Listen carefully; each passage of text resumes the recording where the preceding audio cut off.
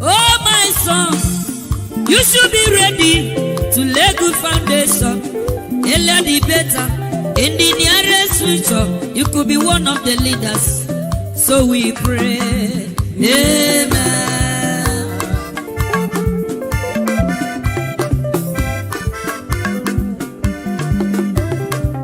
Oh, my daughter, you should be ready to lay good foundation.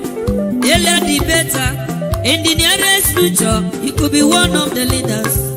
So we pray. Amen.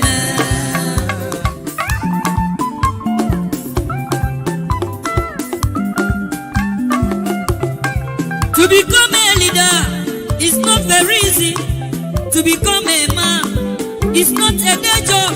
Everybody's ambition is to become a leader and to become a rich man. That is the struggle. So my son, you should be ready to lay good foundation. Earlier the better. In the nearest future, you could be one of the leaders. So we pray. Amen. Thank you, my brother. God bless you. So, my daughter, you should be ready to lay good foundation. Earlier the better.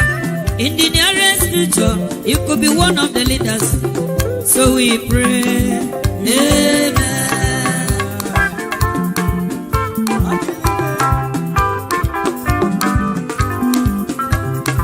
To become a man is not a day job. To become a leader is not very easy. Everybody's ambition is to become a leader and to become a rich man. That is the struggle. So my son, you should be ready to lay good foundation.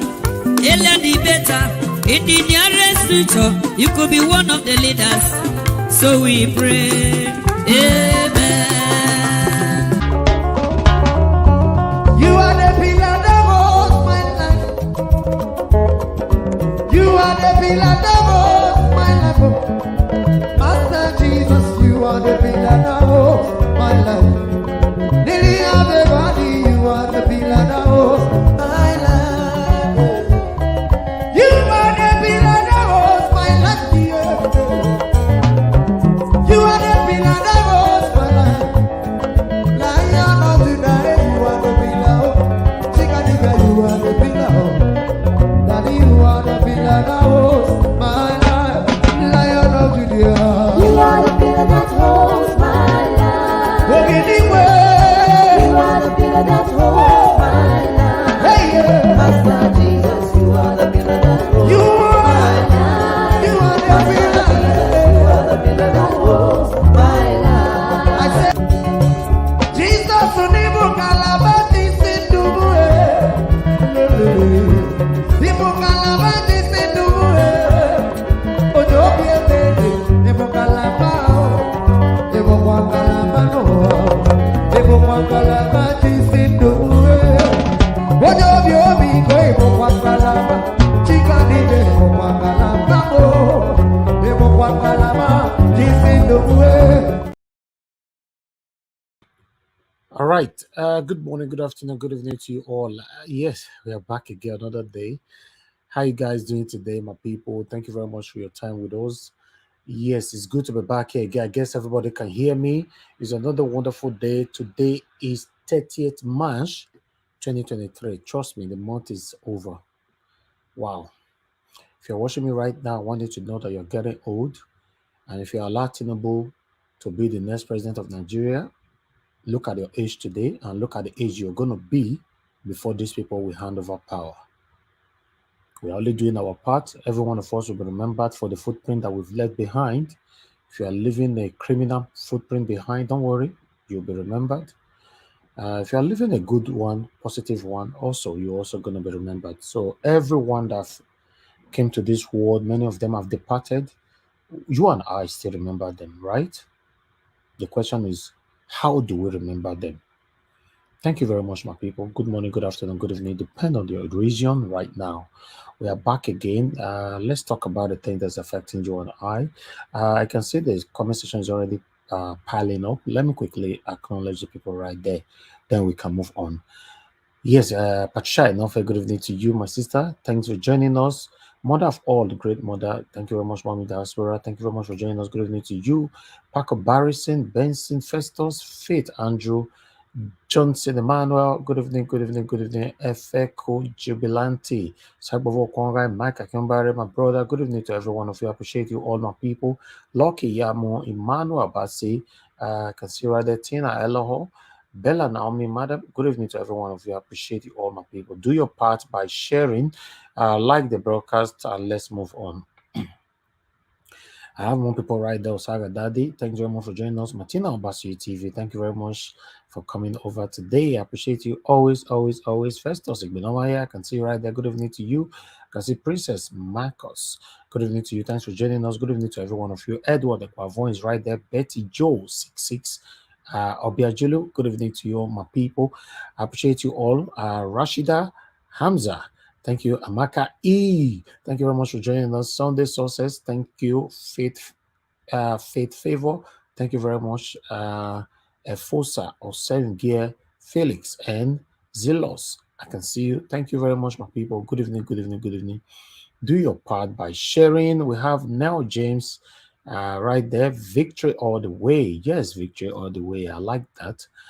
Samuel Niagbonga. Good evening to you. I don't know whether I pronounced the last name properly though. Also Francis, good evening to you. I appreciate you all. Please press the like button. Please press the like button. Endurance was at the law. Can see right there. Ambrose AGK. Thank you. Joy AG. Thank you. Patience. I don't like watch my brother. Good evening to you all. Thank you. Do your part. Share, like. Let's hit more visibility, my people. Our Kalu can see there. Ifikas, thank you very much for joining us. I appreciate you. Ellen Shukura, can see you. Hyacinth Edoga, can see you right there. Godson Saint, good evening, my good people. Thank you, thank you, thank you, thank you. Di Bonus, Ehis Joy, Festus Queen, thank you very much. Good evening to you. David Daily, good evening to you. Okay, yes, we are done with that. Please help us to share and like, and let's do this together. Yes, like I said, we are going to be talking about the things that's affecting you and I. As you all can see right there already, let me take this off so that, okay, we can see everything properly. You can see the title is already there. We don't have anything to hide, like the controversy that happened here yesterday over title. Yes, I will state again, we only pick title from their speech. Everybody have a way to write their title. We don't manipulate title. We don't form title. What they say is what we bring here. So I want everybody to get used to that. We can't do anything about it. I'm sorry. What they say is what we bring here with a speech mark, and you can hold us for it in case there's any symptom of manipulation. You can see right there, we will make Nigeria ungovernable if Labour Party attempts to stop Tinubu swearing in FFK. For me, if you ask me, I can say APC FFK. But I have to just put FFK because it was coming directly from him. But you know what that means. Yes, nobody can rule Nigeria except through constitutional law.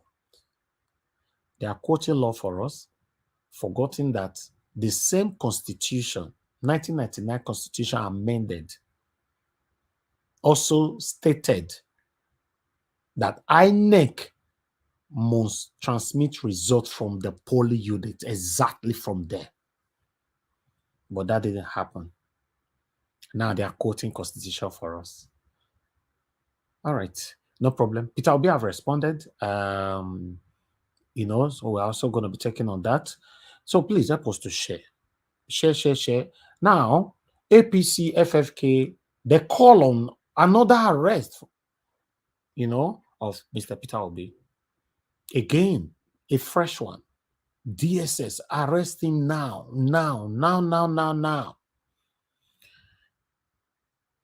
How can you arrest somebody that have not done anything to you? How is that even possible? I've never seen Peter Obi on air telling people to create any kind of chaos or problem.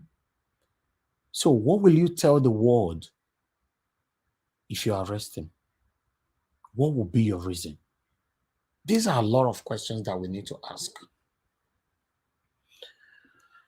It's not easy for us. I know it's not easy for you as well, but it's not easy for us. Coming on air every blessed day is not easy. Sometimes I just want to skip a day or two, but it looks like I'm missing a lot, and you guys will miss update from me as well. Even though some of the video we play here, some of you have seen it, but you have never seen the kind of analysis you see on this platform from me and my wonderful panelists. That cannot be duplicated. You see? So, it's not easy for everyone. Every concerned Nigeria right now is not easy for any of us. All right, guys, please help us to share. Help us to share. Let's do this.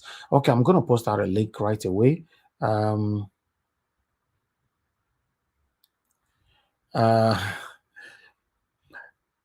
Okay, Madam Bella Naomi, you said I changed position. How? I don't understand. Position how? Please, let me know the position you're talking about. Thank you, my people. All right. Yes, I can see Lady Eugenia just joining us. Good evening to you, Origins. I can see you right there. Yes, it's a question. I'm asking the same question as well. Where is Tinubu? I'm asking. You are asking. Simia Guavon, good evening to you. Good evening, my good people. I can see you all right there. And God will bless you now. Please help us to share and like. Press the like button and share. We currently have 350 people watching us. The visibility is low. We can do more by hitting on more people to come and watch us by sharing and pressing the like button. You know, I say of Yahoo, good evening to you, Kate. Igbinero. Thank you, also Francis. And God will bless you now. Yes, I can see everyone is asking already that where is Tinubu? Alex Osarodio, I can see right there as well. Thank you, Alex Osarodio. I want you on screen. Everyone go. Good evening to you, sir. Thanks for joining us. Part of SARS. Thank you. Queensley Imafidon. Thank you, Jeff. Thank you very much, Festus Queen. Thank you, my good people. I appreciate you all. All right. Yes, as long as they ask me, as well they ask you now. Abu Azi, I can see right there. Nelly, thank you very much. Wisdom Lucky, thank you, my people. Good evening to every one of you. Wait, Tinubu, Lucky Osas, I beg answer us. Wait, Tinubu. Lady Eugenia, I beg, maybe you know where they tell us where is Tinubu. As we speak, so our president elect will not see him. Even though there's disputation right now, we not go agree or we go agree, you know, is our president elect at this moment, where is he? We want to know. Or we don't also have right to ask. I don't know. Constitutionally, normally we have right to ask, but you know, so these people, they can change anything. So that's what I'm asking. I'm just concerned. Yesterday was his birthday. He was nowhere to be found. You know, it's 8. They came out sending message and all that, you know. So meanwhile, it would have been nice to see him come on air to come, especially this DSS and whatever speculation and all this that is going on right now. I think a man that really want to unify Nigeria, this is the best time for you to come out to say, no, everybody calm down, don't worry, and all that. You know, even though there's dispute in the court, you can still come out. Even though you spend one day there, you removed later, or at the end you continue, whatever that happens, you can still come out, talk to the people, address the people. That's what I think, though. Brave guy, thanks for joining us. Ngozi Keja, thank you very much, my people. Okay, normally on my screen, your position is on the left-hand side. Oh, yes. Okay, let me move to the left-hand side. And now I get what you mean. I was suspecting that, though. This is what you're talking about. Yes. Anyhow, I just want to come back to Famuna, see my gongo and my heart. Iris Finest in the building. Iris Finest, good evening to you, madam. Thanks for joining us. I appreciate you, all my people. Okay, let me send the link. Let me quickly send the link, and because let's say I don't debut for you. You know, say when my people not there with me, let's say I talk to myself. I don't know how some people think they do. Only you day live for a whole 2 hours. Nobody's with you. You just be talking. You know, easy, sha. When I don't know the big relief that they give me for a day here with me. All right, a link has been posted. Click on the link. Join us here and let's talk about the things that's affecting you and I, the things that's affecting us. And I also have a poll right there. The poll stated, what will happen in May 29 and the decision of the Supreme Court? Okay, make I go back there again. I lost that. Okay. Court decision will favor Peter Obi. Court decision will favor Tinubu. Interim government will take over. Fresh election will be conducted. I bet make una vote. I don't receive vote, don't they throw away for them. Make una vote. But currently we have, although with the minutes that we have now, we're about 3 minutes away, or 10 minutes. So I think 148 votes so far. I think we'll hit up to 1,000 today. But just press on it, my people. Press on it and let's talk. Continue to press on it. Meanwhile, the link is right there. Let me take a break quickly. Then we kickstart. God bless you all. I know they do competition with anybody. If I offend you, forgive me. Show me love. Go there, biza biza. Kama bara wa lo ninu ife kan akanbi. I know they do competition with anybody. If I offend you, forgive me. Show me love. I go show you love. Kama bara wa lo ninu ife kan. But I know they do competition with anybody.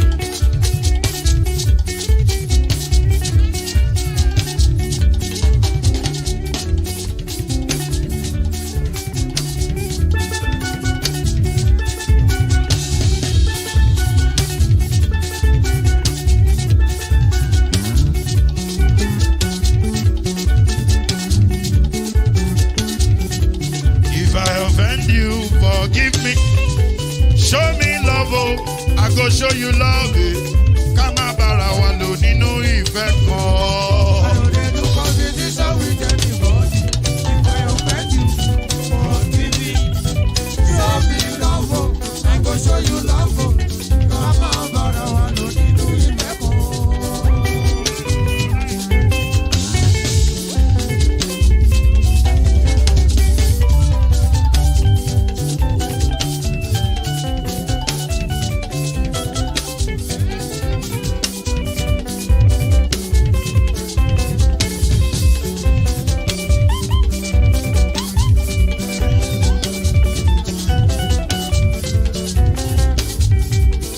No, they do competition with anybody.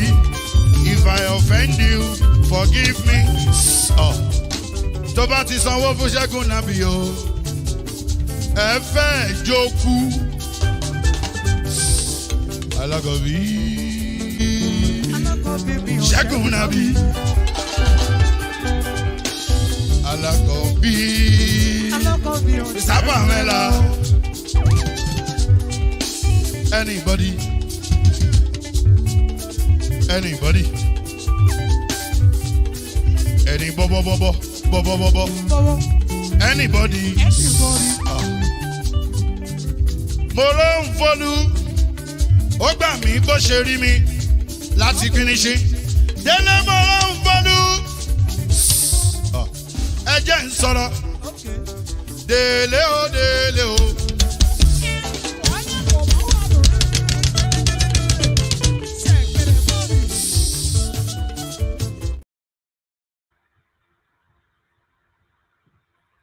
All right. Thank you very much, my people. I appreciate you all. Just give me 2 seconds. Let me sort myself out here. I appreciate every one of you. Please help us to share and let's do this. Okay. I can see a couple of people already in the backstage. Press the like button, my people. God bless you all. I guess everybody can still hear me here. Let's do this together. Let's do this together. Let's talk about the things that's affecting you and I appreciate every one of you. The visibility today is at the moment, let me not say today is a bit low, but I guess we will hit more later on. We currently have 532 people watching. Please help me to press the like and share. Just copy the link, put it in any other platform where you belong, and let them know what we're talking about here. Let me start accepting people in. But before I start that, I can see Adaobi. Please turn on your mic so that I can accept you to the screen. Adaobi Obiagbosi. Please. Okay, good. You've done that. Thank you. Appreciate you. Thank you. Let me start accepting people in. Thank you, my people. Appreciate every one of you. Okay. Yeah. Stay mute, stay mute, stay mute. Everybody stay mute. You know. Yeah, I have Mother Victoria here. Okay. Sheikh Sabibus is with us as well. Mother Nena, okay. All right. Let's say the screen already full safe. I don't know. Let's see. There's a disco light inside there, Godwin. Godwin, that your disco light is distracting the media. Please take your camera off the disco light. Okay, thank you. God bless you. Yeah. Godwin, your carry club come here. In fact, Godwin Amafo, tell me where are you joining us from first? Because this one we carry club console. I need to know where you join us from. Good evening to you. Godwin, can you hear me? Can you hear me? Godwin Amafo?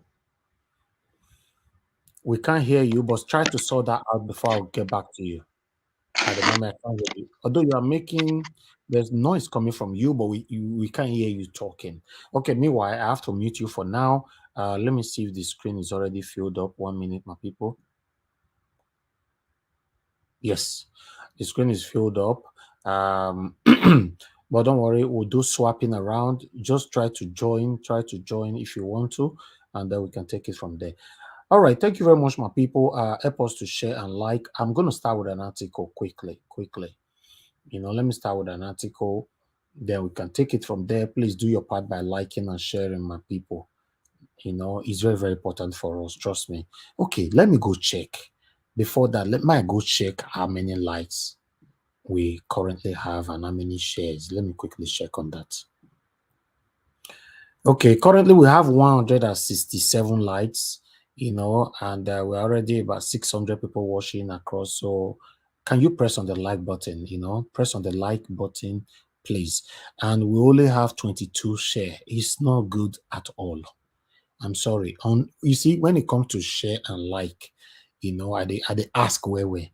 Even when it comes to super chat, I they ask, but you can notice that I spend more time on like share all the time because we can't talk for here for the next 6 hours and we just truncate it in one particular corner. It needs to go far.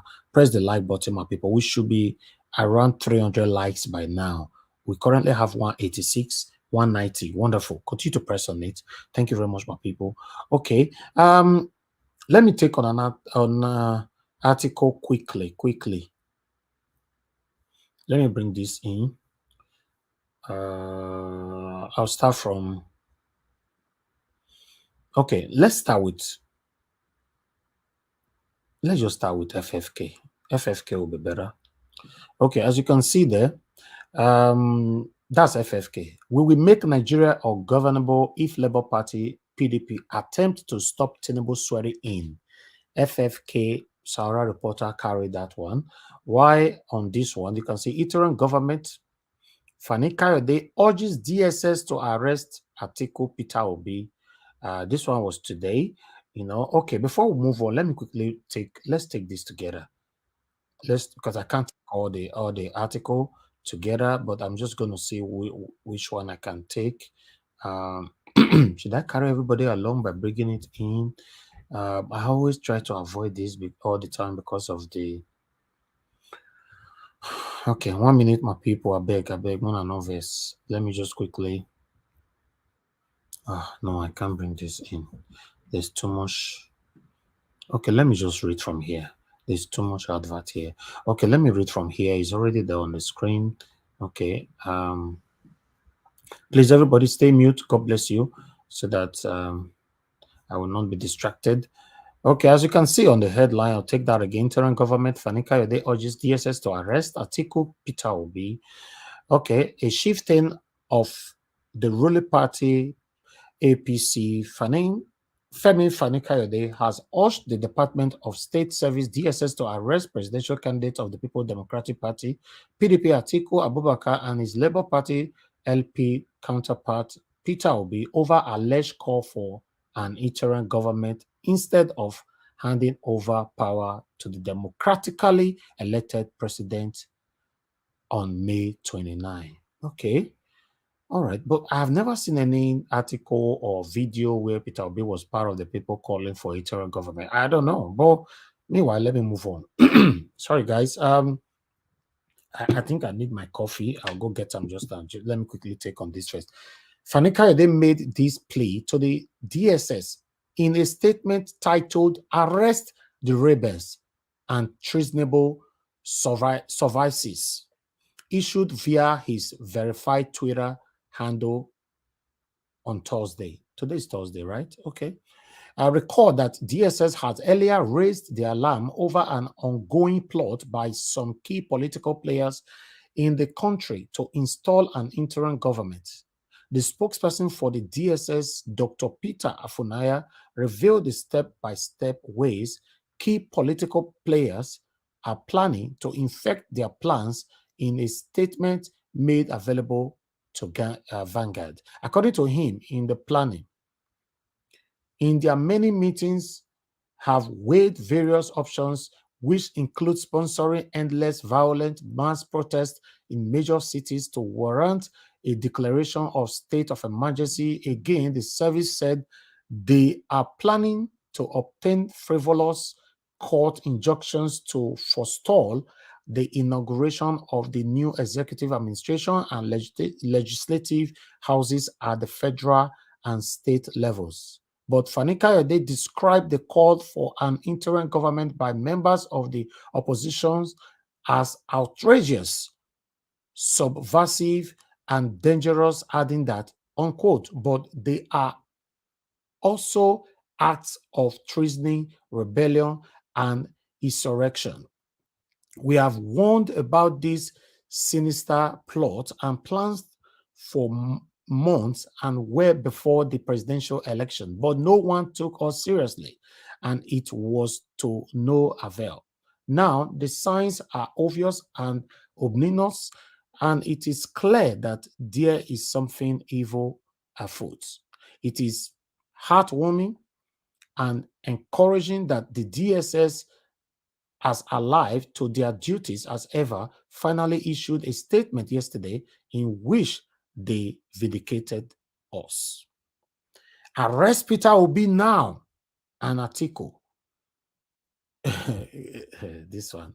It is incumbent upon us as Democrats to speak out in support of the DSS and to help them thwart the evil plans of the unscrupulous conspirators, dangerous plotters, unpatriotic elements, and fascistic forces that want to topple our government.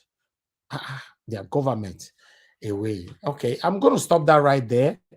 The reason why I wanted to take, because it's quite long, it was just talking and talking, so I don't really have time to take on all of them. So I'm quickly going to take on another article here. Let me quickly take on. Okay, no need for this one. Let me just go for Peter Obi. Okay, Mr. Peter Obi have responded in a way, but let's see what you have to say. Obi restates objectives, character of obedient movements. Okay, let's see what Mr. Peter Obi have to say here. I'm just going to read from here, and you can read with me as well. We can read this together. Labour Party LP presidential candidate and leader of obedient movement in Nigeria and the diaspora, Peter Obi has warned that any attempts to ascribe religion, ethnic, and other parochial interests to the movement would fail. Obi, in a series of tweets, said there was no looking back on this movement, goals of taking back Nigeria, because the time is now. In the life of every nation, there is a turning point. For Nigeria, the time is now, a time to save Nigeria, save our democracy, and give the Nigerian youth hope. The obedient movement has been the arrowhead in the Take Back Nigeria mission, he said. He continued. The former Anambra State governor said his role in the movement is just to provide leadership and direction, saying, "My role in the movement is that of a focal point. As I have always stressed, Nigeria remains a secular state. As such, the movement is not about my tribe or my religion, and it is not an Igbo agenda or in any ways Christianized Nigeria. My aspiration is for a new Nigeria where the children of a nobody will become somebody, a nation anchored on a national interest and not sectional interest, where the entire youth from the 6 geopolitical zones would have a sense of belonging in the affairs of the country. He continued by saying, he said his ambition is to lead a united and indivisible Nigeria and warned against ascribing ethnic or religious coloration to the obedient movements. Okay, we continue from here. It's a lot though, but I think I should stop there. Let me just stop because of time. It's a lot. There's more. But you guys can read that from The Sun. It's right there on The Sun. Let us just stop and move on. Thank you very much, my people. I appreciate every one of you for your time with us. God bless you all. Okay, I would like us to quickly listen to more in-depth understanding and of this DSS, calling or rather talking about the interim government might likely take place. Okay, took over Nigeria. But let's listen to this quickly. Thank you very much, my people. With us, so let's tell you that the Department of State Services, the DSS, says that the plots to set aside the Constitution and install an interim government by what the organization described as misguided political actors is real. The DSS spokesperson today, Peter Afunaya, released a statement where he says the DSS has vowed that the secret police will use all arsenals at its disposal to frustrate such plot. The secret police is also saying that some key players in the plot for an interim government in Nigeria have been identified. In a follow-up statement on earlier today, the DSS had said that they did not quite mention any politician, but they say that some key players are being identified in the plots to cause an interim government in Nigeria. The DSS is also saying that the plot being pursued by these entrenched interests is not only an aberration but a mischievous way to set aside the Constitution and undermine civil rule in Nigeria, warning that such will plunge the country into an avoidable crisis. In a statement by the DSS, they say, quote, the planners in their many meetings have weighed various options, which include, among others, to sponsor endless violent mass protests in major cities to warrant a declaration of state of emergency. Another is to obtain frivolous court injunctions to forestall the inauguration of new executive administrations and legislative houses at the federal and state levels. This particular matter raised by the DSS gets us talking tonight is a major issue that should concern everyone. What are the intentions of these people who are having these clandestine meetings to achieve an interim government? What does this mean? What are the possible implications of these, and what is the state doing to be able to ensure that there is peace in the land? I'll be getting some insight into that matter and get some expert opinions on this matter. But let's get some insight now. I'm being joined by security expert, in fact, as a scholar in violent extremism. Is also a senior fellow with the Tony Blair Foundation. He joins us live from London, Mr. Bulama Bukati. Thank you so much, Mr. Bukati, for joining us tonight. Give us a sense of what this means. Does this raise any kind of worry or tension in the land? Thank you very much, Sean. This is a very, very serious matter. As you alluded on the top of your introduction, what the DSS is saying is essentially that some people are planning to wage a war against Nigeria. This move is undemocratic, it is illegal, it is unconstitutional.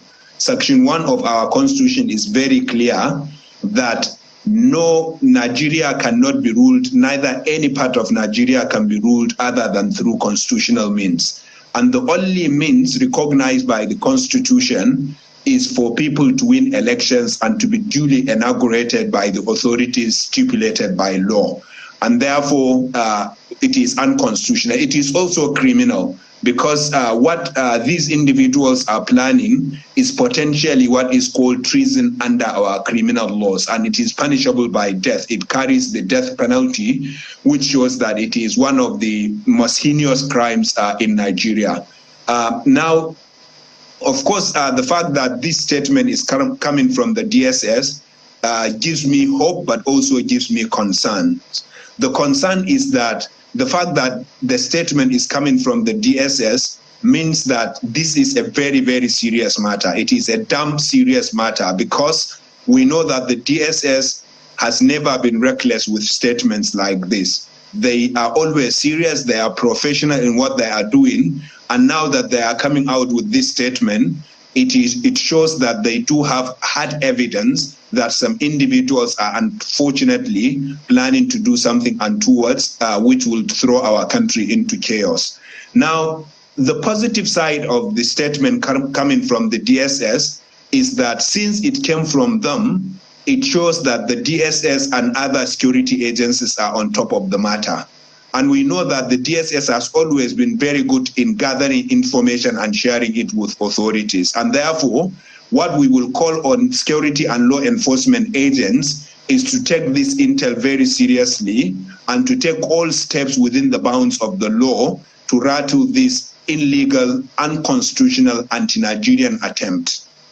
Look, the release of this statement from the DSS, I completely agree, is going to cause tensions in Nigeria, and tensions are already high. And I am sure it's going to send shock waves throughout the country. I was shocked to read that statement and to learn that there are Nigerians who are planning to use unconstitutional ways to disrupt our democracy. That's completely unacceptable. The only two possible rationales for the DSS releasing this statement is, number one, for those who are planning to know that the DSS is putting an eye on them. And you know, when people are unscrupulous, people are planning illegal activity, they would think nobody knows what they are doing. But the DSS coming forward with this statement will send them a warning signal that, look, we are being watched and we will be dealt with seriously if we continue with this plan. Number two, I think that the DSS wants to alert Nigerians, because all of us as Nigerians have a duty, we have a responsibility to protect our democracy and to ensure that there is peaceful transfer of power come 29th May 2023. And so perhaps the DSS is warning Nigerians that this is about to take place. Be vigilant and report anything that you may see that is untoward, so that we may take action. And so my call to Nigerians is to be vigilant, is to be worried, but not to be wary, but not panic or cause anything or take any step that will exacerbate the situation further. Watch out. If you saw anything you are not clear about, report it to the relevant authorities so that they may take action. I'd like to get your closing thoughts in this matter. Where do we go from here? It appears that some people may not be happy with the outcome of the elections, but then, and it's increasingly causing a lot of stress to the polity. The fabric of the nation is being stretched. People are emotionally and causing ethnic, religious disagreement with people, and you hear those kind of conversation, and it's really causing a lot of trouble. How do we handle this from the security point of view going forward? In fact, this might not have an immediate douse when the new government gets into the office. There must be a technical or a strategic way in handling this. If not, it poses a lot of danger, isn't it? It does. And I do have 5 recommendations or 5 thoughts regarding how to move forward. Number one, parties who are aggrieved, it is perfectly legitimate to question the legitimacy of an election after an exercise like the one we have witnessed. But the right procedure, the right thing to do if you have any grievances is to approach the courts. It is the courts that the law established to hear grievances, to listen to grievances and give judgments. And these political parties have approached the courts. I would urge them to continue their legal proceedings to their successful conclusion and to shun anything that will disrupt Nigeria's peace and order. That's the first thing. The second thing has to do with Nigerian youth. We need to wise up. We should not allow any politician to use us for illegal or unconstitutional or violent processes or actions. We should understand that this is a criminal offense. Treason is a criminal offense, and if anyone tries to disrupt the inauguration through violent protests or through illegal injunctions, then they are declaring a war on Nigeria, and that is one of the most heinous crimes in the country. Number three, our security and law enforcement agencies should continue to do their work professionally and within the bounds of the law, and must ensure that they keep law and order in our country and that no one is allowed to disrupt peace in our country for their selfish interests. Number four, it goes to the question of whether people who have grievances can call for interim government. As I said, interim government, or by whatever name it is called, is illegal, is unconstitutional, has no basis in law, and nobody in Nigeria has a right to institute that kind of government, and therefore we should stop that kind of illegal calls. Finally, I call on Nigeria's international partners, especially Nigeria's Western partners, to take this threat seriously and to make it clear that they would not accept any government that comes into power through unconstitutional means, and they would sanction any individual that is involved in the kind of things the DSS is warning us about. Of course, finally, to President Buhari and the federal government, they have promised to ensure peaceful transfer of power, and they must clamp down on any efforts to disrupt that and to ensure that they fulfill their promise of handing over power peacefully. Of course, political parties that are aggrieved should go to court. They should ventilate their grievances, and it is perfectly legitimate to do so. All right. The reason why I brought this video here, my people, two things. Yes, it's calling for peace, but I don't know if you guys were sensing, or rather you on my stand, with the way this guy was talking, do you think is a supporter of APC? The way he was talking, because he was emphasizing on that particular area. Nobody should disrupt the movement. Nobody, I don't know if you get it. I don't know. I'll let my people talk on this. But meanwhile, let's move on. Let's listen to this. I want to quickly thank the people that super chatted us. Thank you very much. I appreciate you all. Jaja, thank you. God bless you. Lady Gina, thank you very much. I appreciate you. Abo Azi, thank you very much. My brother, I appreciate you. I appreciate every one of you. God bless you all. Thank you. Thank you. Please help us to share and like. Thank you. Thank you. Thank you. Yes, I don't know why they are calling for peace. when I know somebody thief my team, now they tell me say make I make peace. Peace how? Anyway, before that, where's Mr. Pansat? Mr. Pansat, you can't. I better come, Bobo. Let's talk about the situation when we did. So, me and you, we quarreled yesterday. Love is small. Please, you must come, Bobo, because we never succeed on this journey. We started this journey together. We must finish it. Everybody, please. Everybody body they hot now, head they hot. Everybody is facing different kind of heat right now. But we must unite for us to achieve this together. Because what these satanic people want is to see obedience. We are fighting ourselves. Please, we don't need that at all. So I beg, we're gonna go carry Mr. Pansat and others where they verse for us for years. They will not talk on the way they want me to talk on. Yes, everybody cannot say it the way we want, the way you want them to say it. But remember, we are together fighting for one cause. Thank you. Okay, let's listen to this quickly. The Department of State Services says it has unraveled a plot to foist an interim government in Nigeria. The security agency says the plan is meant to promote mass protest, undermine civil rule, and plunge the country into crisis. Arise correspondent Benga Shiru looks at the implication of an interim government as President Muhammadu Buhari continues with plans for a successful transition. Just like any political transition, there are winners and losers. While the 2023 presidential election ended with Senator Bola Tinubu declared the president-elect, the election has left ripples of disenchantment of allegations of electoral fraud, questioning the sanctity of the ballot. In the days to come, the supporters of the Obedient Movement and the Atiku campaign group have taken to the streets to express their misgivings about the electoral process. The president-elect's move to extend the olive branch did little or nothing to douse the tension. The opposition parties are now at daggers drawn. Not relenting on their demand for justice, the legal fireworks also commenced to seek redress. With the uneasy political atmosphere rising to a fevered pitch, fueling speculations that may put the expected smooth sail of the president-elect to the top seat of power on May 29th under threat. Like the coming to be of a worst nightmare, the latest threat alert from the Department of State Services claims to have uncovered plot to foist an interim government on the nation, once again putting the nation's transition under pressure. If by sheer accident the co-plotters of this interim agenda succeed in their plot, the obvious implications of this arrangement will no doubt set a delicate precedent with a strong reminder of the 1993 interim government set up by the former military dictator, General Ibrahim Babangida.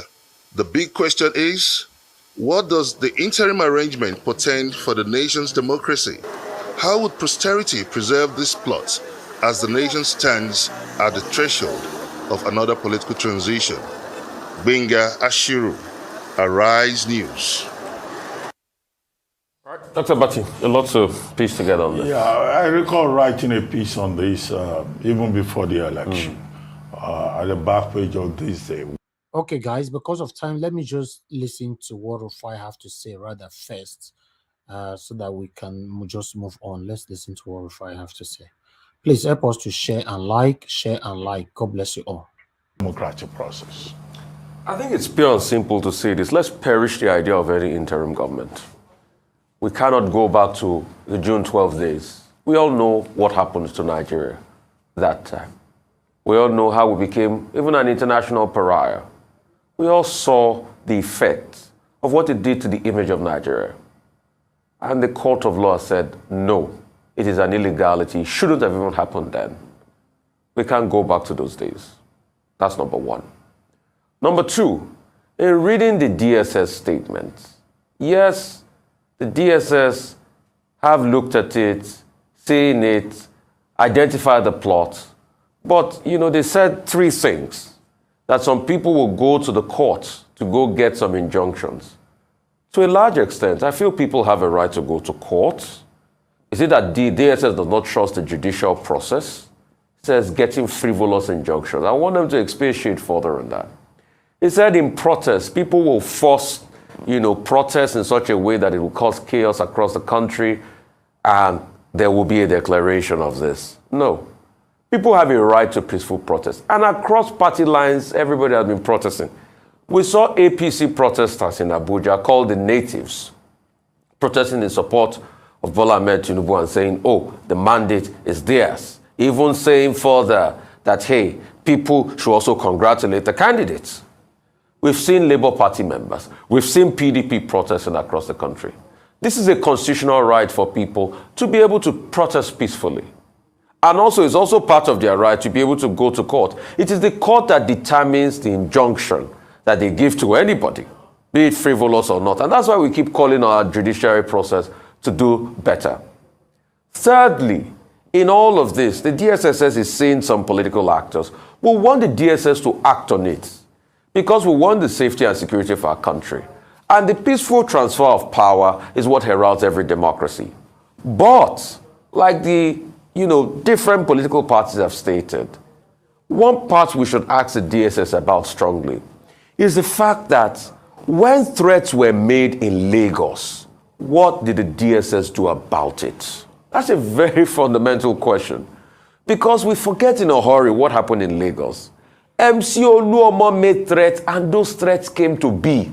Till today, as we're speaking, let me talk on this quickly. You see, DSS, I don't understand. Is the law selected for some people and in favor of some people in Nigeria? MC Oluomo came out in a video. This is not speculation. In a video, he threatened people. We saw police came to arise saying that MC Oluomo was just joking. The deputy governor of Lagos State came to channels, said, I cannot arrest FC Oluomo. Till today, the DSS did not say anything about it. How come when it comes to Peter Obi, DSS, arrest Obi, DSS, arrest this? What is happening? You see, I've told you guys before that one of the biggest problems we have in Nigeria is nepotism. It is. It's eating every one of us. It's eating Nigeria and Nigeria so deep. Nepotism. Because at the moment, DSS looks like working for APC. Like Oshomole said in the past, if you join APC, all your sins will be forgiven. I've been able to say talk. Please, guys, check, just do your own research, reminisce, think about it. Have you seen throughout Buhari's tenure till now, have you seen when DSS came out to talk about any APC person? No. It's always projected for the opposition. This is what we want to stop. This is what Peter Obi wants to stop. You that is supporting APC, do you know the funny part about it? Nepotism will still affect you. In fact, nepotism can affect you through just somebody that is not in government. Yes, just a normal person could be your neighbor. Because if they buy bag of rice, they give commissioner of police for your area. If you use that same commissioner of police against you, that is what we call nepotism. But you are fighting for a satanic party today.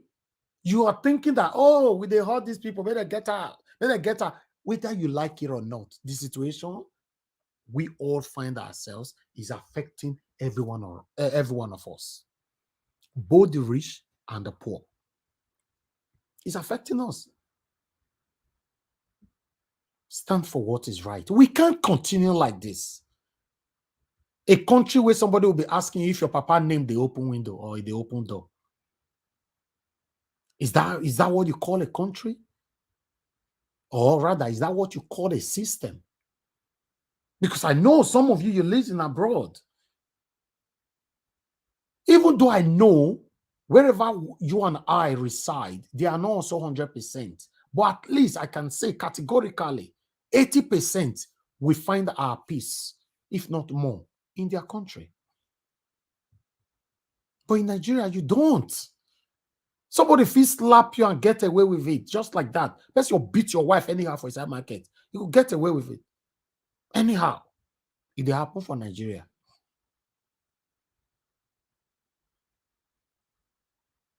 And you are supporting this same party. All right. Let's continue to hear from Rufai. Thank you. Protesting in support of Bola Ahmed Tinubu and saying, oh, the mandate is theirs. Even saying further, issue, but back to the June. Yes, the DSS have looked at it, seen it, identified the plot, but, they said three things. that some people will go to the courts to go get some injunctions. To a large extent, I feel people have a right to go to court. Is it that the DSS does not trust the judicial process? It says getting frivolous injunctions. I want them to expatiate further on that. It said in protest, people will force, protest in such a way that it will cause chaos across the country and there will be a declaration of this. No. People have a right to peaceful protest. And across party lines, everybody has been protesting. We saw APC protesters in Abuja called the Natives, protesting in support of Bola Ahmed Tinubu and saying, oh, the mandate is theirs. Even saying further that, hey, people should also congratulate the candidates. We've seen Labour Party members. We've seen PDP protesting across the country. This is a constitutional right for people to be able to protest peacefully. And also, it's also part of their right to be able to go to court. It is the court that determines the injunction that they give to anybody, be it frivolous or not. And that's why we keep calling our judiciary process to do better. Thirdly, in all of this, the DSS is seeing some political actors. We want the DSS to act on it because we want the safety and security of our country. And the peaceful transfer of power is what heralds every democracy. But, like the different political parties have stated, one part we should ask the DSS about strongly is the fact that when threats were made in Lagos, what did the DSS do about it? That's a very fundamental question. Because we forget in a hurry what happened in Lagos. MC Oluomo made threats and those threats came to be. They were not just empty threats. And the position that was taken by the police chief was the fact that, MC Oluomo had come out to do a video that he was just joking. But apart from that video, that we should take it as a joke, that he was just joking with Mama Chukwudi. But apart from that video, let's not forget that there was widespread violence as threatened hitherto in the video. So the question is, the DSS should be holistic enough to be able to, look at all political parties and make its own judgments. Exactly. It should not be seen as picking and choosing. We should say that and restate that boldly. Because I've also been seeing some level of triumphalism. Hitherto, the DSS picked up somebody when a message on coup was put out there, and that same person is now saying that, when I said it that time, they said, they vilified me of some sort, but now they see that I was saying the truth, that I saw it and all of that. The truth has to be told. The DSS should also go further by trying to rein in those that are heating up the polity. We have seen many tweets released in recent times. And the DSS should not just take this. Should not just make general stupidity and say, all political actors should pipe things down. They should go one step further. But, please, elections have been won and lost. The next process is to go to court.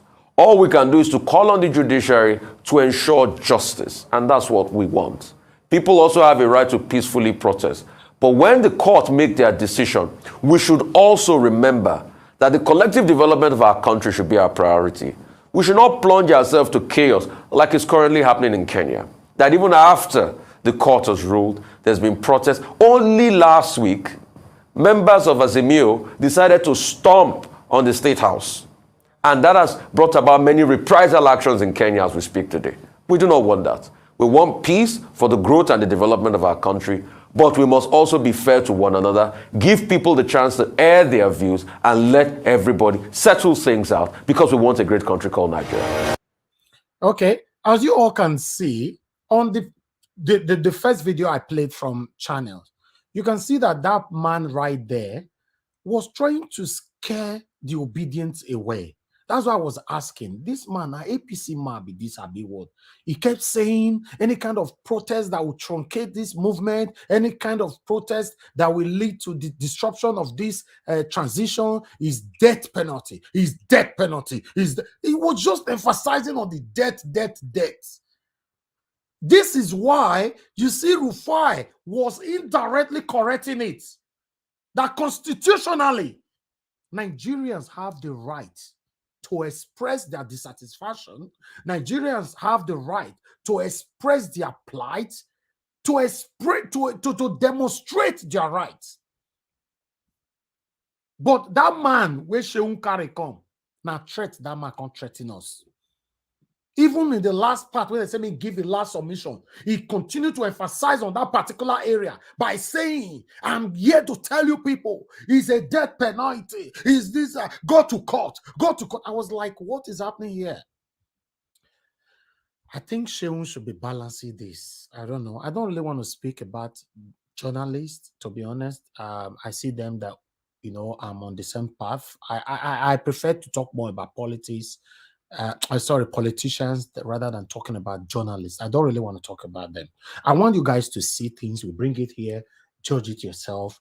That's why we have the panel. As long as you're not insulting anybody, you are free to analyze the video how you like. It's your word and it's your expression. It is your right.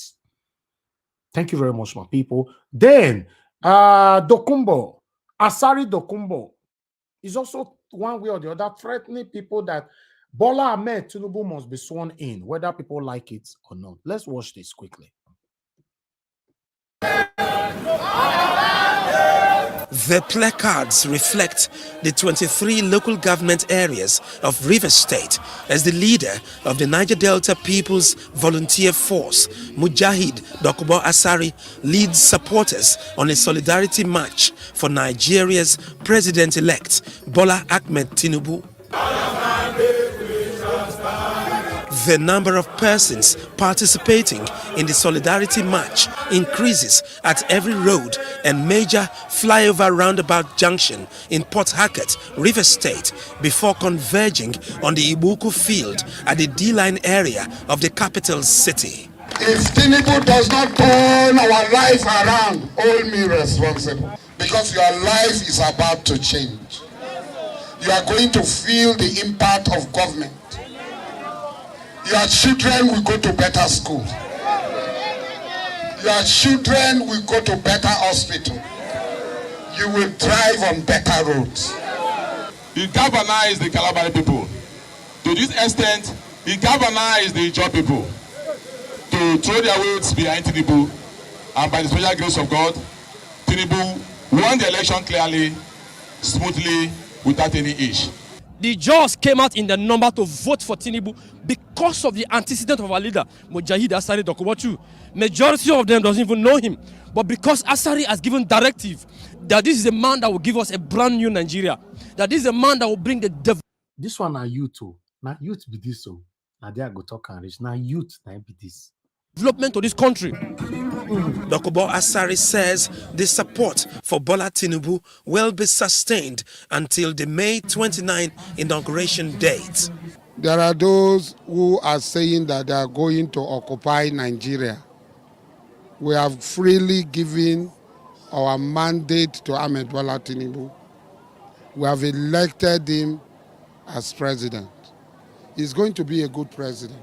There is no dispute about it. If they want us to be on the street every day, occupy this river state, occupy the creeks. You will see us in the creeks, in the waterways. We will occupy everywhere. We will occupy all occupiable until May 29. And inshallah ta'ala, bi-iznillah, Ahmed Bola Tinubu will be sworn in as president. Tinubu say, Emi Lokan, this life is turn by turn. This is turn for Tinubu. Any other person, he can go to his own turn. Solidarity with our president-elect to show to the world that we are strongly behind the president-elect. We supported him and we won the election. Any contrary opinion should seek address in the court. In Calabar Kingdom, we gave over 50,000 votes to Asiwaju Bola Tinubu. Because of you, in Rivers State, Ijaw people massively came out and voted for the president-elect. And because of you, Bola Tinubu won victoriously. Prayers are also offered to commemorate the birthday of the president-elect. Oh my God, I beg, make we quickly take break for here. I like make we take now wow. Different things. Sometimes I'm surprised. I don't know what is going on, but it's okay. Everybody are entitled to who they want to support, but sometimes we can't continue like this, Nigerians. We can't continue like this. Let's go to break. Zadu, I'm a babu. I live in the zoo. Zadu, Zadu, I'm a babu. I live in the zoo. Zadu, Zadu, I'm a babu. I live in the zoo. Zadu, I can't help it. Dr. Matthew, you know I heard Zazu from the first time. Zazu.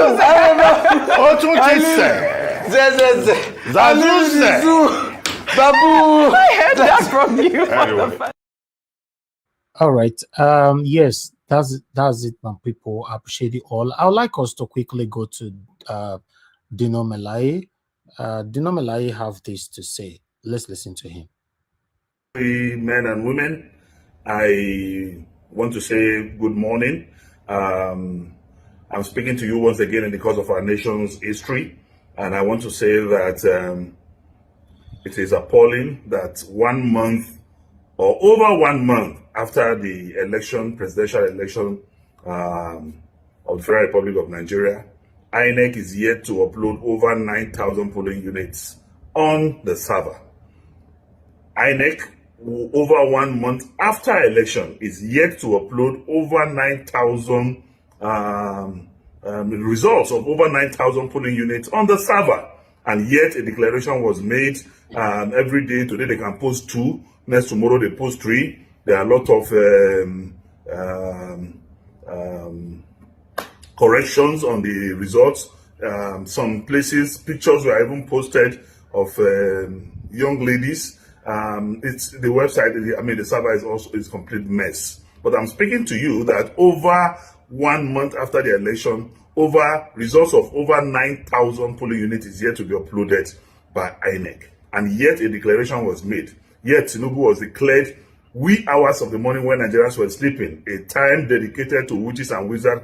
To hold their meetings was when Yakubu Mahmoud declared Bola Ahmed Tinubu when Nigerians were sleeping as president-elect. That will not happen because, one, Bola Ahmed Tinubu did not win the election. Bola Ahmed did not score majority vote in the election. Most importantly, Bola Ahmed, being a drug baron, being a certified drug baron by a competent court of law in the United States of America, is not qualified to be the president of the Federal Republic of Nigeria, because his honesty is one of the impediments of becoming the president of the Federal Republic of Nigeria, and that is not qualified by that standard. But it is very important for Nigerians to know that over 1 month after the presidential election in February, over 9,000 polling unit results yet to be uploaded by INEC, and yet a president-elect have been declared. This is not correct, it is not legitimate, it is not legal, and we will continue to speak, we will continue to agitate, and the election must be cancelled. Nigerian judiciary, over to you. Maybe you will want to create a president for the Federal Republic of Nigeria, but this time around, Nigerians will vehemently resist any illegitimate government. Nigerians will vehemently resist within the confines of the law. Stop this criminal raid against Nigeria. It will not happen. Dino Melaye. No retreat, no surrender. Wow. This is very, very unacceptable. It is unconstitutional. 9,000 as we speak, as of today. This video was done today. As of today, not yet uploaded. And they have declared a winner. They have issued out a certificate, and they are about to sworn in the same person. Very, very unconstitutional. Very, very. You see, the constitution in Nigeria, they select who the constitution will affect. Yes, but the Sentinel Malaya have decided to run, in Kogi for governorship. Let's listen to this quickly. I can't hear you now say, my people of Kogi State. I can't hear you now say, Dino Melaye, one contest for governorship for Kogi State. No, we say I just one contest. Now, because of the yama things with the present administration, they don't do. Nobody Kogi, we, our fathers, our mothers, our grandparents, then dream of be this. This Kogi of today, everything don't scatter. Salary, they no pay. Pension, they no pay. Schools, they on strike. Hunger all over the place. Our hospitals, no drugs. Our roads, don't yamutu, it don't scatter. People are dying. Kidnapping, that one don't become everyday thing. Killings everywhere. Thuggery everywhere. They steal our money like say money don't dey out of fashion. The only solution to all these devilish things where they happen, now for una to bring una own pikin, wey sit down gidigba dey fight corruption, Senator Dino Melaye, to Lugard House, to come and correct all the things where this government don't scatter. I want to assure you, all of una, my people, say we fit correct all these things where don't spoil. Dignity go come back to Kogi State. Salaries we go pay as at when due. Pensioners go get their money. We no go pursue people from work. We no go kill people. Blood will not be all over the place. Stealing, kidnapping, all these things we go stop. Our economy go come boom again. Our streets go dey clean. Our roads go dey passable. Our bridges, we go repair them.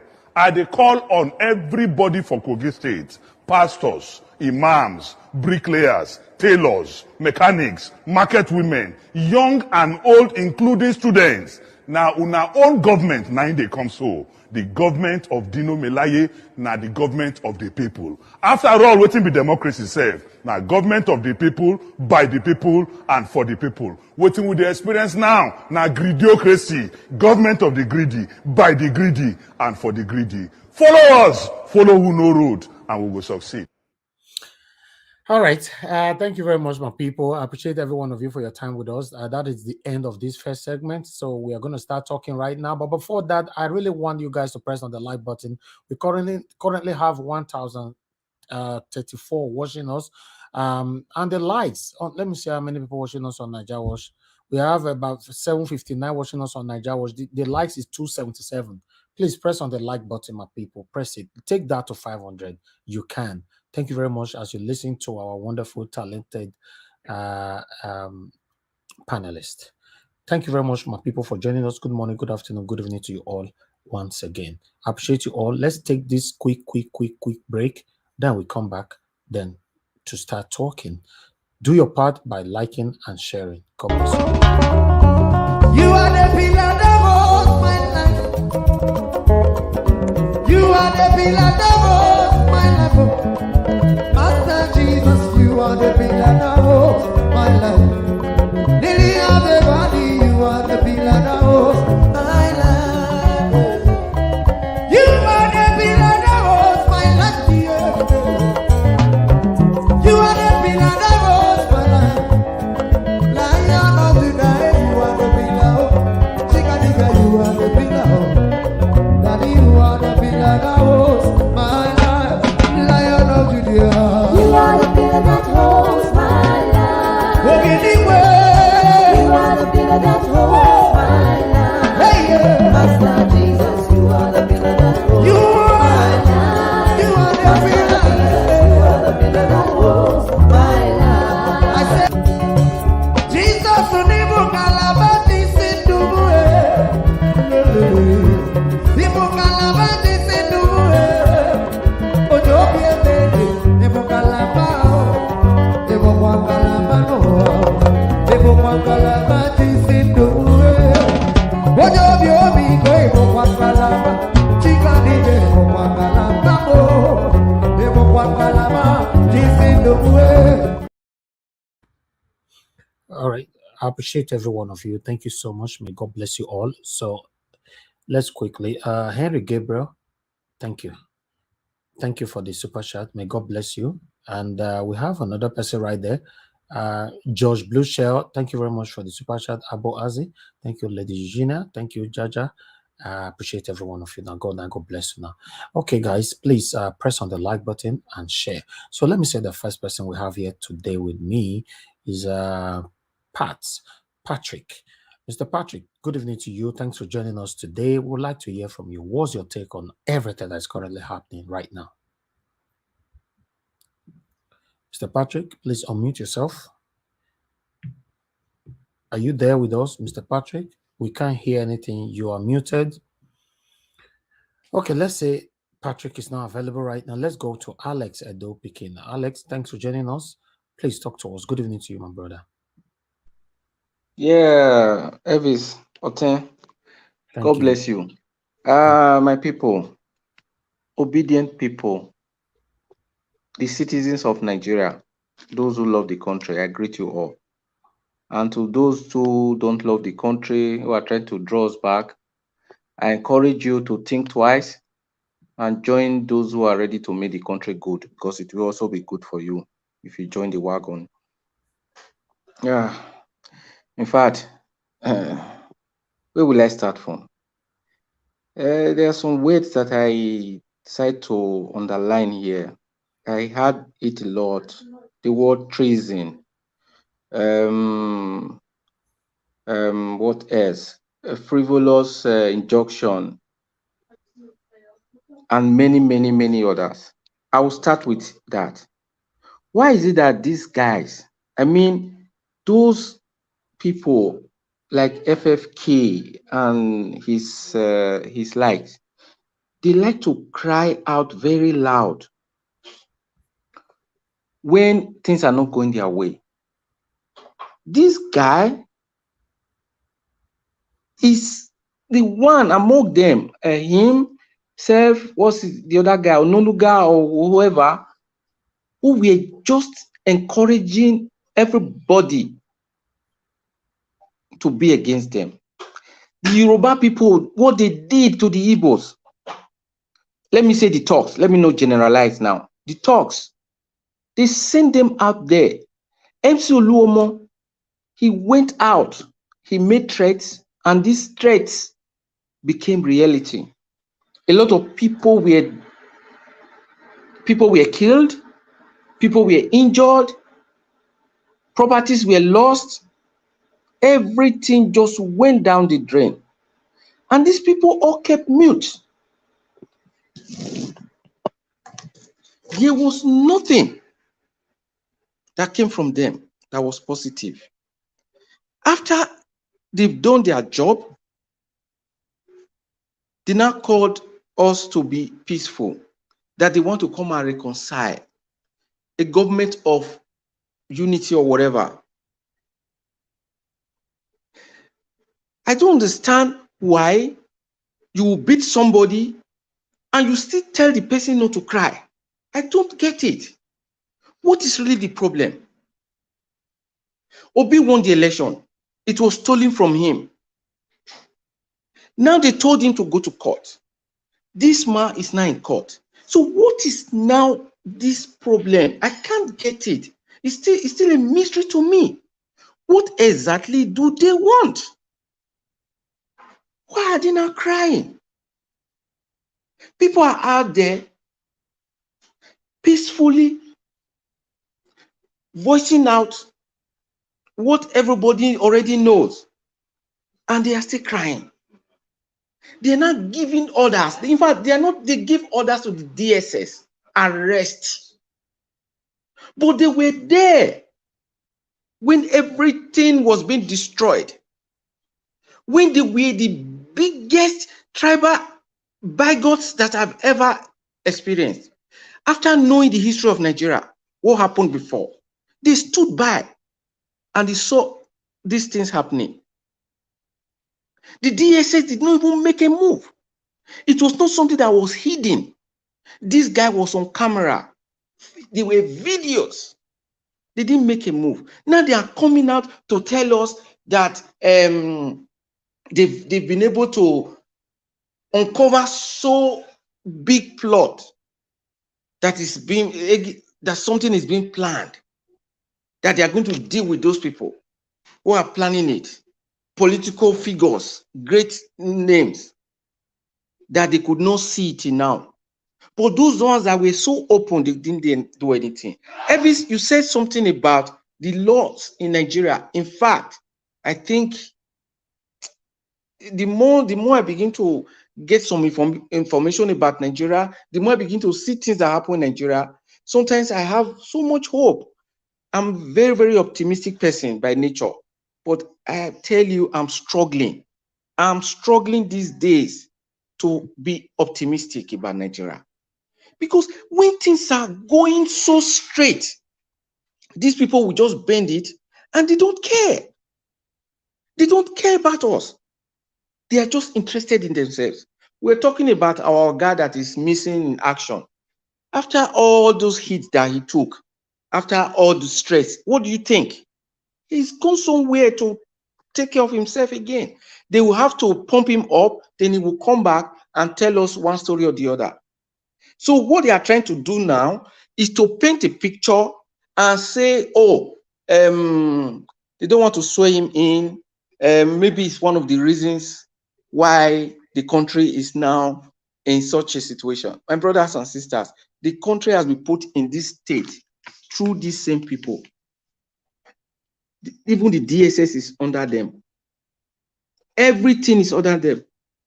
Our guy from London that was making the interview, like you said, I don't understand. He was just emphasizing on treason, on mischievous people, blah, blah, blah. What was he really talking about? Where was he? Where was he 2 weeks ago? Where was he on the 25th? You robbed us and you are telling us to go to court. We went to court, or we are still in court. They are still crying. What do they really want from us? So they mean we should just keep quiet and let everything be and let the suffering continue? I don't think anybody's ready for that, except those like this Dokumbo, whatever his name, Asari, and those people they just bought to go and protest. You can see from their looks that we are hungry people that is sent to the street to just go and do one thing or the other, because they be giving money. So we know these people. Maybe those guys will really accept the situation, but I don't think any peace-loving citizen of Nigeria will accept this daylight robbery. Dino, for all you can say about him, he's very right about INEC. Very right about them. INEC is a real fraud. How can it be that over 9,000 polling units, 9,000? So where did they not get what they used to declare our Oga Agbado as president?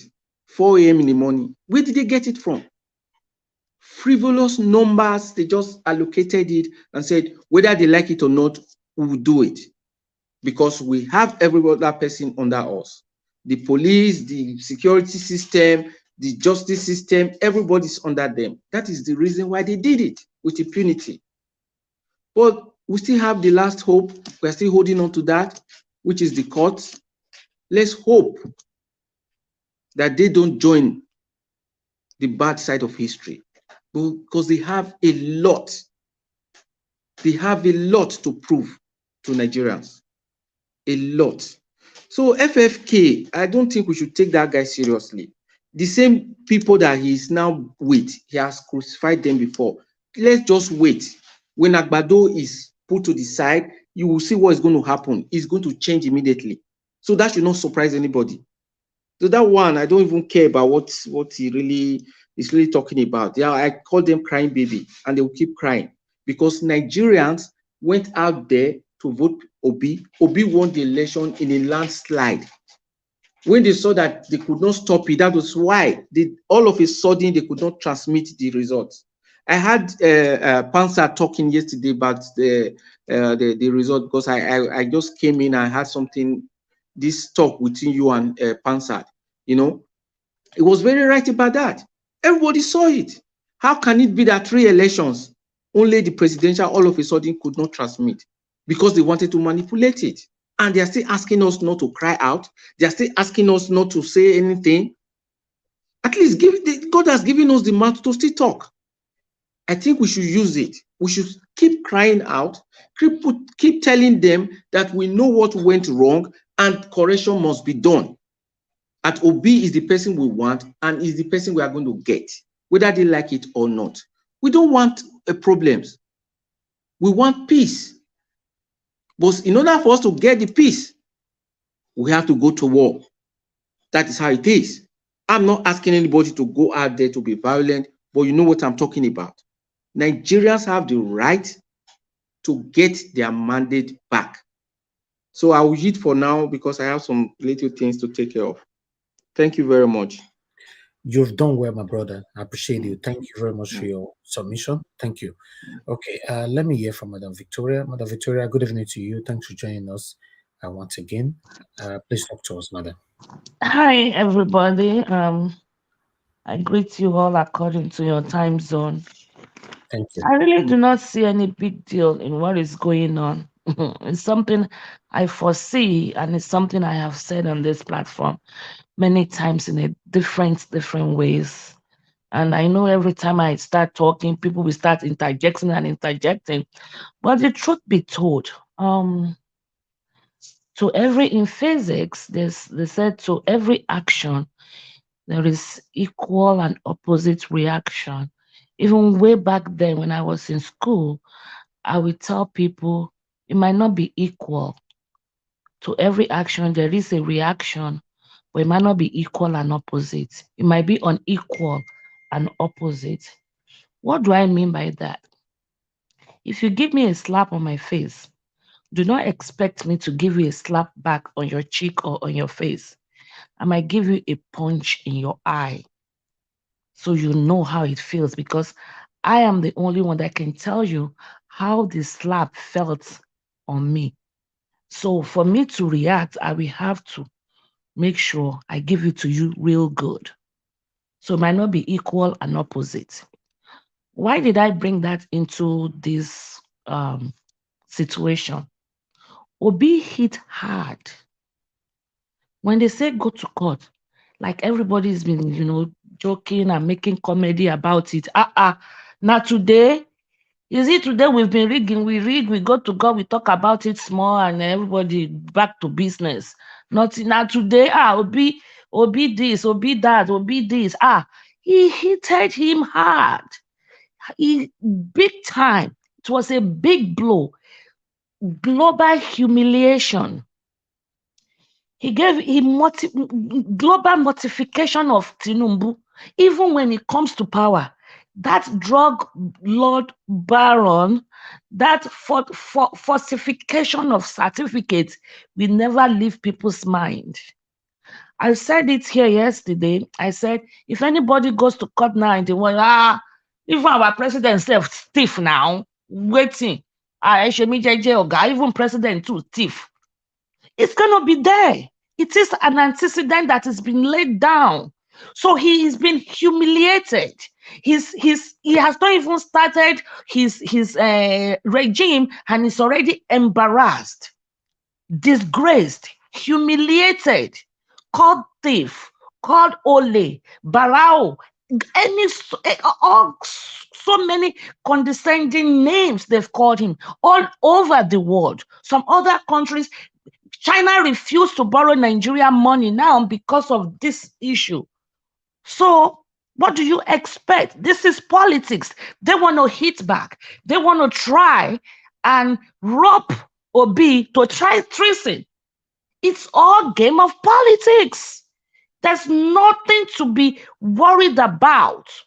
Obi is not going to go this just to try. Obi his record is clean. He's from top down, is clean. So then we have to rope him, look for something. Just like what Sanwo-Olu did.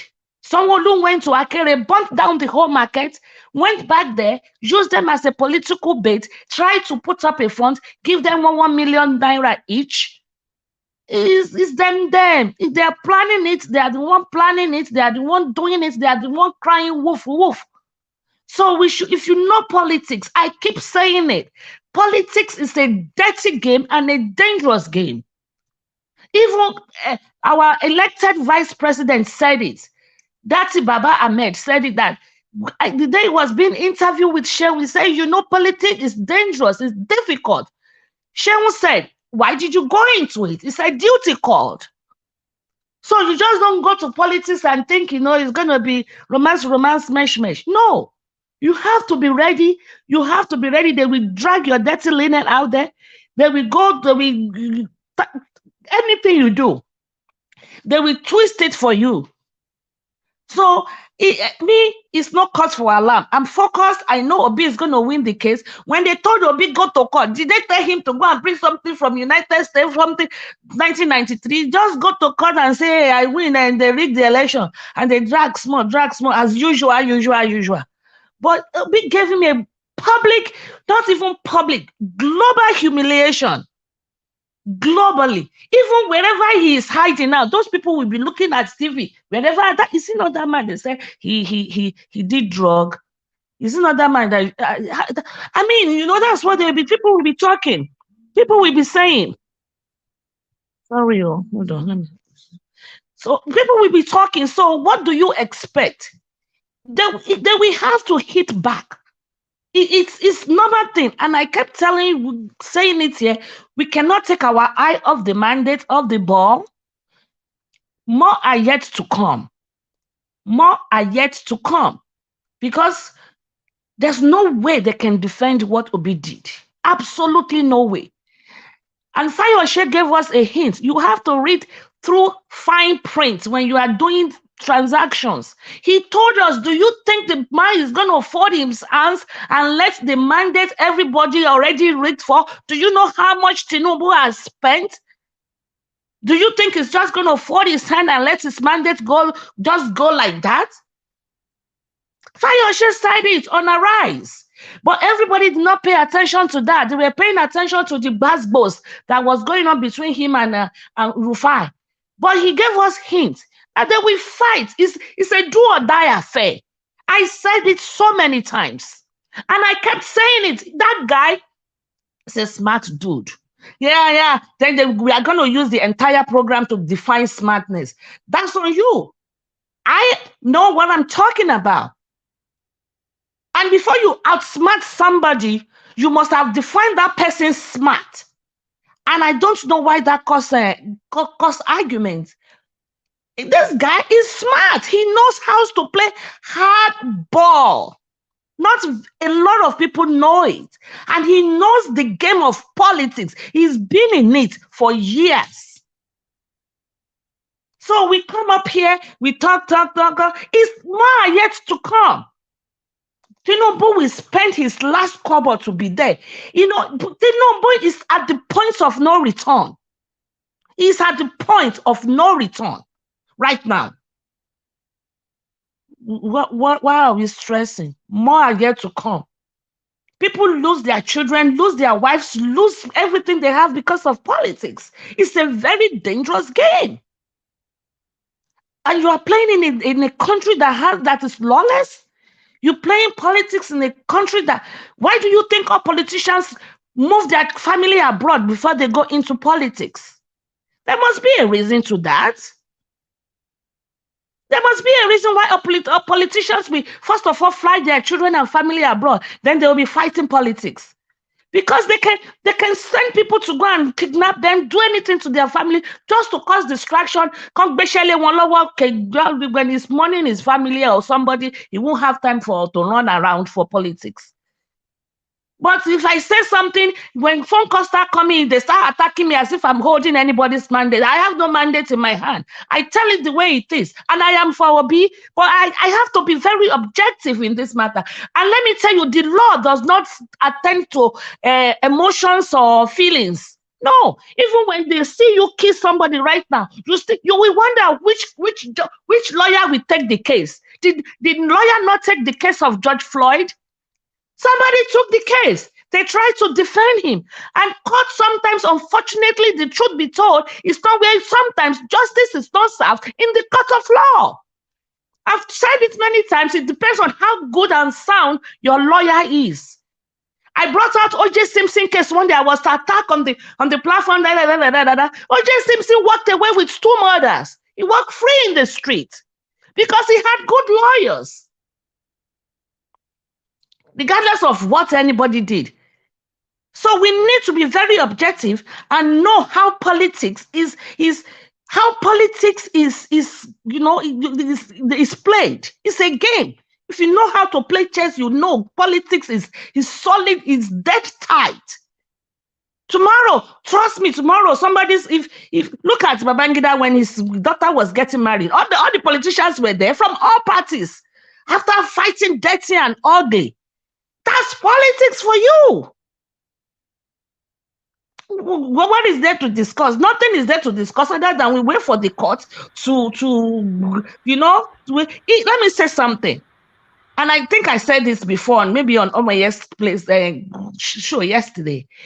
If PDP were to be in power, or any other party is in power right now, and this is happening between APC and Labour Party, it would have been easier to fight. It would have been easier to discuss. Okay, it would have been easier. But if you and I are fighting, and I say go to court, and you get to court, and my husband is the judge there, oops, hello, you know, you can't get a fair court. Then you leave there. Then you leave magistrate court. You go to high court. When you get to high court, then you meet my son. That's another dead end. Then you go to a higher court. Then when you get to a higher court, you see my mother. Then at a point, you just have to give up that there's nothing. This girl is everywhere. Nowhere I go, he's blocking it. You see that? You give up or you look for a higher power somewhere else because you keep hitting dead end. Nigerian constitution and all of these people, DSS, APCs, APC, DSS. Did we not see people in uniform on the bike with ballot boxes? Is it not DSS that is guiding MC Oluomo? Is it not DSS that is guiding MC Oluomo? Madam Victoria, the area you are driving to now, I hope you put on your bulletproof today. I mean, I'm going to disappear from your profile. Do I have your time? Bye-bye. I'm done. No, it's true. It's DSS that is guiding MC Oluomo. If anybody I don't think there's anybody that will be so courageous. Okay, I have a call. Wait. No, not for me or for yourself. Mike, I don't have your time. Okay, hold on. I have a call. I'll come back. No, not me. Okay. All right. Good evening to you, Brother Ife. Thanks for calling in. Please talk to us. Yeah, Nigeria Watch. Good evening, my brother. May God bless you, my lovely brother. Thank you. Anytime I hear your voice, I get I so much love you. Hello, bros. I hope everybody hear me, sir. Yes, we can hear you. Yeah, go ahead. Okay, sir. Sir, number one, Asari Dokubo, that man, Ijo from Edo State. That man, all the Ijo in Nigeria, they vote for me. Asari Dokubo, they fight for his selfish interest. Now, hungry lion. No, I know you already see that man at all. Now, betrayer. That man has selfish interest. You understand me? Okay. I know you already see that man at all because he they fight for his belly. All those grand owners see for them. Asari pay them. You understand me? So, fine. That one come up for them. Madam Victoria, Mama, see, I beg, Mommy, I want to beg you. I know you are APC person. You are even your submission for Nigeria World today. Automatically, you are giving Tinubu hope. You are a power Tinubu. You cannot try it here because we Nigeria World family we they sacrifice our time for Nigeria World. No, you know because they discourage people man for here. You cannot fool us. Let me just tell you, even I know call I don't receive when they make your submission for years. I beg you don't be you are for Tinubu, Madam Victoria. I'm telling you, how can you approach public like that? Say okay. This that. I beg you cannot pull up, madam. If you don't have anything to talk, just relax. Okay. It's okay. Thank you, sir. Thank you. Baba. Thank you so much. Thank you. All right.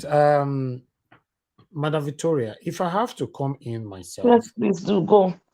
I can see that constantly. You know, you've always continued to say something that will trigger the people. They've corrected you. Please hold on, my brother. Hold on, caller. You've been corrected so many times. It looks like you are very, very happy. You are deriving happiness and pleasure from what you are saying by continuously saying that Tinubu is smart, even when the platform is against it.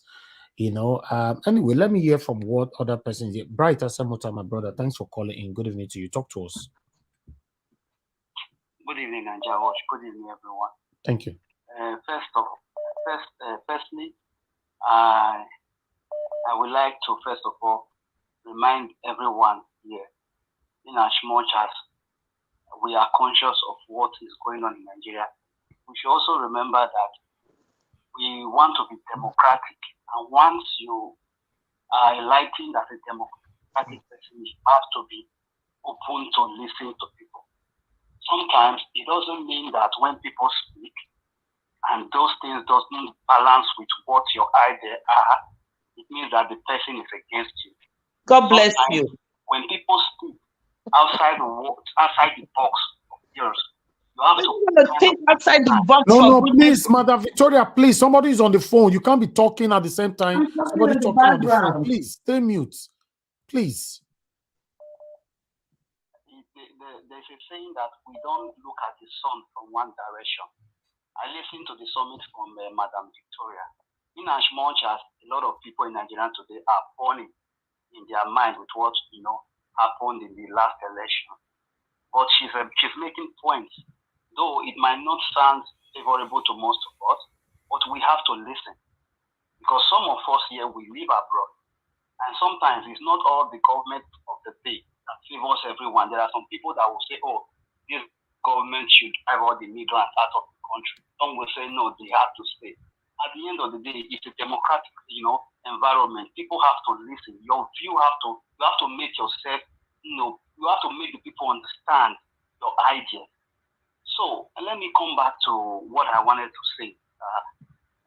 You see, the situation in Nigeria is very dire. Yesterday, I was trying to tell you something, Mr. Nigeria. It seems like we are just focused on the situation in Nigeria, how we're going to get this mandate back, I pray Obi gets the mandate back.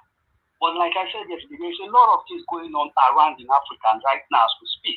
I think we should have time to look internationally, not only in Nigeria now. We should look around West Africa and beyond. Because a lot of things is changing. Americans are losing their ground in Africa. French are losing their ground in Africa. A lot of African countries are backsliding the United States. And they are making alliance with Russia and China. And Nigeria is staying mute because of this election that has just passed. And these people are they are silent. And we don't know if the president, president-elect is going to go and make some kind of deal. Because if he ends up making deals with the United States, and that is the only hope we have of these people coming to come and, do something about the situation. Because Nigeria and South Africa is the biggest global market in Africa. Okay. South Africa have already taken start with the BRICS. Nigeria is still standing. So it is we should focus our attention internationally, not just looking at things from one angle. This time it's a very, very dire situation for everyone now. Because we don't know what is going on behind closed doors. Our politicians are traveling outside the country. We don't know why they are traveling. They are meeting with people. So we should be alert. We should not just sit down and be saying things one way. We should listen to everybody. Even though the person is not talking to in our favor, we should try to listen and make our head more occupied with things that we are going to see in the nearest future. That is my submission. Thank you very much, my brother. Mr. Najawa, can I say something? Please hold on. Let me finish with callers. You say something. Hello, Peace Soft. Thanks for calling in, sir. Please talk to us. Yeah, what's up? Yeah, I'm good. Yeah, how's everybody? Yeah, we're good here. Madam Victoria is checking the platform already. I listened to her. I myself was shaking right here. All right. Celeb Wame. I listened to one of the videos in regards to someone crying that, an interim government is a death penalty there. Yeah. They are the one who Yeah. Act. They suspended the constitution, so they are making other people to feel as if other people they're the ones wrong. They are the victim. They are the one who suspended the constitution. I just listened to Dino Milai up till now about how many thousands of stuff have not been uploaded, results by INEC. So who is actually committing this crime? Yes, the INEC chairman, the INEC of the commissioner. And they are playing the victim. Yeah, it's always like that. They work because they know what's coming. Remember the first time I came into this platform, I sent out a message that two things are going to happen. It's either the military fully take over or they put install an interim government. I sent it out to government houses. I'm not saying it. Then sometimes if they listen to my voice, they will know who's talking. This current Nigeria's election, big boys, international big boys are involved. They're interested in this game. Mrs. Victoria was saying it's politics. Yes, it's politics. We know that politics is being around the whole world. But you see, if you look at what's happening around the whole world, does things really look all right now? This doesn't make sense. It means that there is a change. Something is happening. So Nigeria is not going to be exempted from it. It doesn't matter who is crying, whether they are crying, oh, is it death penalty? Tell them. When the game starts, then we'll know who is who. They better be prepared because this election, listen, people are still waiting for the military to take over. People are just still waiting. Okay, let's just wait. Maybe the military is going to do something. Let's wait a little bit. Listen, in anything, if the military fail to do something, to install an interim government, forget about Nigeria. This is what I'm just going to tell you. Yeah. Forget about Nigeria. Like other people that still hopeful that I don't believe in Nigeria court. Forget it, because the chief justice was seen in London. So you should understand those games are already played. You understand what I'm saying? So let's just forget about the Nigeria court. Yeah. So thank you, sir. I'm still watching, listening to you people. Okay. All right, sir. Thank you so much. Thank you. God bless you, sir. All right. Hello. Good evening to you, madam. I can respond. God is my strength. Thanks for calling in.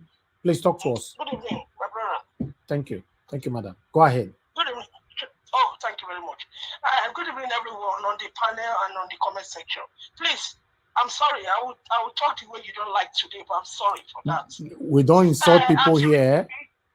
No. Auntie Rita. No, Rita, please. I thought you were washing before you called. No, sorry, Victoria. Sorry. Victoria. Okay. Sister Victoria or Auntie Victoria, you call yourself. I beg. I dey watch you since Sunday. Make I go broken. I don't dey watch you. You're not there for us, but I won't beg you. My body there, you be like fire. So I dey beg you, I beg. If you don't know what you talk, because you speak for dead. I'm not going to beg you, not talk. Because I dey beg every time when you talk, I dey annoyed. Even like you dey do fire for our body here. They say you don't sit down here, make you make us office clean. So every time they correct you, you come, you say, when I talk, they go say, when I talk, it's not good. You don't come to the public and start doing that. You need to mellow down. We are coming to look how Nigeria is going to be better. We are not coming here to look who is winning in their talk. We are looking for solutions. We are not looking for anything that will make us angry. Please, I'm begging you. As you are talking this, Naija, what? Please, can I ask people that are calling and some other people who say they are angry? Because this is every time. Hold on, please. Politics is not about being angry. Go and sit down. You need to strategize, man. Forget about being angry. You need to sit down there and strategize. And I am for Obi. My WhatsApp profile has carried Obi since the day Obi. My WhatsApp profile. Listen, I have lost all my friends because of Obi. My WhatsApp profile has carried Obi since the day Obi ran. And I'm not going to remove it until Obi becomes the president. So if you think I'm not for Obi, I am for Obi, but I have to be objective. Madam Victoria, why are you? No, let people just stop. Let everybody go and take a cheap pill and re-strategize. I am for Obi, so but I cannot go through your stuff. When I've not called you. This is no. Let these people just go and sit down, man. They don't know how to play politics, and they put emotion into it. Who cares for your emotion right now? We got to play hard balls when you want to get yourself involved into politics, I've not called you. All right. They were all attacking me. I got the right to defend myself. I have the right to defend myself. Can you stop talking, madam? Go ahead, go for it. You can block me if you think I'm APC. Go punish APC. APC is evil and satanic. She's talking again. APC is evil and satanic, but there are ways you win your battle. Oh my God. Can I just the common rules is difficult to follow on this small platform. And we want a better Nigeria. When Nigeria was talking yesterday, they'll say, no, Nigeria should have been patient. I'm not sure there's anybody on this social media space that have patience more than me. I'm not sure. I have the buttons in my hand. If I do it now, people, you can block me if you want. If you think I'm APC. She's still talking. If your conscience give it to you that I am truly APC, go ahead and block me. She's rude, and this is wrong. This is wrong. God. Hello, good evening to you, Amoyes Corner. Go ahead, talk to us. Najawa, please, a minute, please. We are here on the panel. We are not here to do this petition.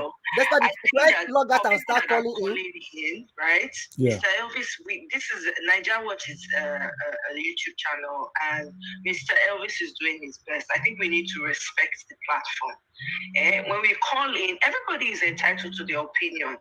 I sometimes don't agree with some of what the panelists have said, and you guys have witnessed me wrestle really literally with some of the panelists. However, Madam Victoria is not. She's not saying, she's only trying to express herself. We cannot all think the same way. We can't. You know, as much as, yes, we're fighting a cause, she's trying to give her own opinion that will cause people to have a different angle of looking at things. Which is not a problem, but she should wait and let people also respond to her. Yes, Madam Victoria, wait. I know that your body is hot to respond, but you have to wait for the anything you say on this platform. People will definitely want to speak. Allow them to speak. Let me come back to you. Yes, Madam Victoria, you have to wait for them to finish before you respond. That's how it is on the platform. When callers call in and they have anything contrary to what you're saying, you wait. And then when they are all done with the calls, then you respond to them. Just take down whatever point you want to address instead of going back and forth with them, you know, so this thing can move along. There are people listening in that cannot call in or cannot join the panel. So please, let's have some patience. I know all of our body, they hurt. I know that, but she has a different angle of looking at it. It helps us to hear her own side too. Even if, let's say, she's an APC, and I'm not saying she is, even if she's APC, right? Even Mr. Elvis kind of have made me look at it and things differently too sometimes. Even if a person is contrary to what she's saying, things contrary to you, listen, because they might be giving you cues. Exactly. It's all right. She can support whatever she likes. You know? Anyway, thank you. Thank you so much. That's all I wanted to say. Thank you so much, Omo Yeskana. Thank you very much. Thank you. Okay. You see, callers, just hold on. Madam Victoria, please, whenever you give a submission here, you cannot be everywhere at the same time. It is totally wrong. Sometimes you might be right, but with your attitude, how you display it might make everything, you might be right, but it might make everything to be wrong. It is wrong. Nobody is opposing you. If anybody want to oppose, let them oppose you. That's why it's called a panel. You cannot force everybody to agree with you. And nobody can force you to agree with everybody. But when you continue to say one particular thing and then you reference to, people will call in just now, then it looks like you are dragging the attention. Why can't you just give your submission and forget about people we calling? It's like you like this. That's why before you say one, you mention people will start calling in. You talk in the next 2 seconds, you use 1 minute to stop people who start calling in. Then you are dragging them. It's like you enjoy this. It's wrong. Just give your submission. Let's move on to the next person. All right. Mr. Tiobala, you wanted to say something regarding this, right? Yes. Okay. Yes, I want to say a quick thing or something regarding Mrs. Victoria's submission and those. I think you are far away from your. I don't Can know. you hear me? Okay. Yes. Go ahead. Regarding those people calling in and the submission made by Madam Victoria. Yeah. The point is very. She made a very good point here, which we people are not even taking into consideration. She said something about the courts. If you go to the Supreme Court, if you go to the appeal court, if you go to so people. Madam Victoria, just stay mute now. Madam Victoria, why are you doing this? She's not touching the phone. Maybe you are laughing, and it's not right. It's so disrespectful. Please, everybody is muted, madam. Please stay mute. Go ahead, Tiobala. So my own point here is that people calling in, what action have they taken before attacking Victoria, before attacking anybody? Nigeria state have been hijacked. We are here sleeping, complaining. That is my point. APC, whether we like it or not, they own the courts. Are we going to sit here watching them? Maybe after the judgment of the Supreme Court or whatever court they are in now. Like I said earlier on, years back, some few weeks back or so, that Apiko, what happened in Anambra, we should not compare with what is going to happen in the general Nigeria as a nation. We are sleeping in Nigeria, sleeping because the issue is small threat. They will arrest somebody, they will do this. Nigeria is calm. Until we keep on putting pressure on the Supreme Court or Appeal Court, we will not get the result. What she said, I did not see anything, though I have not listened to her in the previous broadcast, but what I heard here is just telling us that APC or the Appeal, or the Supreme Court, even the tribunal, whatever. If we did not act as a citizen, we are waiting for the Supreme Court to give us justice, I think we might be sleeping. And that is delusion. All right. Thank you very much, Tiobala. The fact that even I picked a point from when she was saying, you go to the court, you meet your senior brother there, you meet my husband there, you meet my mother there, and all that. This is part of the things I'm talking about, and I talk about it on this particular broadcast, that nepotism is the problem that we have, and that's what she was expatiating on. That's not a problem, but people have right to counter you. Let them speak. Then if you want to speak, seek permission from me. You cannot just be targeting everybody, unmute yourself, target this. This platform doesn't work like that. It's not right. It's not nice.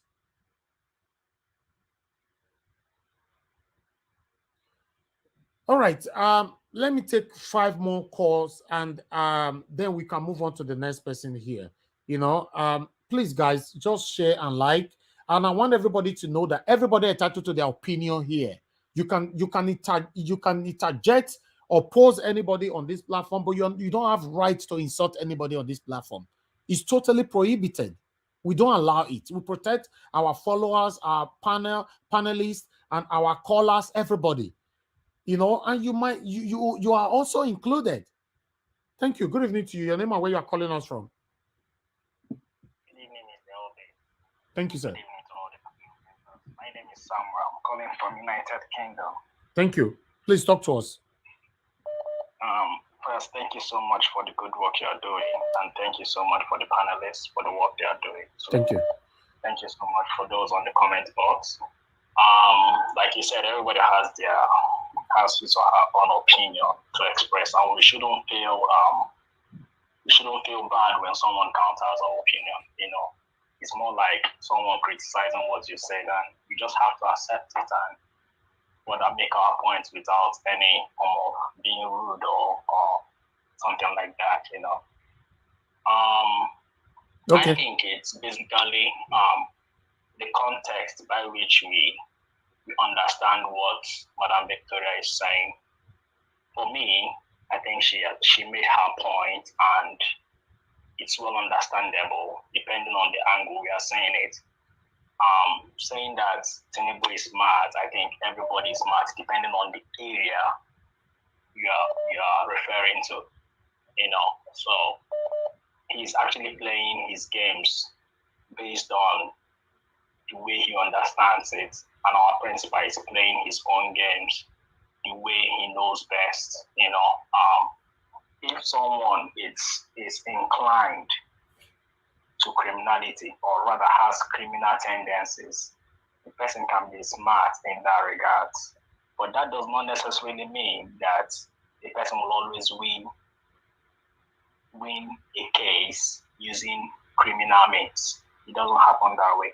Then there is also a general term stated that, which I don't feel it's right, stating that Nigeria has been hijacked by APC, and many has lost faith in the judiciary, yes, and saying that APC owns the judiciary. I don't think I agree with that, because if APC has owned the judiciary, Adeleke wouldn't have won his case in court. He won his case in appeal court. So if he is able to win his case in appeal court, I believe also that our principal can still get his mandate through appeal court. It may not be easy, yes, but once there are concrete evidence that is good enough, definitely he will win it. Thank you. I don't know how many of us has already gone through his petition. To me, seeing his petition gives me hope, because it covers everything that a petition should have. Thank you, my brother. And it is very difficult. All right, please round up. No problem, I'm rounding up. To run away from those 4 or 5 points that he mentioned in that petition. Yes, we know that judiciary is corrupt, but I still believe that once there is a concrete evidence, they will have no choice than to render good judgment. Thank you very much. Thank you very much, my brother. I appreciate you. Thank you. Good evening to you. Your name and where you're calling us from. Please make it brief. 1 minute. Go ahead. Hello, good evening. Yes, sir. Okay. I just want to pass this information concerning Tinubu. So information that I'm gathering now, I'm confirmed that Tinubu, he will not be in Nigeria.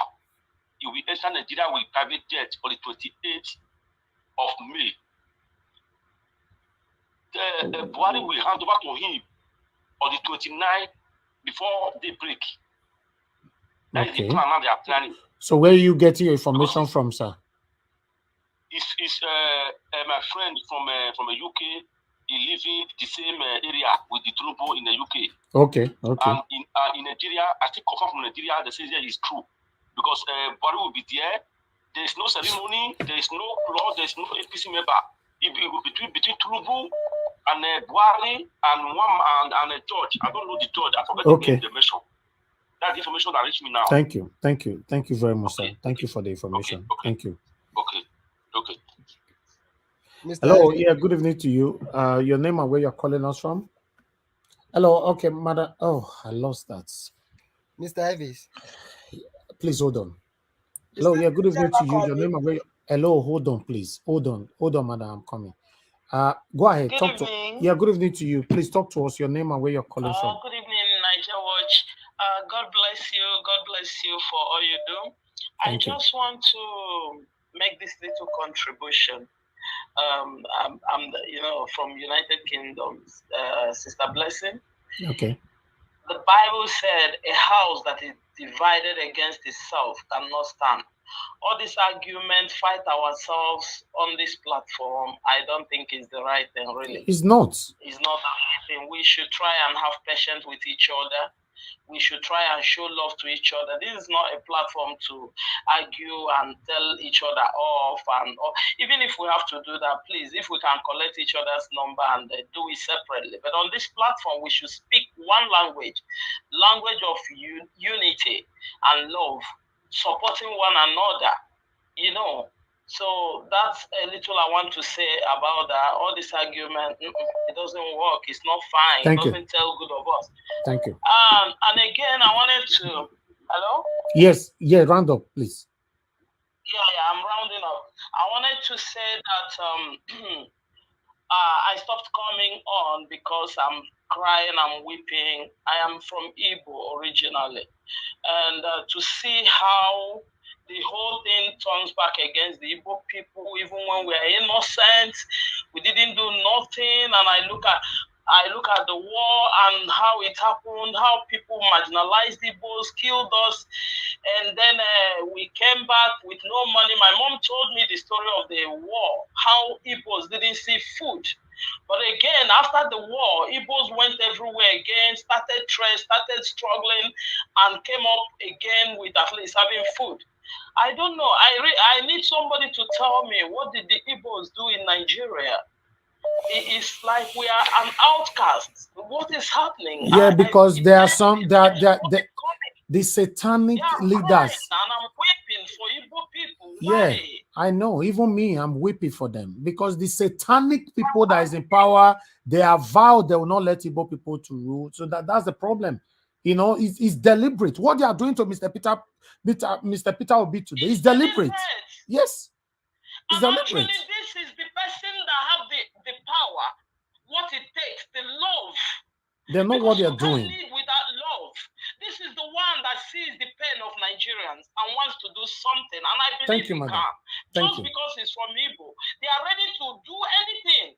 What did Igbos do to Nigerians? Really, I cry every day. It's okay. It's okay. Thank you very much, mother. It's all right. Thank you. I understand your pain. To be honest, I've said it over and over again that the only reason why you see we are passing through this process is because Peter Obi is an Igbo man. Okay, let's do it the other way around. If Dati Ahmed was the president, Peter Obi was the vice president, we won't pass through what we're passing through right now. But the question is, why is these people doing this? I don't know. I don't know who can answer this. For me, I don't just know. But I believe the time is now. Nothing lasts forever. The time is now. The change will happen this time. The change will happen this time. Nothing lasts forever. Like what some people are saying, how can a city president, you know, the decision will be overturned and overruled or whatever? Listen, guys, what you know that have never happened before can happen in one day. I'm still very, very hopeful.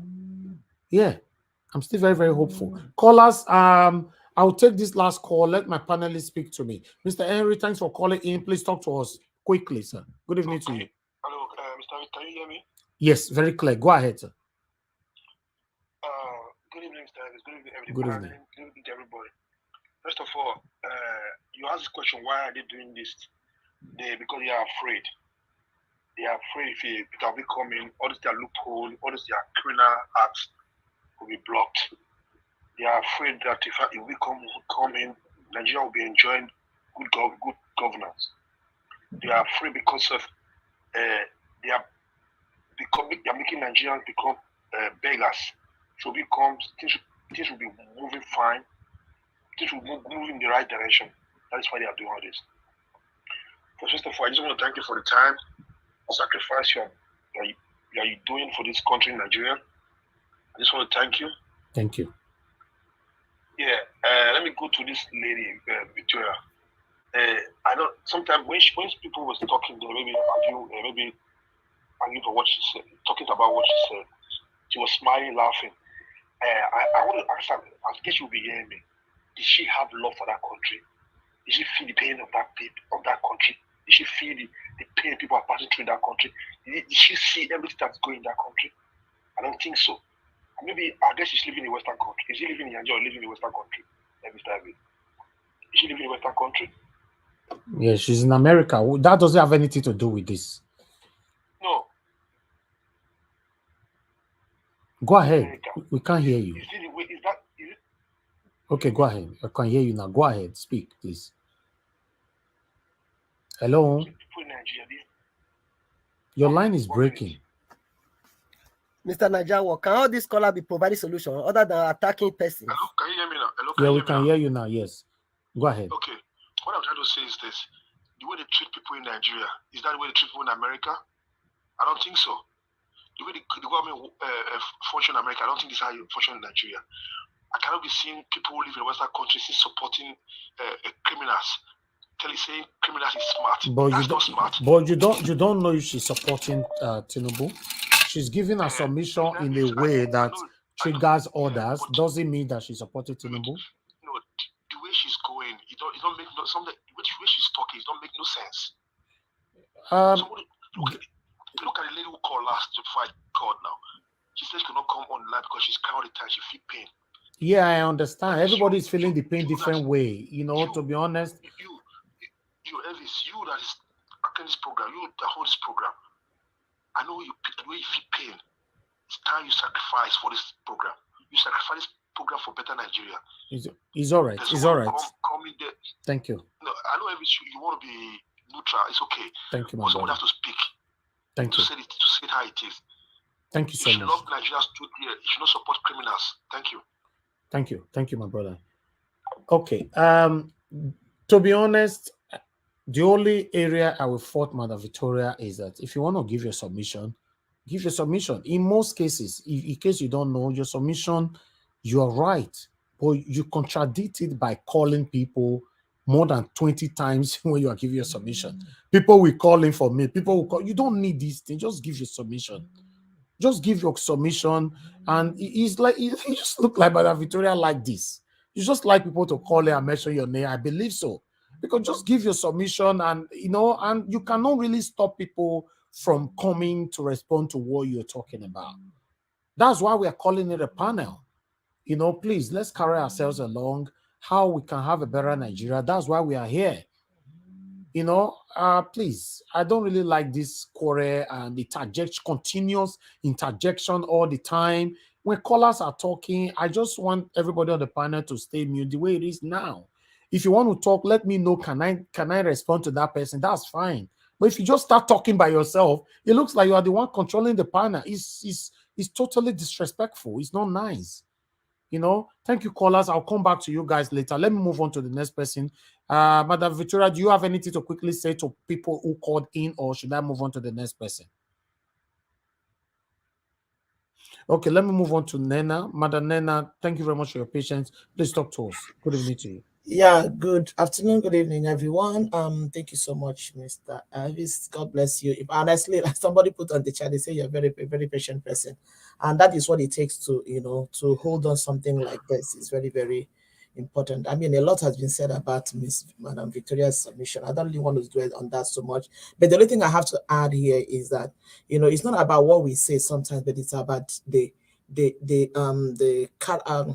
the word I'm trying to, the attitude that we put in what we say. That's what makes it. If I'm trying to hold my mind the way I say it, because I don't know how old she is or something, because I don't want to, it's not in my nature to insult people, and it's not what I intend to do. But I'm just saying that most times if you want to say something, it's not about what you say, but in the manner with which you present it, and just like everybody say, you then just start admitting. Say, I know when I talk, now people are going to type, it's like you intentionally want to do something for people to attack you. I don't know. I said it the other day, it's like you enjoy it. I don't know, man. Everybody have their own. My friend will always say, every aboki with his own kettle.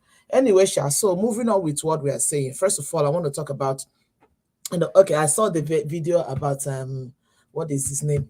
Dino Malaye. You see, my boy Dino Malayo, Femi Fanekaya, I don't take such people serious. Look, they are all one and the same time. My mom will always say it's the same 10 and 10 pence. I don't pay people like attention to that. He has tried to do his tank crier for Atiku. It didn't work. Now he wants to switch to go and be a governor. All the while he's been a senator, what has he achieved? This is the man that started the game of fencing when you are being accused of something. He's the man that first started the fencing drama and all this. They are all the same. I don't know if we could give people pay attention to him. That is his business. And for somebody like FFK, honestly, this past election has just brought out a lot of things about individuals, and I began a lot of things I never knew about Femi Fani-Kayode. First of all, somebody wrote something very beautiful about Femi Fani. His name is like a tongue twister, about his father, his antecedent and everything. And after reading it and then seeing different videos of this guy just a few years ago, just like 2-3 years back, the things he was saying, even as up until 2022, things he was saying about this Tinubu, you cannot just help but just say, this is a man no sensible human being should take seriously. This is just a person who is fighting and struggling for his pocket and his belly. You can't help but make sense out of that individual. And then, or is it Keyamo? that all they do is to rant and rant and rant and has nothing to offer Nigeria. You ask yourself, what has someone like Fani Kayode? Fani Kayode was once an aviation minister in this country. For crying out loud, what did that man do in the aviation industry? What's his name? The other one that calls himself a son, that one is the labor minister. My brothers and sisters on this line, what is the labor department? I mean, what has that? You see that these people are people who are just interested in what goes into their pocket, and their belly keep growing. And then I saw Asari Dokubo. What else? This is it's so unfortunate, and that's why each time I look at what is going on, I see what is going on. It pains me the more, and why it pains me is that I keep telling myself, so if Tinubu eventually gets to be the president, these are the kind of human beings, the kind of characters that will be in charge. This is. Somebody tell me, what does Asari Dokubo do for a living? But this man gets government grant. This is a man who has absolutely nothing to do for a living. What is his job? But he gets government grant. So why wouldn't he come out and support and do what he's doing? And like somebody else said, majority of the people that are that this thing, they pay them, they come on the street, they give them 2,000, 3,000. A lot of Nigerians are hungry, they're jobless. They join them on the road and they keep marching. And then he's on the streets cutting cake for a human being that you somebody that you've not seen, you are not seeing, you don't even know where he is. You're there cutting cake, you cut cake and eat cake. Such people, I don't take them. I don't ever take the likes of such individual seriously at all. And then we talk about the DSS and the thing they're making. One thing we have to know this, there is DSS, these are still part of the whole thing. Funny characters in Nigeria. Like people have asked the question, where were DSS when all the things that happened during the election and even after the election, and it's still happening. As at yesterday, Igbos in Ojo area, Abalado area are still being attacked. Where is the DSS? Where are they? They are not these people, and they are there making insinuations that they know who these people are. If you know who these people are, then bring them out. Do what you need to do. And the truth about it is that there is nobody can install an interim government without the government in power. No, there's the protesters on the streets cannot just go and carry up somebody and make the person an interim government. So if eventually an interim government comes into power today, Buhari knows something about it. So what are they talking about? No individual can, or with their power, install an interim government. It is not done anyway. There is no way that such a thing can be possible. So I don't even know. And like I said before, yesterday, we said it before, that this thing is like a distraction. These people, they are trying to distract people. They are trying to insinuate things that are not happening, and they try to make it look as if it is happening. A lot of people in Nigeria today, we cannot just take them seriously. And then there's a caller that says something about, the point that, trying to counter what Madam Victoria was saying about you go here, you see your brother. We understand that things like that is possible. But let me tell you something. I'm one person that is very, very optimistic. I always believe that there's always a first time to something. There is always something that is called a game changer. There's always a time in life when something will happen and it will be a game changer. It will go. That's why we have history. History is when something that has not been happened before happens. That is what makes history. So I believe, and like that caller said, if there is a good evidence, there is possibility. I still believe that there is. By the time this whole thing, because the truth about it is that rigging has been going on in Nigeria for as long as any of us that can remember. It's been going on. But what is happening in 2023 election is unprecedented. It has never happened before. The wave, the noise, the loudness, everything that is going on now, it has not happened before. And that makes me to believe that there is something, that there is something that is about to happen. There is something that's about to happen. I know what Madam Victoria said, to some extent, sounds right.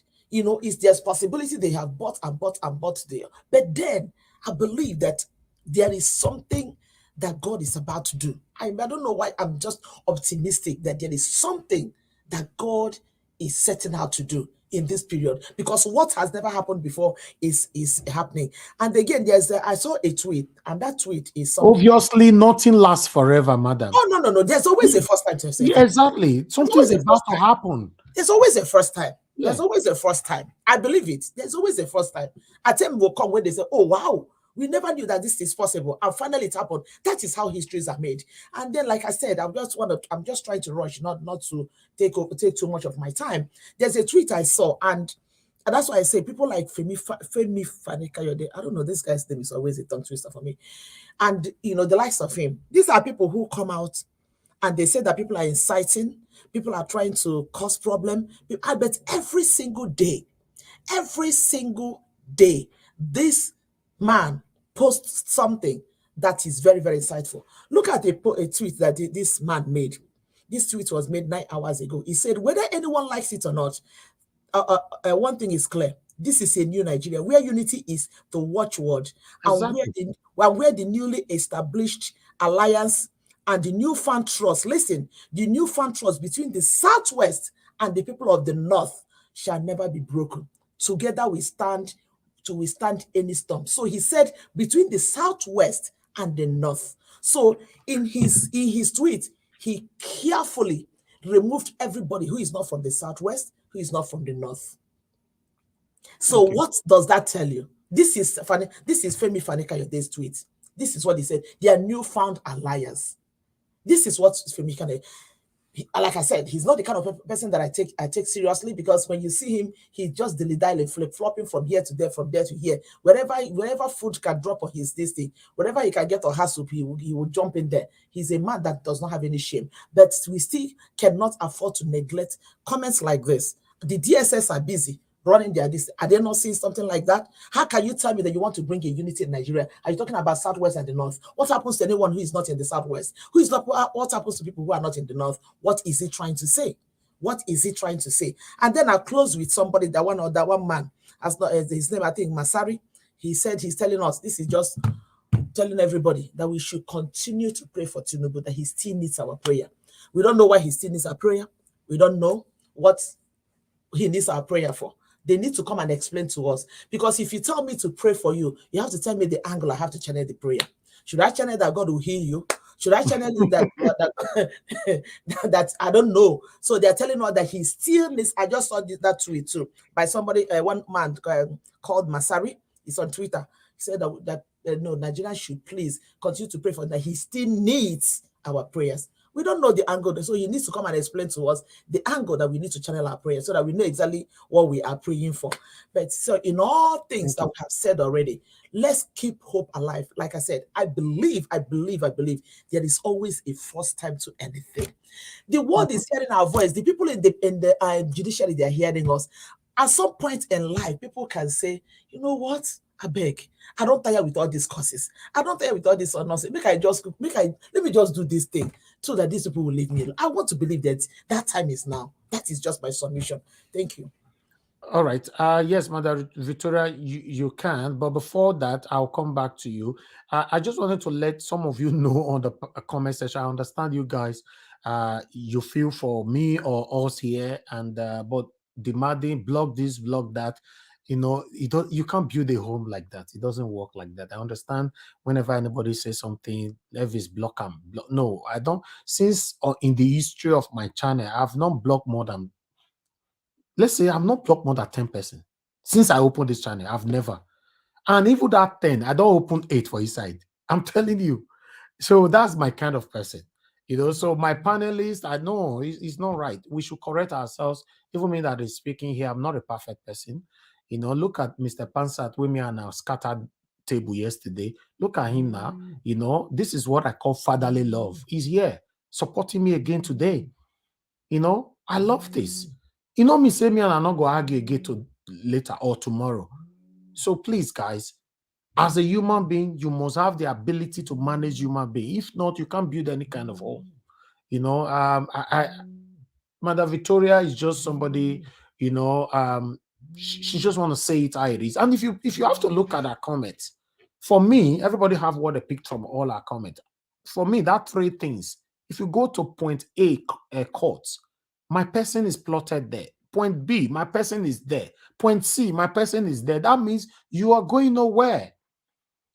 So we should in most cases we should look at the message, and forget about the messenger. That's my point. Madam Victoria, you wanted to say something, respond to Madam Nena. Go ahead. No, I just wanted to say when she said she needed why she needs to pray for Tinubu. Why don't we just say pray for Tinubu that God will touch his heart so he will release our mandate to us so people will not start thinking I'm APC. God should touch his heart. Tinubu should release our mandate just the way God touched Pharaoh's heart to let the Israelites go. Touch his heart, release our mandate. Because that's both. She said PC. No, she cannot tell us she's not APC. It's too much. All right. To be honest, for me, I don't want to sound different, but I'm not sure there's any kind of prayer that will work for Tower like Tinubu. So Please let me also respond to you. I know you called my name to respond to the other callers, but I was not available to do that. yeah. I'm gonna respond to you first of all. My word smart connotes my message, and I'm gonna continue to use it. It's your platform. If you don't like it, you can block me. But that is my word, my vocabulary, and that expresses my opinion. Okay, that's fine. So that Nobody's opposing that. I want to say that is the only way, that is the only word I know to express it. We are not, I am not, Tinubu is not dumb. So we need to, what I meant by my submission is we need to, when you are hitting dead end like that, we need to sit down and re-strategize. What else and where else can we come through? We all cannot be hitting from one angle. We have to go to different dimensions to hit. That's how you play the game of chess. That's how you play politics. Okay. If you support is fine. This is my submission, and I'm not going to throw emotions into it. And yes, I have a lot at stake in Nigeria. And my properties are at Etiosa local government. I know how much they cost to do ordinary foundation at Etiosa. Okay. I am not just fighting, I am fighting for a purpose. And I'm not sure I'm disputing that, am I? So anybody calling and saying, oh, yeah, but is you right? You can't stop that. That's what I'm saying. APC, let me stand it loud and clear. But I am a very objective obedience, and I am going to come objectively. Okay, that's fine. That's fine. Can we move on now? Thank you very much. Okay, I would like to hear from Teobala. Teobala, thanks for your patience. Please talk to us, my brother. Yeah, good evening, Mr. Najawad and everyone on the panel. Good evening, Mr. Najawad. I think Teobala has spoken before. Okay, yes, he wanted to say something. He wanted to say something. I didn't get that, Mr. Najawad. I wanted to say something like, I only responded to some callers, like ask a question. Okay, yes, that is true. I have not, this is not like you have properly. Don't worry, I'm not going to take much time because Madam Nena, Madam Victoria, they have all spoken, take on different video you show here. But I'm only here to say one or two things regarding this issue we are facing today. And I totally support what Madam Victoria just said. There are some certain things you will get to in life. You will take a different turn. You will re-strategize your move. Because the fight we are fighting now, it has gone beyond the normal way of fighting fight. Before now, like what we are just hoping, we are just hoping on the judiciary for them to give us judgment. But one thing you understand, like what one caller said, that Adeleke won at the Supreme Court or at the APC or whatever, But they forget one thing, that the INEC later released evidence for their, what's it called, for their beavers that show that Adeleke won that election. But today, Peter Obi is fighting INEC, he's fighting Tinubu. Not just Peter Obi, with the obedient. Now we are now hoping, INEC now, as we speak right now, have hired almost about 9 senior advocates to go and defend their mandates. Now we are waiting for the court to give us judgment. Tinubu, as we all know, is the one that appoints or recommend INEC chairman. The current Supreme Court Justice, the head or whatever they call them, the one that sneaked out recently, is Tinubu man. And we want justice from these same people. And we are just watching. Some other caller said something very important. And some of the panelists here, that for you to win a case in court, you need evidence. And Madam Victoria said something that you people are not taking a note of. That you will see somebody now that killed somebody or whatever. A lawyer will also defend that case. That person will still be rolling on the street without nothing happening. Why? Because maybe the person defending or the opposite side don't have enough evidence to back up their case. That is the more reason we need to refocus. Like, how are we going to fight this set of people? I so much thank what Nigerian youth are doing all over the place. Recently, what David Hudeyin did, the People's Gadgets, and many other, like what Nigeria Watch is doing here. What we are saying here is very important. It's shaking down all over the places. But we as an individual need to dig deep. You live in the United States of America. How many times have you visited Chicago? To go and dig out some facts or go and ask questions with the US government about this man. We need evidence to win this case. By next week or so, a protest is going to take place here in Washington, D.C., United States. How many of us are tweeting that? Because we need to occupy that place because they have already given us a go-ahead. So those are the points we need to do or to put into consideration right now. Somebody just called him Nigeria Word that they will swear in Tinubu in the middle of the night, in the middle of the day. See, if they want to swear in Tinubu, they will do it during the day. Are you going to fight the DSA? If you cannot go out and protest now peacefully, is it when they are not swearing in, you will not go and say they should not swear in Tinubu? See, we should all be, see, Madam Victoria said so many things that people are just attacking her. She said something in a way that so that we will not have a rethink. We will not have a rethink on how to go about this case. Peter B is fighting. Are we going to leave him to fight alone? Which other area are we coming in from? There was one broker we did some other points. We need to fight these people. We can fight these people in a cyber war. How many of us have been able to bring that information regarding these people to go and present as an evidence? Okay, we cannot go out on the street to go and protest because we are afraid. Even peaceful protests that have been taking place for the past 9 days now or so. You know, I think today now they were at the DSS, the defense headquarters to go and submit their petition here in Nigeria. How many people are there? They call a protest in Edo State. Nobody.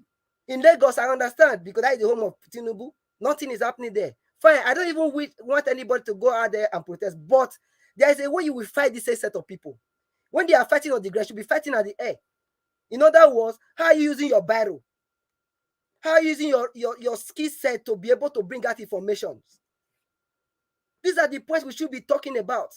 Somebody said something here that if you go to the Supreme Court, go to the Appeal Court, go to different whatever magistrate, they have, see, I said something that even Peter B said it time ago that when it's like when asylum, rather when others the lunatic are taken over asylum, you need to be as mad as they are to be able to take it back. You cannot be quiet watching maybe Supreme Court to give you justice. How?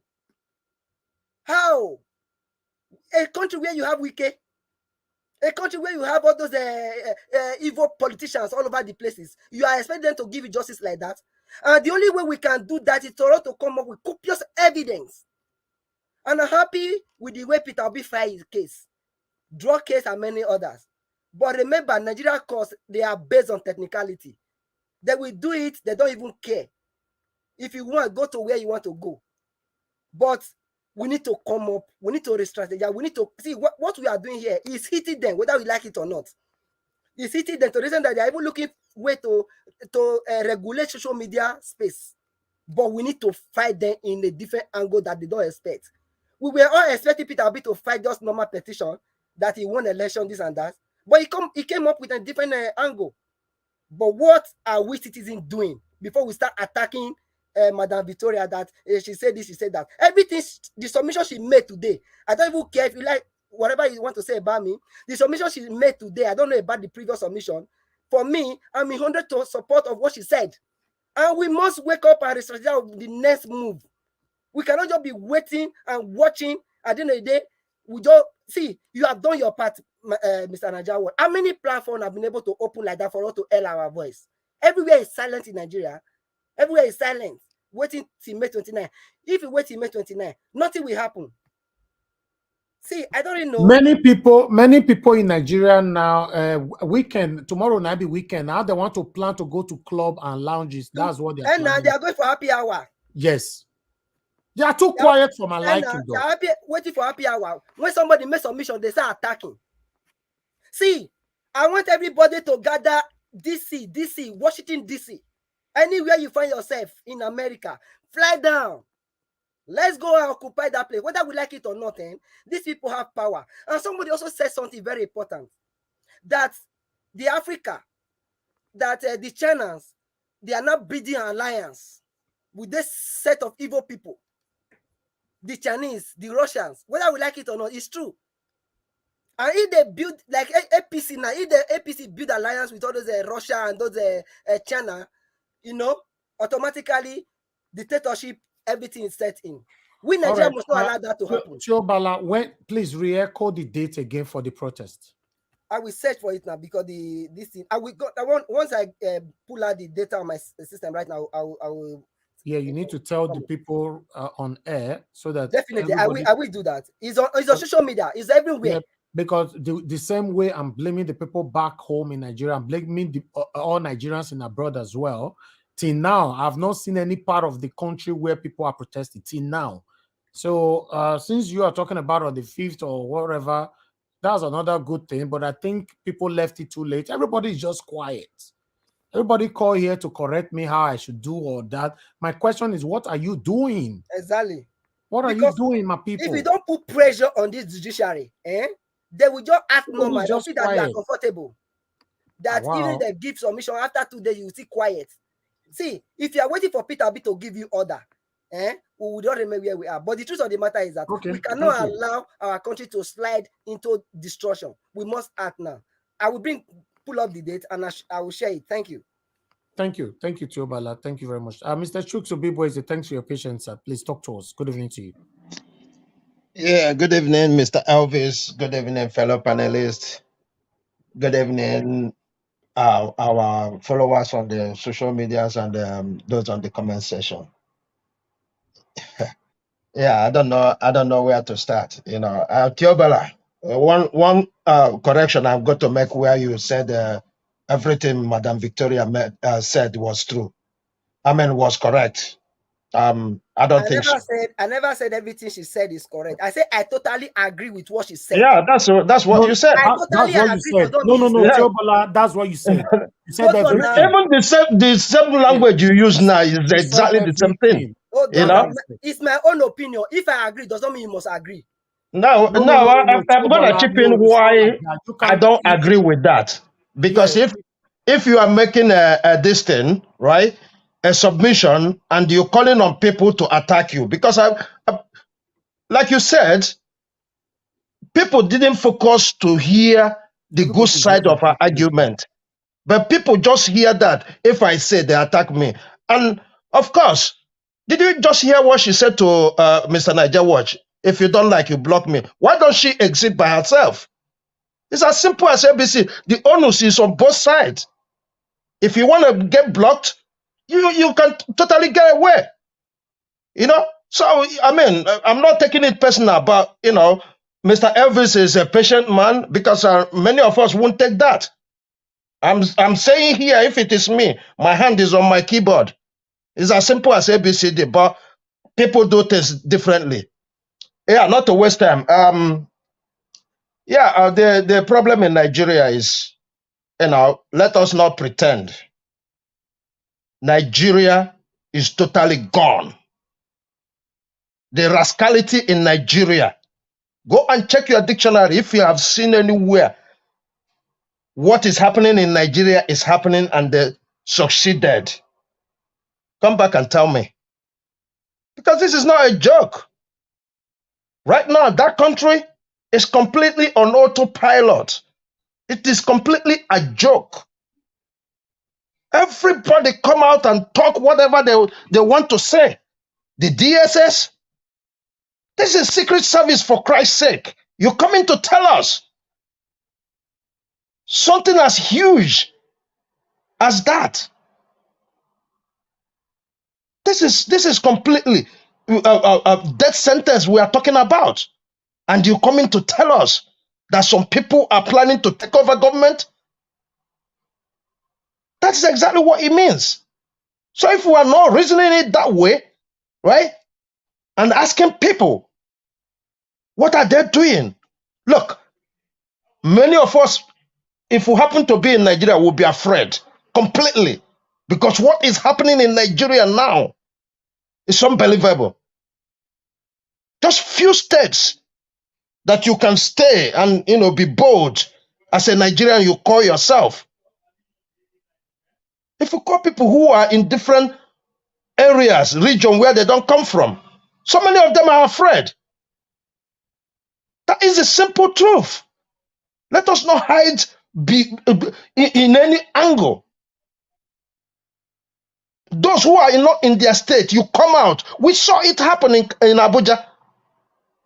We are the owners of Abuja. You cannot come here and protest. So people are doing this. Look, in as much as I hope for the better future, I just say it now, right? Within the next 6 months, we will see where Nigeria is. We will see where Nigeria is, because the more you look at the way things are happening in Nigeria, right? If you are not careful, you're not going to be only emotional, but it's going to affect your health. And I'm advising everybody, please, calm down on this. Our life does not begin and end on this. We will still survive this. Nigeria has been in many, many problems bigger than this, yet they still survive it. Many times, many people thought we will go to civil war. It never happens. So I just believe one way or the other we will do that. But if you look at the kind of rascalities that are here, the DSS are coming out to tell us that you don't have right to protest. That is exactly what they're saying to you. They're not talking about any of this thing, what is it called, emergency government or whatever they call it. They are hitting on people, the right for people to go out on the street and protest. I saw on the tweet that they started massacring Shite people who are protesting in Abuja. They're on them. So right now, Nigeria is on a boiling point that we have to be careful. Look at the kind of comment Fani Kayode made for food, Kayode. Because that is FFK. It's called for food, Kayode. Look at the kind of incendiary comment he made. And he's still sitting or standing wherever he is. And you tell me we have government.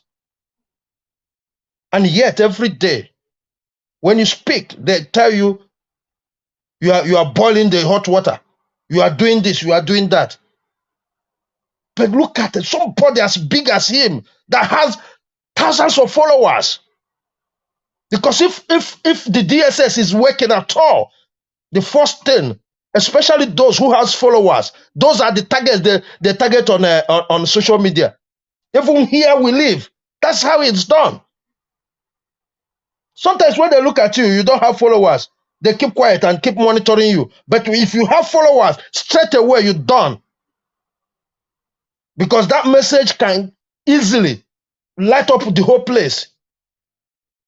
And he can come out and write that kind of nonsense he wrote. And nobody's talking. The man in London, I just sorry for him. Why? I keep saying this. When we are on our comfort zone, we can say whatever we want until it gets to us. Then we start crying, where are people? Why am I left alone? I knew the time I was, hanging on Daniel Buala. until he got to him. He was in London here until he got to him. He knew then that he was a Christian. They didn't consider him. He knew then, but the same thing has been happening. But because he never touches him, he can come out that time and give all kinds of statistics. He's a lawyer, he's this, he's a that.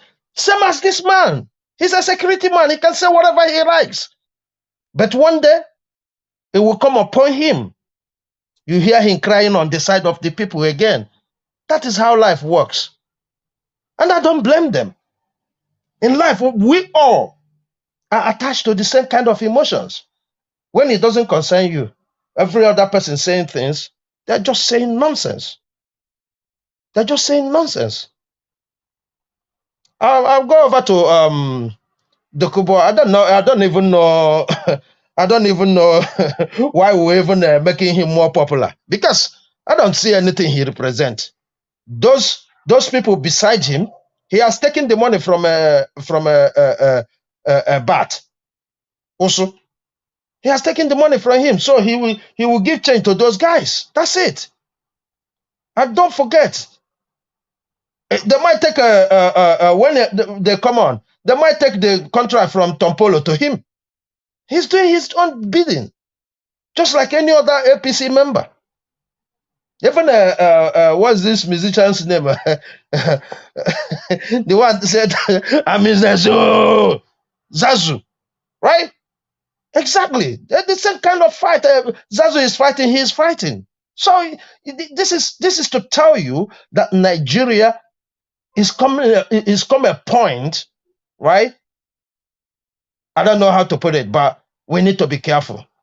Because you heard him say, I'm going to occupy the creeks, occupy this, occupy that, right? So if every other person knows what makes Nigeria Nigeria, and they go out there and say, hey, this is from our side, we are occupying it. Imagine the kind of chaos that will be in Nigeria. So I don't have much time to waste on that one.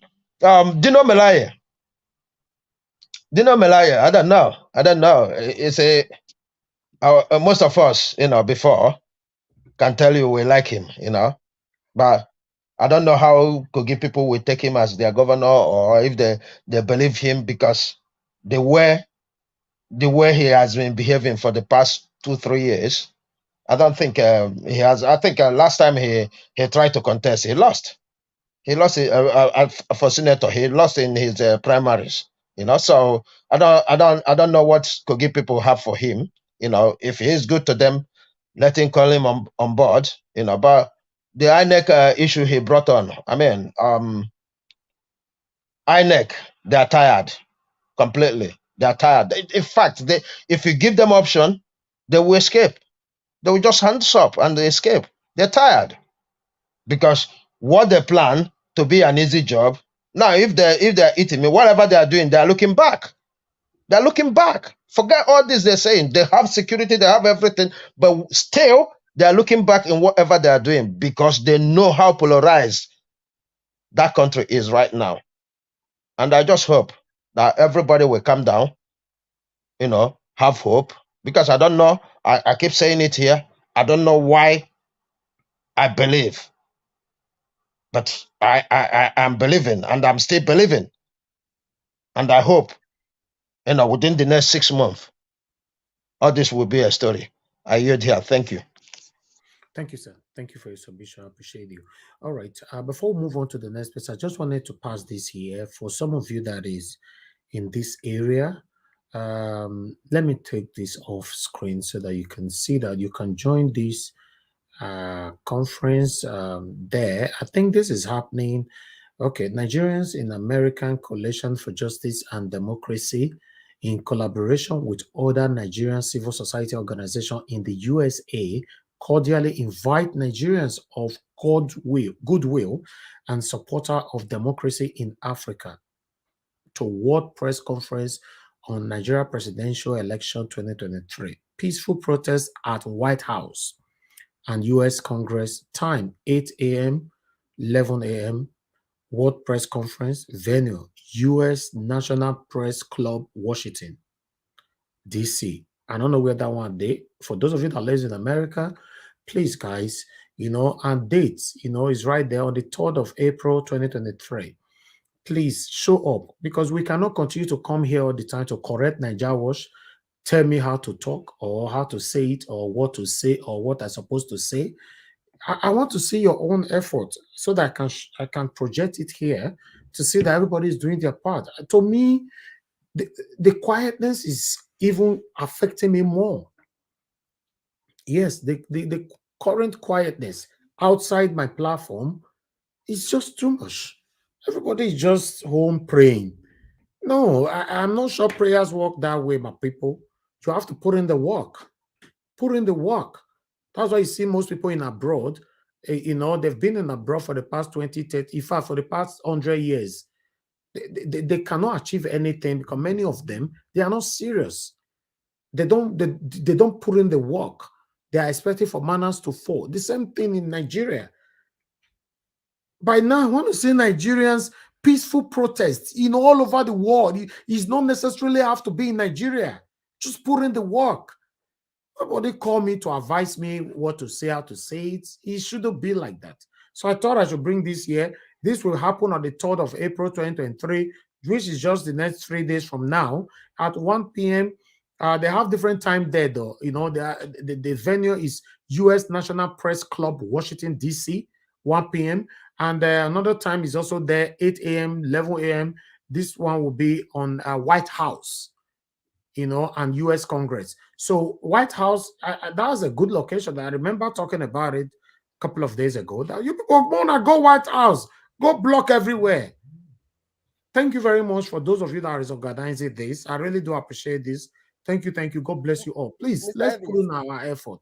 Mr. I think the protest will be taking place from 8 a.m. to 11 a.m. Thereafter, the press conference will now take place by 1 p.m. Okay. Almost the same place there. Okay, almost the same place. Wonderful. It's right there on screen. Please, my people, this will be posted on Nigeria Watch WhatsApp group. Yes, for some of you that lives in America, can see it from there. But please share this broadcast, my people. We cannot continue to fold our arms or come here and just talk. For me, I'm doing my part. This is what I can do. I don't really, if there's other ideas you can give to me, bring it on. For us to argue and correct each other all the time, and the correction is not going nowhere. I don't think it makes any sense. Let's follow the rules. Let's respect the small platform that we have here. We all want a better Nigeria, but common rules we can't follow. The same thing happening in our WhatsApp group. It's categorically stated that links is not allowed for the protection of the members on the group, because the quickest way to scam people now is through link. It's totally prohibited on the platform. You see, as you're the right of the person, your post link. And this person is there, he's telling you that I'm in the group to join you to fight and have a better Nigeria, right? And for some of you spies who joined the group, I believe the reason why you joined the group, I know the spies, you guys are there. The reason why you joined the group is to see what is the people doing if they are planning a coup there. No. You go join tire, you go do silent probably forever, and you will live by yourself. Because these are people, they go, wait. What they are waiting to hear or see, they are not saying they will leave. Because the platform, we call it a WhatsApp group, but we don't have anything we discuss there that will endanger our country or anybody. I can never put myself in anything like that. I want a better Nigeria. I will say it here on air. I don't have any kind of coven meeting that I have with anybody. What I'm saying right now, engage on peaceful protests all over the world. Let's shake the world. Let the world know that we are dissatisfied. We are expressing our displeasure. We are expressing and showcasing our plight. Do it. So if you call the group, add this, do this, and you want to come and see what we are doing, so you go stay tired forever, probably for the next 300 years. For me, those that know me know I don't engage on things like that. I will never call you after broadcast and start discussing irrelevant and inconsequential discussion. I don't do that. I prefer to say it here. In case you want to take me to the court, yes, this video will protect me. Apart from here, I'm not part of that. Thank you very much, my people. Let me move on to the next person. God bless you all. I would like us to hear from Patricia. Thank you very much, Mother Patricia, for your patience. Please, I would like to hear from you. Talk to us. Good evening to you. Good evening, Elvis. Good evening, Obedient family. And thank you again for giving me the opportunity to be one of your panelists today. Thank you so much. Yeah, thank you. I just want to also draw your attention to another Stand Up for Nigeria demonstration that's also happening in Chicago. And this one is posted on the platform, on the group. And it's for the 22nd of April. I don't know whether I should repost it so you can take it from there. And the person requested actually that you should please announce it. Okay, I'm not sure. I have not seen it. I would like you to post it right away when you finish your submission so that I can bring it here. Yeah, I will post it. Okay. Okay, thank you. Okay. Yeah, I want to go to the is it okay? The first video that we watched. You know, the one that said, or is it the first topic? He will make Nigeria ungovernable if LP attempts to stop Tinubu from. Stop Tinubu's in swearing in, yeah. I mean, okay, if we want to look at it this way, if Tinubu was given the certificate of return, you know, to be president select or elect, you know, justly, you know, with free, fair, and transparent election, you know, I don't think we should have been in this position. We wouldn't have had any reason to complain. We wouldn't have had any reason to. I believe Nigerians, you know, they can understand when things are done properly, that they shouldn't go out to protest or to rebel, you know. So what we're doing is not because we want to do it, it's because we feel, you know, ill-treated. We feel dissatisfied with what was promised, and also that our constitution, you know, is being, you know, relegated to the floor. It's like it doesn't matter, because okay, you're saying that you want to make the country ungovernable. Is that not treason? If you want to look at it, you know, you want us to swear in somebody that didn't really win the people. That statement, if it was from Peter Obi, you see the way they win. Mm-hmm. Please contribute. Go ahead. You know, because if you want to, you want to say you want to make the place ungovernable, yeah, is that not a threat to the sovereignty of Nigeria, to the nation? I mean, that's like, you know, if eventually we go to court like they said we should do, and the certificate of return is given to the appropriate person, which is the one that has a mandate from the people, which is our president, which means he's going to carry out what he's just said, you know, because we saw it with MC Oluomo, and nothing was done to deter them from carrying out the evil that they committed against a certain, you know, tribe of Nigeria, which we know, the Igbos, which is still ongoing, and nobody is saying anything about it.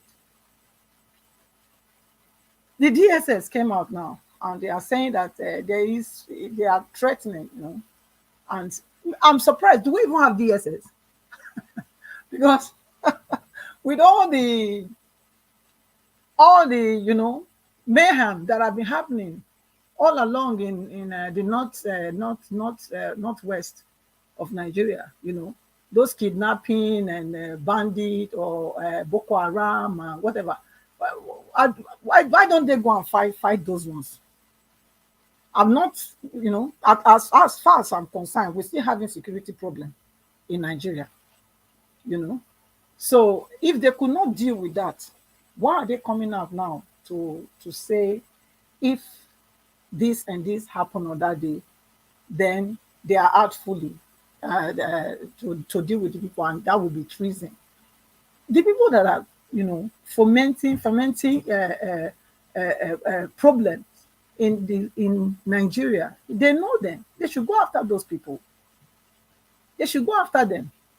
You know what? The analyst from UK that was talking as well, you can hear his words, his tone, even the tone, the way he was doing his analysis, and analyzing what he was saying. You can see that he's been sent, to come and perpetrate fear on the people. But we refuse to fear. We refuse to fear. We will not be afraid, because we've passed that level. This is not the time to be afraid. It's time to stand for what you believe, and make that change, that we also desire. These people that has been, doing what they've been doing all this time, they're not going to just, like I said before, they're not going to let go just like that. There's going to be they're going to press to the last, the last, what do you call it, the last spot before they know that it's over, that it's game over.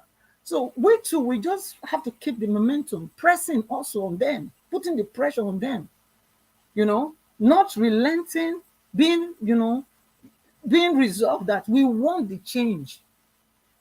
We want this change. We want to see a better Nigeria for all. We want to see a better Nigeria that works for all, whether, no matter where you come from, no matter what ethnic group you belong to. We want to see a better Nigeria, a Nigeria where everybody will be treated equally, because that's not what we see now. That's not what is on ground. And we even deduce that from what the man said. Now, this FFK, he was talking about Northwest and North, which means the South and Southeast, they are not included, and the East, they are not included in whatever is there, whatever, what in the Nigeria they're trying to create. Do you understand? So that's why we must not let this happen. And the one in UK was calling on the Western powers to come, and that they should tell any government that is trying to, the interim government, if any plot to do it, that they will not be in support of it. But okay, what about what is happening now? You're bringing somebody through the back door, to lead a country like Nigeria. A nation that a candidate that the people did not give their mandate to lead them, and you want the Westerners to come and tell Nigerians to support you to oppress Nigeria. Are you getting the game here? The Western world, the Western powers have not really said so much. It's only the one I saw was Rishi Sunak. He was the only one that gave a congratulatory message to Abiola. Well, not Abiola, Tinubu. And then the other ones I also saw was from, I think it was from Arise TV also, Channel also, where it was just a headline that Emmanuel Macron congratulated him, which I'm not sure. And also Biden also said, a congratulations, but fix the lapses. Okay? Fix the lapses. So that's all I saw. And they have been silent over all this. Nobody is saying anything because they cannot openly, support what is wrong. They cannot openly support what is wrong, because even the people they sent to Nigeria to monitor the election came back with a report that the election was marred with irregularities, voter suppression, and abuse. You know, people were killed. So that's not a free and fair election. So why would you expect anybody to congratulate you in that regard?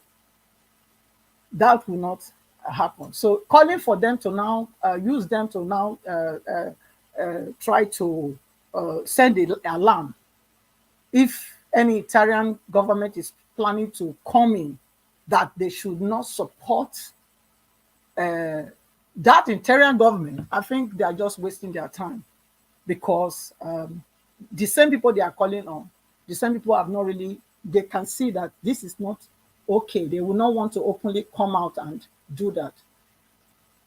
Then the one that was saying he's a, whether it's a babu and he lives in a zoo, you know, is it portable, they said they call him. So I mean, that's what you will get if we allow this to go.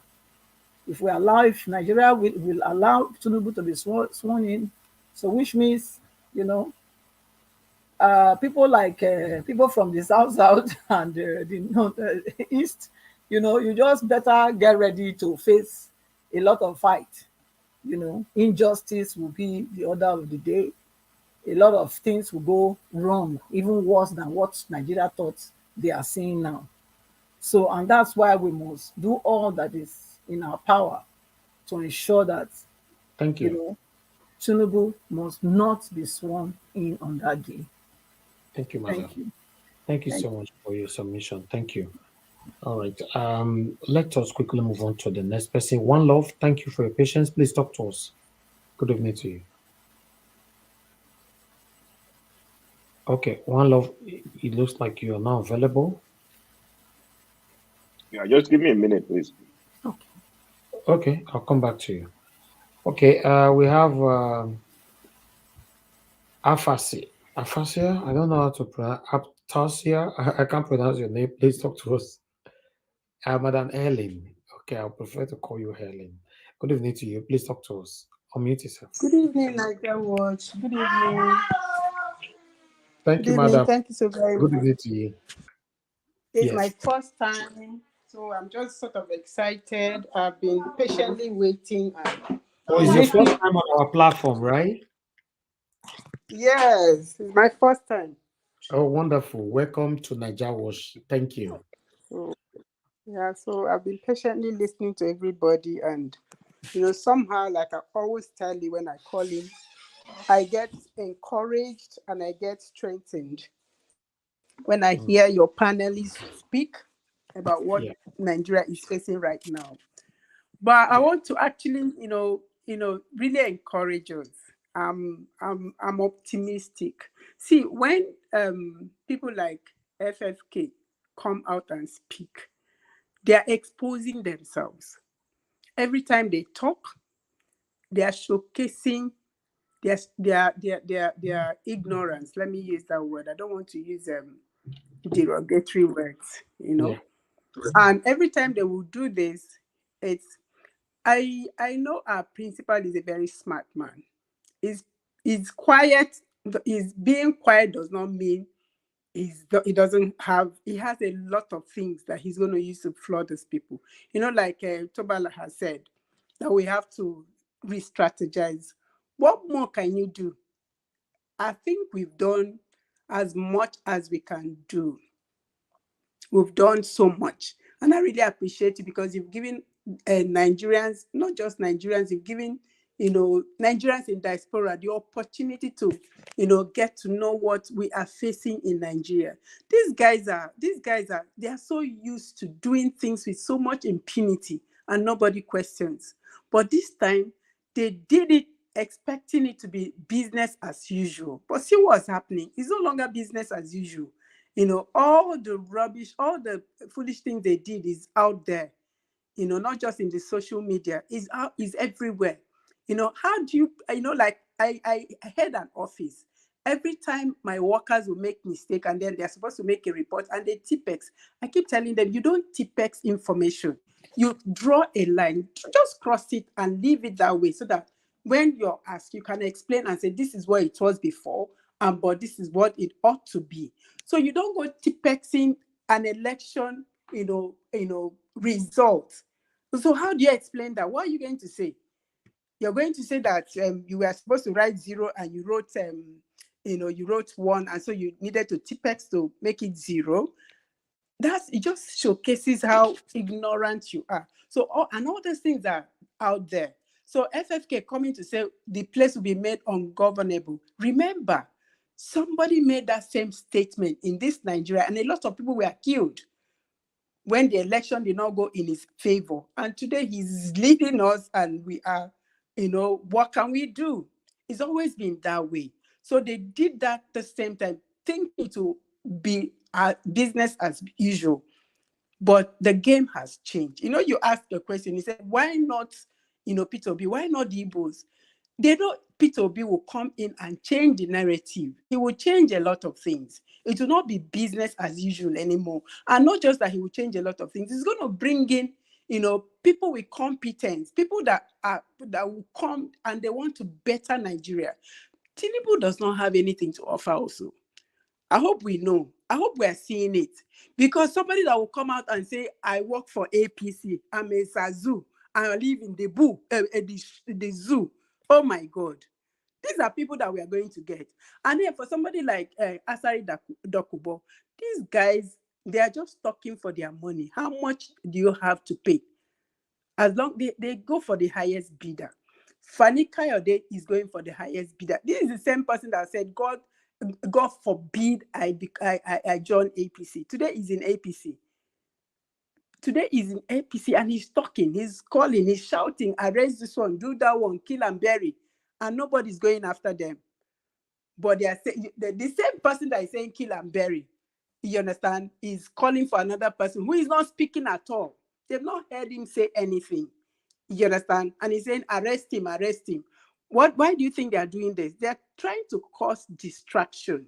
They're trying to move attention away from the foolishness that they are, exhibiting everywhere to where there is no foolishness. And they're trying to set up a rhythm.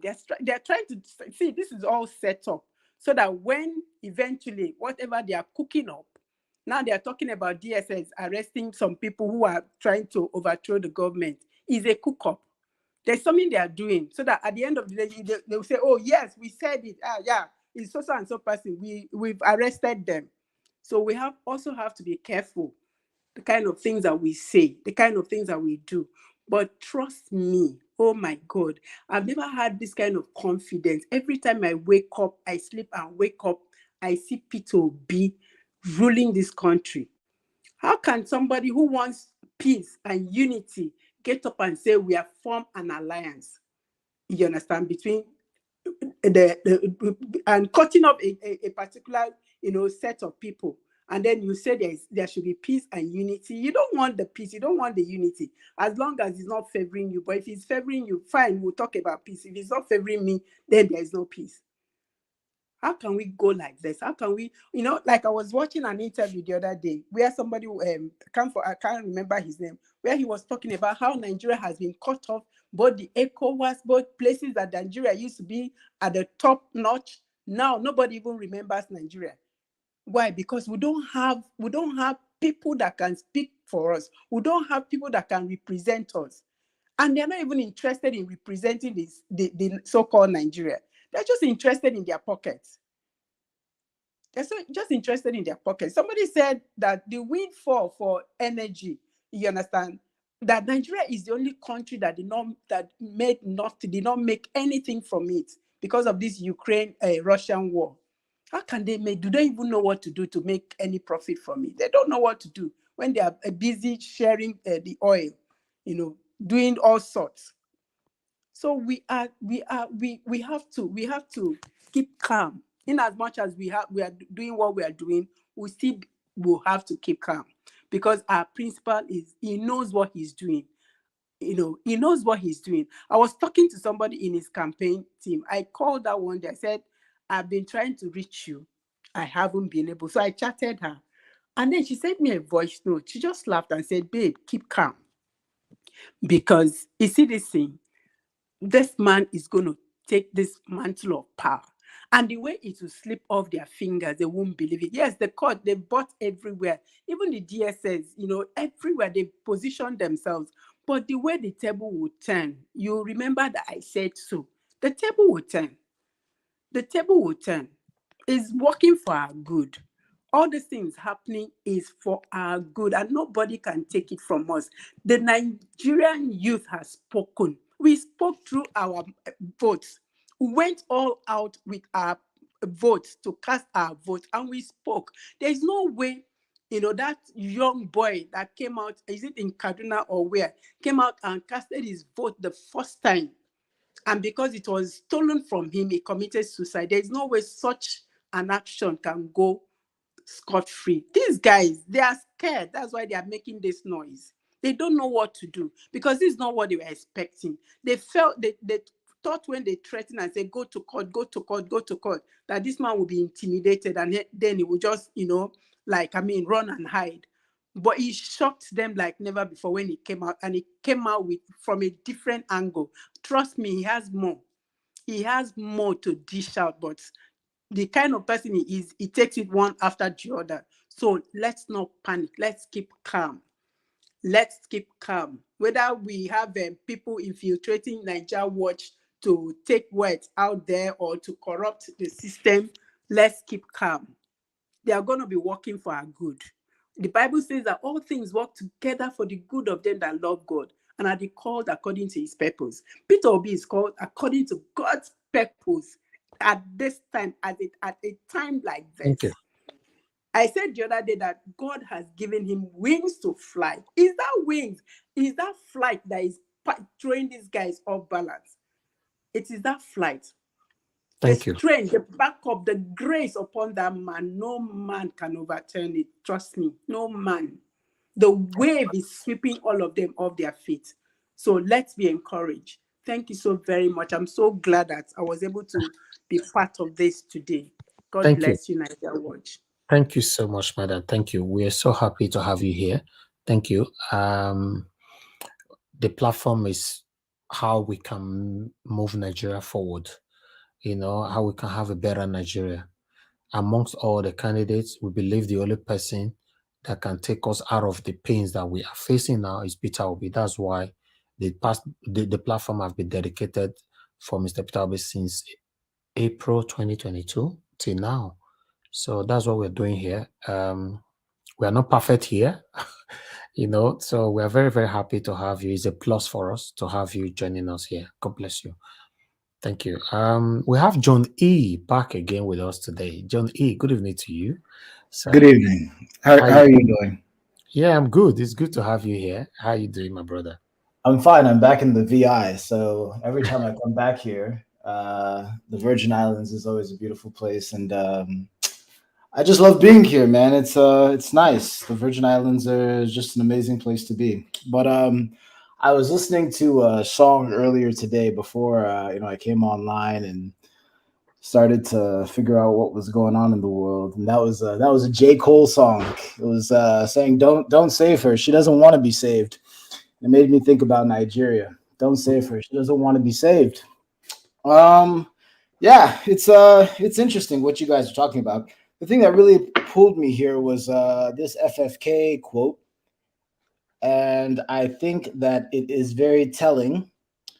There's a lot of intelligence out there that I think people just continue to ignore.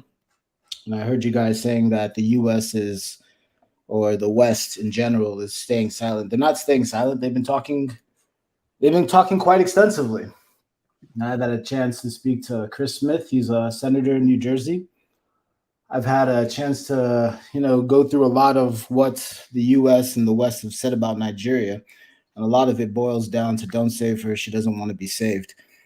But with FFK's quote,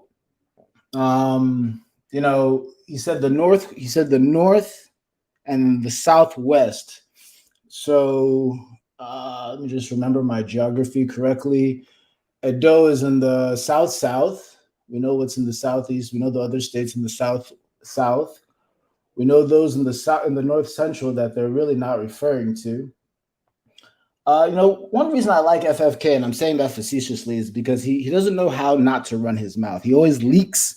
He's really good at leaking information from the cabal. He's kind of half in, half out. He has to always kind of play both sides because he knows he's a rat. So he runs around, doing whatever he can to survive, to get his next meal. That's why people call him for food. Coyote, he's always running around for food, anything to put something in his mouth. That's what that man is doing. So, but I like it because he's always leaking as he's eating the food. Little bits of food is always dropping for his mouth. So, if you really pay attention, you can kind of get a sense of what information he knows and what information he doesn't know. And I wouldn't take that. I wouldn't take what he said lightly. There is an alliance, and this is a very well-known alliance between the North and the Southwest, who I will refer to as Nigeria for now. Not all of the Southwest, because I think some of them are, a lot of them actually don't want it. But that's a very telling statement that he said, and I would not discount it, especially if you are not in the North or in the Southwest. It's very, very, very telling. Regardless, there's 60 more days until the supposed inauguration of Nigeria's president-elect. I see you have a poll that you run, daily, and you're saying, what do you think will happen? And the majority of people still believe that Peter Obi is going to get his mandate back. Well, in Tennessee, they say, bless your heart. I don't know if you were born in America. I know a lot of people here, they immigrated to America, but if you were born in America and you're from the South, when someone says, "Oh, bless your heart," it's not a compliment. It's a compliment, but it's not a compliment because it's really talking to a certain level of naivety. Nigeria is a criminal country. They don't follow rules. They don't follow laws. They don't have laws. If they had laws, someone telling you that there's a unbreakable bond between the North and the Southwest, and what they're really looking to do is make Nigeria ungovernable unless Tinubu is sworn in, you would think that the people that he's communicating that message to would wake up. But it looks like they have 60 more days to wake up. I'm really interested in what you thought, Nigel Watch. What did you think about that comment? Did you think he was just talking out of his ass like he normally talks out of his ass, or did you think that it was just a benign statement? What did you think about FFK's comments about the eternal bond between the northern terrorist and not everyone, but some gullible people in the Southwest? I don't really want to comment on it, to be honest, because why not? For me, I don't really want to. I want you guys to talk about it. You don't want to comment on it? What is there? There's nothing preventing you. So what do you? Why don't you want to comment on it? What did you think about it? I just want you to talk about it. Okay. Yeah, please. Well, do you think he belongs in jail for his incendiary comments? So do you think FFK should be in jail? He cannot be in jail because he belongs to this party. So just comment on it. Say anything about it. Okay, so he can't be in jail. Well, that tells you something. If he can't be in jail, I mean, I'm just trying to use what Oyibo would call deductive reasoning. Because we like to think with brain. If he can't be in jail because he's in a certain political party, what makes the 78% or 88% of people think that Peter Obi is going to get his mandate back? I'm trying to follow the logic. What's the logic there? Hope. I believe change is inevitable. Yes, that's true. Yes. Nothing is constant but change. I agree with that. But you just said that FFK it can start one day. Okay, but FFA can't be jailed. Nobody in APC that can be jailed. Don't you think that those are? Don't you think that those comments, that's like oil and water? Don't you think that those two things can't mix? You're saying APC can't be jailed, but you agree that many APC members and many of those that they sponsored killed people and committed lots of atrocities, and both the presidential and gubernatorial election, which I thought people shouldn't even participate in because I don't believe in Nigeria. But you don't think any of those can be jailed, but you believe that the process is going to make Peter Obi the president.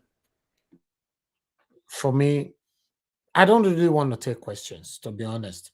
Only thing I can say is that APC cannot jail their own. That's why Okay, so they can't be. So if Peter Obi comes to be president, jail. If he belongs to APC, you don't go to jail. Okay, so if Peter Obi becomes president, is he not going to jail the people that committed murder on the 28th and then the 18th of March? Is he or the 25th of February and the 18th of March? Is jail not in the cards of those who committed murder and all of the atrocities that they committed during those elections? Is he not going to be able to do that for some reason? Don't ask me questions. Finish your submission and let's move on. Well, I mean, I'm asking you because the panel. I don't want to answer anything. Or the panel, or in any moment. Panelists will respond. It's not a dictatorship. It's not Peter Obi that is going to be jailing people. If the court finds them guilty, then they go to jail. Okay, so the court. Okay, so you have faith that when Peter Obi becomes president, the court of Nigeria is going to find these people who committed atrocities on the 25th of February and the 18th of March, and they're going to jail them in Nigeria. Is that correct? Is that what you're saying, Mr. Panelist? Yeah, I mean, if there's an investigation and they find people guilty for what they did, and I believe if Peter Obi becomes the president, just like Trump became president, he appointed his judges. Every other president became president, they appointed their judges. I don't think Peter Obi is going to leave behind these APC judges. Okay. Well, I'm glad you guys are continuing to keep the fire burning. It's sad because when I really look at the world we live in, and you have all of this information about what's really going on, and then you see what's going on there in Nigeria, it really saddens your heart. But I continue to wish you guys the best. Does anyone in the panelists believe that FFK is going to be jailed anytime soon? In reality, not in hope, but in reality, do you think he's going to be jailed? That's not going to happen. You know the answer to that, bro. That's not going to happen. FFK is APC, and the statement he made basically exposes the fact that the Southwest and the Northwest, like he said, has been an alliance for years. It didn't start from yesterday. It's been an alliance since the foundation of Nigeria. And that's the reason why the Southeast and the South and some part of the Southwest have been having problems for years. It's because of that alliance. So is that alliance going to end on? Is that alliance going to end on the 29th when Peter Obi takes the mandate back? I don't see that ending. Okay. But if Peter Obi becomes president, they're going to be moving in the right direction. We're not going to uproot these guys one day. Okay. Well, I just want to make sure that people who are actually affected by these things, like the people who are being butchered in Nigeria because it's supporting terrorism, have their eyes wide open. I definitely agree that having hope is great, but living in reality is also really important. And when you say, what is the West doing? What is the West thinking? John E., hold on. I have somebody on the phone. Maybe they want to answer you. Hello, good evening to you, sir. Yeah, this guy, you just asking if he will go to jail or someone will send him to jail. My contribution is this. Understand one thing. Peter Obi can decide to pardon those people who were used because it was not their intention. They were all poor Nigerians that were being used to achieve their own political purposes. So at least, Peter Obi is also an intelligent guy. So he knows that most of these guys were used. So they never intentionally wanted to do those things. But because of poverty, they were lured into those crimes. They could be sentenced. They don't know, okay, this is the crime we committed. And then you can also grant them pardon. Even the FFK, you can also grant them pardon for ignorance. So I think that is just the only answer you can get for now. So Nigel, watch the gentleman's on the phone. In the first world country that you're enjoying and living in, do criminals who are used, as you say, do they get pardoned in the America or the UK or the Europe you're living in? When someone gets dragged to court because they committed a crime such as murder or assault or abuse, do they get pardoned by the judge because they were used, because they were poor? Is the common defense? Let me answer you. Like, listen, I live in Germany. Okay, du lebst in Deutschland, so wir können auf Deutsch. Just ask him question. Let him answer you, please. Two people can talk at the same When you time. commit a crime, it's not the state of mind. It was not an intentional thing. You never premeditated it. You get pardon. You could be, the jail time will be pronounced. You are going for 6 months. Then they don't say, okay, you get detained for 1 month, and then you go out because it was not premeditated. But within the next 6 months, if you commit anything, you come back again and come and do the real time. We are going to give you this chance because as a first-time offender, as somebody who was used to commit what you did. Okay. Okay? And that's the password. Thank you very much. Thank you, sir. Thank you. All right, John E., round up in 1 minute so that I can move on to the next person. Okay, well, so the gentleman who lives in Deutschland, very beautiful, ganz schöne Stadt. It's actually impossible that you will commit a murder or any kind of crime and your defense will be, I was used because of poverty, and you will escape the justice system. That is completely wrong. We don't want to give people back in that are suffering back in Nigeria the idea that developed countries pardon people because they are aloof of the law or because they were poor, and people took advantage of that poorness to have them commit crimes in their names. That is not true. That is not how the world works. Okay. But yes, okay, all right. We will continue watching. I just want everyone that unfortunately has to be in Nigeria to realize that that is not how the world works, and we will see how it actually works on May 29th. Thank you very much, my brother. Thanks for your submission. Let me take 5 calls before I move on. Hello, good evening to you. Your name and where you're calling us from. Hi, good evening. My name is Patrick. I'm calling from Nigeria. Well, I want to answer the guy that is asking those questions. Oh, okay. Please, can you repeat some of the questions you were asking? Oh, I told you. I think your question sounds entrapping, right? You are leading them to answer a question in a certain way to tell them that Nigeria is not working. If you don't believe in Nigeria, the person that asks those questions, if you don't believe in Nigeria, first, what are you doing? Then what are you trying to contribute here? That's number one. Number two, you're talking about pardon. People can be pardoned for anything. A president can decide to pardon them for anything. Number three, Peter Obi is not going to come into Nigeria tomorrow and start ruling and everything becomes rosy. It's not going to be that easy. Yes. And he's not going to be a dictator. Peter Obi is not a dictator. Say, jail this person or jail. There's a process for everything. And if Peter Obi becomes what you want him to become as in jail this person, then he becomes that same dictator that we're trying to push away. So if you don't believe in Nigeria, then you shouldn't be here, number one. Because people here are fighting for Nigeria. That's number one. Number two, your questions are entrapping. So can you ask more questions? Let me answer you if you have more. Well, again, I don't know why you think my questions are entrapment. That's odd. But one of the questions that you could answer, since you believe in Nigeria, is that is FFK ever going to be jailed? Is he going to be jailed? If he's going to be jailed, that's not for me to decide. There's a process. There's a court process. He has to go through the court process. Like people have said earlier, if he has a good lawyer, he'll get away with it. If he doesn't have a good lawyer, he'll get jailed. Okay, can you give me an example? Can you give me an example of where? Sorry, sir. Would you mind giving me?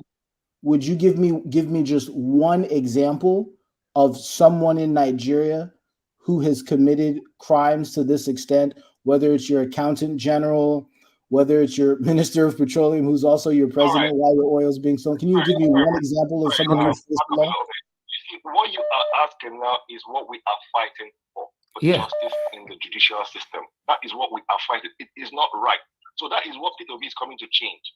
So for me to sit down now and give you an example, I don't have anything. We are fighting for the system to be right. So from 1914, when your colonial my friend, sorry, my friend. Sorry, I don't want to be sarcastic here. The countries you are trying to use for an example, in America, people have gotten away with crime. People have gotten away with more than they've been pardoned. Okay, so there is no system that is perfect. We are trying to make our own a little bit better. So even the country, wherever you are, people have gotten away with crime. It is called the judiciary system. It is a process. Okay. You can get away with it. Thank you, sir. You might not get away with it. Thank you, sir, for calling in, Mr. Patrick. Thank you. Okay, let me use opportunity to pick other people's call. Thank you very much, Madam Good evening, Omomi. Nigeria. Thank you very much, madam. Go ahead, talk Good to us. evening. Good evening, madam. Yeah, this is Omomi from London. Thank you, madam. I normally call you. Yes, yeah. You see this man that just got off the line. Yeah. I don't like people who come here to ask questions like that. I don't like those type of encircling questions. We are all here to contribute, not to ask you questions, or to start asking people questions. No. Those questions he was asking, it was like the politician sent him to come and be asking questions here. We don't want that. We want contribution. Okay. Now, in my own view of FFK, you see, everybody has said it all. When APC or the ruling government, when they commit any crime, Nigerians don't persecute. They don't even, they don't look at it. Anybody can do anything and go scot-free with it, as long as they are APC. Look at the issue of Oluomo before the election. Look at all the threats. Look at all the things that happen. I'm Yoruba too. I can categorically tell you that a lot of Yorubas voted for Obi. We are all tired too. We don't want this unitary system of government this Buhari administration is running. They are running us like we are a military rule. There has never been a perfect democracy in Nigeria, not even 5% democratic rule, the way they are running this country. We all want change.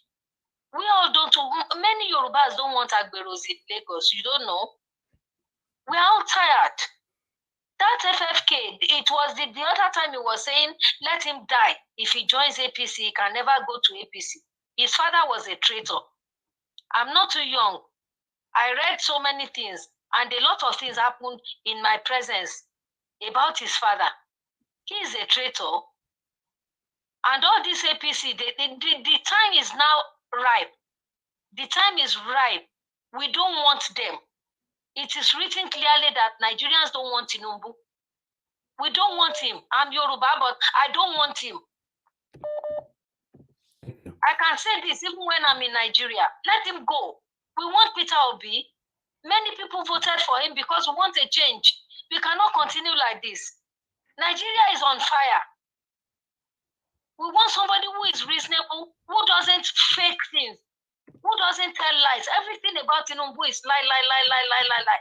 There's no truth in his entire lifetime and the leadership. What type of life is this? And the Fulanis are not even Nigerians. They have no place in Nigeria and they have dominated us. It used to be 3 tribes, Hausa, Igbo, and Yoruba.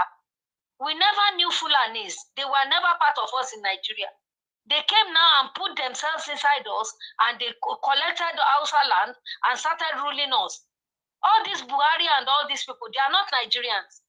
Let them go back to where they belong to and leave us to have peace in Nigeria. Let them give Obi his mandate and let him rule. Let him organize Nigeria. We need somebody like him who can organize Nigeria.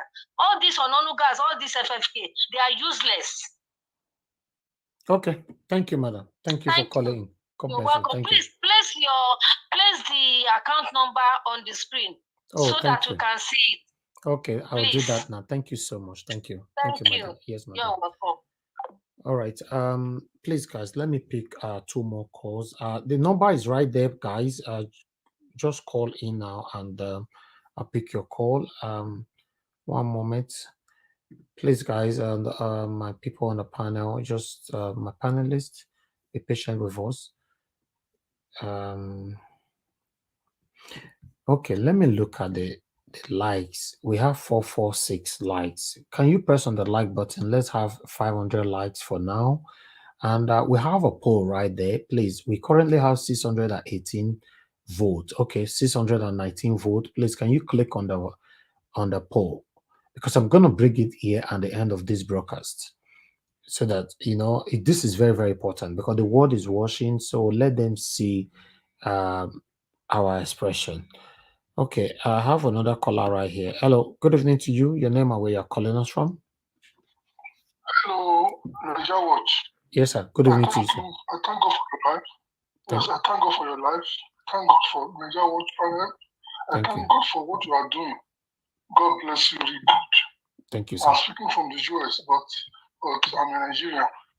You see, concerning what the other one was asking about pardon or no pardon. Yeah.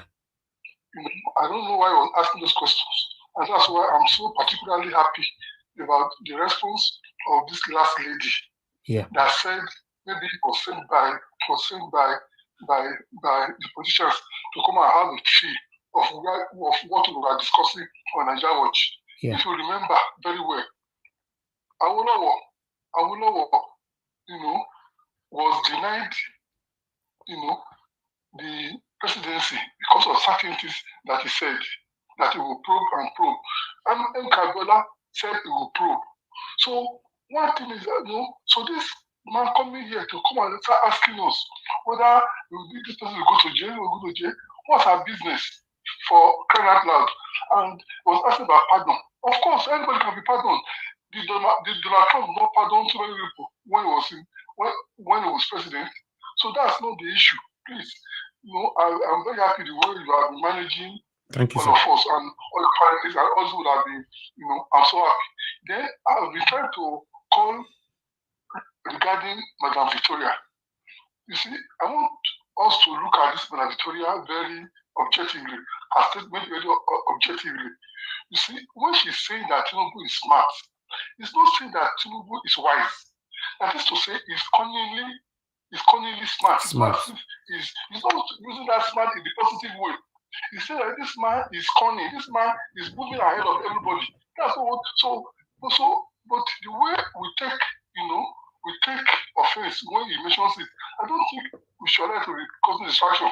Because let's face it, whether we like it or not, Tinubu is smart in the sense of being cunning, in the sense of being criminally minded, in the sense of beating the system. If not, how do you account for Lagos? You were Lagos State governor for 8 years, and for the past 25 years, you have been ruling.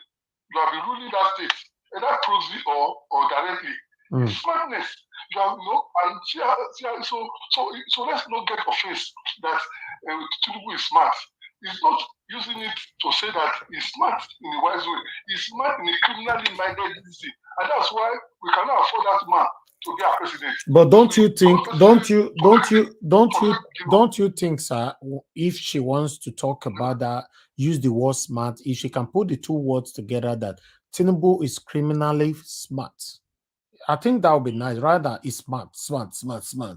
Now you're using that to create chaos all the time. And again, I think the major problem with when she uses that smart is that she kind of preempts the panelists or the people that are listening, that they will challenge her. So that's where. So she doesn't need to say that, but I've been very comfortable with that woman's submission. Yeah. And everybody here, you are doing a good job, and I want to particularly thank you for that man, Pansat. Okay, Mr. Pansat. I'm so impressed. No, Mr. Pansat is my elder brother. Thank you, sir. Yes, I want you to send me how I can put money into this system. I don't know. So okay, my account number is on the screen now, sir. It's on the screen. Okay. Yeah. I'll screenshot it. Thank you very much. Okay. God bless you, sir. Thank you, sir. God bless you. Yeah. All right. Mr. Niger Watch, just because a couple of people have mentioned it, I think it's comical that I don't know if people have watched this show for long enough, they'll know that I'm a Biafran and I have nothing to do with the terrorist Nigerian government that is killing its own people and breaking all sorts of international laws. But for those who think that the Nigerian government, despite how evil they are and how wicked they are and how criminal they are, will simply just Okay, let me put it like this. Please be quick so that we can move on. Yeah. The country that these people are living in, that are calling in, making these comments, because from their intonation, I can tell that they immigrated there. But for those countries, do they believe that those countries, the politicians who run on platforms of transparency and being law abiding, do you think that they are afraid of speaking the truth about locking people up who need to be locked up? Or are they admitting that the country that they're calling one Nigeria is not one Nigeria and is a failed country where you can't actually seek justice? Is that what they're saying? Are they saying that there is simply no justice in Nigeria? Because I see no problem in saying that people who need to be put in jail should be put in jail. I don't see a problem with that. But they themselves, who are living in a first world country now, by the grace of God, they escaped from Nigeria.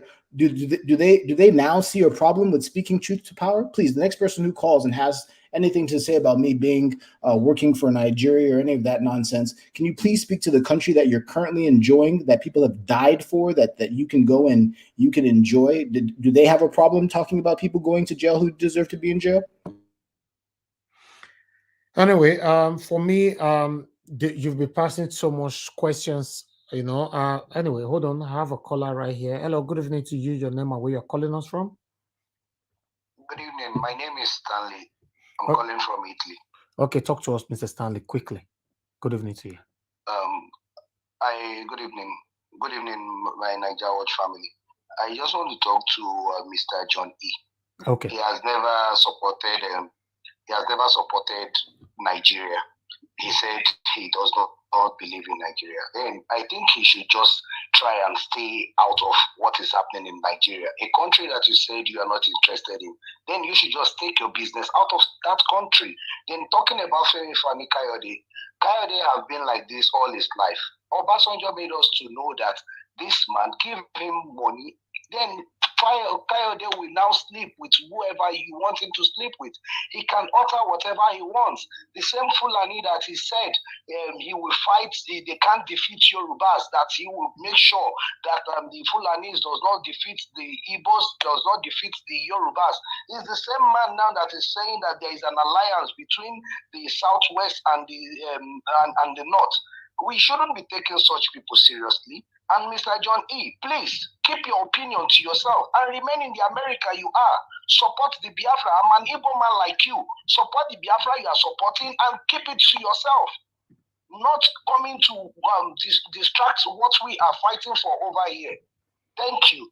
Thank you. Thank you very much. Thank you. Yes, but I'm trying to understand when people say things like that. It's when you say keep your opinion to yourself, you literally just gave your opinion. And and nobody said keep your opinion to. If the truth hurts, deal with it. The truth. What I'm not pointing to FFK as a singular individual. Did you not just show, whether it was today or yesterday or how many ever days ago, hungry people in the streets of Abuja saying we're going to keep the mandate of APC? Are they not the same hungry people like FFK? So don't you think you have just a systematic problem? Yes, you alluded to the fact that you're an Igbo man, and you only did that to show that you are one of the 10% of people or 15% of people in Igbo that, believe in, continuing whatever slavery that Nigeria is putting into. But why would you say keep your opinion to yourself? This is a platform to wage your opinion, to show your opinion. I don't understand. Mr. Niger Watch. Yes, sir. Yeah, I think the caller before the last one, he just said that Aguado is smart. I don't know what he calls smart. He calls evading justice smart. Smartness is something you do that nobody will know that you did. If you call yourself smart, so let them call him criminal. That's what he is. Let nobody come here and paint it gold. If you are smart, we're not supposed to know what you're doing until after you gain that whatever you smarted us, off. But not you coming here. They want to serve you cut paper. You run away. You call that smart? That is not smart. Thank you, Mr. Najawad. Can I quickly say something before you continue? Okay, yeah, go ahead. See, whenever people make statements, we should always look at the context at which some particular word are used. I think all these things are one of those things we were taught when we were growing up back then. The word smartness the guy used, and he even add it to another word, criminally smart. And apart from being criminally smart, these guys, like I said before, they have captured Nigeria states. Do you know how to capture a state in Nigeria? I'm just saying, not that I'm asking you. When you take over the police, you take over the judiciary, you take over the executive, automatically you have captured that estate. These are what these criminal, evil politicians have taken over. That is what the smartness they are trying to let you know. And we Nigerians That's need to not smart. I'm understand. sorry. No, That is impunity. Call it what it is. Let's not stop. Let's stop giving it a name. That's what I'm trying to say. Hold Let me on. ask you, Tiobala, if an armed robbers go rob a bank and succeed, will you call them smart as well? Like me, I'm not calling them smart. Look at what I'm saying, please. I No, said no. That's what you were hold on. trying to say, that they've captured all angles. So armed robbers that left the house, for example, they went to the bank, they robbed the bank, they went home and give thanks. Oh God, thank you, we succeeded today. Will you call them smart? To them, they are smart. To me, they are not smart. Okay, good. That means you have answered it. That means you are not the support that Tinubu is smart. Mr. Niger, watch, you know the truth though. Do you want to know Let the him truth? finish, please. No, let him finish, please. The point I'm saying, the person that make statement that called, like what the last speaker just said, that somebody that called before the last speaker said the word smart. I said that he used to work together, criminally smart, whatever. But they are trying to explain. They are trying to explain the smartness of those evil politicians. That's what I'm saying. But my own point is that the word smart or the word not smart should not be the angle we are even debating here. See, but people are entitled to their opinion. No. I can't tell people what to say on this platform. Sir. At this point, now people are entitled to their opinion. That is the more reason most of us are where we are today. The fact that individuals are entitled to their opinion does not mean we should give their opinion to be saying whatever they want to say. My whole point here, as in, what can we do next? That's just my whole concern. Even if I use the word smart, I might be wrong, or someone else use it might be wrong, which I will not call these people smart. They are evil. If I have used it before, maybe it might be misunderstanding or kind of statement you make, you don't even know how you put it. The most important thing is that these people are evil. We should not be reacting to statements like maybe fellow you can't tell people how to react, Yobala. You are going too far. People that is calling in, you can't tell them how to react. Just react your own and allow others to express their reactions. It's like you are getting my opinion wrong. I think I should let you say what you want to say. I think you are getting me wrong. You know, Mr. Niger, what's the truth is that when the reason why people are calling him smart, the reason why people are saying these things, and I'll give you a simple example. When I was growing up, we learned in school that Christopher Columbus discovered America. They painted him as a good guy. You may not know who Christopher Columbus is because this is an American thing, but they painted him as a good guy who came and related with the Native Americans, and he was a very, very, very good guy. The reality of Christopher Columbus was that he was a terrorist, that he killed lots of indigenous people here in America. But you know why he was put in books as a good guy? Because the people who wrote the book were on the winning side. So if you continue to play this game with Nigeria, after they finished not only destroying your democracy and removing your identity, they will write in a book, Tinubu was a very, very, very smart guy. And who will be there to debate it? Because by then, they don't teach history. 100 years from now, 150 years from now. Mr. John E., let me Is it not true, though? Is it not true? Hold on.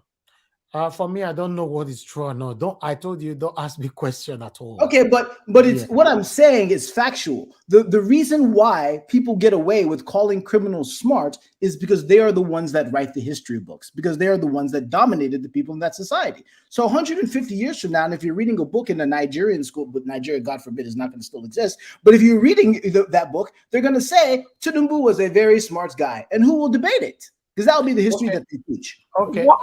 Niger was something. What about if we say he's a trickster? Is that not better than calling him smart? Call him for what he is. He's a criminal. He's a criminal. The man is a criminal. Call him for what he is. He is a criminal. He's a criminal. Call him a criminal because he's a criminal. He's a drug dealer. Hold on, please. John E., please hold on. John E., please. Everybody comes talking. Niger, what? Go ahead. I think we need to be straightforward here.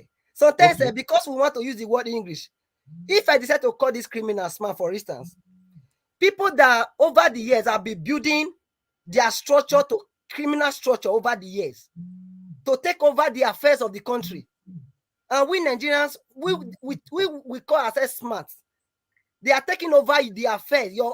Everything, the way you are feeding from, pushing you out of your country. You say they are not smart. No, listen, Tiobala, let me respond to you. If you are in their position, please, everybody hold on, please. If you are in their position, you have the same power, the same resources that they have. Whatever they are doing today, you can do it if you choose to.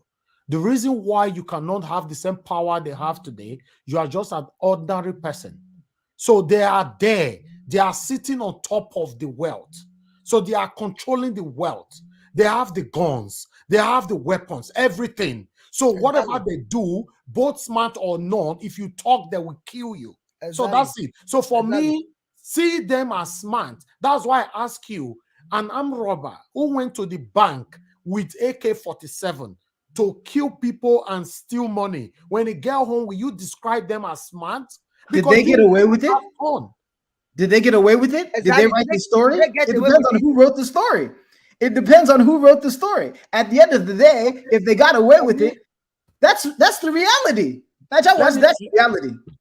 To be honest, for me, I've seen where people describe criminals as smart. I've also seen where people describe them with the two words, criminally smart. But for me, I don't really want to, spend my time fighting against people's opinions. I believe everybody is entitled to their opinion. My rules here, in case you people don't understand, no insult is allowed, but interjection is allowed. Objection is allowed. Disagreement is allowed, but no insult. So for me, it's not my duty to say, oh, caller, what you are saying. No, say what you want to say. My panelists, you have the right to oppose them. That is fine, but it's not my own duty. Hello, thank you, Mr. Victor, for calling in. Please talk to us. Good evening to you. Mr. Nagawa, good evening, good afternoon, good morning. Thank you all the panelists, and we all are deliberating, but we all have forgotten one thing. There is a trajectory that is being played here, and if I have been in a very strong panels before to analyze issues. You have noise on your side. Turn everything down, please. You have noise. Something is playing and you are talking. Sort that out, sir. Yes. Okay, as I was saying, when you are in a panel, when you are discussing something about national issue or academic issue, there is a sort of, when the member of the panel will take you back, that statement, you are using that statement to glorify something that is not good. You can't use a very good statement to glorify a bad issue. And they are trying to corner something. If you see what is happening here, the issue of smartness has been dealt with in other, but the woman, the madam here, keep on bringing it in. You cannot allow everybody to subject themselves to your own issue, to believe in your own issue. That issue, if they vote on this issue now, you are going to lose. You are discussing with panel. They have already told you that word smart does not qualify this man. It does not befit this guy. So therefore, you don't put that issue again to put the house in a disarray. Now you all have all deviated from the issue you are supposed to be discussing. Exactly. People are listening to you. Exactly. People are listening to you. If you know, please hold on, Mr. Victor. Please hold on. According to the trajectory. Yeah, if you know there is a particular word, that's my concern. There's a particular word that you use that will trigger the platform, everybody, and in fact, distract us or deviate us all out of the main topic. Why do you come every day and use it? Because it's like you enjoyed it. That's what I'm saying. It's like you just like the chaos. Disguising. That's it. You don't box yourself or lord yourself over your panelists. Rather, you retrieve your word. You exchange the word with another word. That's what we should do. We should be liberal. We should be so objective in everything we do. Thank you. Should, put ourselves in a low esteem so that we can all argue facts out and look for a good solution. Thank you, Mr. Some people are now saying, I stand by the side of smart. I stand by this side. That is wrong. You are explaining issues to the world. Please. I beg you guys. God bless you, my brother. Thank you. Let me quickly say this before I pick another call or before I call in person, any other person here. But one thing we must understand is this. I'm trying my best. I'm not a perfect person, but I'm trying my best to carry everybody along. We call this a family, right? If you agree in your heart, a member of your family, in fact, let me put it like that, 99.9% of the family, or let's say 80%, to be fair, are saying we should do things this way for us to achieve the goal. But you always come in. It's like deliberate. Before you even, like Mother Victoria, let me be specific. Before she start talking, she already draw the attention of everybody. Everybody can start calling in now because I use the word smart. Then she talked for a minute. Then she said, Tinubu is smart. Tinubu is smart. Please, please, please. The purpose and the reason of this platform is to have a better Nigeria. If we are here every day to create chaos, for people to argue and use 4 hours to talk about one particular thing, then ask yourself, what's your mission then? What's your mission? Even though you are obedient, I understand but in the other way around, you create chaos. And when we try to control you, the next thing you are saying, if you want to block me, block me. I've never mentioned the word block with the name Victoria one day on this platform. But she have used the word more than even 6 times today. If you want to block me, block me. If you want to, where did you get all this from? Argument, interjection, unnecessary argument. Listen, guys, like my brother Teobala is saying, oh, if you can capture this, capture that, do this and all that, you are smart. Then I ask you, if you hold the position that Tinubu is holding, in fact, that is even too big. If you are holding the position that let me say, if you have the power that FFK have today, if you want to decide to be satanic, then you can control so many other things. These people, if you strip them naked completely, if you know what I mean, the things that you are saying they capture and all that, they cannot. That's why you see, when some people have money, they want to acquire power. Once they have the power and the money, the things you are thinking they are smart in doing is not smartness. It's the power of their power and the power of their money. That's it. Take the money out of them, take the power out of them. They can't do nothing. You will even be better than them. It's just like you are in charge of your home, right? Teobala, are you not in charge of your home? Can your neighbor make decision of what happened in your home? That's the issue now. They are taking over our home.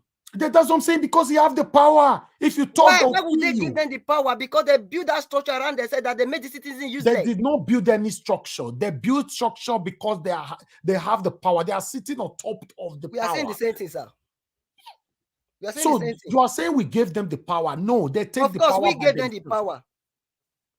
Because if over the years, this mission, like this, what we are doing now, gathering Nigerian voices together, we have been speaking of over the years. Like what happened in this election have been taking place over the year. I don't think all these evil politicians will have that power. No. Teobala, on that, let me tell you, we're in a postmodernism.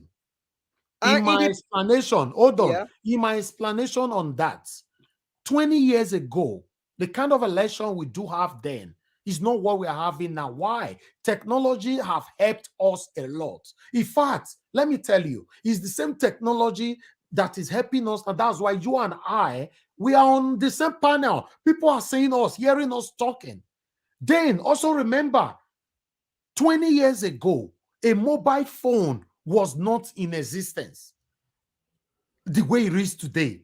Although it was there, but you know how it is. Yeah. Some people normally, for example, for those of you that have been in abroad for so long, I remember in 1997, 1998, if I want to call Nigeria, I know what it is. You have to tell person in advance. Say, I will call you next week. Go and wait in so place. I will call exactly 12 o'clock. And if you called in 12, they say the person never come. You have missed out. But today, you and I can just talk. Look at us. We're on the panel talking. So you can't do comparison with the kind of election these people were doing in 90 Terere and compare it with what we are doing in postmodernism. It's not working. So hold on. Mr. Niger, I want over Mr. the year, the citizen elect, I'm coming, sir. This we the citizen, because of money or whatever, we led them into power. But now we have realized there is a better way of doing things. Now, what are we going to do? You remember what we are happened doing it. What we're supposed to do is what we are doing now. If you do more than this, yes, it's part of it. But we must go ahead. During the election, you know what they did? They switch off the the beavers, whatever the. Yeah, we know. Oh, but what can you do is what we are doing that now. Is the word smart I'm talking about. We need to outsmart them. It's not smart. I'm coming, sir. See, no, they have the power. Okay, it's that is the evil power they are using. Fine, let's use the word good. Evil. Now you are using the right word. Let's use the word evil because that was smart. Like what Why do we said. have to argue over these little petty things? Why do we have to argue over these little petty things? We don't have time. Let's move on to more substantial stuff. It's not an argument, please. It's not an argument. It's not making sense, bro. It's not making sense. You're arguing over petty things. Let's go with what Victor said. Now, Mr. Niger, it's not making sense because hold this on, smart or no smart have disrupted the whole media for the whole day. No. See, you know why we are on the media for the whole day? Because we play video, we talk about. I was angry when people were talking about Dino Minaye. Is Dino Minaye our problem right now? That is no. But you yourself, Tiobala, you are spending so much time talking about defending smartness. It's not right. Like, do you know why? Do you know why this debate is going on now? Leave smartness out of it. What I'm saying in essence is that what can we do next? Like they switch up beavers, we could not react, we could not preempt that instance. Now there's a court case now. They are one way or the other buying who they want to buy, doing what they want to do. What angle are we going? So Tiobala, what are you doing? You don't remove we. Tell us what you are doing and let everybody talk what they are doing. When we continue to generalize, we at the end we are not even doing anything. What are you doing as Tiobala now? Okay, if you want to know what I'm doing, in short, I don't need to mention it on this platform. But the one that is public, the one that is public, at least I have signed almost about 2-3 different petitions. Are you getting my point? You see, Tiobala, I'm coming. You know why I asked you that I'm coming. That's just one. You know why I asked you that question? No, I need to listen. Hold on, please. You know, outside these brokers, you know I know what you're doing. But I need to ask you in public. Listen, guys, I want everybody to focus. There is a word that disrupts this media. Please, don't use it then. If you know you are here for unionism, how we can have a better Nigeria, but you come in tomorrow, you package yourself, you want to start talking, you first draw the attention of everybody in the whole world, that people start calling, I'm not going to use the word smart. This is not helping the media. I'm a very patient person, but sometimes when I run out of my patience, people will forget the time why I take the patient. It's not nice. I'm not a dictator. The platform is for us. I normally ask you people, please mute yourself. I have the power to mute you. I have the power to put you on the backstage. I have the power to remove you in totality. I have the power to even block you. But what I do on this platform, I just say, please mute yourself. Let's carry everybody along. We cannot focus on one particular thing every day. Everybody already know, say, you want to contribute now. The first thing, you want to first defend the word smart. Everybody start calling in. It's not nice now. It's not nice. Please. That's why I said, for me, you cannot describe an armed robber that went to the bank to rob as smart guys. You want to describe Yahoo people that is stealing other people's credit card to buy Benz and all that as smart? How is that smart?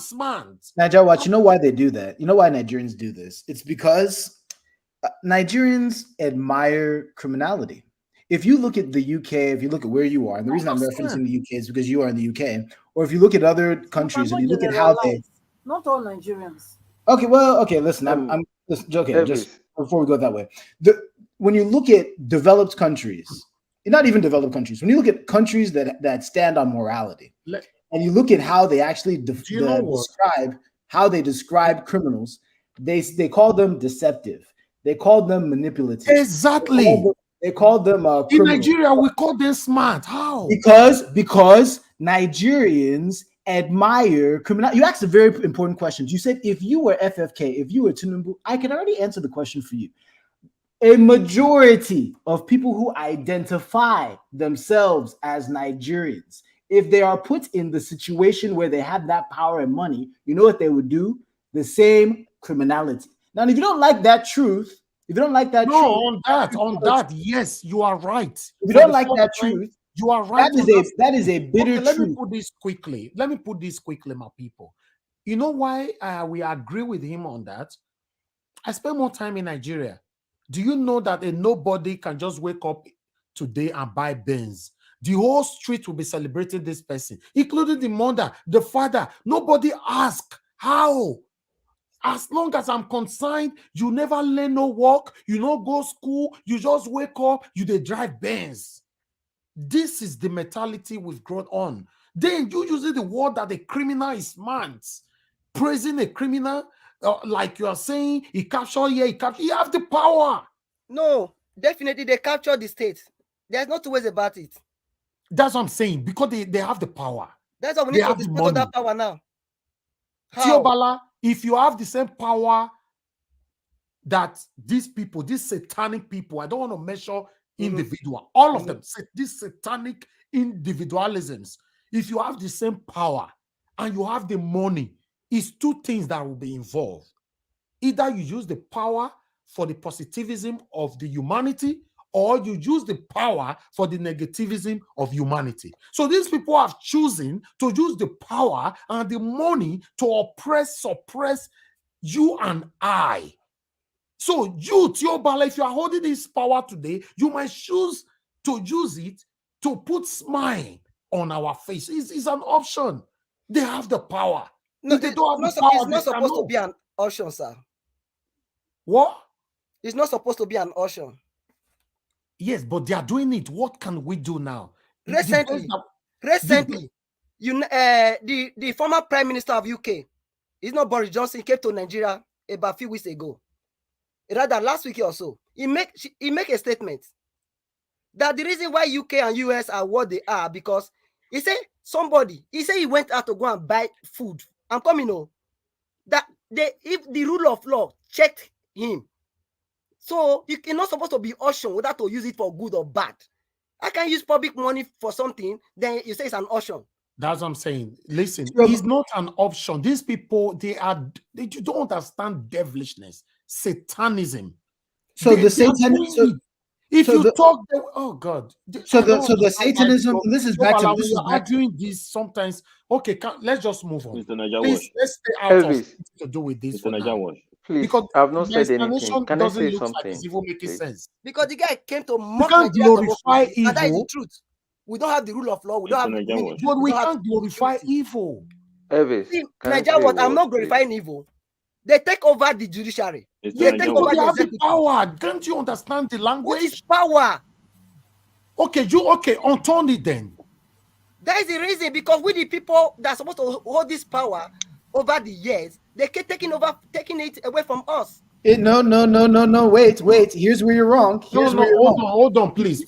Everybody, hold on. Everybody, mute yourself, please.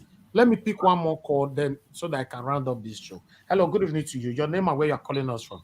I have a dick now, to be honest. Okay, I'm calling from the US. My name is Christy. Please, Mr. Niger West, could you just block this Tiobala? That she's a distraction. It's not nice.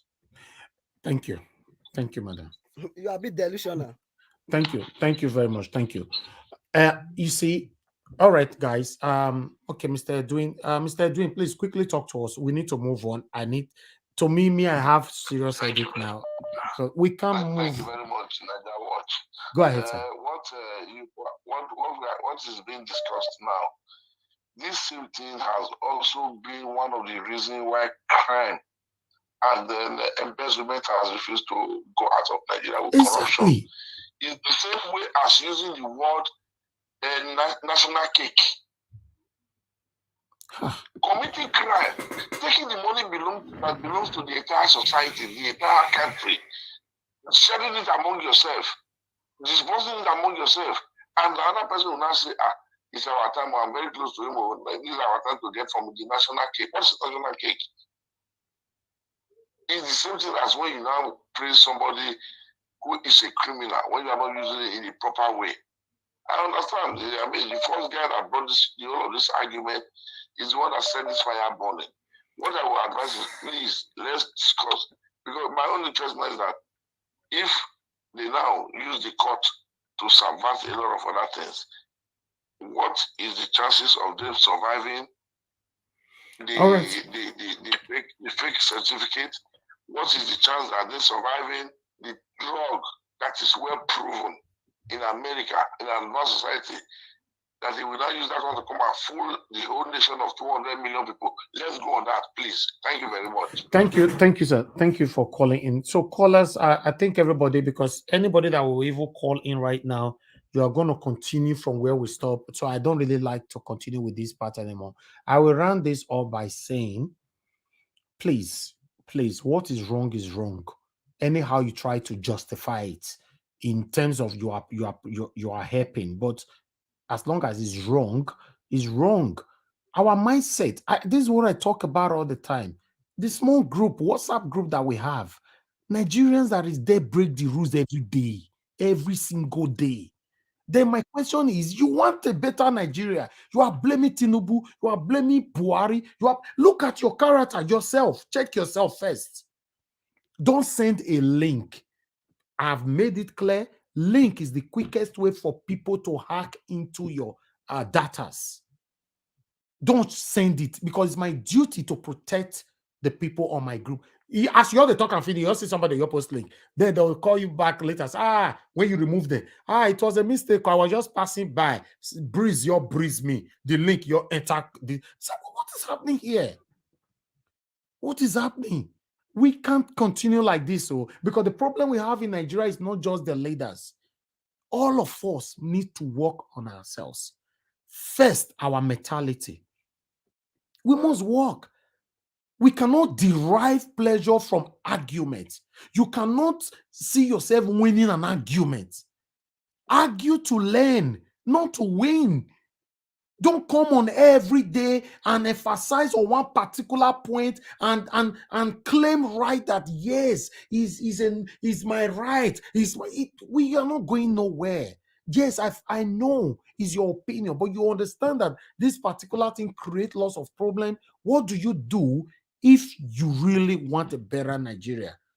Your word is calling, but you claim that you know better than everybody that is calling. Is my opinion. But then you don't need the change. It's the truth. That's why I asked my brother just now, Tiobala, if for example, you are holding the same power that Buhari is holding today, and you have the same money that Buhari has today, it's two things that is involved. We should say it how it is.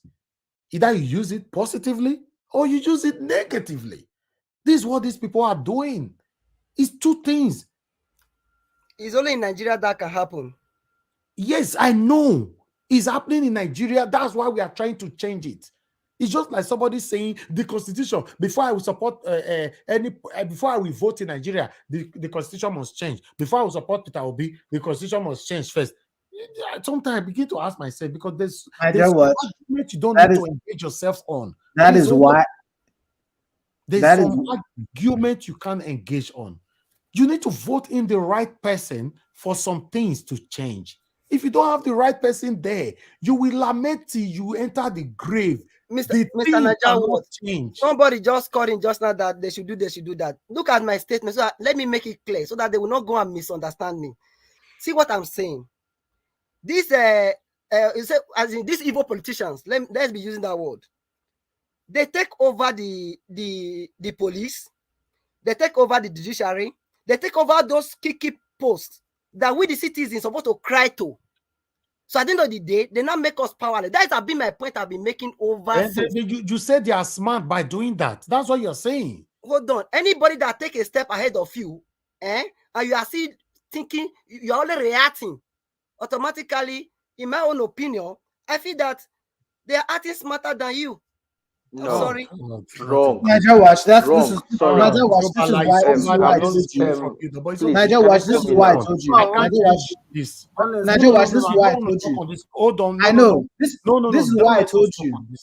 I won't talk about it again. This is why I told you when I first entered. I said, don't save her because she doesn't want to be saved. If you understand what I'm telling you, some people don't want to be saved. You're trying to play Superman to some people and to some countries. That's how you started, yes. That don't want to be saved. Okay. You're trying to save people that don't want to be saved. Let's give a final submission. Now, God will bless you now.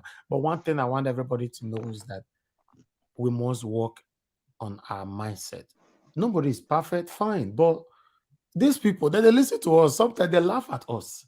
Say, look at the youth we want to take power from us. Look at the way they are, doing their things.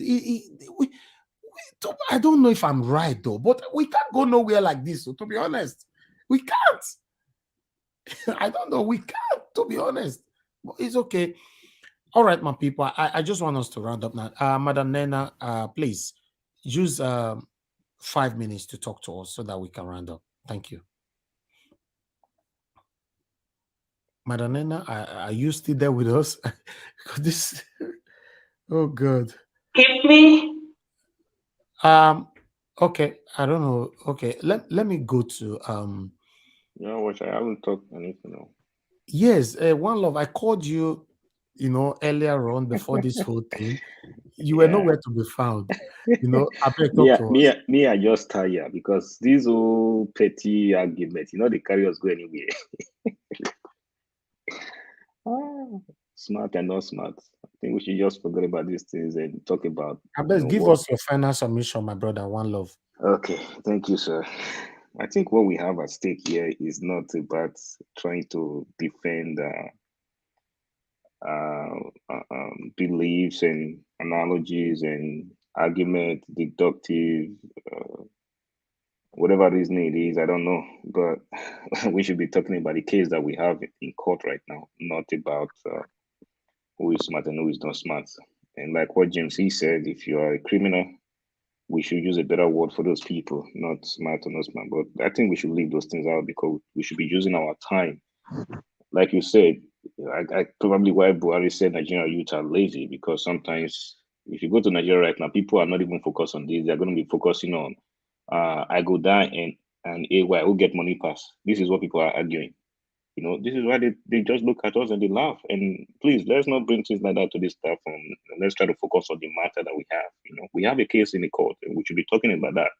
Let's leave about what's smart and what's not smart. Because at the end of the day, we might just end up being the Portuguese parliament. In those days, they just go to the parliament, they argue and argue and argue, they come out and they don't get anything out of it. In terms of Dino Melaye, the guy has been a senator for years. He didn't do nothing.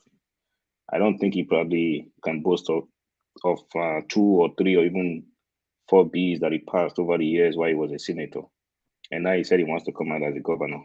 I don't know what the Kogis people are going to do with that, but I don't see Dino as someone who is going to represent the people.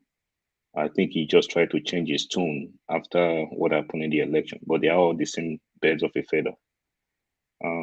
Asari Dokubo, or whatever his name is, these guys are one of the problems that we have in Nigeria. And I think that's the reason why we are fighting a bigger battle with Peter Obi leading. This is not like the NSAS where everybody was affected. Yoruba, the Igbo, the Edos, the Hausas, every part of Nigeria, the police brutality was on. And that's the reason why I felt the NSAS movement was successful, even though some people might argue it wasn't.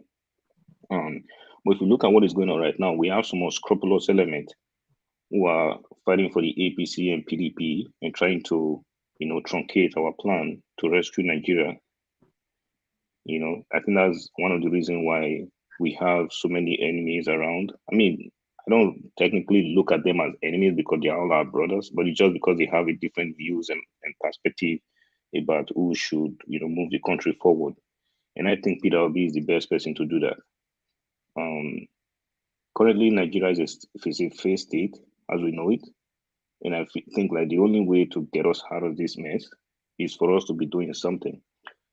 And I know previously Teobala said there was a protest that is coming up in Washington D.C. And I talked about that protest yesterday or the day before, and that's the protest that I'm going to be going to as well from Minnesota. And I don't know if Teobala is going. If you're going, I think you should join us there because that would be a good place to start. It's not about coming up here to talk and talk, I guess.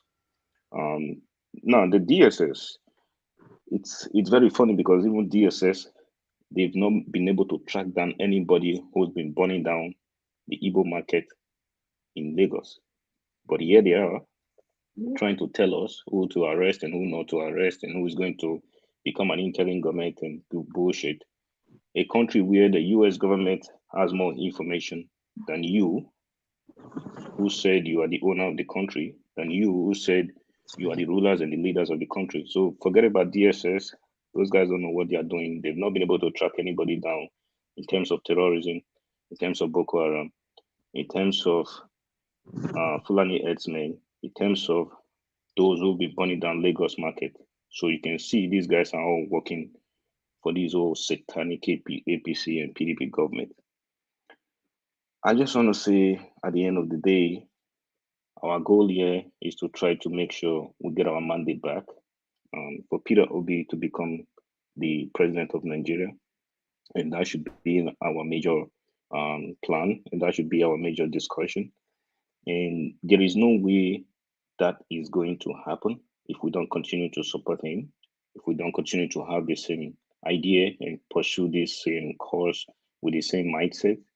And I think at the end of the day, if we can get out of this mess, we are going to have a better place for us to go to. I don't remember the last time I even went home to say I want to visit that country because we know it's pretty unstable. And if anybody tells you everything is well in Nigeria, I think they are lying to you. But again, we as the youth have to wake up and be able to do something behind the petty things that we argue about.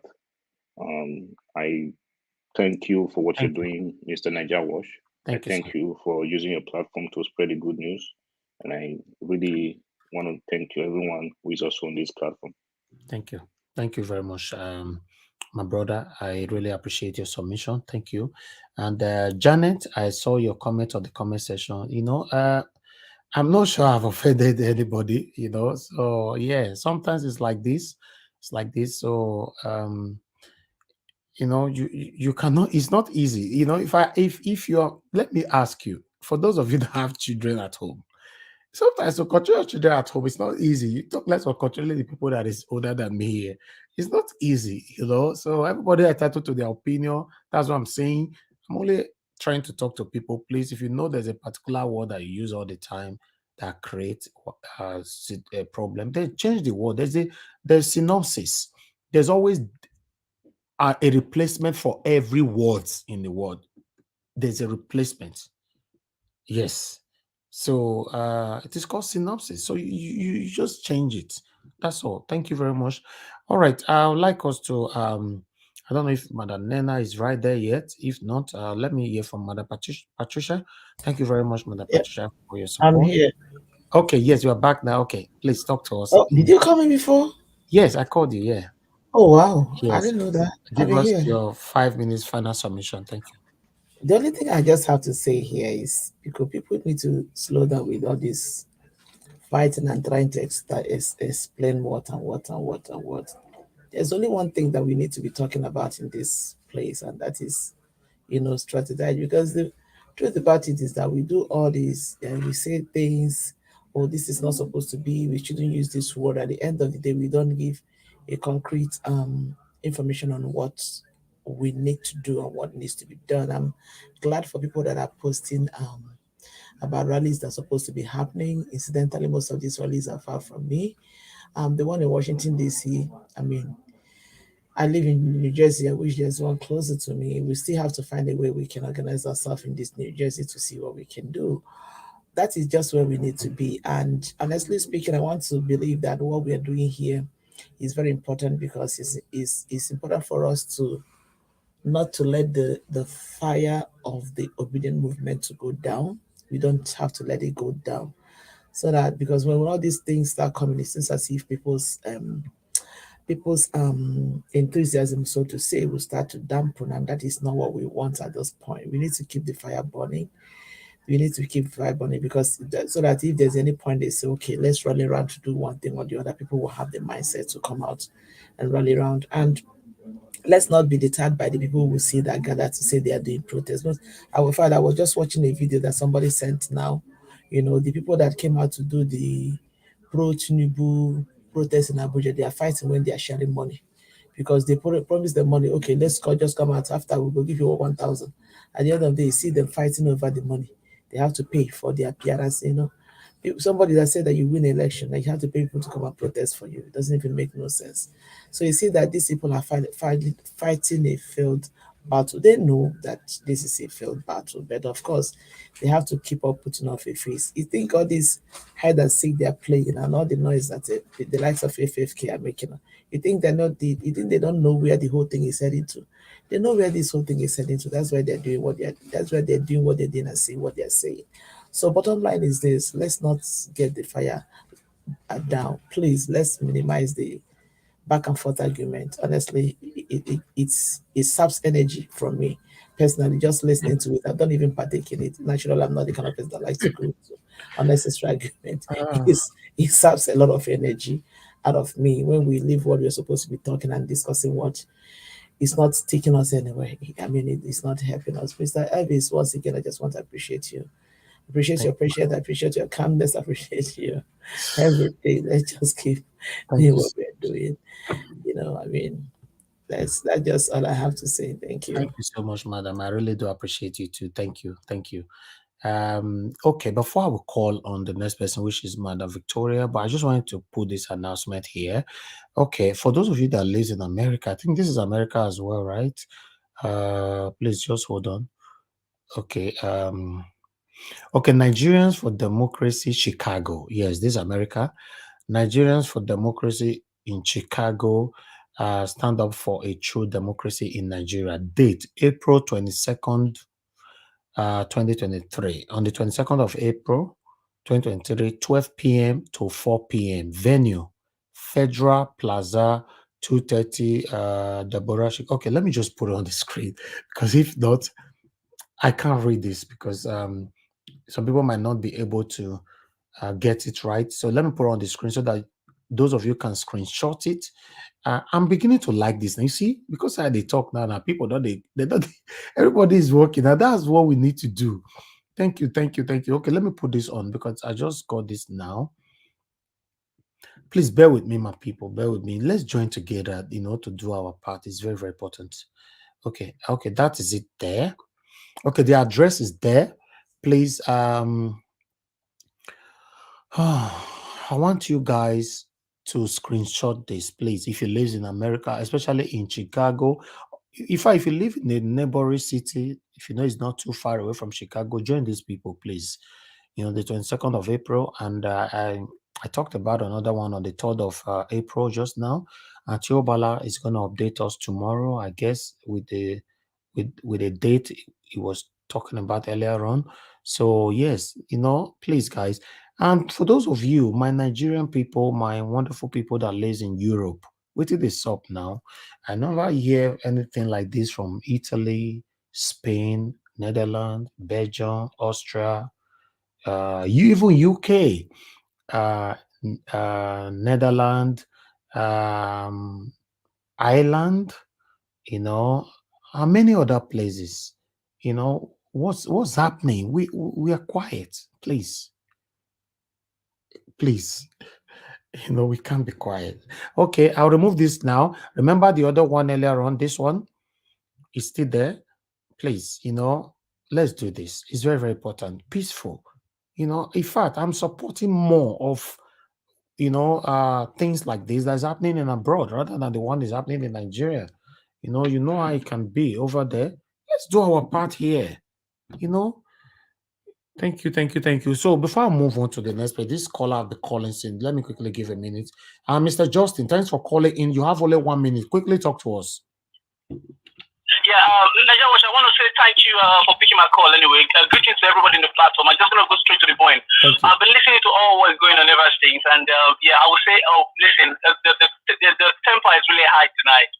Fiobala, what is going on, man? I haven't seen you like this before, It's like you're just all over, man.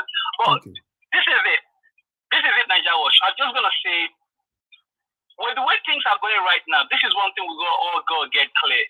If Tinubu ever succeeded getting to that position, I've repeated it before, I've said it before, sorry, it's going to be more difficult. They're just going to reverse everything. We're just going to go back maybe another 50 years backward or another 100 years backward. And I think most of the time, I think we're a little bit shy from the truth. If Nigeria would get it right, you see this gentleman business, it's not going to make us go anywhere. We need what happened in Ghana. We need that kind of vibes where you feel like I'll always stand with the military. Somebody who will look at the country with all these things that is going on.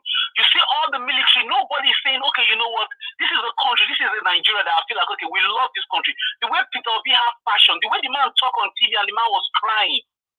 If we have 1 or 2 military men who feel the same passion for that country, the person will just wake up one morning and say, okay, you know what, enough is enough. This set of people, we have to take them out. So we have a new beginning. We have a new generation of people who would think the same. Otherwise, with this kind of people we have right now, MC Olumo, what do they call him now, will become a governor of Lagos State. Before you know it. Zazu, who is talking about, he stay from the zoo and become one thing. Before you know, he won't want minister position. People like the FFK and the rest, them. What is the first? Keyamo, what do you call them? All those ones are going to power. The whole system is just finished.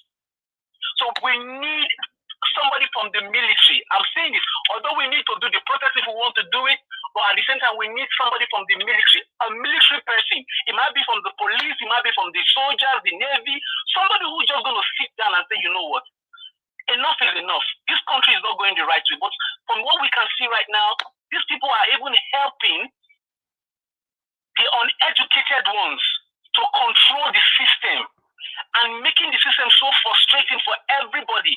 So those are the things that make people like us leave the country. Because you sit down from a young age, you look at the country and say, okay, where will this country be in the next 30 years? And there is nothing, you can't see anything that you can say, okay, you know what, this place is going the way I want it to go. Then you take advantage of the opportunity that you have and say, listen, let me just go somewhere else and relax. And see if we're going to get it right. Thank you, my brother. Anyway, I'll leave you guys tonight. Thank you very much. Thank you for the panelists and good to everybody. I appreciate you, Justin. Thanks for calling in. God bless you. Thank you. Okay, Mother Victoria, please use your final 5 minutes submission. Thank you, Mother. Okay. So, what is the next thing we're talking about? I don't want to talk about Dino Milai. It's none of my business if he wants to be governor or not. My focus. I don't even want us to talk about it. I just wanted people to know his even you brought that, I don't care about him or whatever. Although he's been doing a good job lately supporting Obi somehow, indirectly. You think so? Yes, I know so. Anyway, yeah, I saw him posted our protest as well, the obedient protest on his platform. I don't know. Supporting Obi somewhere. He cannot, he's PDP and he cannot come straight to say I support Obi, but his words, he chooses his words carefully. So I know so that he's supporting Obi, kind of he's skewed his words towards Obi occasionally, because he's not even saying, oh, Article 1, but he's saying Tinubu cannot be our president. He's not saying Atiku is our president. It's just saying Tinubu cannot be our president. He did not win it. So that in itself is very affirmative. So that's why what I mean by when we listen to people, we kind of dissect their words. Whatever my word is what I'm going to use, I'm sorry. I don't have to join your platform. But having said that, look at that word, and A-N-D, is being debated in the whole world right now. And FCT, some people are saying It's words. You can use it in the context of the person is using it. You know, I am not supporting Tinubu. I will never support Tinubu.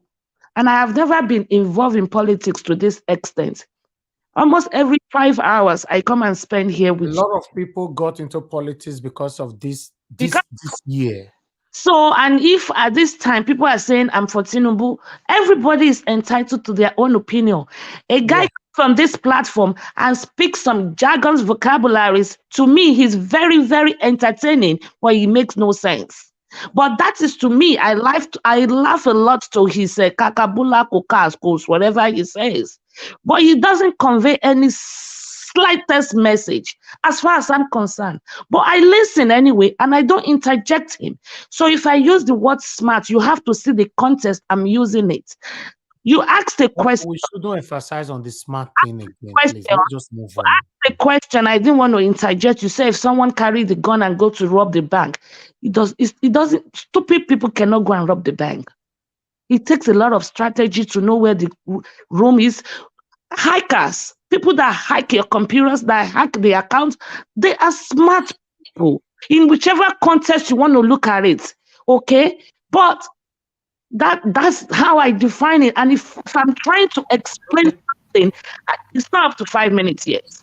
If I'm trying to explain something, and that is the way I can explain it, for me to convey my message, I don't think a judge will tell me don't use that word anymore.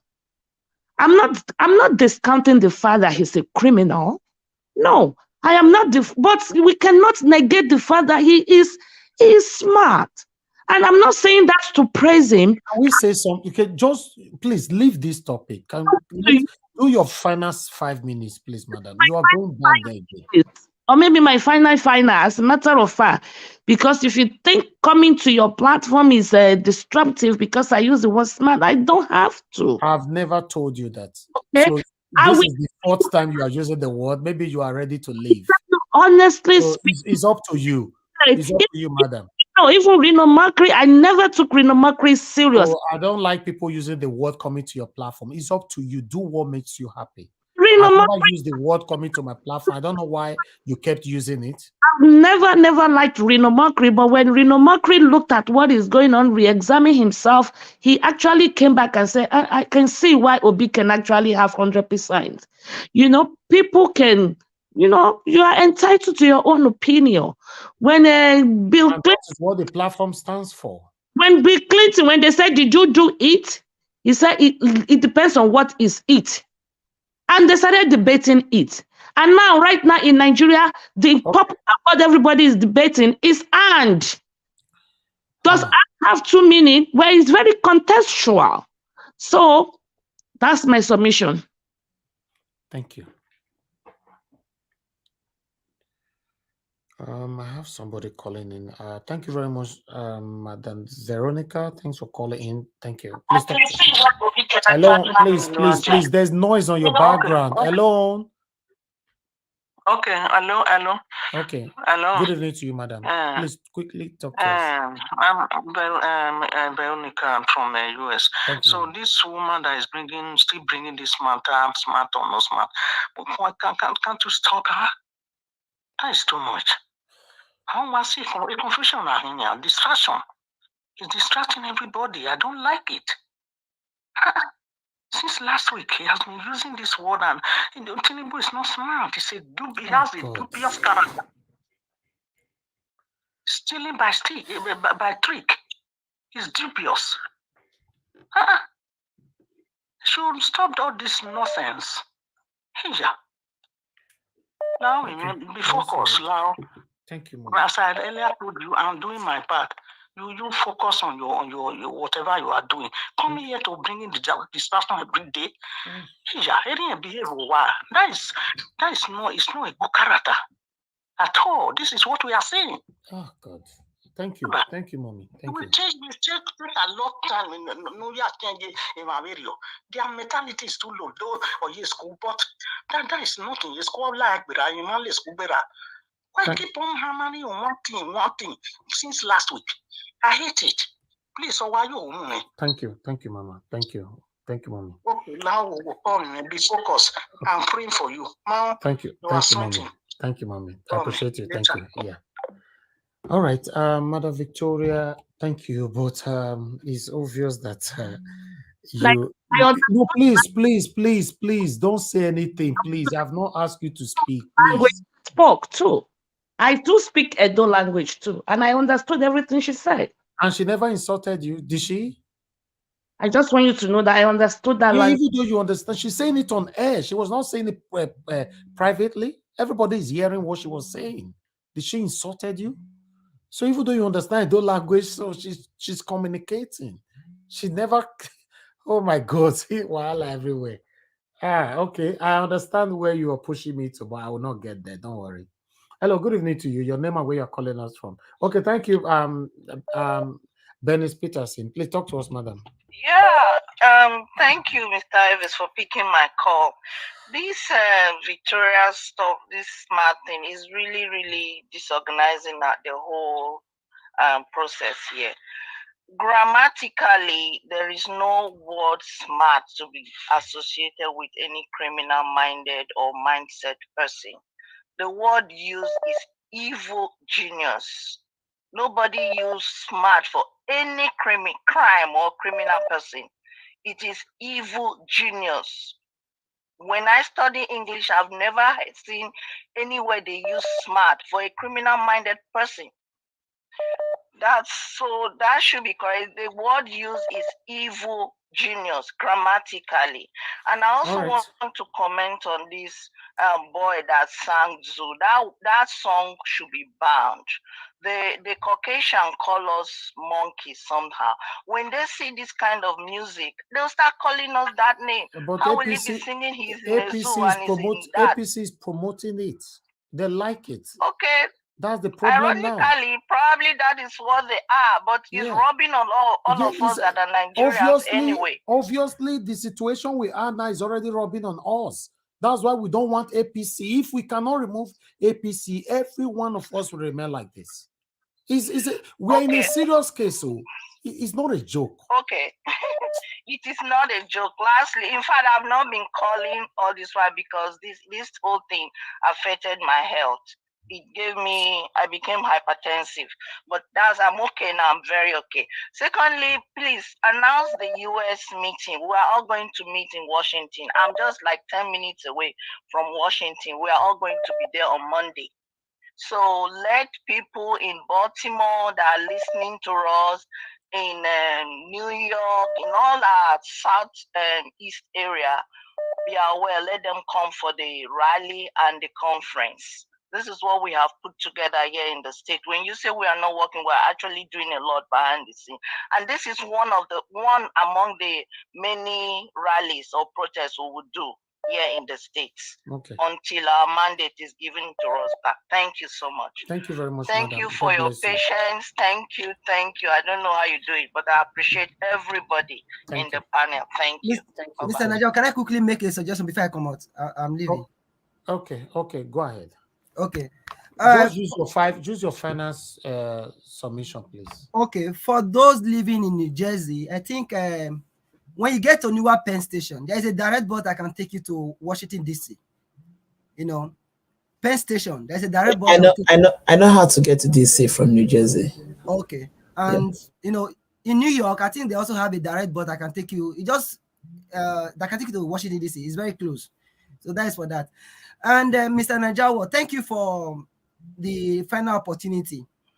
The point I'm just trying to make here in essence is that we have done so much in a way that these people are already shaking in their camp, but we need to do more. That's just my own concern. Because, like I said before, these people, they have men in all the sectors in the country. So what are we going to do as an individual? If you go to the street now to go and protest, whether peaceful or not peaceful, they will attack you one way or the other. Please, if it's on social media, please, you can hashtag any of those things that is going on right now. And like what some people are doing on the background, you can also do it. If you know, say you're also on this platform or this panel, you call in, instead of to reacting to people's comments, smart or no smart, can we meet? Can we have a meeting where we can discuss, on the way forward. Since we cannot discuss here openly, if there's any way we can do that, let's have a discussion regarding that. Because going forward from today, I might be having issue with many people on this platform. Going forward, if we are not discussing, as in after much reaction like this, we should also have a meeting. Individually, we can discuss privately. Otherwise, I'll be having issue. I'm sorry. Thank you. Tiobala, to be honest, whatever you want to do to help Nigeria, just do it. To be honest, I can't force anybody to do anything. No, I'm not saying you should do. It's none of your business. Like, you have done your part. Are you getting my point? We know ourselves. We know people that have passion for this movement. We can go ahead and do something. It's not bad. We can do something. We can come together, like a group of people can come together. There's something we can do. People have idea that they can bring together to really put things together, but we need men. People just put up this Washington DC case now, rather this rally now. People are doing it on the background. There are also some things people are working on at the moment. We need people to work. Okay. That's what I'm saying. Thank you. Thank you so much. Thank you. All right. Okay. Somebody, Mr. CM is trying to join. If okay, let me pick this call. Hello. Yeah, good evening to you, please. Hello, good evening to you. Your name and where you calling from? Yeah, good evening. Good evening, Mr. Davis. This is Gospel calling from the state of Kuwait. Okay, thank you, Mr. Gospel. 1 minute, I beg, quick. I want to say, God bless every one of us for this fight, and I pray, like I always pray, that our labor of love for our dear nation, Nigeria, will never be in vain. In Jesus' name. Amen. First of all, I want to appreciate everybody for what we've been doing, whether on the ground or maybe jointly. And I want to please also. We can't hear you anymore.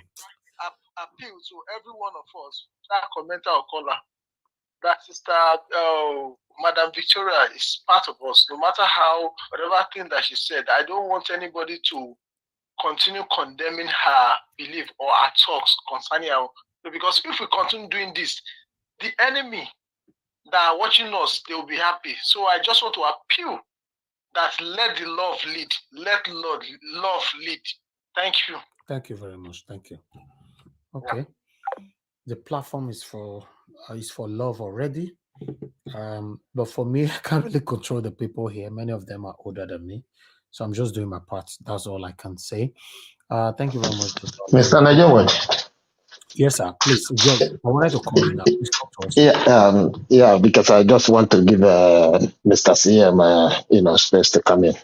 Yeah, thank you for all your date, today.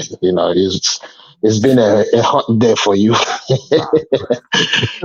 Every one of us admires your patience, Thank you once again. We will get there.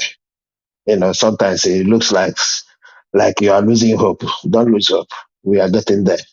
It will take us slow, but we will get there. Like I said, within the next 6 months, we will know where we are. I don't have any fear. I know Nigerians all over the world, they are putting in effort, and that cannot go in vain. I believe so strongly. So one suggestion I want to make is if you can be advertising this American protest every day while the show is on, and to I'm using this opportunity to ask anyone who is ready to organize anything in the UK to get contact through me through Niger Watch. I will be glad, because we need to do something. It's high time we do something, please. Thank you. And good night, everyone. Thank you very much, sir. God bless you. Thank you. Good night. Thank you. All right. Let me hear from Patrick. Mr. Patrick, please quickly give us your final submission. Okay, Mr. Patrick, you're not available. Right, okay. right. Okay, go ahead. It's just I don't know. Actually, it's John that I wanted to talk to, but I think I'm talking to him in chat at the back there. So you guys can go on, okay? Pat, there's nothing you need to talk to me about, man. We're No, not mates. What I'm trying to tell you is, as long as Biafra is not yet established, it's still Pat, this Nigeria. is not a Biafra So take it platform. or Hey, leave it. please, John, I didn't call you. Please, let him speak, please. So as long as it's Please. still not No established need yet, chaos right now. take it or you leave it. And if we are here talking about Nigeria, if there's a platform for Biafra established, then you can be there. But currently, this is about Nigeria. And if you so hate Nigeria, or if you so think Nigeria is a terrorist place, then there's nothing for you to contribute here. To be honest with you, there's nothing for you to contribute here. And I understand that you are in America. Look, let's not sound holy. America is not that perfect. There are flaws there. There are flaws, and they are trying to fix it. So if you are going to be here as a Nigerian and contribute, you're welcome. But don't come here and say, okay, this one is going to get free. This person is getting free. Trump is getting free. Why are you letting this man insult me? No, it's not an insult. I'm telling you. When it gets to your time, you respond. Please mute yourself, John. Don't get me upset. Look, if he finish, you respond to him when it gets to your time. John, you know why you're not here to fight. Please, sir, just say what you want to say. You have 2 minutes left. Okay, John, you know why you are pissed off? Because truth is bitter. And you are finding it hard to swallow that truth. Okay, that's all I'm about to say. If you are going to contribute in Nigeria, then welcome here. If you're not, then create a Biafra platform and then let people come in there and contribute there. But as far as I'm concerned, there's still no Biafra. And for your information, I'm an Igbo man. Okay, don't think I'm thinking I'm an Igbo man. Until that is being created, then we're still Nigeria. Thank you. Thank you, sir. Thank you. Nigel, what can I respond? Right. Use your final submission right now. You have 3 minutes, please. Pat, I'm gonna beg you, never you open your mouth.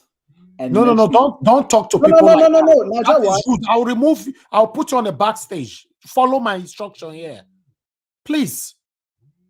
Did you hear him telling you not to open your mouth? If you cannot compose yourself or comport yourself, then there's no need. I'll put you back on the stage. And if you don't comport yourself, then you'll be thrown out. Please. You guys have done a lot since morning. Go ahead with your 3 minutes. Watch, I've never mentioned Biafra while I was talking to you. That's one. I don't know where both of you were talking, so I'm not. Nigel, watch. That's not of concern. That's not. Okay. I'm not. Maybe I sound like I'm a little child. I'm but not interested in who you are. Nobody. Okay, Nigel. Hey, get out! Get out, please. Move on to the next person. I'm not here to talk about rubbish here. Okay, let me. Alex Adopikin, please use 3 minutes. Talk to me. Thank you. In fact, it is really a bittersweet. Mr. Sien, you say you want to come in. You are not here. Link has been posted. I don't understand. Yeah, maybe he's still trying now. Go ahead, my brother. 3 minutes. I need to end this podcast now, I wanted to go to bed now. The temper has been so high. Please, somebody called and told you that people should cool down. I see a lot of don't know. Germans we say egoismus. A lot of people are really egoistic. That's what I'm finding out here. But please, we shouldn't shouldn't make us to lose our attention. Adults who will not just want to take something back. Well, it's not. It doesn't make you better when you are sorry. Sorry will not take anything from you. A lot of us are so focused on having to have the last word. Please, I think we should mind the way we go about things here. A lot of things are going out of hand, and that's not really what I desire about us. You are doing a very good job, but some people are trying to make things look very, very bad, which should not happen here. They bring things that are not relevant. Nobody. Understand. When you tell me something is wrong, I will accept it. The platform is for Peter Obi, not for Biafra. You understand? For Christ's sake. I don't understand. Imagine how do I bringing handle up you people for Christ's sake? that are so irrelevant. A lot of egos. Like these two people talking, Mr. Pat, I saw the private chat. He didn't say anything wrong. But this Mr. John E., to be frank, the moment I saw this guy back on I lost every if I don't know, I don't want to use the word. He has always been negative and he keeps being negative. So please try and put him where he belongs. If he doesn't want to be part of us, let him stay away. Talking about Nigeria as if Nigeria is such a non-entity that is not important. That's so disgraceful and so disrespectful of him each time he does that. But we shouldn't go to that level. Please let the focus be on our getting our mandate back and making Nigeria a better place.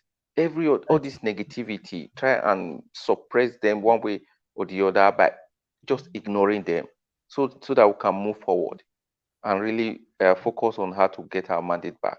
So I thank you all and God bless you. Thank you very much, my brother. I appreciate you. I can see somebody on the comment section from what's his name? Let me quickly. Oyendika Emmanuel Okbala. If you don't know something, please, it's better you don't interfere at all. You don't know what they are discussing on the private chat. Are you on the private chat or on the public chat? You're on a public chat. What is happening here on the private chat is only for the panelists that can see it. Don't jump into a conclusion if you don't know what is happening. Just watch. I don't understand what is going on this today, to be honest. Let me move on to Madam Helen. Thank you very much for your patience. Please, I'd like you to give us your final submission. 3 minutes. Thank you, madam. Okay, Mr. Niger Watch, thank you once again. Thank you so much.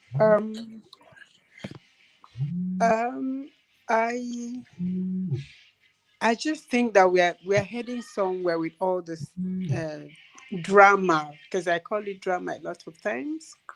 You know, both what is happening on the panel with the panelists, and then what's happening outside here. You know, when something good, you know, wants to happen, a lot of distractions begin to take place. So Niger Watch, I'll just tell you that most times, almost every day, some funny characters will come into this panel and they want to, you know, cause distraction. I just want you to be focused. You know, don't be distracted, because what you're doing is affecting a whole lot of people. What you're doing, you know, is affecting Nigeria. I'm actually speaking from Enugu. You know, oh, wow. I'm speaking from Enugu. And yes, I'm speaking from Nigeria, and I'm in Enugu.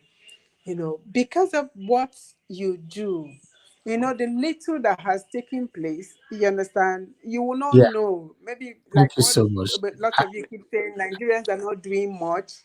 Nigerians I are didn't know doing you were so journeying much. from Nigeria, to be honest. I'm journeying from Nigeria. I've been following you, like, I mean, bumper to bumper. You know, a lot of times I try to come into the panel and I'm not able to make it. But a lot of things are happening here. A lot of youths are, you know, keen in. They are, you know, they are waiting. They are hopeful, because, like I told you before, you're giving them hope. They are doing a lot of things. They're contributing in their own little way. You know, they are. You understand? So just be focused. Don't get distracted, because I know a lot of funny people will come here and, you know, try to cause distraction, try to cause confusion. And most of them may even be coming from the opponent party, just to know what is happening here, just to get information and Exactly. take it back. You understand? That's why I So, was quiet you know, since morning. You know, since the beginning of this broadcast, I've just deliberately be quiet because they have pushed me everywhere. I've just be quiet. yes, I noticed. So please just stay focused. Things are happening. And like I said, our principal, there's a grace upon that man. Somebody was saying to me yesterday, she said, Helen, there's a grace. I watched this man, you know, there's just something. You know, he went to Soludo's 1 year anniversary and the whole place erupted.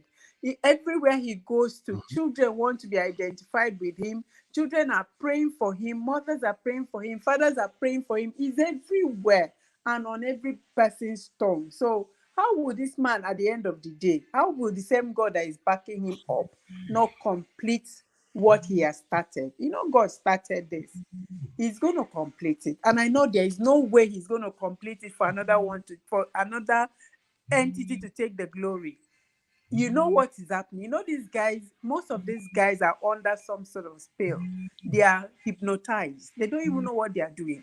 Because I don't see the reason why somebody who has been going through so much pain suddenly wants to support what will continue the pain. I am in Nigeria. Can you imagine that in Nigeria, I have to buy my own currency that I was forced to carry to the bank? Now, to get it out, I have to pay to get it out. To get my 10,000 naira, I have to pay 3,000 naira. Jesus. Who does that? Who does that? Wow. To get my 100,000 out of the bank through POS or through any means, I have to pay money. I'm not buying hard currency. I'm buying the naira, the same naira that I was told carry to the bank for exchange. And if I have to go to the bank to get the same money, the bank will give me the old naira note. Then if I want to take the old naira note back to the bank to deposit, they will tell me to sign forms, fill code, do this one, do that one, do that one. It's crazy.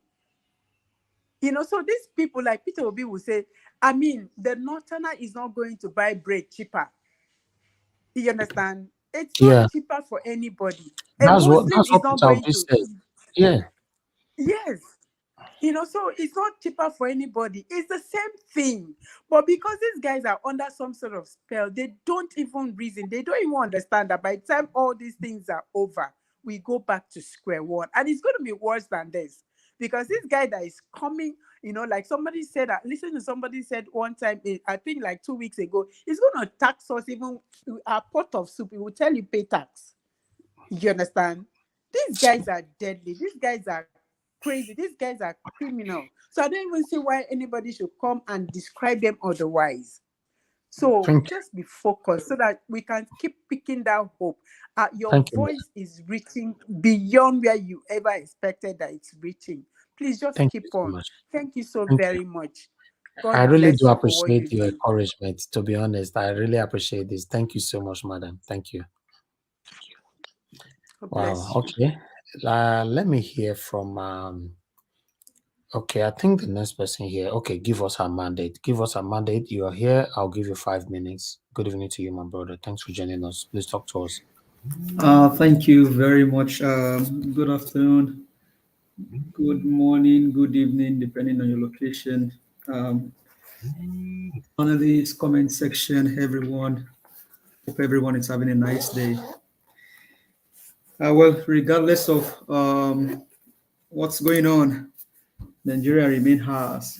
And we're fighting for Nigeria, and then to make sure that we get things done well. Well, I may not probably have privilege to see the videos that you play, but I'll just touch on some things and then I'll call it quits here. The very first thing is the Biafra thing that people are talking about. And No. I don't want to discuss anything to do with that at all. Talk about the situation, what we discussed today. Okay, let me put it on the screen. Since you did follow us, let me just put it on the screen.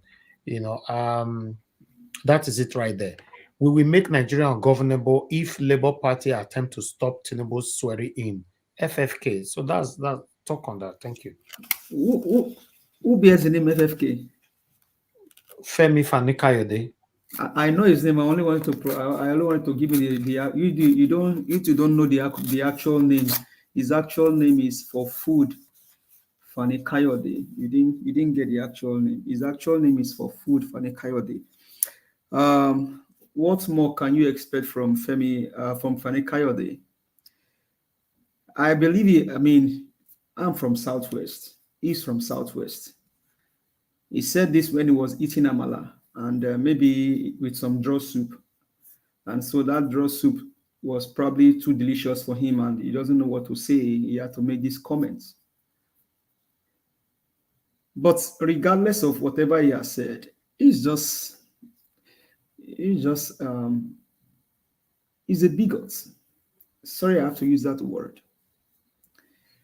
We know his antecedents. We know who his father is, and we've heard what his former boss said about him. And somebody said earlier that Femi Fani Kayode for food. Fani Kayode said for food. He said if he ever joins APC, he should buy. I will not. I will not. That was what he said. But today is on APC. So do you think that person is serious? Come on, bro. These are people that you should not even take seriously. I think we should go beyond arguments, go beyond these people like this, their words, because he's going to end up in ICC court. Because he's one of those that is inciting tribal war, all of the crisis. Him and Bayo Nonoga, Dele Alake, these are, I keep telling you guys, Yorubas, we know ourselves, Omoluabis. And so these are just the Omalis, the bastards of Yorubas. And they are trying to do everything possible to keep throwing tantrum. They don't represent us. We know ourselves. People like Dele Farotimi, people like Pa Ayo Adebanjo, these are core Omoluabis. You don't regard people like this as people with serious mind. Even though he speaks, if he feels he speaks eloquently, he's just delusional. Okay, if the courts give Peter Obi his mandate, which we will get by God's grace, and you want to we'll just put him where he belongs. I mean, I don't care about this one. It's just a word without anything. It doesn't carry weight. So I don't want to talk much on that. Then about the song that guy sang I think you showed a song yesterday about somebody said he's a baboon, he lives in a zoo. Well, that is what he is, and that's where he lives in, and that's the reality of the APC. And so if Nigerians don't understand what is coming for them, if Tinubu become their president in their dream, not in reality, because Tinubu cannot become the president of Nigeria. That is just that is the kind of the song that they'll be listening to. That they are baboons, they live in the zoo. And so if you don't understand what is going to happen to your integrity and then your person, when Tinubu become your president in your dream, you want to get on the flight and then come to the United States or travel the world. Then your integrity, they will have to ransack you severally before you can be on a plane because you have a drug baron as your president. And so when people say Tinubu is this, I mean, I don't want to mention that word because I don't feel somebody in his right mind will do what that guy is doing. I mean, your daughter is 65 and then you are 71. How does that correlate? Does that mean that person be who they think they are? No, it's not. So it's just, all of this is just shamble. We just keep doing what we're doing. Peter Obi is going to get the mandate back. That's what should be at the top of our mind. All of this argument and forth and back, please, on this platform, let's call it quit and then head forward and then keep doing the right thing. Thank you for all that you do, Mr. Elvis, and every of the panelists. Keep on coming here every day to lend your voice. One thing brought us all together is Nigeria. Thank you. We keep fighting for Nigeria and we keep moving on. Thank you so much. Thank you, my brother. About the argument, one thing you must understand. Sorry, Mr. Elvis, what I've come to learn from you is that you argue to learn. You don't argue to win. Exactly. And you keep saying this word every day. And we just need to keep listening to that word. Even after you leave this platform, what do you take away? When you spend 5 minutes on this platform, what do you take away as a person? What have you learned either from CM, from Alex? Alex keep coming here to give history. Whatever Alex said is history. Thank you. For free. Thank you. I just try to manage everybody because it's not easy to manage people, man. It's not easy, but it's okay. All right, let me hear from the next person that we have here. Okay, before I go to Alex, I would like to give opportunity for Frankas Giwa. You just joining us now. Good evening to you. Good evening. Hello, P. Hello, 78. evening, my obedient family. Mr. Niger Watch, you say that LOP again, please. So LOP 71. 79. LOP 78. 80. 85. 86. This woman just come with happiness. My obedient family, I just want to thank everybody. I'm Angie calling from New York. Thank you. Most times I'm behind the scenes. I've been listening, my dear brother, Niger Watch.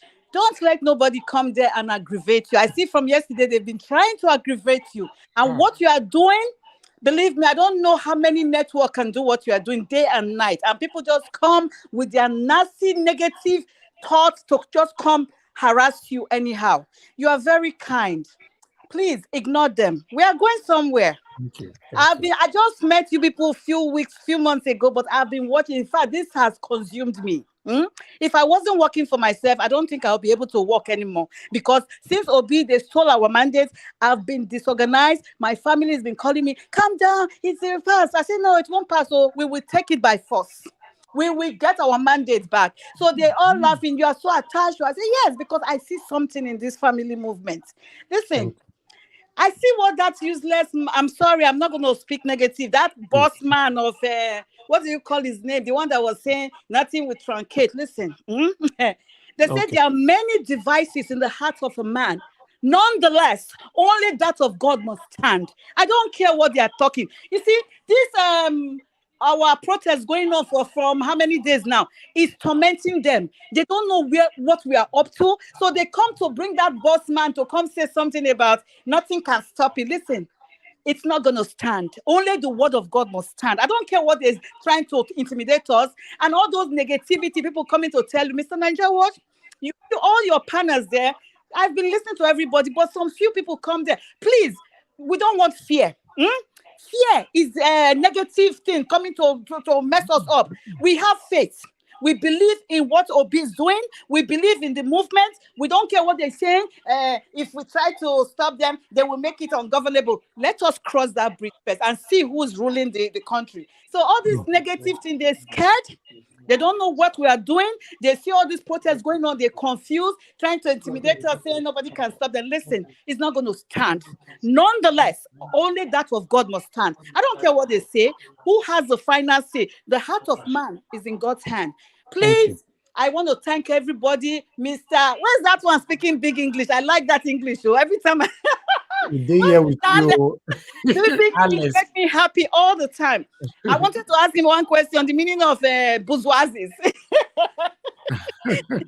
Okay, I just want to thank everybody in service. Be happy. Don't let nobody frustrate you, because I get so angry from yesterday. Some people say negative thing. Oh, it's finished. It's not finished. It is not over yet. We're not going to be moved by negativity. We are not moving by fear. We know what we stand on. On Obi's mandate, we will stand. I saw Aisha this morning in Washington, and I know we're going to Washington soon. Things must change. Last minute, listen, the Bible said the God of the 11th hour, 59 seconds, that's 59 seconds, anything can happen. So we're moving forward, no negativity. Let everybody keep their negative fear to themselves. Let us come by faith. Faith, we move by faith. You are all those people protesting, may God bless them. God bless you, Mr. Niger. May God increase it. Please, we must support. So not only talk. Make we send money, because now something they do, they're not the PM. God bless you now, my enemy. All right. 75. My brother. 76. Obi one nemo. 79.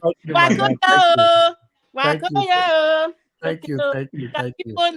To be honest, you see, on this, I really like this. Since 6 hours now, for the first time, I'm smiling. I don't know where this came from. I'm sorry. This is very, very helpful. I'm a human being. It's not easy, just from back to back. Boza. May I call this? What did happen? Block the camera, go take one hand of starch and black soup now. Put it block the camera and give thank you so much, madam. I'm so grateful for this. God bless you now. God bless you. God bless you. Thank you. All right, Patriotic Niger, thank you very much for joining us. Where is Lefties? Where is Lefties? But you said before you come to me now. Please. I'll come to you, Alex, please. Please, nobody should change this topic, please. Patriotic Nigeria, thank you very much. Please talk to us. Good evening to you. Thank you, everybody, for giving me the opportunity to talk. First of all, I would like a situation. I would first of all thank you for posting the thing in Chicago, because I live in the Chicago suburbs. So I humbly, Okay. I All right. highly Yes, I appreciate. think I have it here. I'm sorry. You mean the time and the? Oh, I lost you. Can you hear me? Because when you come to an organization like this, you have to try and see what you can take from it, not just for the sake of it, of coming. Now, for me, I try to take one thing every day I come in here. And what I've been thinking is not just saying things in the platform, but also trying to organize so that it's not everything we're planning that we can go ahead platform. And how do we do that? We live in the pocket in different states. We can come to somebody's house or town hall and discuss. First of all, I think this man called MC Oluomo, we should write a petition about him, because you can't try to kill people back home in Nigeria and come back here and enjoy yourself. Okay. I think we lost you there, madam. We can't hear you anymore. Can you hear me? Okay, you're back now. Go ahead. Okay. Tracy Abrams came to Nigeria, and she's in Georgia, so we can write a petition. That's one. Then secondly, let us not let the flame of interest go down. We should be discussing about solutions. When I come to the platform, I keep on sending different solutions, and oh, your network. All right, Patriotic Nigeria. Okay, you are back again. Okay, round up in 1 minute. I'm sorry. Let me round up. So the bottom line is that let us start talking about solutions, and those solutions are something that we need to start implementing, not just talking and trying to berate each other, because that's not going to get us anywhere. And let us not allow the flame of hope to go down. Thank you. Thank you so much. Thank you. God bless you, madam. Thank you. All right. That's the address right there for those of you that reside in Chicago. And this one is for, I think this one is for, that's another one right there, but I'm trying to see I know it's still for America, so it's just there. I'm not too sure. What was this location again? Washington. Sorry, this is Washington, D.C. So it's right there on screen. So yeah. All right.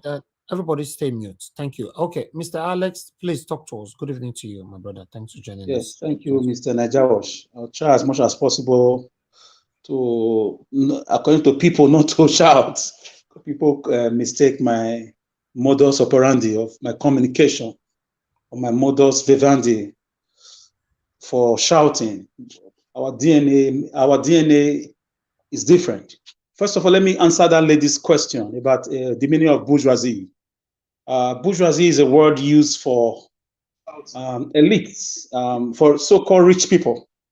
The bourgeois is an elitic nomenclature, like elitic name for rich people.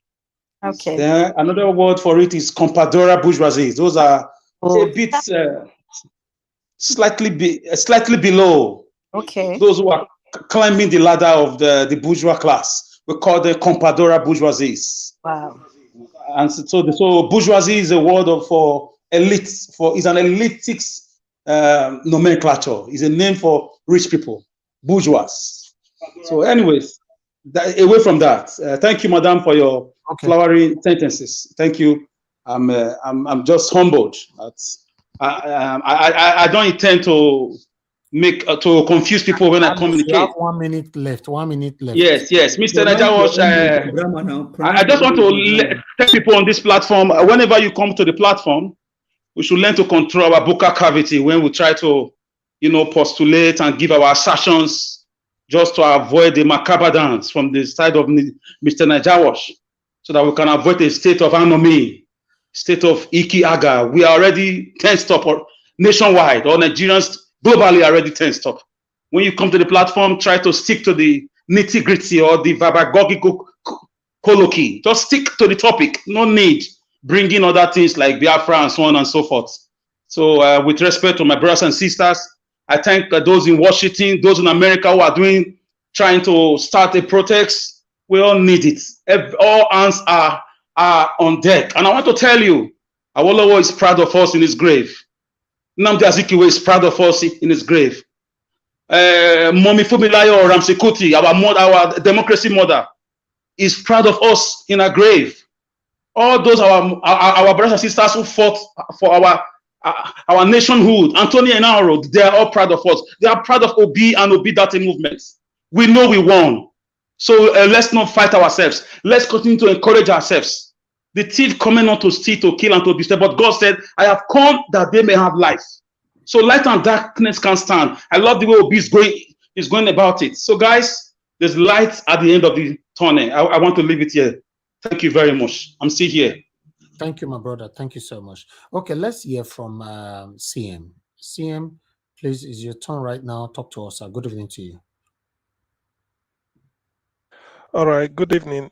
Good evening, Niger Watch. Hope you can hear me. Okay. Yes, very clear. Yes. Actually, I will dedicate, all protocols duly observed. I will dedicate today to the people living in the US. I'm quite happy that they've made a move April 3rd, like what I read.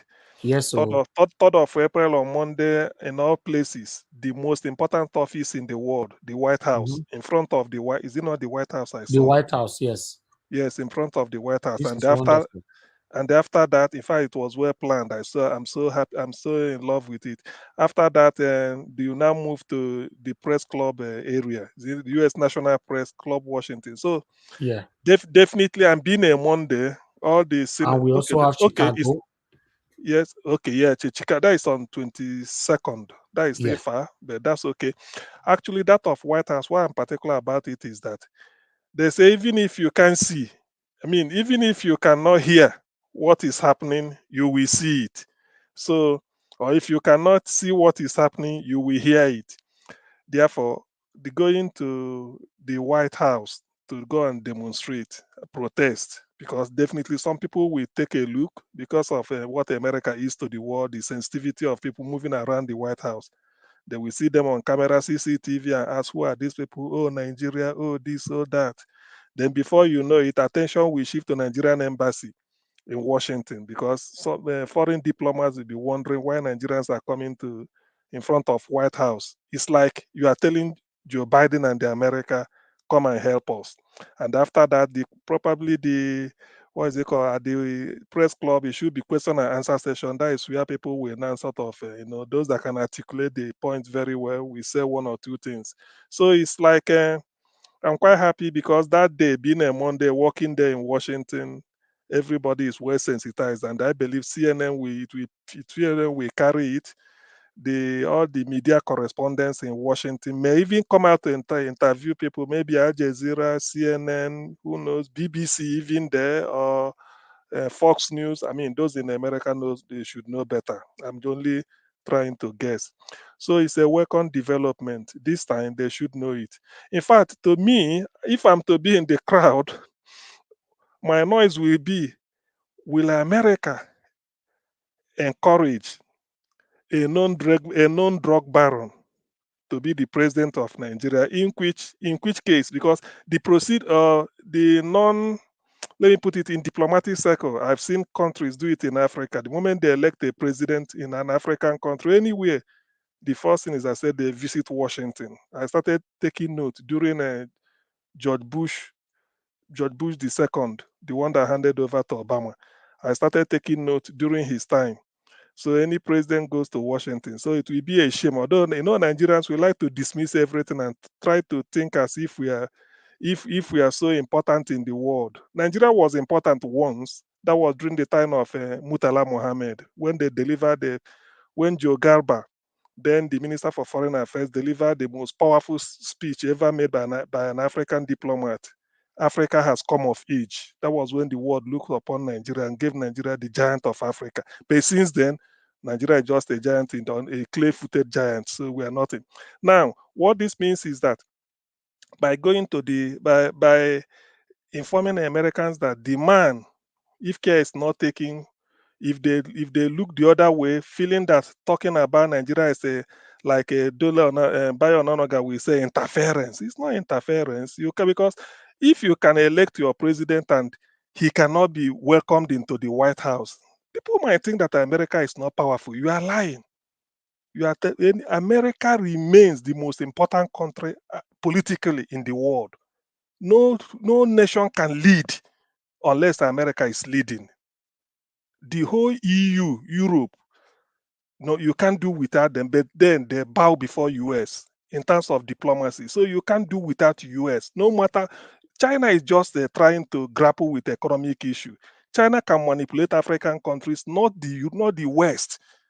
And then the leader of the West, the free world, that's what they call US. That's what they call the Western world, the free world. The leader of the free world is the American president.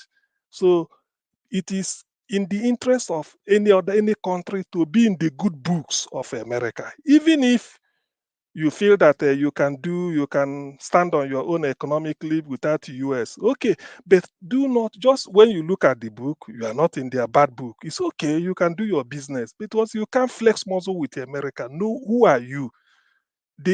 According to Obama said the strength of America does not lie in their defense, but in the power of their ideas. It's not the defense America has that the world fears, it's their idea. So America is ready to go, because they have what they call NATO, and then they have what they call their allies.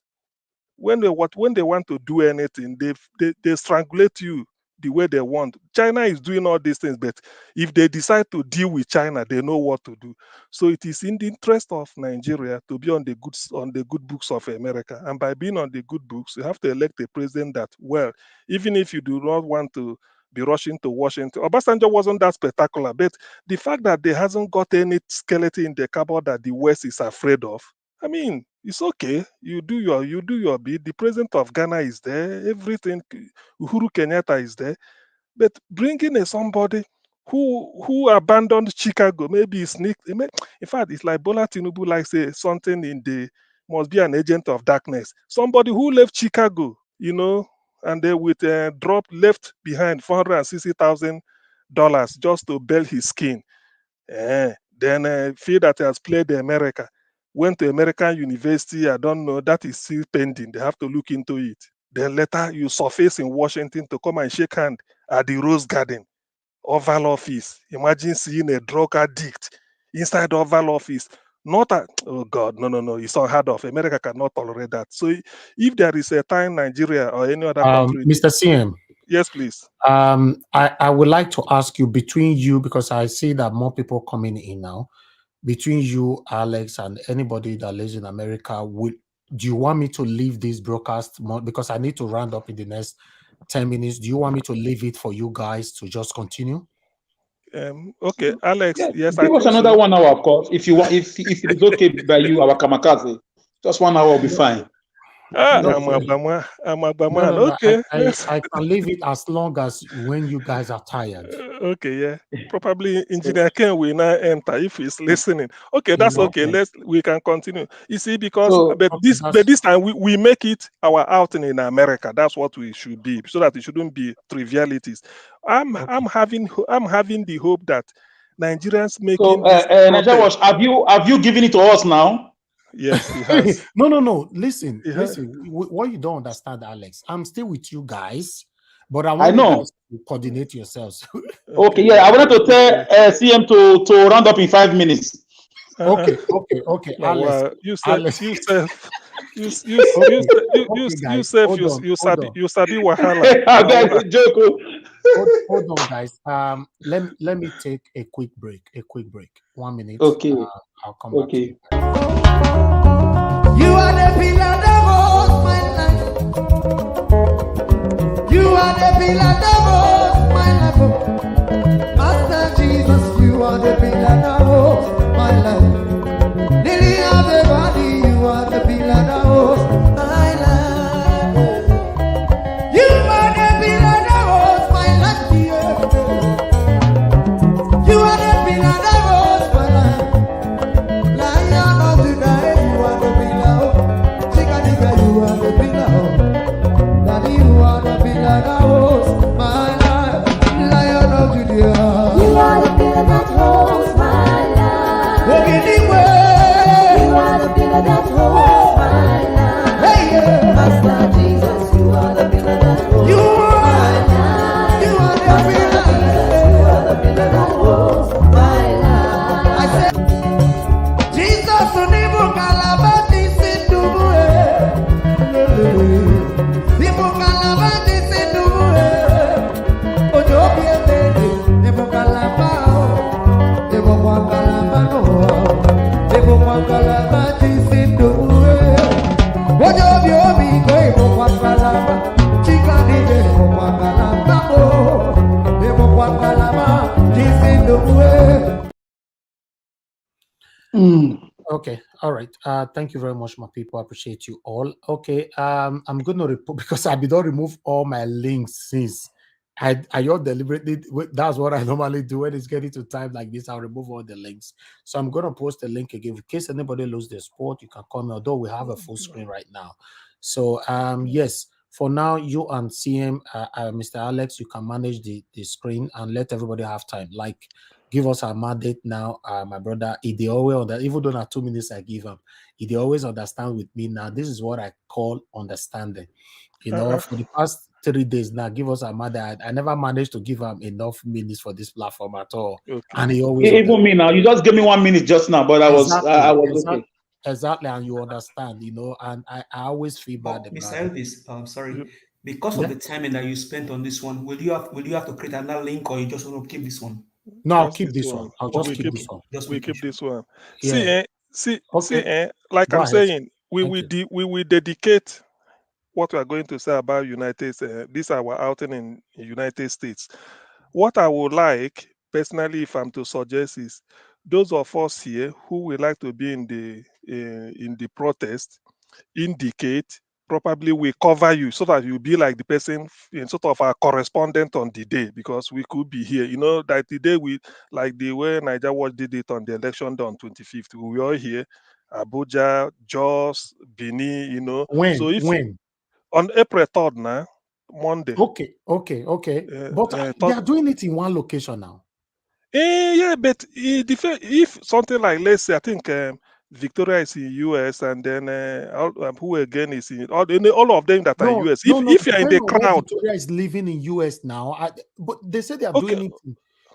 Wait, is no, in one location? What are you talking about? Whoever is in America that will be in Washington on the day. That's what I'm saying, because you could be living in California, you may not turn up. You could be living in Washington, maybe the state of Oregon, you may not turn up. Mr. CM, yes, thank you for bringing this on. There's something I want to say. I don't want to forget. Please, guys, those of you that will be on that protest that day, yes. I want somebody to volunteer with me so that I can be on live here. You will go, you'll be recording from there. We'll be streaming it live. I don't know who will do that for us. Exactly. Please, Or the person we phone in and then be giving us so that it looks as if he said the person is correspondent on the field. And just the person like can still start recording. It doesn't need to go live. Just record a normal recording and connect it with us like we did it when we're doing presidential election in Nigeria. Presidential election, yeah. CM, say for our bro, everybody in a big man. Nobody will want to do this one. Say this is the problem. The way things are now is that Nigeria is really in a very dicey situation. So the civilian, let me say, the civil operational ways we can use to help, we will do it. You see, to be honest with you, I've never been this hopeful than going to Washington. You know what it means, especially if somebody have opportunity of speaking to speaking to all these media. America is full of media now, and you say the demand there, America should help you to remove.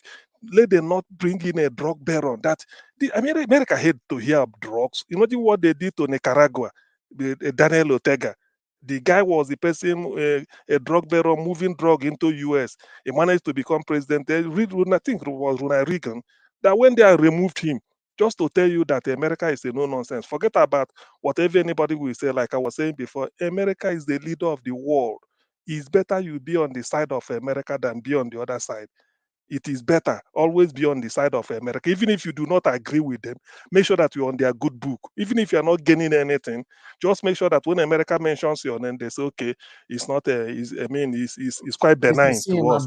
I beg, as long as you know, I'm here with you guys. There's somebody, one or two persons have been trying to call in. Please let me use opportunity to quickly pick their calls. Please, guys. And apart from these two calls now, we can't pick calls anymore. Mr. Osita, I'm calling you back. Oh, somebody will your call. No. Okay, you are not picking. I'm sorry. He's not picking. Sad. You just called and I'm trying to call you back. Mr. CM, go ahead. Thank you. Okay. So like we're saying, I have the feeling that the protest in Washington will pay off. It will get a lot of mileage out of it, because the American public will know. Then the seat of government, White House, in front of the Americans cannot ignore the crowd around Washington, even around the White House.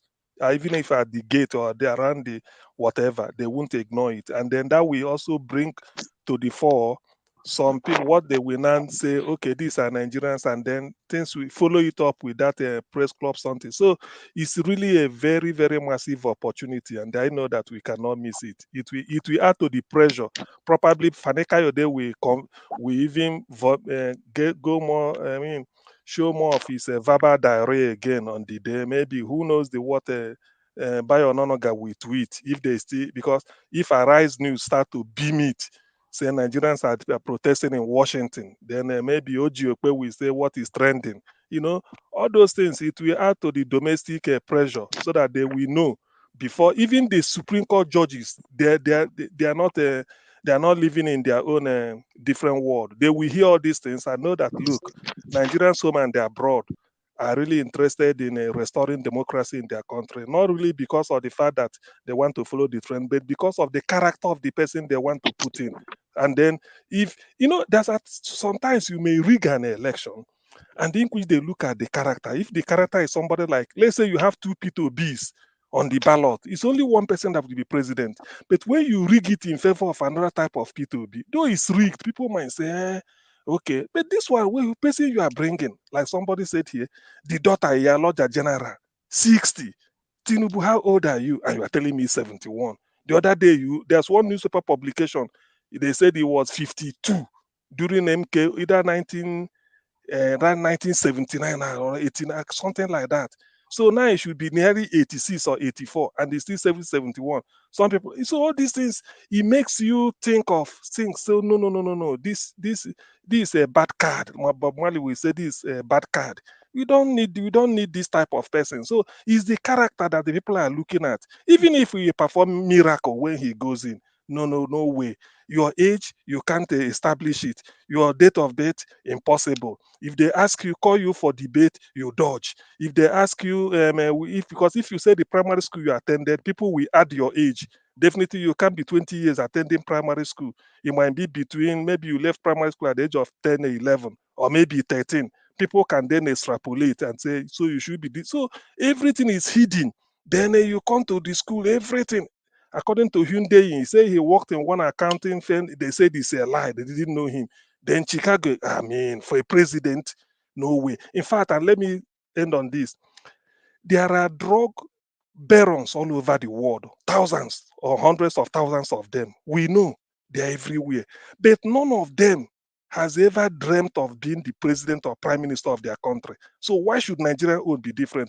Tinubu has his counterparts when they are dealing on all these things in Colombia, in Brazil, in Argentina, anywhere. None of them is thinking of how to be president. Why is his own different? He should have quietly sat down. He says, sit back, enjoy his whatever he's doing. People won't care.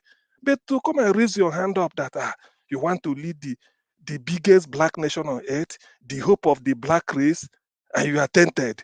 No, it's not good. And moreover, Nigerians you are looking at, look at Nigerians in the US. They categorize Nigerians in the US as the most educated immigrants.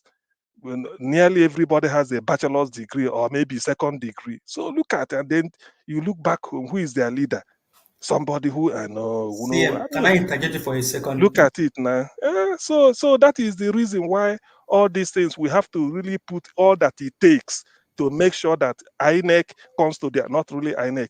These Supreme Court judges, they know the importance that it is really not the letter of the law they may be giving, but the spirit of the law.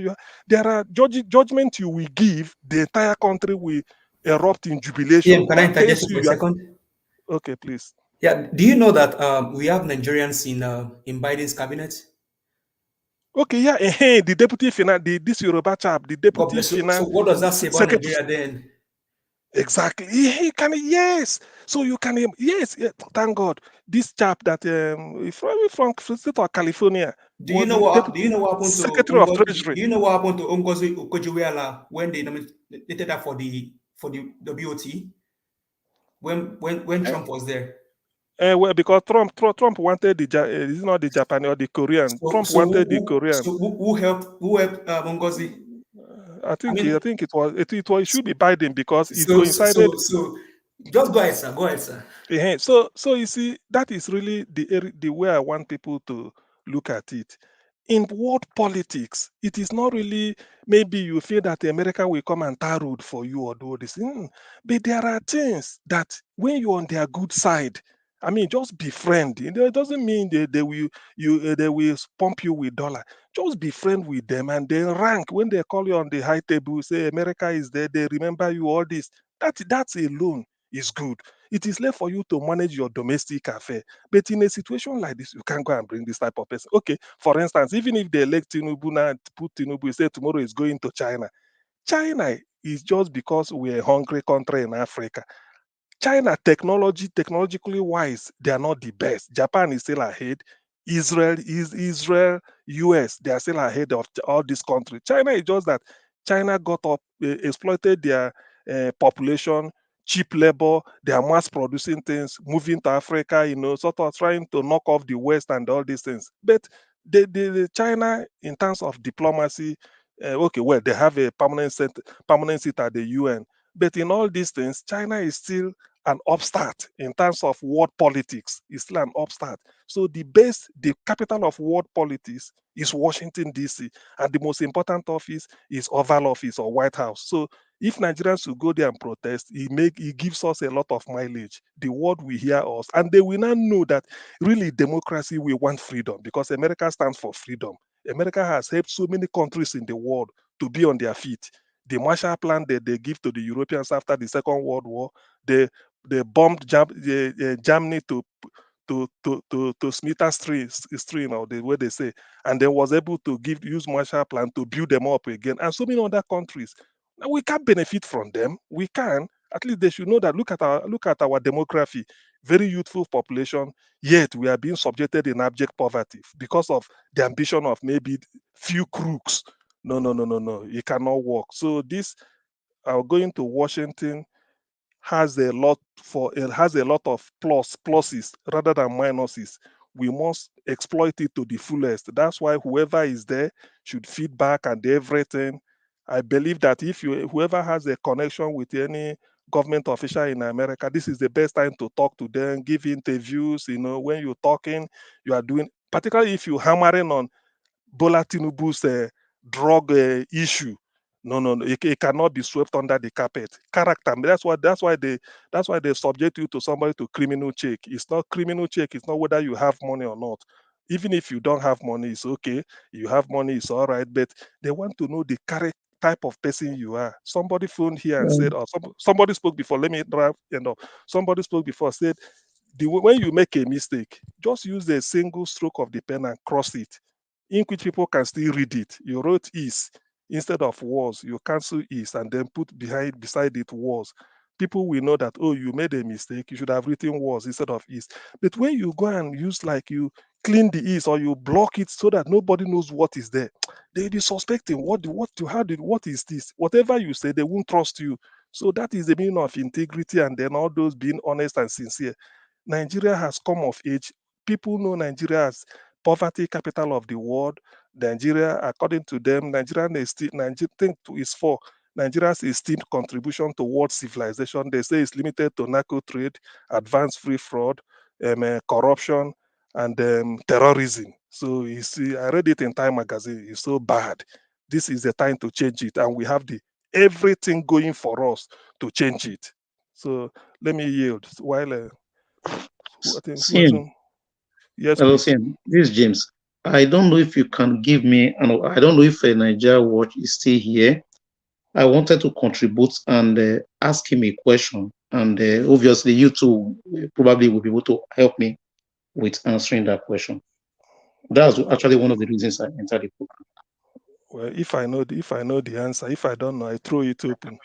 No, that's what I'm saying. So I don't know if I can speak. Okay, yeah, okay, you can. Thank you very much. Regarding FFK statements, I know that's the main topic of discussion. To me, FFK is anywhere there is food. That's where you see FFK. So he's not a man of his word. He's after food. But he should wait. Very soon, he will hear from ICC. That's what I can say on FFK. Now, I'm particular about DSS.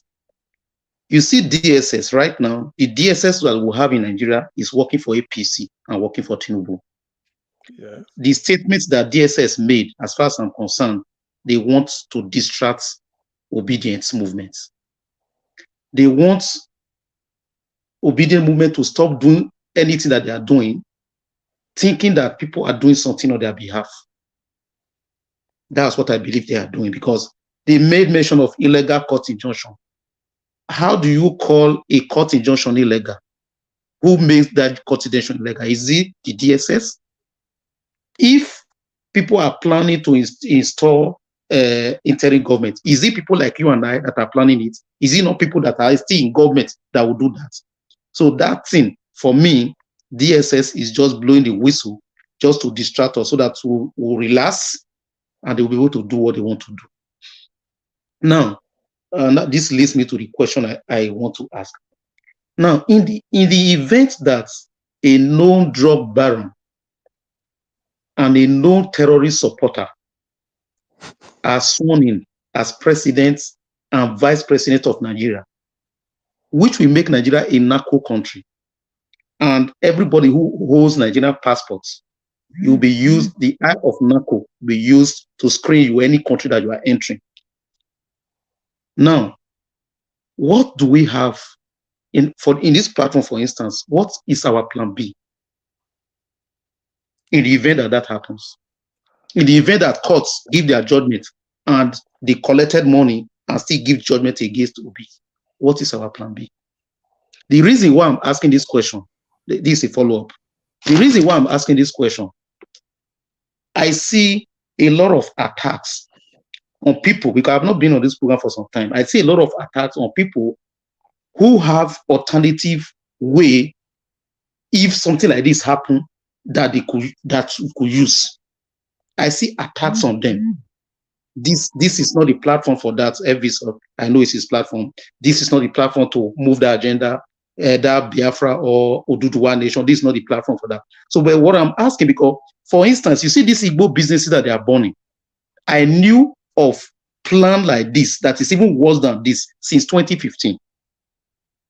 Just go and listen to the phone conversation between Shetima and Ibikule Amosun in 2015 when Buhari won.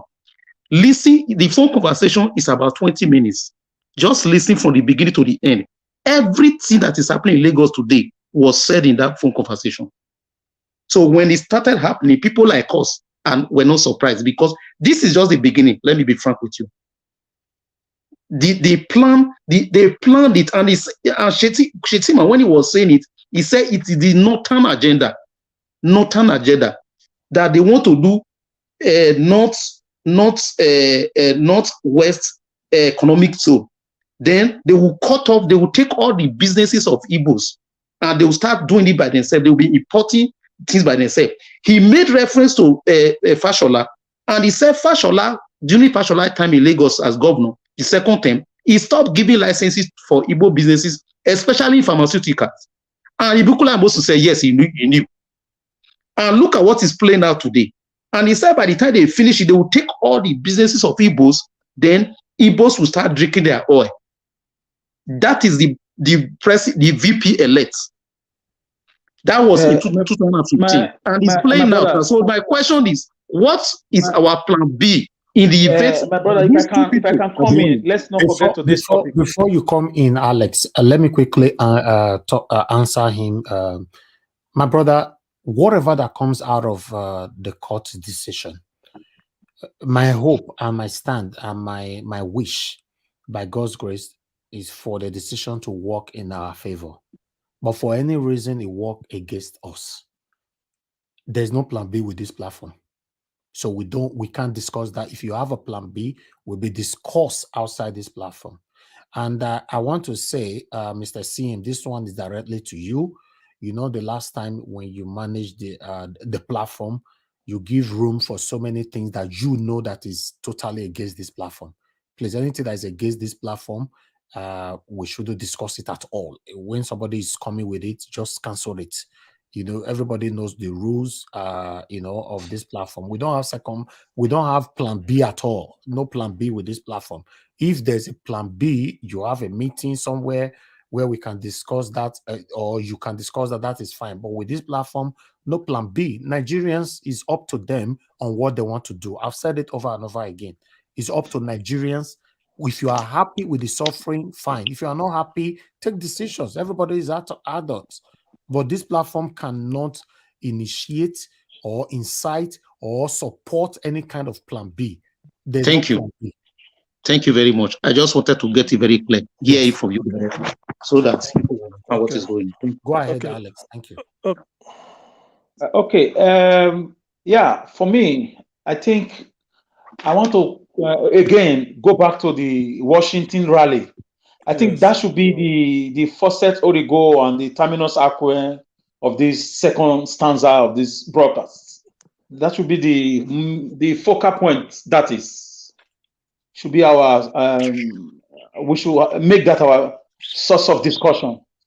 So please, we should try to avoid diversions from now on, because it's not easy for people to come together, for people to plan this. So the least they deserve from us is to make it go viral in any way we can, the way Mr. CM already started, because a lot of media stations are going to come there to ask what is going on. America has so many media stations. That's a land of freedom to a large extent. So I want to first of all thank them for coming up with these adventitious or fortuitous, extempo and impromptu, hitting of the streets for the right cause. Let me tell you, if Alex was not on this platform, another person will be here doing what I'm supposed to do. If CM wasn't here, God will bring another person. For me to be here, I see it as a privilege, not as a right. Because you are doing the right thing. You are not being paid. It's a joy to be part of this movement. We are the answers of the prayers of many people in Nigeria that cannot talk for themselves, that are not educated enough, that are not, rich enough or capable enough to access internet. People that the government has thwarted, they've beaten them, they've ostracized them in every area of life. If I must remind you what gave Peter Obi the kind of massive acceptance, it was as a result of the wicked government and governance we've been having for the past 7 years. The death of Deborah without investigation. A young girl was brutally killed, broad daylight in Sokoto. She was set ablaze as if she was not that's a human being. And we have a vice president who is a Christian. And we have a federal government. We have an intelligence unit, the DSS, and we have a Festus Keyamo, one garrulous, one mandibular walkabouts, one what I would call a scam. It's not a scam, it's a scam. The guy could not raise alarm when a young girl was killed. You will remember the Lekki Toll Gate massacre, how dead bodies were thrown into the lagoon. and into the riverine bodies of Lagos. You all remember the Abuja Kaduna train where 960 Nigerians were kidnapped. You all remember the massive inflation in this country where, I mean, a bag of rice that used to be 12,000 naira is now almost 70,000 naira. The poverty, the massive migration through the land, through the sea, through the airports. You all remember the cantankerous and the, antagonistic way these men dealt with Nigerians. Peter Obi emerged. God always sent the man. Go and check history or historiography of any change about the twist of events. Go and ask Abraham Lincoln. He led the first emancipation of black in America, supported by J.F. Kennedy and Martin Luther King Jr. Go and ask this guy in his grave, what's his name? Nelson Mandela, with his friends, who were offered up to the tune of $500 million to deny the movement. So the point is this. Mr. Yes, Alex, tell me. Please, Yeah. hold on, my brother. Hold on 1 minute. Don't worry, you continue. I just want to make an announcement for those people watching us from the other platform. If you know you are watching us from the other platform, I want to end that platform, please join Naija Watch here. Come to Naija Watch. I just posted the link to you directly from other platform. You can come and join Naija Watch. The link of Naija Watch. Come here because I'm ending where you are watching from right away now. Thank you so much. Thank you. I appreciate every one of you. Thank you. So, Mr. Can I go on now? Yes, go ahead. Yeah. So, my brothers and sisters, it's been a very bad and wicked administration. This is where Obi was like a rope to a drowning man in the sea. He's our rope, and we all held on to him. Against hope, we went all out for our PVCs. We did it cordially, democratically. They tried to truncate us with a lot of attacks. Obi has become a source of hope. He has transcended from being a human being to a movement because of the suffering meted on people. Many of you left the country 2, 3, 4, 5 years ago because of this bleak future, lack of opportunities, and they just keep going headlong. The borrowings of our destiny, of our future generations are coming to pay debt in terms of hundreds of billions of dollars. And this set of fools, Festus Keyamu, Femi Kayode, they were alive when the borrowings were going on. They didn't raise alarm for DSS to go and investigate through the EFCC what the monies are being used for. Deborah could have been your daughter. Deborah could have been your wife. Deborah could have been your mother. She was killed. It's enough for Obi's movements to have emerged. They cannot do anything about it. How did you get the votes? How did you win? It's not difficult to unravel how you won.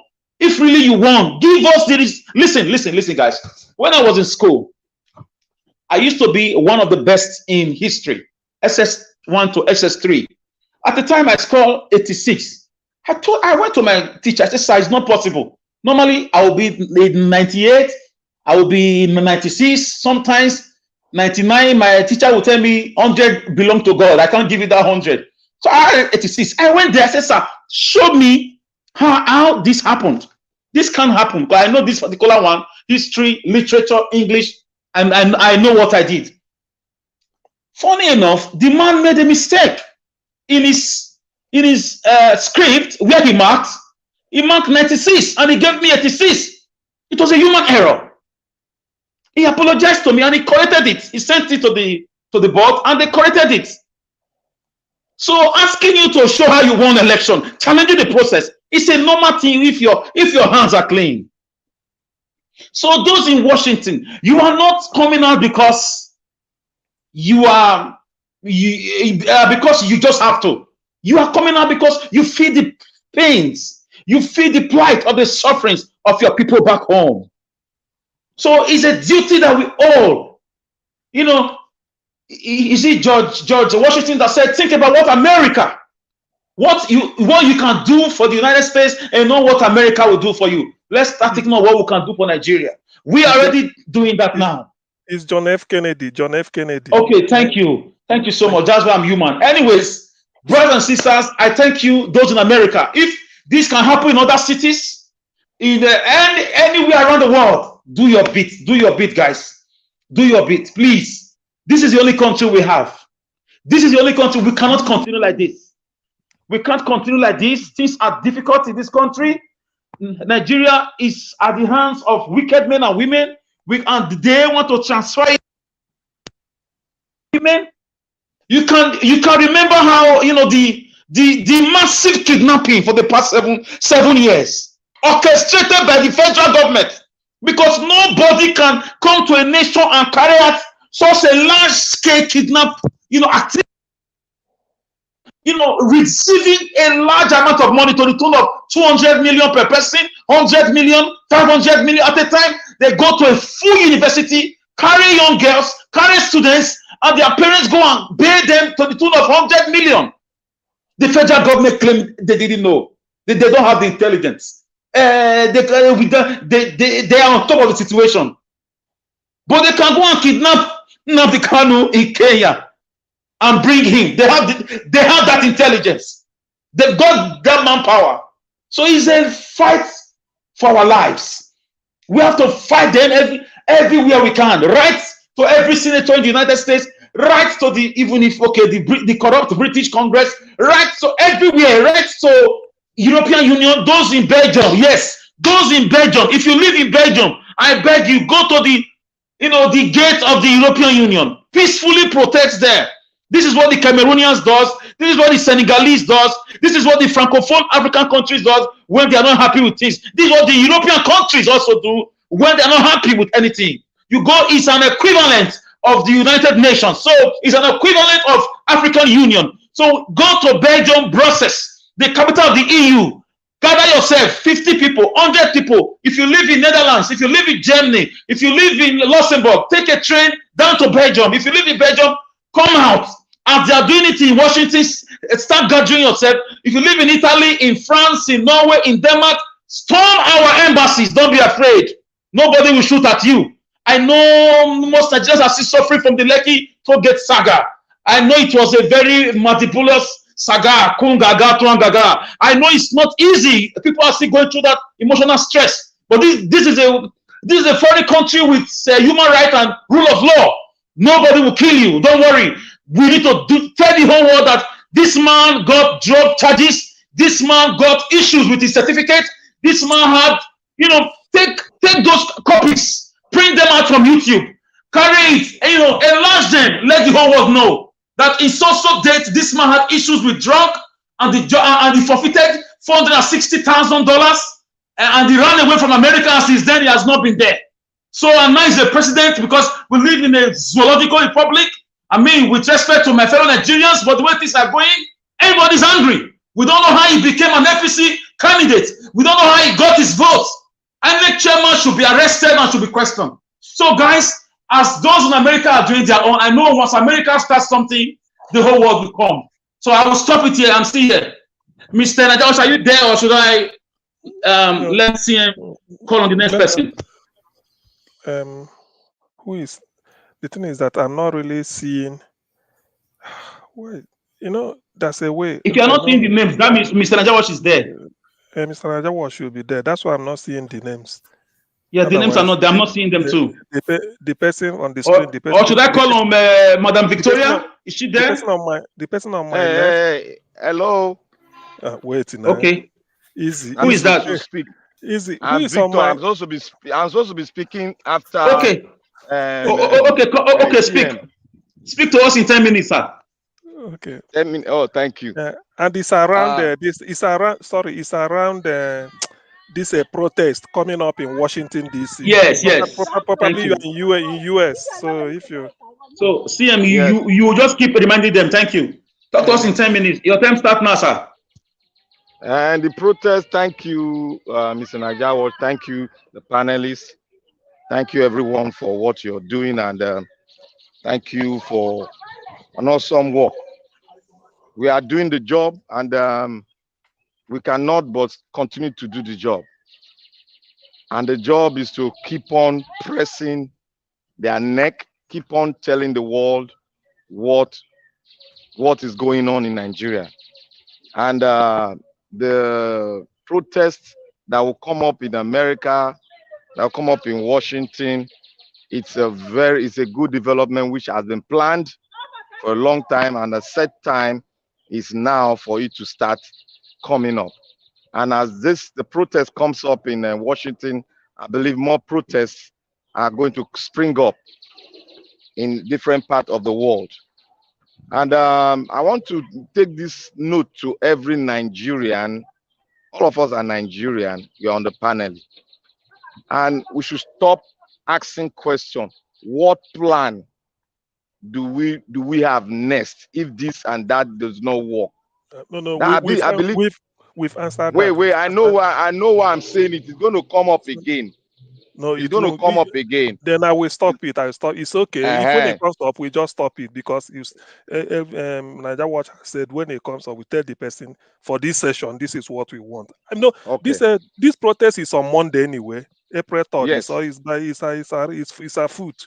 So the protest is going to bring the awareness of what the good patriots in Nigeria have been doing. The protest is going to give them the feeling that the people the Nigerian patriots that are outside the country, that are in the various parts of the country, are not sleeping. As it is affecting them, it is affecting us. The pressure is even more higher. Because I will say this, because I was in a platform yesterday, and when I spoke with the passion for my beloved country. And when I spoke, some people tried to pull me down. That you are speaking very strong, hot, this that. I stopped. But thank God, a lady, because I spoke more on the positive force of a woman.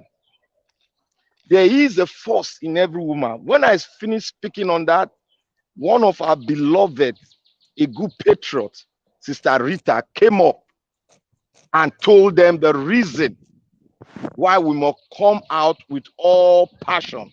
We are not here to pretend. We are here to speak out because it is our motherland. It is the country where all the black race are looking up to. Because where you have a country where more than 200 million people, black people, are resided, that is the highest so far. And everyone, whether you are in Jamaica, whether you are in any black country, any country where black people live, your eye will, when you hear that Nigeria is in turbulence, Nigeria is in this, you will rise up and say, wow, how did it all happen? We are here today. Our patriots are in various countries, in the land of the free, in the land where the voice of the people cannot be pressed down, in the land where men and women fought for this country to be what it is today. And the country was not selfish in everything they are doing. They decided to give what they have to the world, and they gave the world democracy. And this has made us, as citizens of various nations, to rise up and speak up our mind when things are going wrong. Before we have no voice, but now as a result of the voice as a result of the democratic atmosphere that we have, now we have a voice to speak. I will take our mind back when the military was in office in Nigeria. Many of our compatriots were killed. We were on the field. We were fighting. We fought for more than 25 years. And at the tail end, the consistency, the momentum was there. What we did was the replica of what we are doing today. But we are doing it in a different dimension, from different angle. Thank God the internet is there for us. And we are doing it. We are maximizing what we have to get what we need. And what we need is to free our nation. The cradle of blackness, we want to free it. Nigeria is not only us.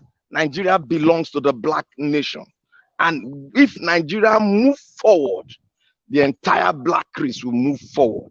If you look at the entire black race now, when they want to pick, they will say, where is that Nigerian?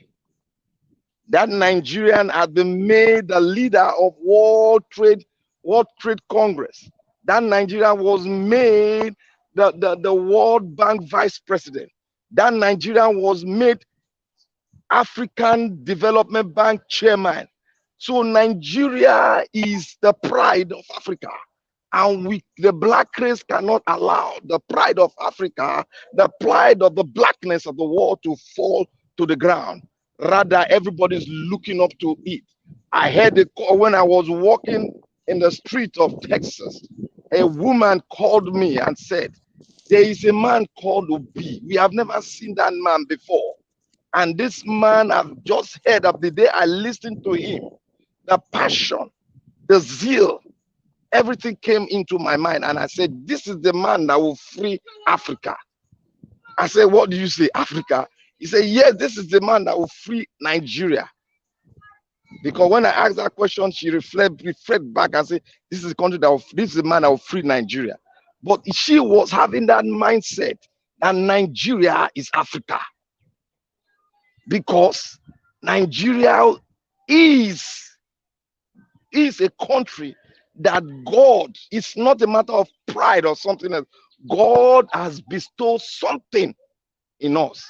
And that thing he has bestowed on us as a nation, we got to have a way of giving it back to our neighbors, our brothers, and the entire black race all over the world. That is why the city, the town, the county, the state, the state, various states in America where the black African, Nigerian reside, we are about to arise. And the journey in the diaspora has just started and is going to pick up in Washington, D.C., the cradle of democracy, to the front of the White House. And from there, as we kick it up, then the pressure will come. We are going to press their neck until they give up, the ghost and give up back our country. That is what we are going to do. Nadeko did it. The Nigerian movement did it. The student union did it during the military era. The diaspora did it during the military era. We are continuing with it. This is the time for us to rise up. Wherever you are, if you are sleeping, wherever you are in Nigeria, wherever you are, if you are sleeping, arise. The call has come. The call to arise for your country. The call to arise for the greatest black nation on earth, Nigeria, has come. So every one of us, if there's any way we can participate through our finances to this, I will beseech them to give us, so that if we cannot be there, we can forcefully throw our finances there for them to make use of it. All is for us to be successful in this movement. Okay, I beseech every one of us, please, if you have any way we can donate to this movement, it has started. This is what they've been dodging from. This is what they've been keeping us from, but we are going to start it, and it has started. In any way we can throw our money in for this movement to start, we are ready to do it. Thank you, everyone. Okay. Yes, about that one you just said, Nigeria said if there's anybody that can volunteer to record, to connect to Nigeria Watch on that day and record live, or send Nigeria Watch videos, that you should get the person's number to him or something, connect him with the person. Or if there's any way somebody can be there, or somebody who is part of the Washington protest who can stream live with Nigeria Watch, we need somebody to volunteer so that we can be there live to cover it for the whole world to see. Thank you. CM. Yeah, that would be very, very important, because we need to be here the other on that day, like CM also stated. All of us can be here and follow up with the live stream and be talking about it as well. So that would be nice. Or if anybody can volunteer to pay cameraman $50 that day to do the work with Nigeria Watch, we'll be very happy too. Exactly, just to hold their phone, go record and I'll connect them with us here. That would be nice, So yeah, thank you, my brother. To be the correspondent for the day, in which we rely on you to give us whatever you are. Anyway, Victor, let me ask you: are you in the US? Yes, I am the US, but I'm in the East. That's the East Texas. It's about if you want to fly, it's very, very deep. It's about 3 to 4 hours flight. Okay, it's okay, no problem. Yeah. That is I know. Okay, that's all right. Thank you. So the thing is, we want awareness. Whatever it is, let it be, because that is a golden opportunity. Imagine protesting in the White House. I mean, around the White House. There is no better visibility than that. Although you say it's the cradle of democracy, I think Greece is the cradle, but in terms of the father, the modern way democracy is practiced in the world, no one can beat United States, and they defined it, Abraham Lincoln. So from my right, I think my left, if I use the screen, how did give us? I think it used to be Victoria. Okay, Victoria is gone. Then give us our mandate. Alex has spoken. Francois I think I'm next. Giwamu. So are you calling me? Francois, is it? I know it is French one. Not sorry, but I still Giwamu. Are you calling me to speak now? No, okay, I think I'm supposed to speak, Mr. CM. Hold on. No. I know when you came in. I thought you came. ED. You know when you I came in before you, isn't it? Very I well. came in here, so that's what I'm saying, because I'm using my BRM probably. I think after you, so the person who came after you. Okay, yeah. I get it. Let me not waste time. So wait, I'm particular about. I know. Give us a mandate. I know you've spoken before during the session, but let me see. Giwamu. But I only spoke for 5 minutes there, no. So, but you guys continue. Okay, it's okay. We'll get back to it. Just to a little bit of fairness. Who knows whether Giwamu has slept? Giwamu, he's not there. I know Tiobala. I know Neobi. Okay, probably I go back to give us a mandate after you. Then I go to say Neobi. Then Tiobala. No, I was actually here before. CM, is this not a new session? Huh?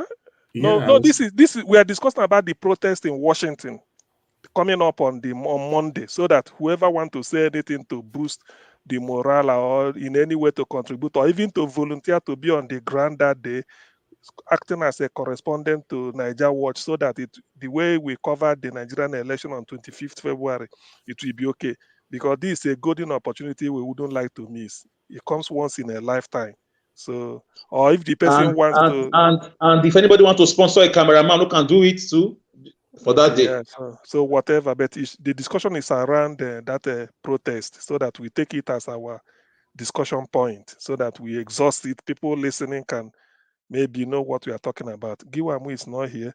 I think, okay, give us our mandate. You are in Texas now. You're a Texan. So let me hear, give us our mandate. After that, Neobi, then Aid. Juden is in I now. came Then before Tiobala. I think this Okay. is Don't about worry. well shuffled. Okay. After Right. give us a mandate, so that we do it. After give us a mandate, we then aid. After aid, no be then Tiobala. Victor has spoken. Alex has spoken like me. Then before Juden. So give us a mandate. I think you can demolish your argument in 2, 3, 4, 5 minutes. Or do you need give us a mandate? He's not there again. Or his people. Alex, can you hear me? I can hear you very well. People are busy, I think. Okay, well, this US, this is their. Okay, why not call they're full of energy. Madam Niobi? No, I think Ed said, okay, well, I was here before, Mr. Wait, Alex. let Ed go. Let Ed go. Then Nobi. Ed, okay, let's hear you. Let's hear your logic. So, thank you, guys. I'm sorry. I think I hear somebody call my name. Did anybody call me? After Ed, you can speak. That's just for you to get ready. I'm not even going to take much time. So 0025 start.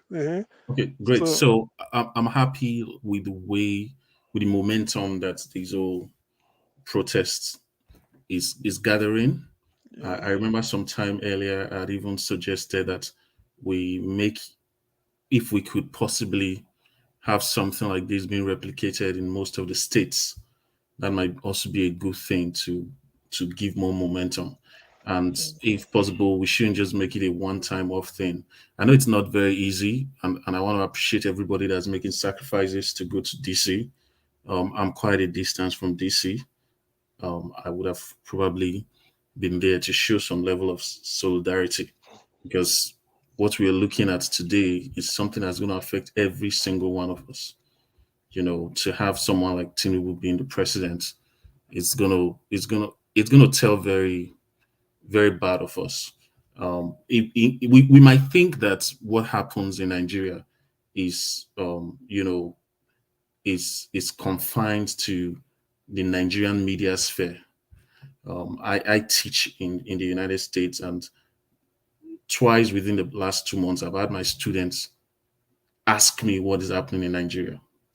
First, it was the case of the whole Naira thing. I don't know how they got to find out about it, and they were asking me what's happening with your currency, and I had to explain to them that, because at that time we thought that the intention was really good to curb vote buying. So I had to explain to them the foreign concept of vote buying and how doing all of these would help to stem that. But again, we were wrong, because we knew that. We now know that the intention of that was just um, to further make the people suffer.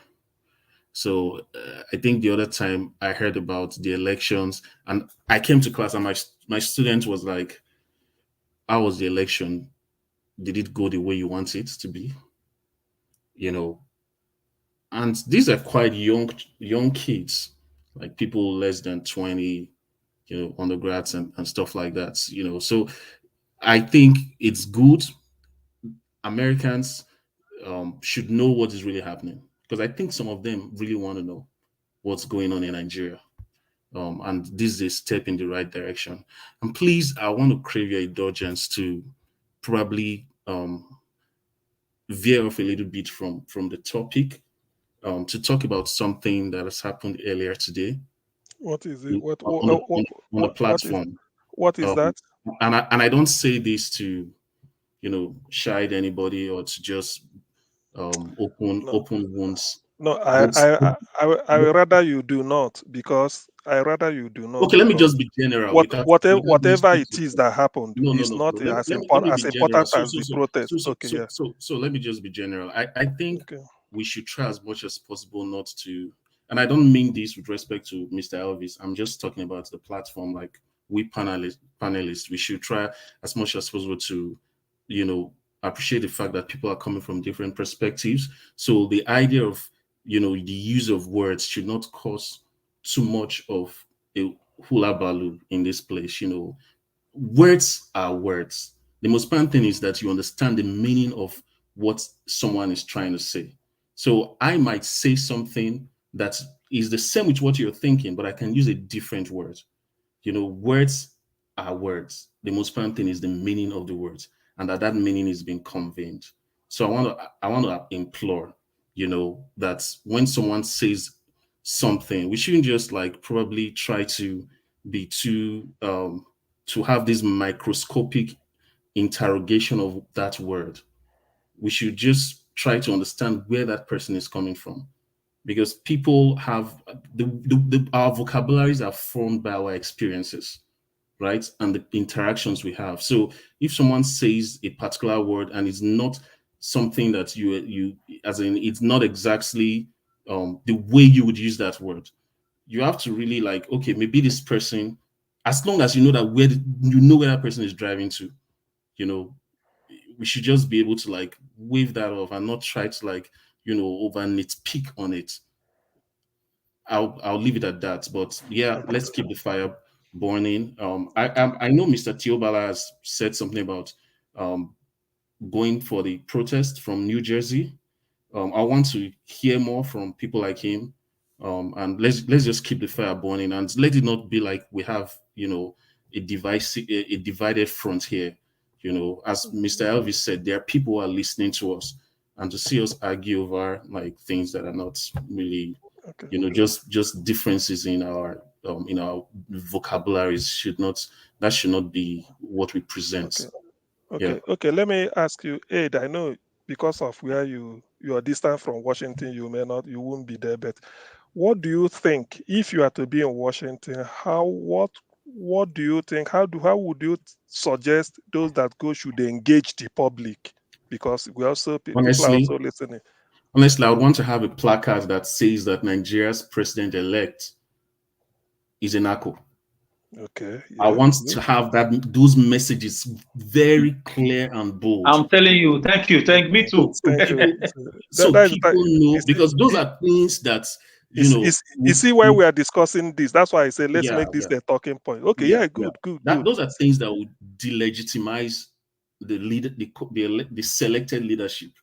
Where people know that okay, these are things, and then the American people have a way of signaling to their leadership. Like if you see Ukraine war, you can see a lot of conversations in America about the Ukraine war, and that has a way of realigning the leadership, because the leadership has to be able to say, okay, our people do not agree with this thing, or our people are interested in this thing.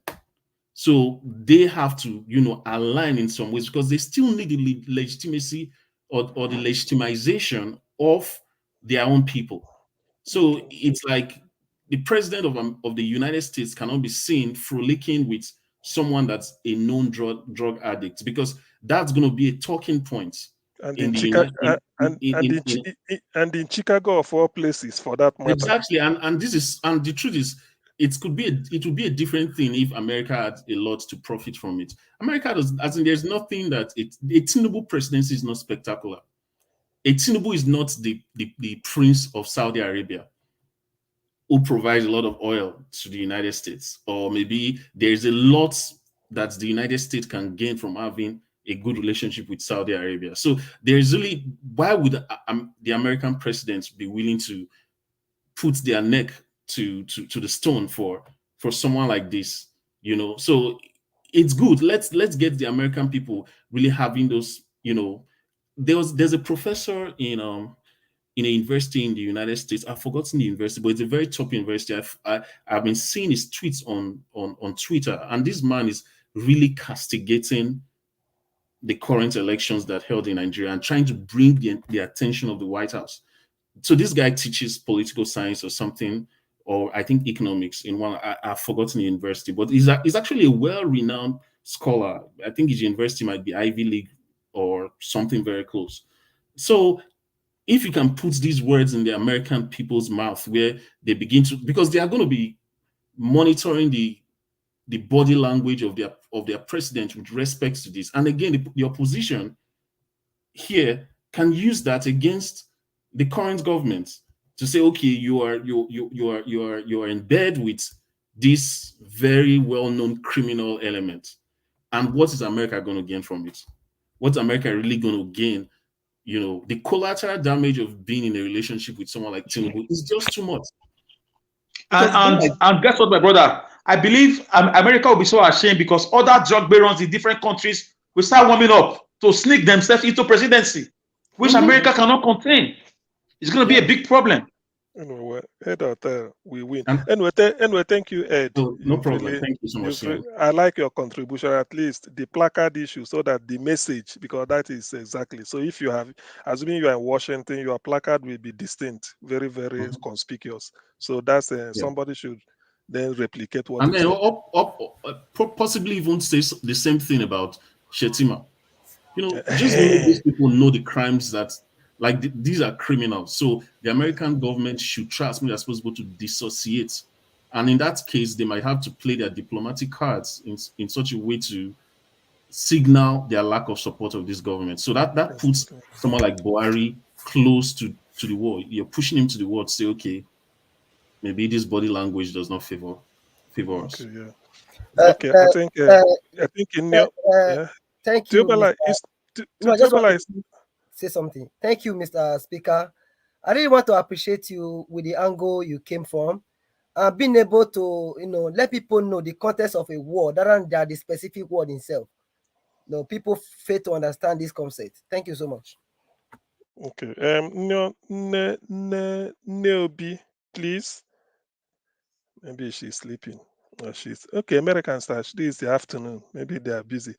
Okay. Neobi is not ready now. I think I said Giwamu.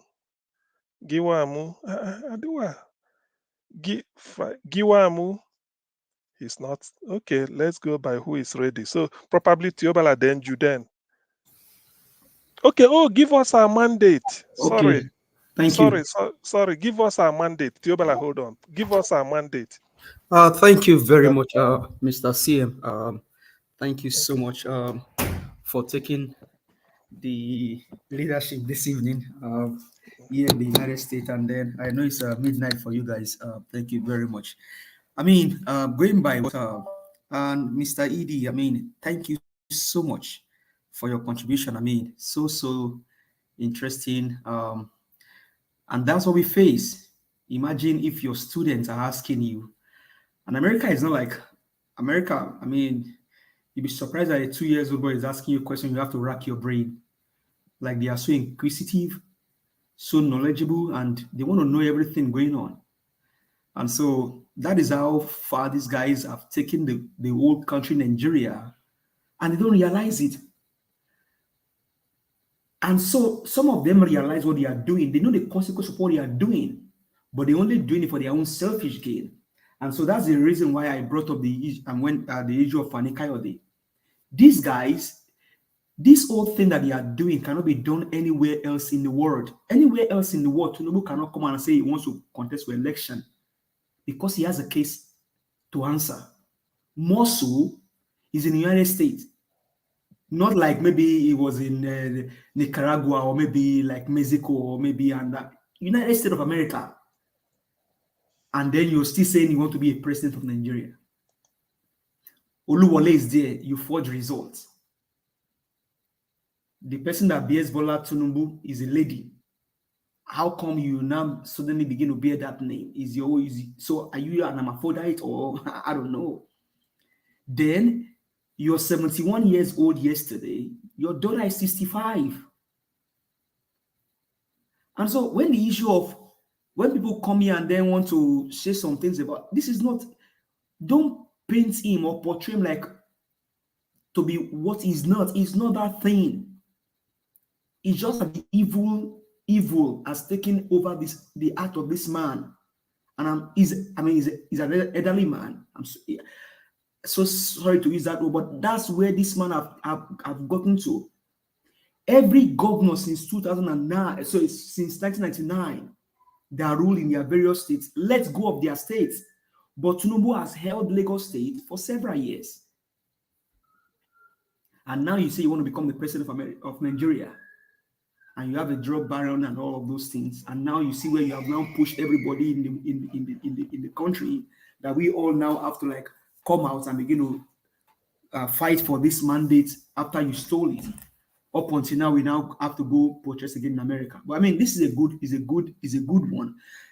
I was able to engage with Aisha some times ago on a live broadcast, and I told her that since you are not in America, I think it would be ideal that we also take this fight to the White House. And Aisha said, White House, okay. She just looked at me and she just laughed but it's going to happen.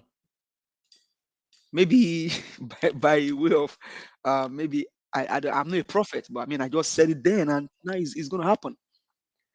And so going back to what I told you earlier, CM, we have an... Is she still in America? She did a live video yesterday. She even recorded from her school where she was recording front of White House. Beautiful. She will see the rally tomorrow now. Okay. So I'm not surprised. She may end up going there because she's in Washington DC now. She's there already, my brother. She's there already. No, she's she's in Washington DC. She's been there since I think maybe a day or 2 days after the election. That was when she came to the United States. I will contribute $200 to the Washington rally, but I'm not going to join this platform ever again because nobody can suppress my expression. But let me know how I can contribute $200 towards that rally. But unfortunately, I don't want to belong to this platform anymore. Madam, number No, one, no, no, no, no, no, no, no. this I don't platform, want to debate it or this anything platform because do not nobody collect is going to donations. suppress. Nobody is going to Madam, suppress the way I madam, express listen, we are saying myself. something else. I Alex, hate to be Alex, let her controlled that speak way. now. Alex, I am cool an down. adult, Alex, and, cool down. but, regardless, I'm going to give $200. Maybe We I'll don't put need, it through the we channel. don't collect money here on this platform. We don't. If you want No, to send for super the chat, you can do rally. that. For the rally. What? Yeah, we don't know how to do it. You have to contact people in Washington. We Well, don't know I how. don't know how I'm going to contact You people in can Washington. go online and do that. Nigeria do not raise money for anything. Okay, all right. Thank you so much. Okay, one question Can I for you, continue my Victoria, before you leave, please. One question for you, because I think she's I gone. think she left She's already. gone. Okay, That's well, okay. who Okay, was let me speaking? continue. So She has gone. Bye okay, bye. now it's gonna be in Washington D.C. and everyone that lives in that axis, Washington D.C., New York, New Jersey, Chicago, all of Baltimore area, please represent us.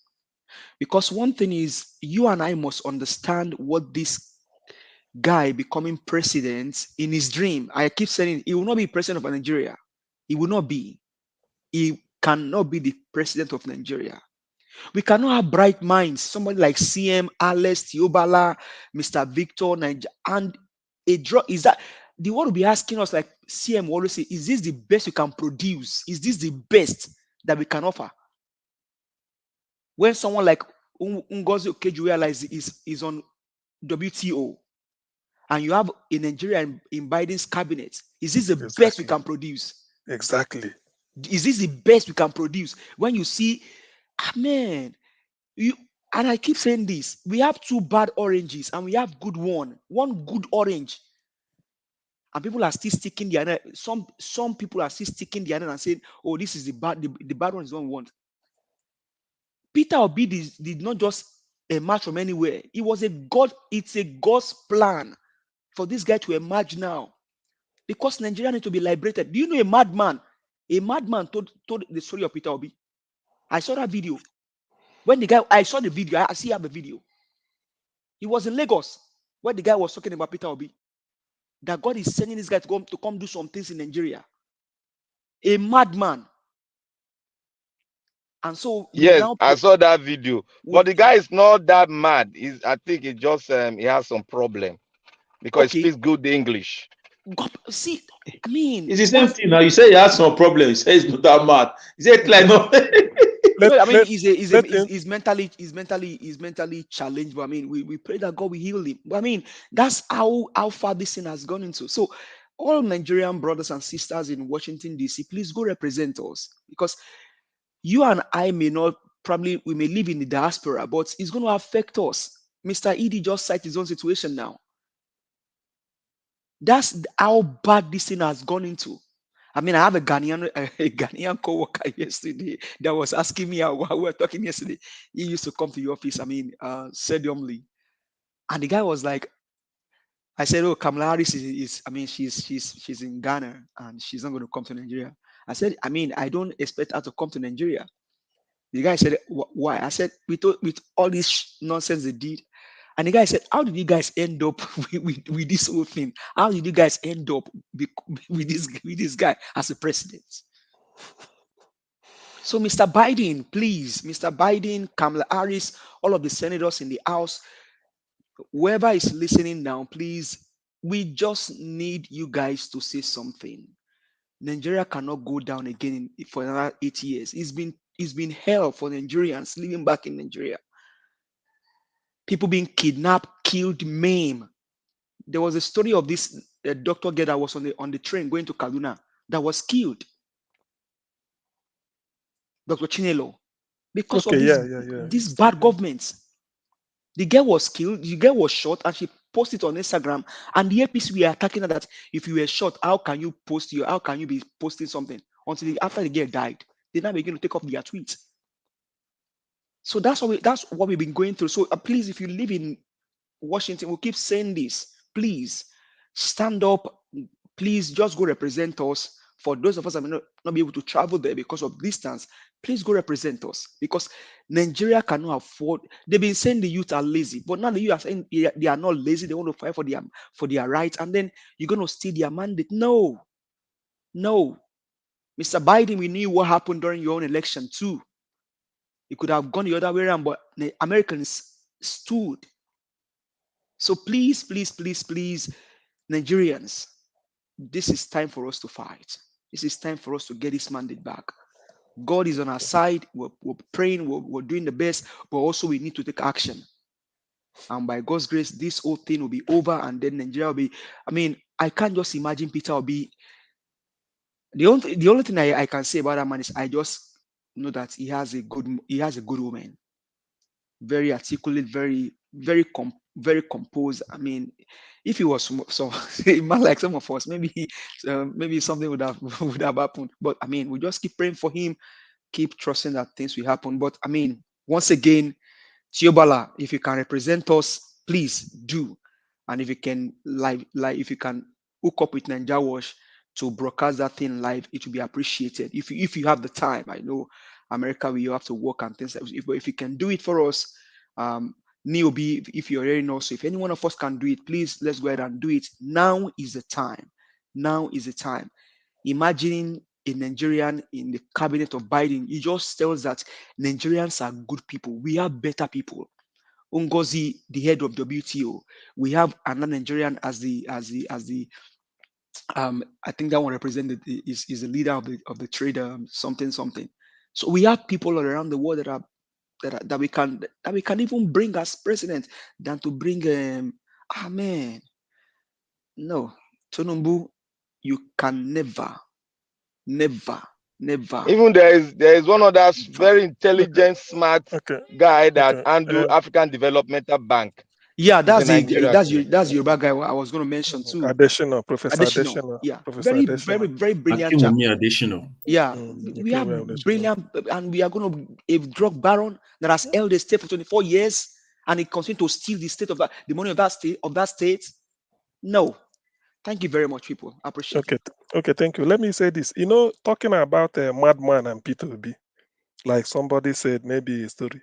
Peter Obi said when he was governor that there's a madman somewhere. Just like you say, if you get to Lagos, the moment you say Yaba bus stop or Tinubu Square, is quite popular. So this is called the Opiweka area in Onisha. It's a popular area, just like intersection of roads to different places. He said there's a madman that stays there. Whenever Peter Obi is driving past, he will stop. The madman will tell him something to do. They will greet, even embracing, sort of, people will be surprised. How can Peter be touching mad person, dirty, smelling?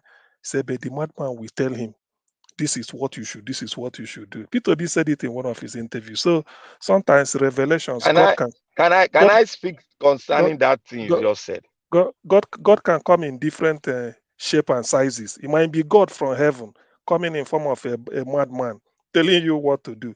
Okay, so I think after sorry, just 30 seconds, please. There's one thing that make me to laugh when Mr. Najawash was playing that 1 minute break music. I laughed. The laughter came out. You know why I was laughing?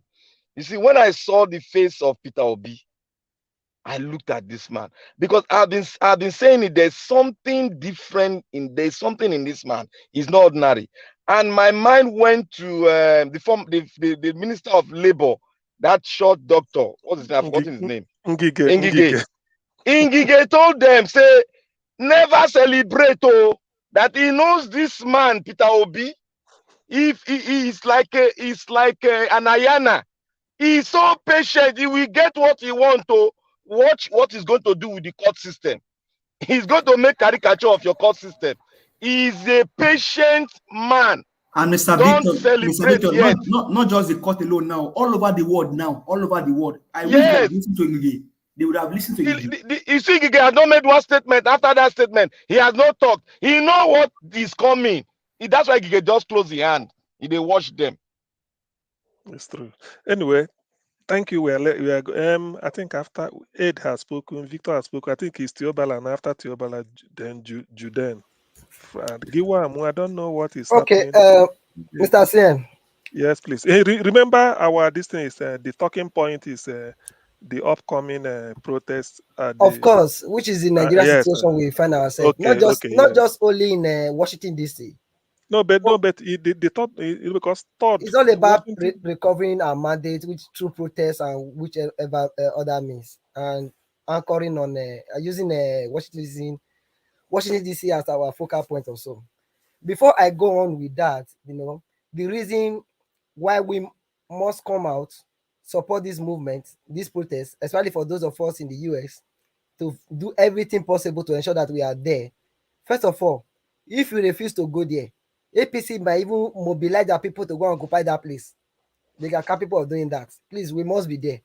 That's on one hand.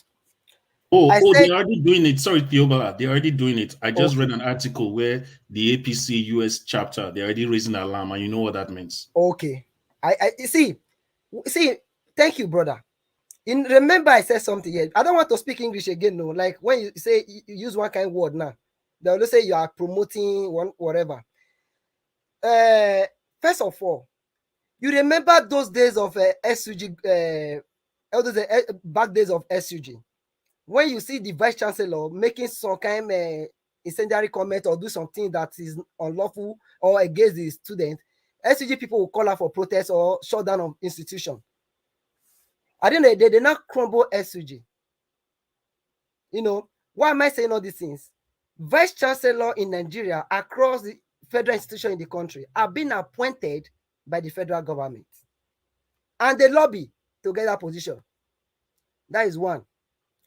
If you go to the all the Supreme Court justice, police head, military head, they lobby. Can I correct you? Okay. Okay, let me correct you on that. Vice Chancellor are not selected by the federal government. They have a council of professors, and this thing is rotated according to the length and how you have stayed as a professor. It goes like that. No. That's so that's you are that's not true. That's it not goes true. like that. Why people always say that's not like that? I was in University of Port Harcourt. I was a union leader. I know what I'm saying. No. I was inside. Excuse me. I was a lecturer, so you can't Please, you are a lecturer. That's what please, your old school. excuse me. In my school, that's where it goes. Speak now. Excuse me. You cannot be interjecting like that. Excuse me, please. Do you know one thing? I believe we're all adults. Even without we can discuss as if we're on a dining table, all of us talking to, discussing. So this issue, let it not. What we want is protest in Washington D.C. Leave out whether it's the armed forces ruling council No. appoints Mr. this CM, is I'm making a point before he came to no, I you know want to because correct me. Hold on, you want to correct me. Mr. CM, there's something people. Wait. I want to say something. There's something people. Wait. The mindset of Nigerians now is like this. Anything you say about any sector in Nigeria, they'll say government. Victor, please. That is trajectory that is not good. Victor, please. Yeah, let's just concentrate on the protest. Encourage people to come out from protest. Victor, remember, Niger Watch has had a full session. It's just because I and Alex volunteered to hang on. He said, okay, let's just use the next 1 hour or thereabout till we go to be talking about a Washington D.C. protest. Thank God, is he not Ed or Victor who said something about the placard, the message, which was good. We received it. We thanked you. So, and we are also advocating for other people to start their own protests in different countries, in France, Italy, everywhere.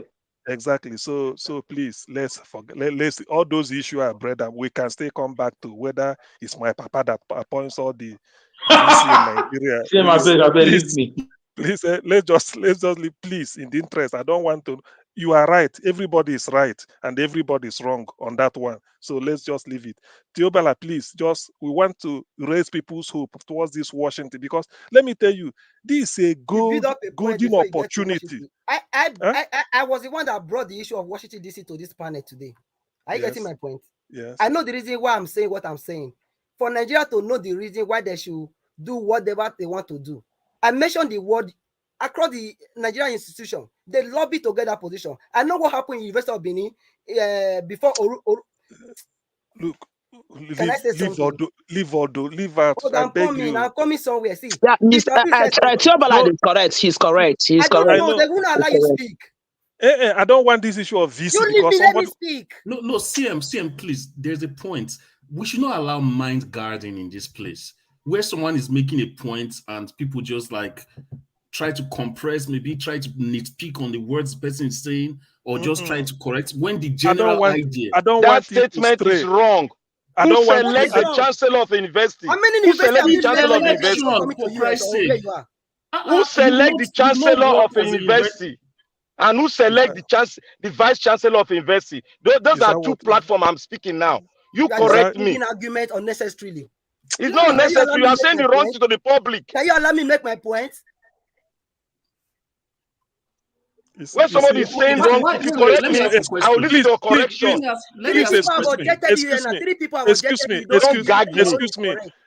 Excuse me, please. Victor or whoever, and all of us anyway, please.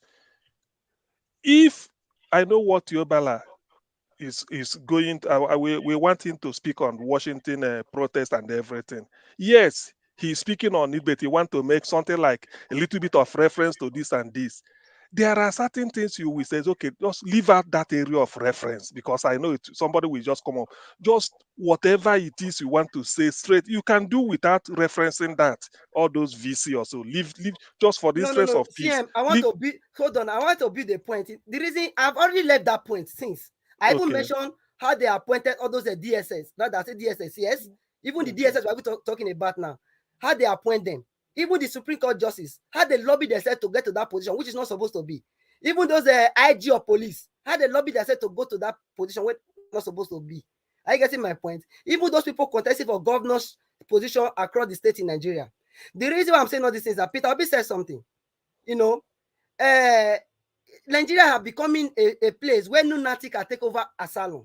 And for you to be able to fight these people, it must be as mad as these people. And this government we see today, the government of APC, even the PDP as well, you know, over the years have been able to, you know, lay hold of all these institutions that would have been able to call out this protest or call out people, you know, to come up with this thing. That's the reason I mentioned the word SUG. Protests come for students. They come for normally for the youth. And the youth normally they have those bodies. Those people cannot no longer speak now because they are silent. Nobody is controlling them. They crumple that session.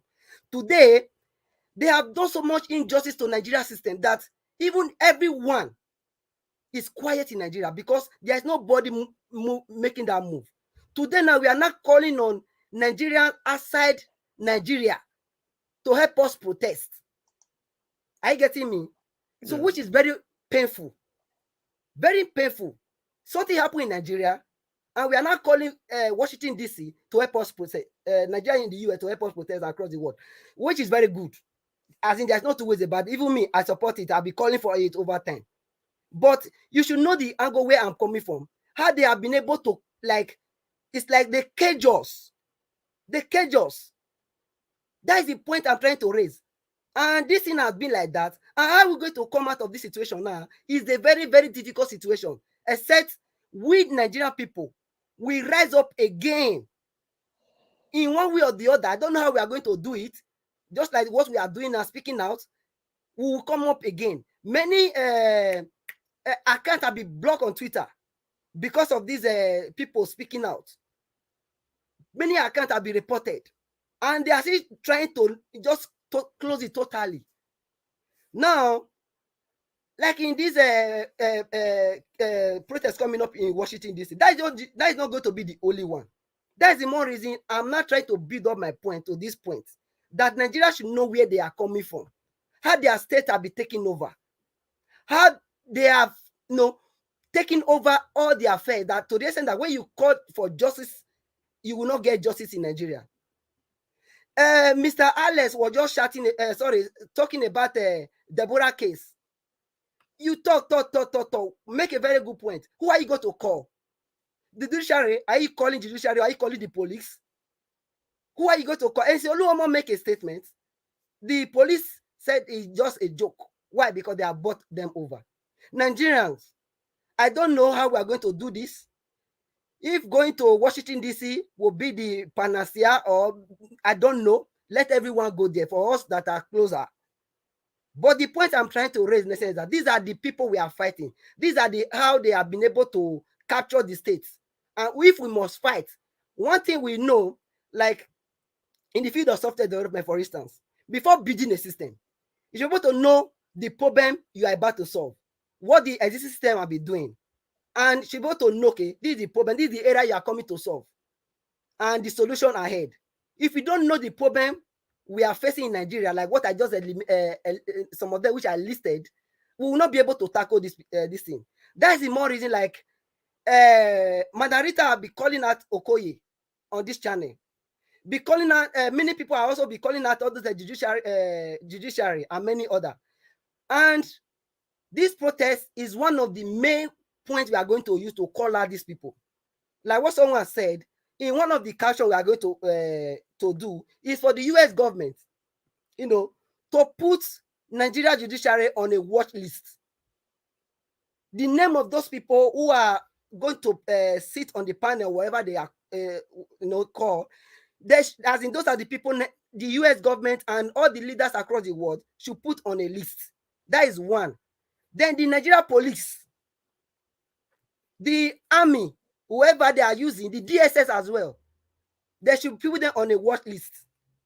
Today we know is the vice chancellor over there they are using to rig Nigeria election. If we can also call out those people, we also go to put them on a watch list. I also want to especially thank that woman that did Abia election. So those are the points I'm trying to make, that we should all find a way to be able to Teobala, yeah, I think you are right. Peter Obi is also including all the returning INEC officers on the petition. About 177,000. Most of them are professors too. They are different university, different universities. Yes. Who are yes, and I'm happy Peter Obi included them on the petition.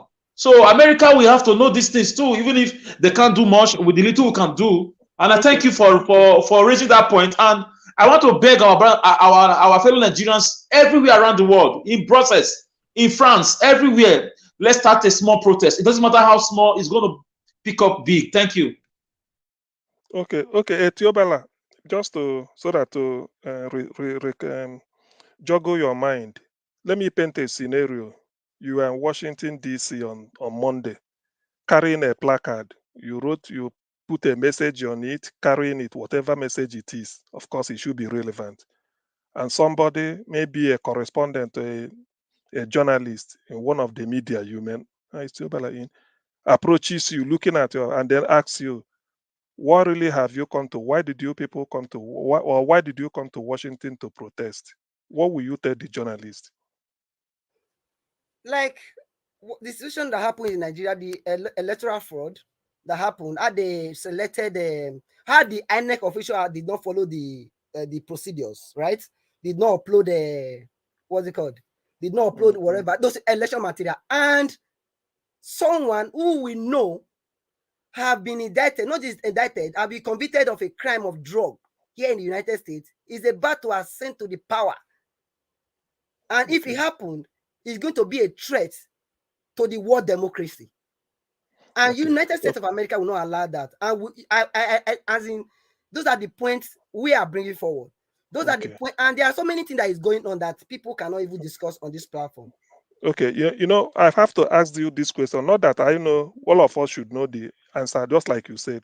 It's just that people listening should know why we are really going, because this is the reason. Because somebody can confront you and say, but why are people demonstrating here? Why not elsewhere? Why Washington? Why here? So you should be able to articulate a reason and give. I'm not saying that a journalist will confront you, but you never know, it could happen.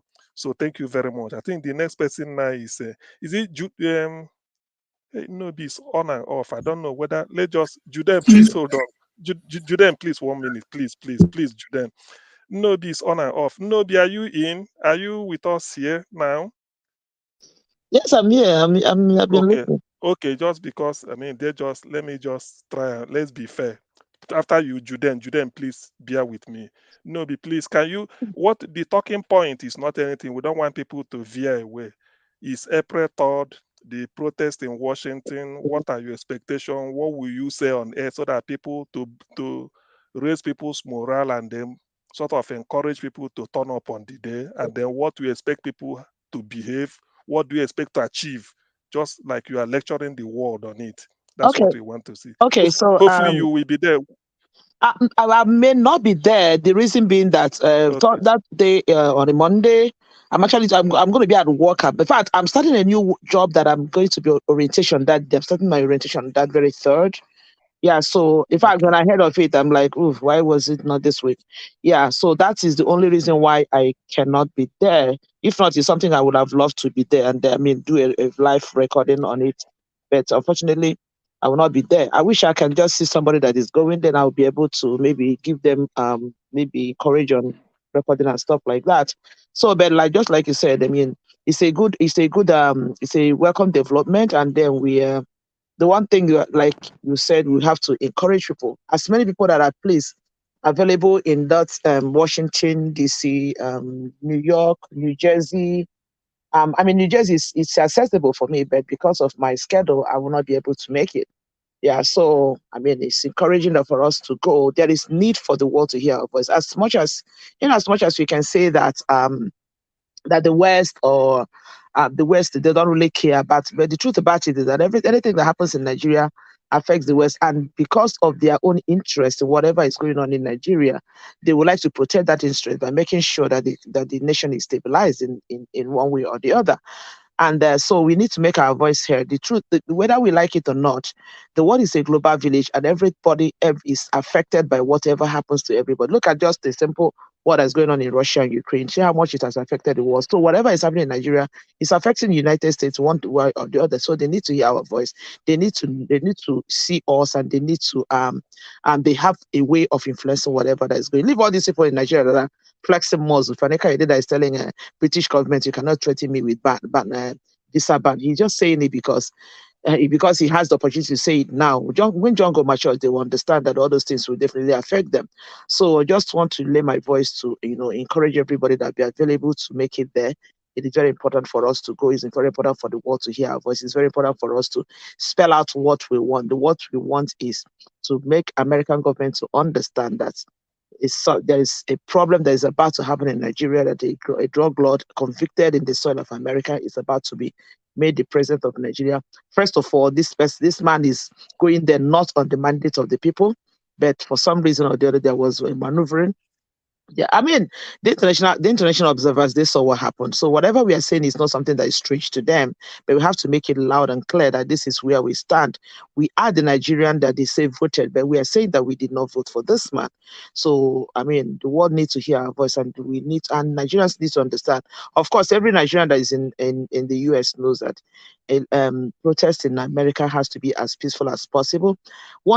As long as they have a permit to do it, once they are there, the police will give them the maximum protection that they need to comport ourselves, speak, understand the very reason why we are there, make our placards, something that everybody that will be readable, people will understand, spell it out, and people definitely, the world will hear our voice. And when they begin to see all this protests going on here and there, definitely there is no way. I said it before here. I said there is no way you can scream in the ear of somebody over and over and over and over that the person will not listen. No matter how deaf the person pretends to be, the person will definitely hear. So it's a welcome development. People are encouraged to go. I wish I would be there. Honestly speaking, I wish I could be. If not that this is a new job that I'm starting, honestly, I would have just taken permission to be there. I would have loved to. Just a matter of jump into the train and go there, stay there for an hour or two, and be part of what is going on. But it's a welcome development. I encourage everybody, please, if you're in this area, please make it. Let's come out en masse and protest. And one thing I like about this country is that once Nigerians storm the street that day, you will see why. You see people, you see Americans join Nigeria in their voices to make this protest like loud one. It's a very welcome development. We encourage. This is what we need to do. They must hear our voice, and they must do the right thing. Thank you so much. That's good. That's good. So far, at least the morale people are listening to us. They know that by my own reckoning, Washington is the capital of democracy in the world. So there's nothing. What I've associated America with freedom. democracy, freedom, liberty. These are all what you hear. I pledge allegiance to the flag of the United States of America and to the republic for which it stands, one nation under God, indivisible, with liberty and justice for all. That is the government that derives its just power from the consent of the governed. Anyway, that is by the way. So, who will speak again is Judean. Thank you. Hello, my people. Thank How's you. everybody? Yeah. And, thank you, our listeners, and thank you, everybody, for all the sacrifices people have been making every day, coming out here to lend your voices and to find solution to our problem. I want to say it's a very good development that protest is going to happen here in US. By the way, I don't even know if you people have heard this breaking news. Trump has been indicted, and hopefully next week he's going to submit himself for arrest and prosecution. That is what we call a country that there will not be that does not allow. How do they put it? Brigandage. Brigandage, Agberu issue, because Trump is similar to an Agberu. They have two they have very obvious similarity. No, I mean it. They have very Not true. You are saying the truth. they are very similar in many respects.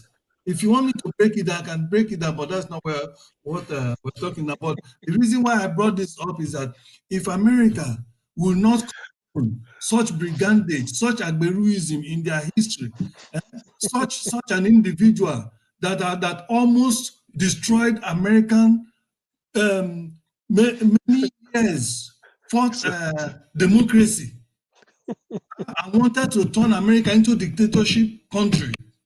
Silence media, just like Nigerian leaders have silenced all the medias.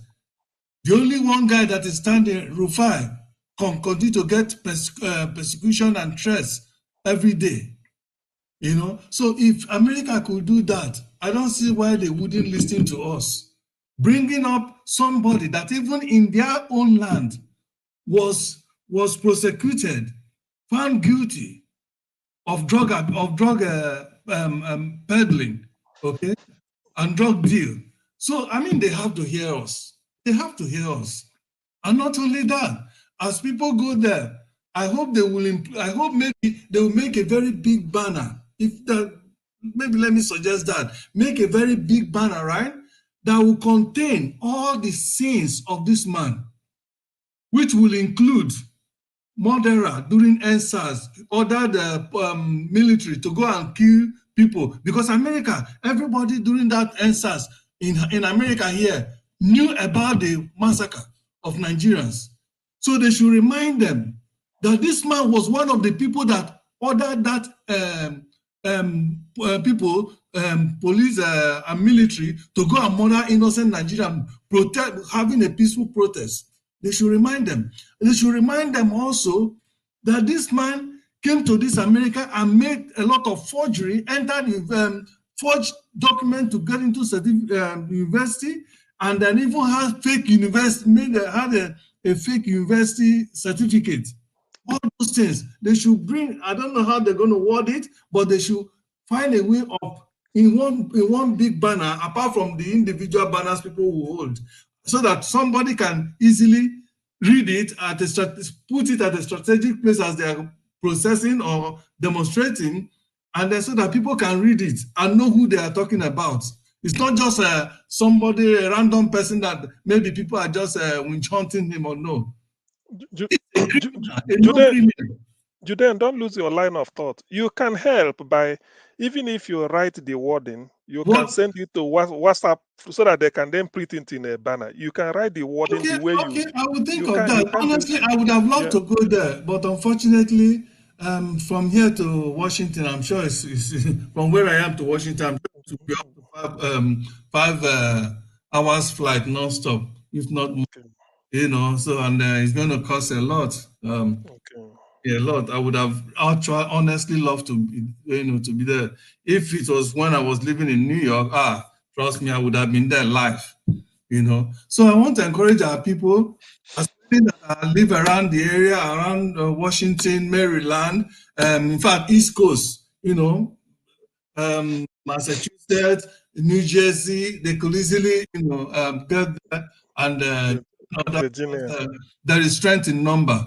Okay, the strength, the how much people that comes there will also will help to amplify the message that they're going to, pass across. Because if it's only few people, they will. I mean, it will not make much impact than if they see, hundreds of Nigerians coming to protest, and they'll know. I mean, America, they know they know Nigerians who they are in this America.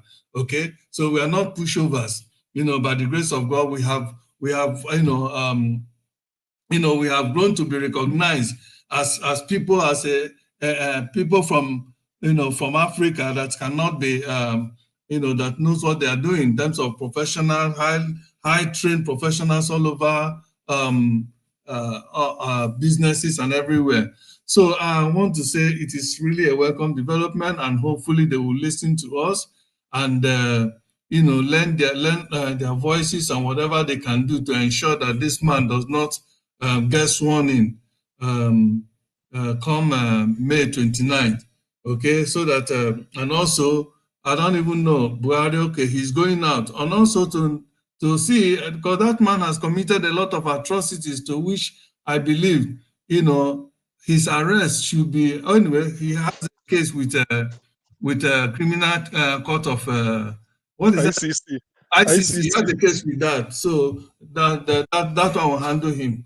Okay, so they are doing, and they think that they are God, that nobody can deal with them. But a day of reckoning is coming, and it's coming very fast, and they will know that nobody can be above the whole nation. Yeah, everybody, a country, people came. You see, the annoying thing in this whole thing. Don't protest. You go should go and join a party, and then you make your, you vote. You can select your people. If you don't like us, just vote us out. When they know that they have made it impossible for people to join and vote them out, I think they continue to deceive us every day. Enough is enough. Enough is enough. So not only this U.S.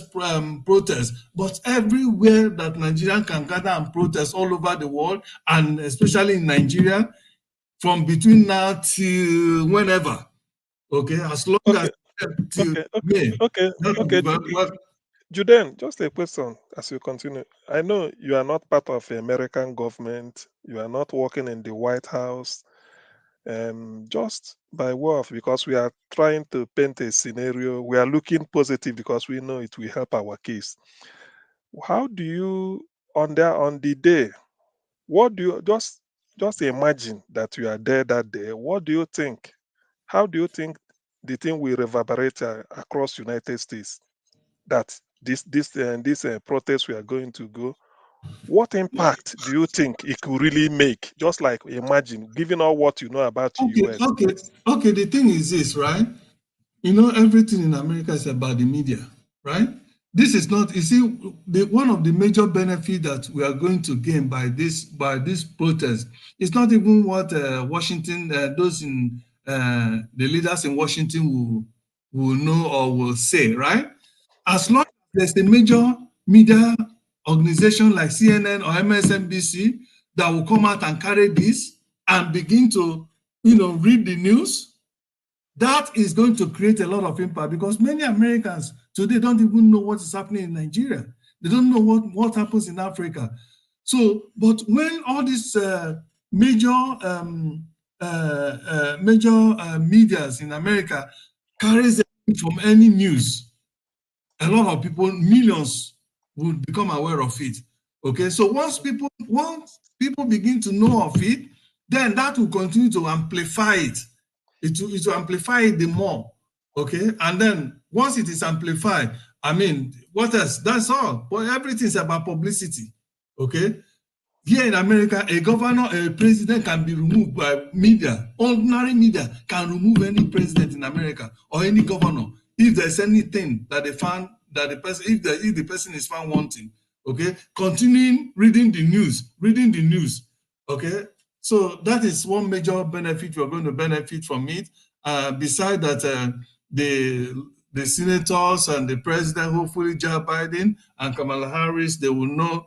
I mean, I'm sure they already know, but at least when they see Nigerians in America coming out to say it, hearing it from them, they will know that, oh, these people are not part. These people did not believe, or in this kind of election that has happened in Nigeria. They are against it. They don't want this person to rule them, not because the person won election, but because the person stole election. You can't steal something and you can't impose yourself. People say they don't want you. They don't want you. Go now.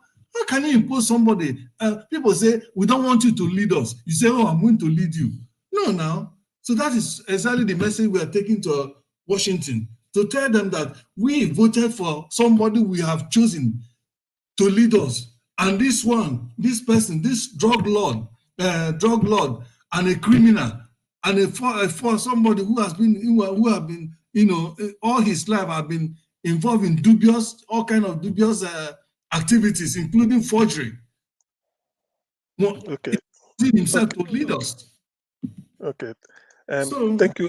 Thank you, Jude. Now, those of you in the US, because we are talking about this thing, those of you in the US, I know, apart from me and the Alex, the rest of you are in the US.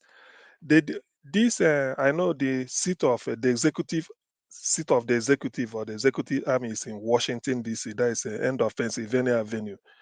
The Capitol Hill, that is where they have the legislature. The legislature. Yes, what the two institutions, are they too far apart? Because the No, voted they are very close. they are not. They are not. They are just. No, they are not too far apart. They are not far apart. they're in a green zone.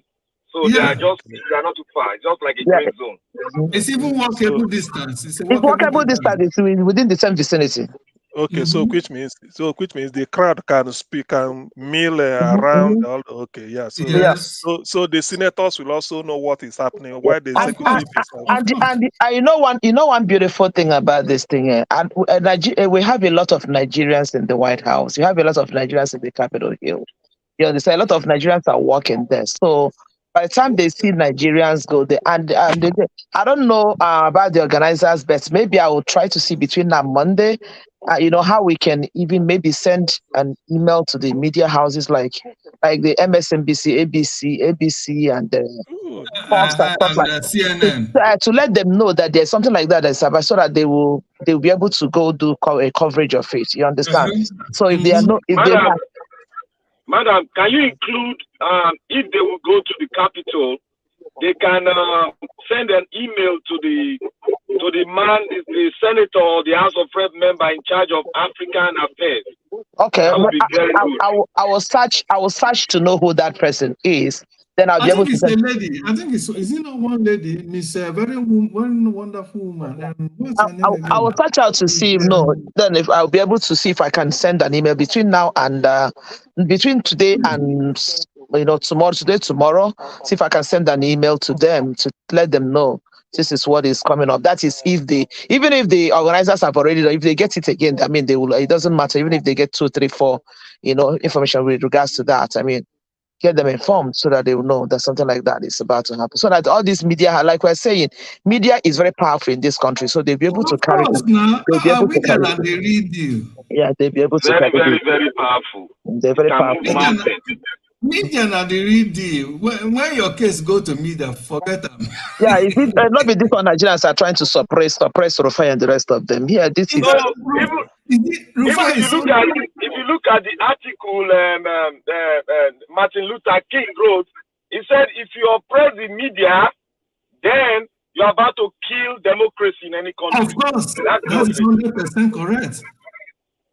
Didn't you see how people came out in America? Because of how Donald Trump wanted to destroy democracy, how people came out and vowed. Everybody who have never voted before, many people came out and voted. Okay? Many people came out and voted because they said, no. if this man, the way he is going, if he happens to win the second term, democracy will be destroyed in America the way we know it. That is 100. That is already given. It has already. Now what will fight to everybody vote like that vote.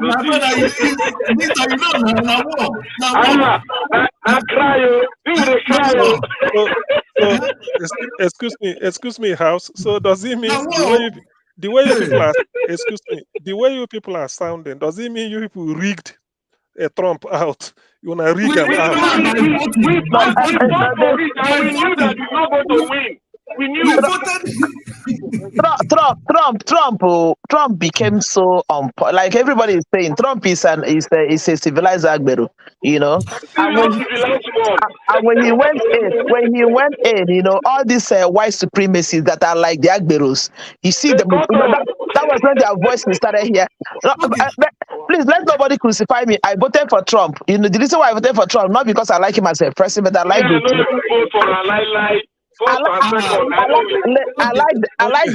like the Republican ideology. I like the Republican some of the ideology. Let's not go there. I like the Republican. I don't like Trump as an individual. Let us go there.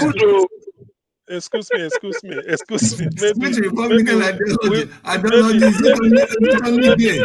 Gay is a sin in the world. Please. That not kill me. I voted. Even when I voted, my son was telling me. My son was after program, let me talk. When I voted, I came after the voting. I voted for him because I have like two boys that are both 18. They voted for the first time. My son said, "Mommy, that was a wasted vote." Oh, thank God! You see, even your begin knows that I wasted vote. You see, even a small child. When I want to vote, the man they give me slip, he said Republican. I said, what? Can I have my slip? I just go there with annoyance. Democrat. Can I tell you guys one story? Can I tell you guys one short story? There is a school of disabled children with autism, right? That I take a child to, you know, and stay with them. So their teacher was teaching. This happened 2 or 3 weeks ago. The teacher was teaching them about something and history. Okay, so they now asked one of the child, about 11-year-old child. He asked him, who is the 40? He called the 40. Is it 40? What president is Donald Trump? Is it 50 something? I be 40 something president. I think it's 48. 48. I think it's 48. Donald Trump. He said, "Oh, you know, so what can you say about Donald Trump?" He now told the teacher, "Donald Trump, I will get him arrested." You know, ask him, if you see him now, what will you tell him? I will get him arrested. Then I now ask him why. He said, because he's a liar and he's a wicked man. He's a liar. He never tells any truth. I was shocked. I said, even a small boy knows that Donald Trump doesn't tell any truth. Look at what Donald Trump has done to not just to America, to the whole world. Before, nobody knew what is alternate truth. Donald Trump came and introduced alternate truth. Anyway, the thing is, wait, I'm coming. Yes, let me tell you this thing. You know what he did? When he came, he packed all the things that guided every company. I was thinking this about the protest in Washington. Oh, Donald Trump don't enter. Washington Please, protest. excuse me, gentlemen. You know, that's what, you know, the thing about this Niger watch timing is that when we were there, Nigeria and Europe, don't they tire? Now that time on our energy, where the US, they come. We go night for Texas now. Which kind night? We were done enter next day. Wait, hold on. So how do you make the protest in Washington a success on Monday? So the contribute. Can we talk when we finish? Just one moment, please. One house. Actually, this Giwa we've not heard from. I think it's him. We've not heard from him for quite a while. I don't know whether he's still with us. Then the person who just entered the busy brains, we will hear from busy brains what we're discussing. This is particularly one topic session. Protest, a peaceful protest. by Nigerians in the US comes up on Monday, April the 3rd, at Washington, D.C., in front of at the White House anyway. So we are suggesting, or sort of, I asked a question, the distance between the Capitol for the seat of the legislature and the executive being the White House. So they said it's like the same, it's not far. So and people can move in opposite in both directions. So Busy Brain, what we are talking is, what are your expectations? What would you tell, if you are in US, what role will you play? Are you going to be there? If you are not in US, what do you think? What are you expecting? How do you want it to go? What suggestion can you bring? Say it on air so that people listening can pick up. Or is there any other support you could give them? What really just what do you expect? What do you want it? How would you want it into the shape you want it to take? That's what we're asking about. It's just discussion around it. We don't want to veer off. Maybe you can tinge it with Nigerian, non-entity. Nigerian problem, which we've all known, but don't don't sort of derail so much so that you do not elicit so much reaction. I've not been in tune today. In fact, I woke up from sleep. I just said, let me just catch up on work, and I was like, oh, let me see what Are you not in US? Are you not in No, US? I'm in the UK. Okay. Oh, okay. So it's Sorry. 1:32 here. So I Yes. just let me log on and catch up on work, and I was like, let me see. I missed Niger Watch today. What's gone on? Yeah. So I'm not in the US, but I'm in the UK. With the UK, there's a protest. In fact, I joined because I was thinking, let me also amplify the UK protest. There's a protest coming up on the 8th of April. We still So, okay. so We for have me, for those we will going, have time. That session will come later. We have time for that. We are I even concentrating. heard there was a protest in Dublin. If anybody can send us a video of that protest, we'll be very happy. Yeah. A protest happened in Dublin today or yesterday. I don't know. I saw it somewhere. If somebody can help us confirm it and send us a clip so that we can show it here too. Thank you. If you can, just your expectation of US. No, we will have time for UK maybe as from next week when we get into well, this. it's just to say, honestly, for those that can attend, yeah, for those, what we need right now are numbers, because how will they know it is the voice of the people if if the place is scanty, if it will not carry any weight, it will be dismissed. So the whole idea of a protest is to be able to be loud, for people to know that a lot of people share the same view, share the same thoughts.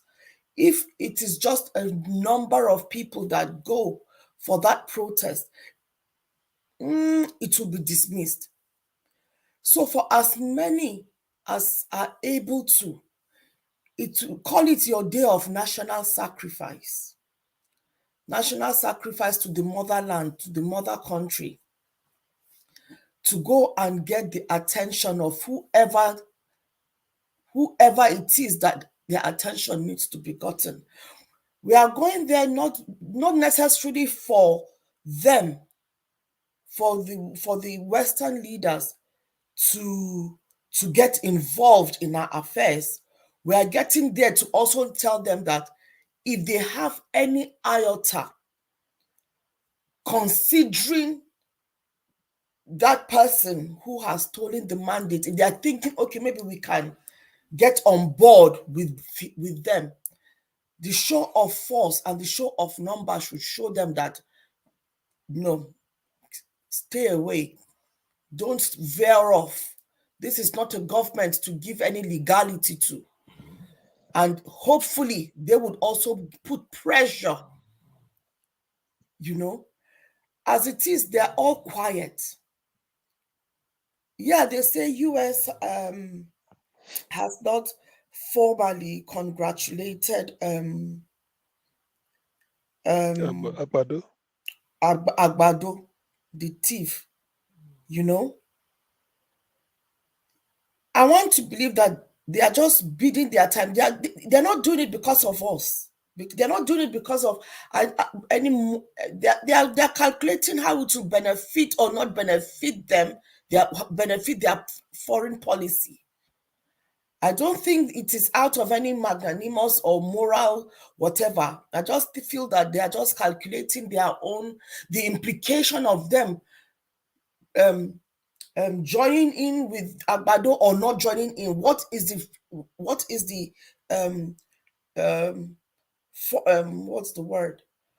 What is the how will it impact on their own foreign policy?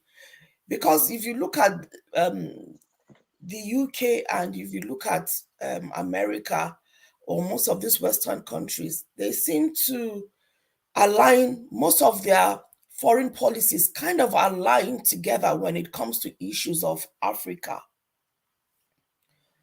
So the fact that the British have kind of put their hearts in the ring and giving the thief some form of recognition by congratulating him,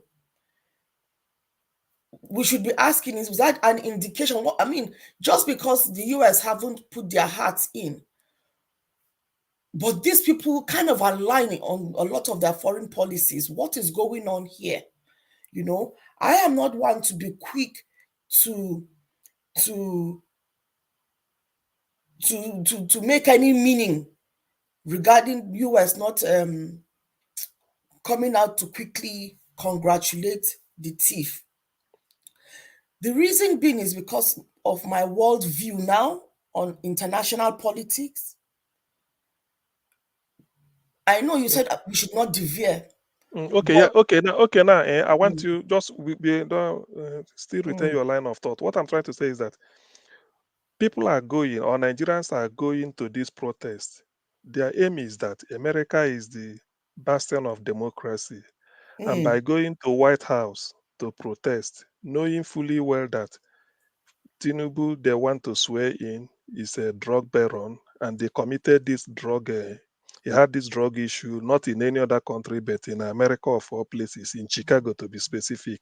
So by carrying placard with this type of message, like Theobald has suggested, and so many things people have suggested too, carrying placard and going to Washington in their numbers and protesting. What I want you to look into, just like into the crystal ball, do you think, like you said, maybe America is weighing to see how it will favor Nigerian, relating with Nigeria will favor their foreign policy or not? Do you think America, from what you know about America and your knowledge of international world affairs, do you think that this, what Nigeria is going to do, will turn out positively to help, at least to help Nigeria? I mean, help Nigeria, just like the masses, to restore the mandate to P2B, and then to make America realize that Mr. CM. really, hold on, that really by coming to Washington, that these people that came to protest in Washington means that they are soliciting America's intervention, either through body language or whatever it may be. Do you have anything to say around that? Yeah, like I said, right, the protest will be very meaningful if the numbers come out. They will take us serious. They will look at it and say, we need to veer course. We need to go with the numbers. So that is why I'm saying it is going to be a huge success depending on the number of people that go out. So that is why I'm saying it should be a day for every Nigerian in the diaspora who is in any country where there's a protest going on. It is your civic duty to go out and protest. You might think that what will just my one body do? Your one body will add to is a drop of water that adds to be an ocean. We should all use that one day of protest as our day of national service, as our day of national sacrifice. I know it might cost people a lot of money to travel from one end to the other, or there are already planned events that they had already planned, But if there is any way that event or whatever can be if it is to borrow, please, Nigerians in the US, borrow and attend. That number is very key. The amount of people that will come out, it is very key. That is what will send the message to the US government. Because where they go where the number goes. Where there is pressure seems has changed policies. Okay. Mr. Sien, can I say something? Okay. What is? Yes. Sorry, Teobala. Go ahead. Okay. I just want you people to know one thing, including me and everyone here. As I'm also, you can also correct me, if you think that I'm wrong. To let you know that Nigeria is a sovereign nation. Just the same way America did not interfere for our election, the same way this will happen. It will only make them put pressure on the judiciary. They cannot come to Nigeria to come and install another government or to just tell Nigeria government I don't think that is what I'm saying here. No, not you. No, that's okay. Not you. I'm not talking about you. I'm just making a kind of a comment inside. Reason why I'm saying all this thing, Mr. Sien, because in case one of like other things that will be on the placard, it will be calling out Nigeria judiciary, which we can also be doing in our different spaces. Because I'm sensing one thing here, that Nigeria is a sovereign nation. And I know those are evil politicians in Nigeria. They don't care about US. If you like, ban them for going there for the next 10 years. So I'm just saying. Thank you. Okay. Busy brain. What I'm saying is that now, if you are to sort of look into what do you think? Sure, not really you think. I have to say it. What really do we expect? Something like what we expect to achieve by the placard if America to put it just to help us. But how do you think, given the fact that Nigeria is a sovereign nation, you don't interfere in the internal matters of a country. But then the candidate that is coming up is the danger.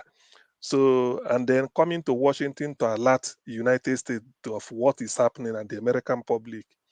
How do you think if there is a help should come, because we are asking for help now for the world by not giving them legitimacy?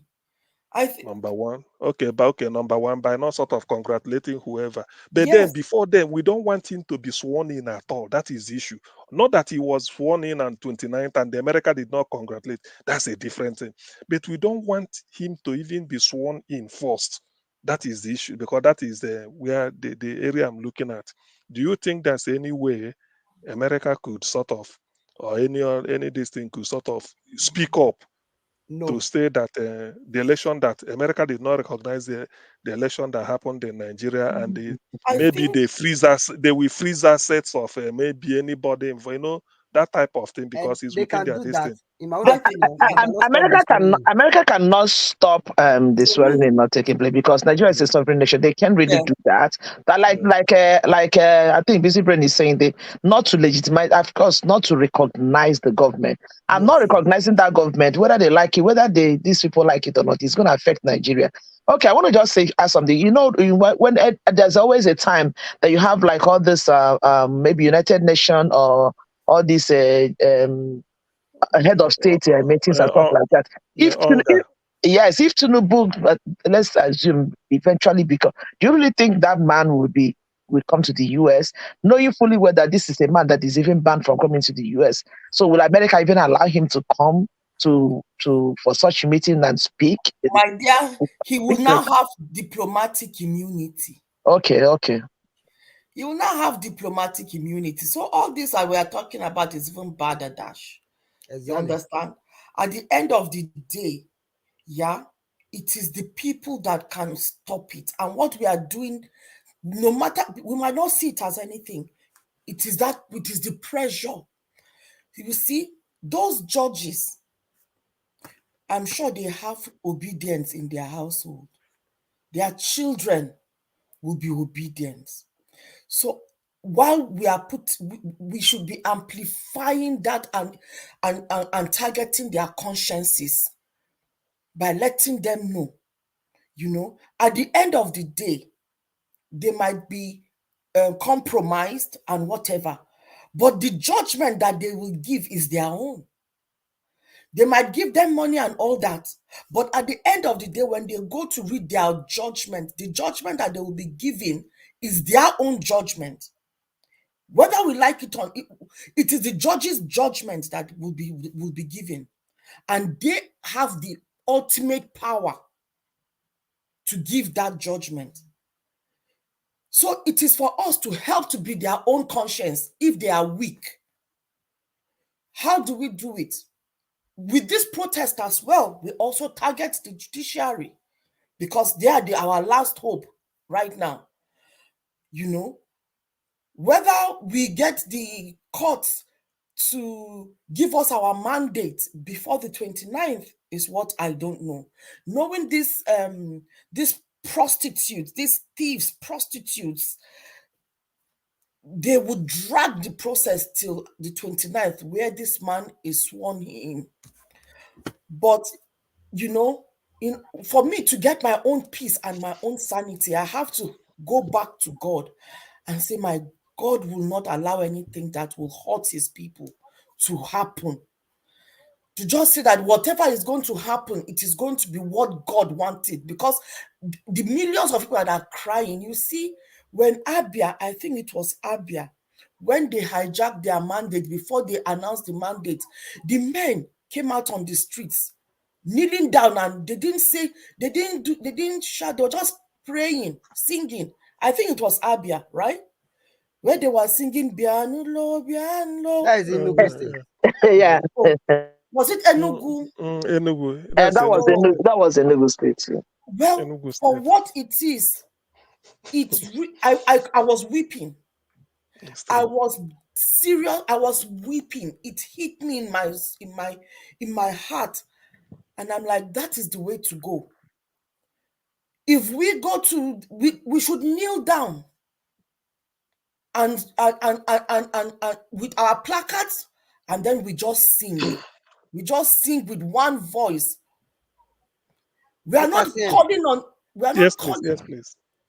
Sorry. Do you know up till now, the APC still have not filed their own petition to court? As at yesterday, I don't know about now. Huh? They don't have anything to even file.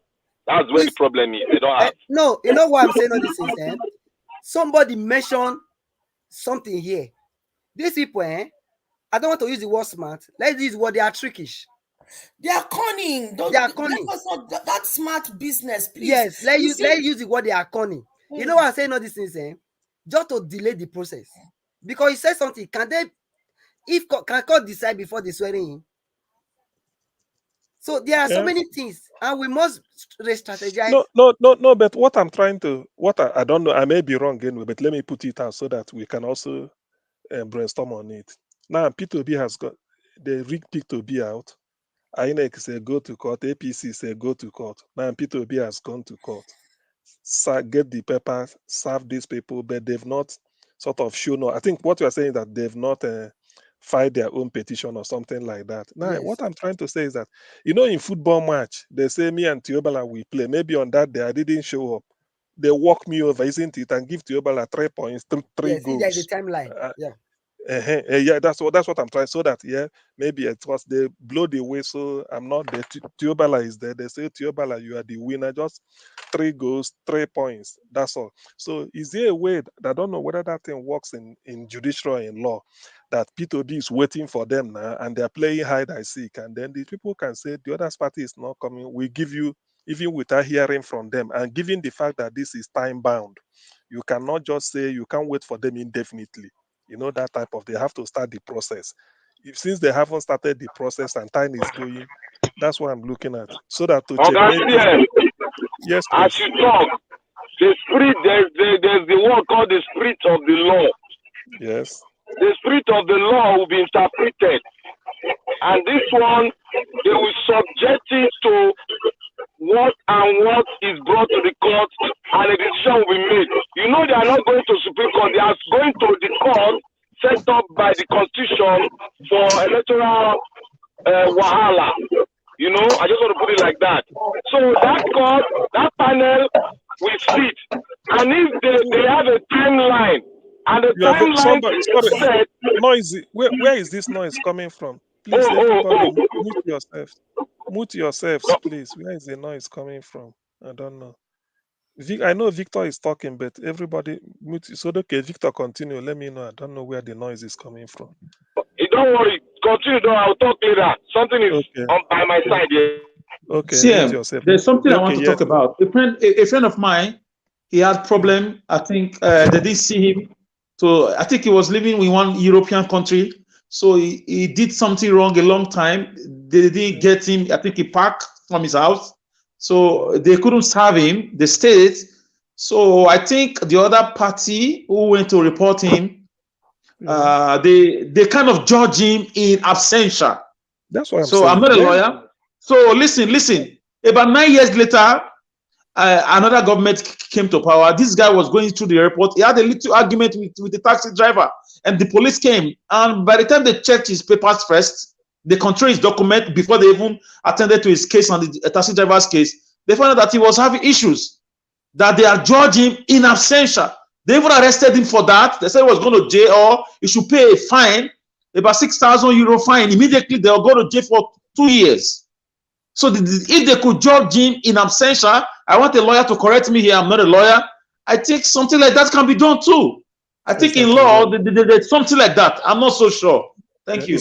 It's an abuse of the court process. You can't just tell somebody. Somebody can report you to court, and then you start to delay. You don't want to. I mean, it's an abuse of the court process. You have to. I think they give a bench warrant, they call it, or whatever, but there must be a way. They have to. If they fail to turn up or maybe playing this, then you can walk them over. That's why I use football match to give example. But definitely, you can't take a nation for a ride. As far as I know, you can't. And I want to believe within the legal system, I want to believe that the defendants have. There should be a time frame for them to respond. Whether they have exceeded that time frame is what we don't know. So it is for us to find out if they have exceeded it, or if they have exceeded it, then we need to mount more pressure. But ideally, like Mr. CM, like what I'll continue with what I was saying. If they exceed the timeline, a judgment will be pronounced. Because the panel sitting, they are sitting to hear the fact behind the case. And if you come forward, I believe if you don't come forward, you have adjudged yourself and you are running from the fact. The panel will still make a pronouncement, and that pronouncement will be regarded as a judgment. And if they want to go further, they will go to appeal court. Then the appeal court will refer to the panel and make a reference of one or that. You know how the lawyers do, they make reference. They'll make reference. If you are accused of something, let us use common sense now. If you are accused of something, and the other person said, this is what he did to my friend. He stole so stuff. And you did not say, you kept quiet. You didn't say anything. You are regarded as guilty. I'm using a layman language now. I'm not trying to use the spirit behind the law. Whatever you people say. I'm trying to use a layman stuff to do the case. There must be a judgment when the fact of the case, they allow the fact of the case to come forward. It all depends on the panel. If you allow the fact of the case to come forward, then they just have to argue it out. They just got to argue it out. Anyway, that's what I believe. It just is a case of the other defendant not turning up or using delay tactics to wind down the clock. That's what, if that is what people. Mr. CMM, the APC, they are not stupid. Definitely, maybe a day two, they'll definitely file their petition before they will now review it and all of that. It's a must. We should not just bother talking much about it. They will definitely file their petition. Exactly, and this is part of the mechanics, what they call mechanics of law, mechanics of the Exactly. constitution, in which you've now known that the 29th May is fixed, is irrevocable, and then events that will lead to it, they left it to be so flexible. It should have been a case of 1 month after the election, not 1 month, you file your petition. After that, in fact, I've heard that judges can sit even on Sunday, day, night, if it's serious. Of They course. can sit. You don't just have to do it a normal routine way of 9 to 5 or whatever it is. So they sit even in the night, even in the day. In fact, they can suspend every other case pending. All those judges of the Supreme Court, if there are cases pending in their court, everything is suspended until for the next 2 weeks, morning, afternoon, night, they are dealing with the case so that they beat that 20 June, May 29 deadline by 1st of May. They've of 2nd or 10th of May, they've round up every case and then pronounce judgment. As simple, I think something like that should be done because justice sometimes delaying justice is also denying it, and then speeding justice up has to. Justice is like delivering justice in this case. If I may, yeah, I stand to be corrected. It's like a doctor attending somebody in a accident and the emergency. You suspend every other thing you are doing, and even the food you are eating, you rush to accident and the emergency. You are not coming back to your house until you sort the thing out in the theater. So this is a very critical case for Nigerian judiciary. It should not be treated as if the normal court routine. No, Saturday, Sunday, their judges are busy. They don't even if they call you any midnight, they can be sitting 24 hours around the clock. All they want is to make sure they beat the deadline. But then I'm not a lawyer and I don't know what, but it will be a shame for APC to use this their wayo bought Mahmoud. After buying Mahmoud and INEC, they now use delay tactics to even sort of force the hand of hand of the arc of justice to bend towards their side, and then tomorrow Tinubu will say is a president elected when everything is crooked from procedure to everything. Anyway, that is by the way. Let us welcome who is the person that came that Kingsley Igbinosa. Kingsley, where are you from? Where are you calling? Where are you joining us from? Kingsley. Good evening, Where, brothers and yeah, sisters. Good good evening. evening. Where are you joining us from? I'm joining you from Dublin City, Ireland. Okay. What we're discussing in welcome. What we're discussing this session is on Monday, being April the 3rd, there's a peaceful protest by Nigerians living in the United States. They are going to protest at the Capitol, in front of White House. After that, there will now be a sort of a formal presentation or something like addressing the press at the American Press Club. So what we're discussing is what are our expectations? What would you like to say about it? What words of encouragement will you give? Any suggestion? Because it's on air. This is American time because most Europeans are asleep. It's only Americans are waking up, or this is their evening. So, what would you like to say? What if there's a bit, or what are your expectations? Do you really think it's worthwhile? If so, why? And then, what impact do you think how it will help our case? So, discussion around it. That's what we're doing here now. Thank you very much, CN. How many minutes do I have to talk? Well, I don't, you are in Dublin now, so like UK. Okay, well, if you can from between 5 to 10 minutes, unless you want to Okay, go. I'll just use about 7 or 6 minutes to quickly Okay. talk. I used to live in America myself. I lived in the States for about 17 years. It would be very beneficial if our people can come together in Washington, D.C. and stage this peaceful protest. You see, though Americans, they are mainly behind some of the world problems. So, but if it comes to anything that is of their own interest, we act. If our people can go to Washington D.C.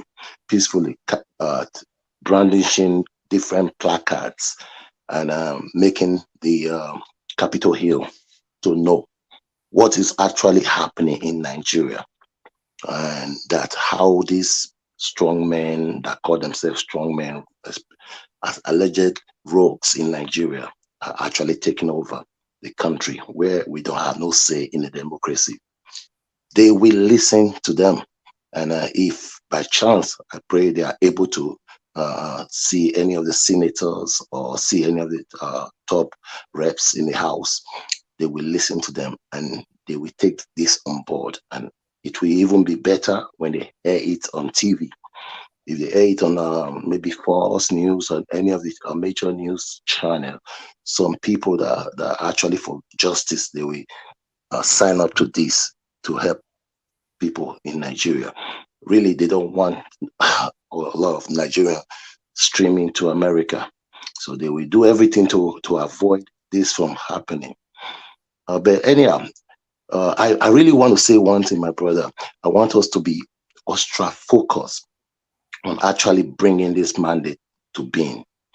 Because see, we only have this, the way I look at it, this one opportunity to do it right. Otherwise, we'll be waiting a long time again. If we can get Peter Obi and Baba Ahmed Dati, the vice president, in, by the grace of God, for them to do 16 years, we will establish thoroughly the rule of law in Nigeria. Yes. Why Nigeria is not working is because we do not have the rule of law. Because so many people, they get away with things. People just thorough impunity. They commit all manners of crime, all manners of havoc, and these people get away with this scot-free. So since we are not using them as an example, everybody want to emulate them. That's why you will see a man that is fighting for justice in Nigeria. People like Oshomole and this guy, Gino Milayi, all of them, they'll be fighting that they want to do something right. Immediately they get into the system, they too become just like these people. Why? Because these people enjoy their stolen wealth and nobody has done anything about it. So nearly everybody that is behind them, they want to be like them. When these things come to pass that we are able to get, which I know we will get our mandate, get them in there, I will advise, number one, that we will change, we should even propose changing that name, Nigeria, renaming our country to a name that is more appropriate, an African name. Then the second step we should take, we should, as a country, we should build more up-to-date prisons. I mean, modern prisons. Prisons are not made for animals. They are made for human beings that are not law-abiding. Excuse me, Kingsley. Actually, yeah. I know we get what you're saying. It's like, I know, giving all these points you're articulating, they are quite important and also very, very interesting to listen to. But what we're saying, we just want to narrow our discussion based on what we think on what we are doing in Washington. Yes, that's why. So okay. Because maybe probably a question will help to guide you properly. Now I'm looking at a situation that Kingsley is there and you are protesting, and suddenly somebody pops up somewhere saying I represent maybe ABC News based in maybe Dakar, Senegal, or maybe based in anywhere. Say I'm their correspondent in Washington, that they've not seen people like this for the past 6 months here. What are you people protesting? Why coming to Washington? How would you react to such issue, assuming you are there?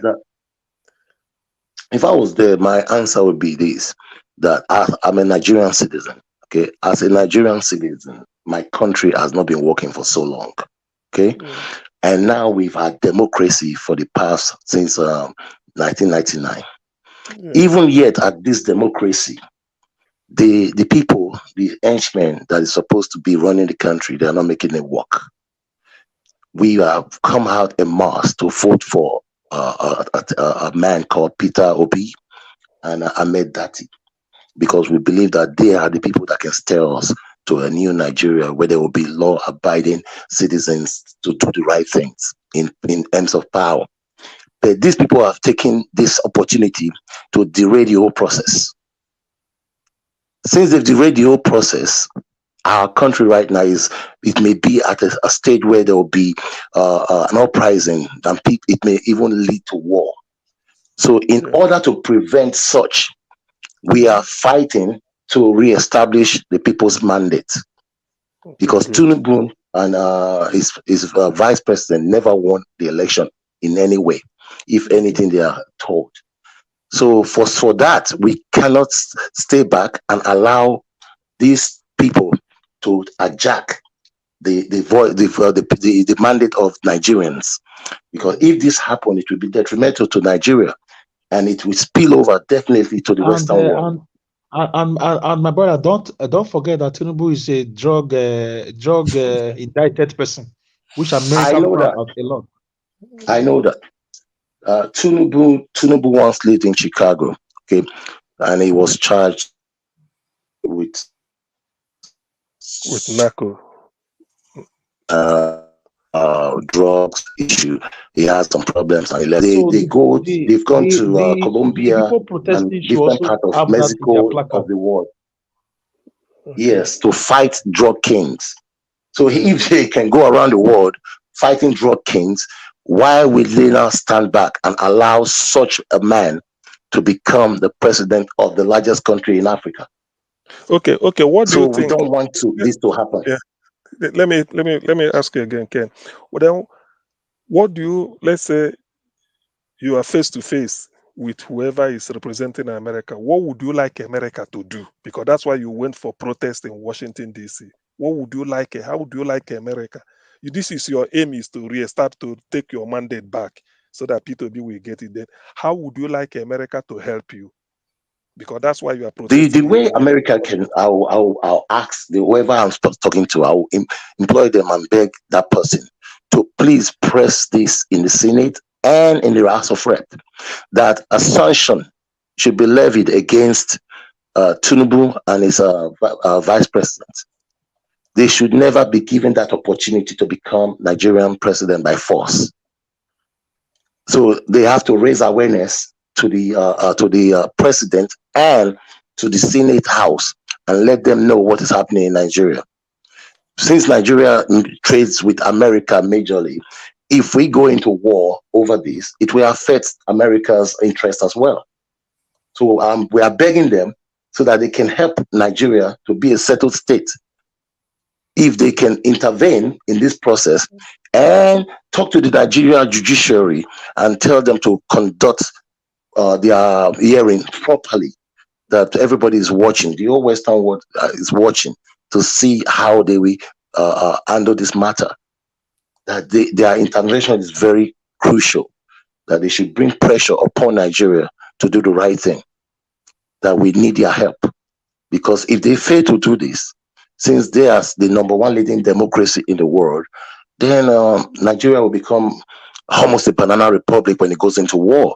That country, there will be a total breakdown of that country into different smaller versions of Nigeria. I like the phrase "a leading democracy in the world." Yeah, because if you are in America and you say this, at least, yes, I'm quite happy. We're just brainstorming. People are listening to us so that whoever, because I know I've been in a protest before, protest march in Nigeria then. So you didn't know, somebody from Champion newspaper will just draw you by the side and talk to you. What really are you people doing? You have to be able to put one or two things together. It might be you that will appear on the headline, or maybe in their cover. You may not know. Anyway, thank you very much. We have one. CNN, CM, I would just like to add one more thing. In Dublin here, we are. I'm one of the leaders of the Obedience. So we are organizing a protest by grace of God for Monday or Tuesday next week. Okay, so I'm putting it together as well with my brother here. So when we finish, I will record everything and send it to you. I will speak to whoever we are able to speak to as well. Yeah, in Dublin, there's do people have a flyer? This should have been better so that you contact a Niger Watch, so that we are even looking for something like the day you are doing it. If somebody could sort of like maybe you may volunteer to be the link in which when the thing is on, you get into Niger Watch, you just be the correspondent feeding the studio here, and because it will be live on air, feeding the studio with what is going on. That will be interesting. Okay, this is the WhatsApp. I'll be honored to do that, sir. I'll be very honored. Yes. Have you seen this number on the screen now? You can. Yes, I have it stored already. You have it stored. So please try and get in touch with Niger Watch and then bring up the brief on sort of the intimate him with the plans, and then the role you are going to play that day, and possibly how you are going to assist. Because do you want to really make it what Nigerian media can do, Niger Watch will not do it. So this Yeah. is exactly the type of something we want. Thank you Thank you very very much. much, sir. I will, Much I will appreciated. liaise with him. Elvis is like a brother. His father is my friend. Okay, I see now. That is So I very will good. liaise with him. Thank you very much. I appreciate it. Thank you. God We bless you, only sir. we only need together. So you are thinking what we are thinking. Anyway, so one love, one love keep us together. Welcome to Yeah, yeah, thank you. man. Thank you One for love. joining us. Where are you joining us from? I'm joining you guys from the state of Minnesota, United States. State of Minnesota, the real place where all the money is. Anyway, Ah, if you can anyway, deal with the cold, you can come. it's okay. So far there's money there. What is cold? Yeah, you use money to fight cold. Is it not to keep yourself warm? What you have for they do for if my country never turned to banana republic. Anyway, welcome one love. What we discussing in this session is a one item, 1 point discussion. On being Monday, 3rd of April, being Monday, you people in the United States want to carry out a peaceful protest Yeah. down to I'm going to be there. down to thank God you'll be there, down to Washington. So, and then like I heard, the White House and the Capitol, they are not far from each other. So one can easily, the entire environment there will be full of Nigerians on the day. So milling around. Now, what we're trying to find out is, I know people are listening, particularly those of you in the US, because this is your afternoon or evening or whatever. What we are discussing is, what are your expectations? What do you expect? What are your expectations? How do you think this protest will help our case? Because the ultimate thing is to make sure that Tinubu did not get in, but P2B is sworn in on 29th of May. Although the case is no longer a question of we, the voters, we've done our part, but it's now before the Lord Justices of the Supreme Court, before the tribunal or the court. So it's not for them to judge. So by going to Washington to protest, what do you think? What are you expecting us to achieve, and how? Maybe if you can have some, give us an idea around it. Yeah, thank you so much, Mr. CM. I think it's about 2 or 3 a.m. at your place, and you are doing a great job. You with Mr. Ninja Wash, staying awake past midnight. That's quite a big of dedication that you have there. I want to thank you for that. The thing is, we all know that the United States has they normally have their own how will I put it, like their own goal in every country that they have a diplomat, or they have an embassy, or they have a representative. They don't just go there because they want to go and make a fancy name, but Yes. they have their own agenda. There's something they want to achieve. They are in Nigeria for something. Having said that, our goal on the 3rd is to try to make sure that, first of all, we bring an awareness. I know most people already know. Yesterday, I was talking on Niger Watch. I've written 10 letters to the president of the United States, Mr. Biden. Wow. Cory Booker and Senator Bob Menendez and Senator Rich. The guy I have so much respect for, although he's not from my state, he's from Idaho. He's been so vocal about Nigeria elections since the 25th of February. I think it's just because his party is not the presidency right now. Democrat is controlling the executive, but that guy has been so vocal about Nigeria election, even right from when the result was called, because he followed everything down, bumper to bumper, and he could saw that there was no transparency and there was no credibility in Nigeria's election. It was all a sham, Yeah. And even on the 28th, when they had a panel, a Senate Foreign Relations Committee, he also made mention about Nigeria, how that election went down as the worst election in the world. Now, America is like a beacon of hope of democracy. When you look around the world, the Greek is the origin of democracy, but America is the country that basically took democracy to a different level. We can, arguably say that America is the bed of democracy, and they are ready to stand for that all over the world, no matter what it takes. That's the reason why they haven't been fighting with China or Russia, whatever they are doing in Africa to do all of this stuff. But they want to keep that democracy hope alive. So our goal is, first of all, to bring an awareness, to try to increase the awareness that, hey, we had an election. Our electoral act was broken. Yes. We do have laws. It's not that we don't have laws. It's because they are not followed. That's why Nigeria is a banana republic. We have laws, but those laws are not being followed. The people that make the laws are the first guys that go ahead and break the law. I remember Buhari, when he first came, he said nobody's going to go to Western world to seek medical care. But he's the first guy that ran to UK when he was sick. It's true. Now, after the awareness, we want the United States to send out sanctions.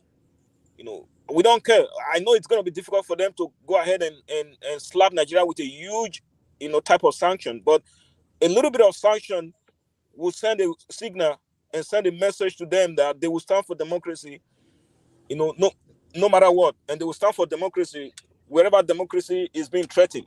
We want the United States to send a sanction to Nigeria. I don't care how they are going to do it, but that's going to be our second goal. Our third goal is to make sure they basically help, civil societies and organizations in Nigeria to try and see how they can come up with. I know a lot of civil societies have come up with their own result and opinions and even facts on what actually happened. But if they can assist these guys, to try to gather a lot of evidence to try to, help them in terms of machineries and in terms of, personnel to try to continue to guide, democracy in Nigeria, I think that will go a long way. But our most important goal is to bring that awareness and have President Biden or whoever is going to be in charge to try to, go ahead and pronounce some sort of sanctions on whoever becomes the president of Nigeria. Because now we cannot have a drug baron become our president. Yes, one love. It's like this is like my governor will say, this is an agenda with a deadline. What effort we are making is that by May 29th, Tinubu will not be sworn in, that Peter Obi will be sworn in. And how can that happen?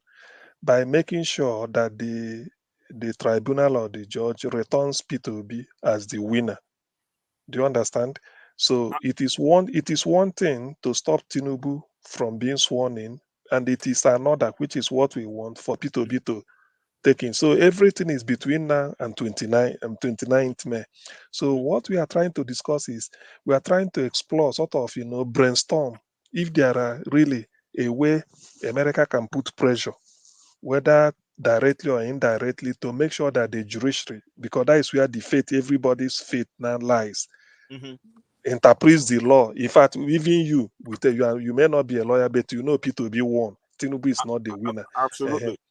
So what we're trying to say is that, is there any way America can bring a pressure, given America's influence in the world, to make sure that the judiciary or this thing, make sure that the real judgment is delivered and Peter Obi is the winner, so that Tinubu do not get in. I know that mistakenly, if Tinubu get in after 29th, America can then you can use sanction, all these things we are enumerating, use sanction, do everything, all these things. So our immediate concern is, let Peter Obi get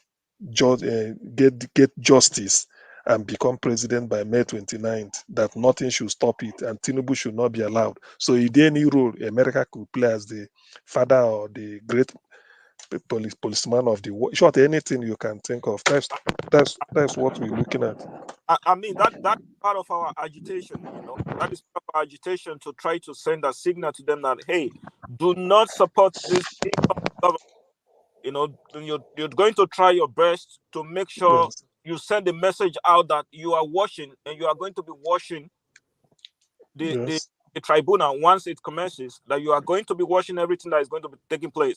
And first of all, you are not recognizing this government based on the evidence and everything that will prevent it. And DECO too is part of this. Like, everybody they produced their evidence that this election was rigged, and everyone knows it all over the world. So if President Biden go ahead and recognize this swearing in and this guy and said, hey, we know what you're doing, go ahead and do it, that's definitely that's not what we are for. So that is what we are trying to send out here, and it's going to be part of our agitation, that We do not want you to recognize this swearing. We do not want you to recognize that this guy was legitimately elected. This guy was selected because the election process was not free and fair. It was not clear to anybody how the result was even gotten. When you look at the beavers, none of the results are matching with what they have and what they are giving us. So by not recognizing that swearing in and by not recognizing that the government that is coming was duly elected, then I think that is going to send a message to them. I know America might not.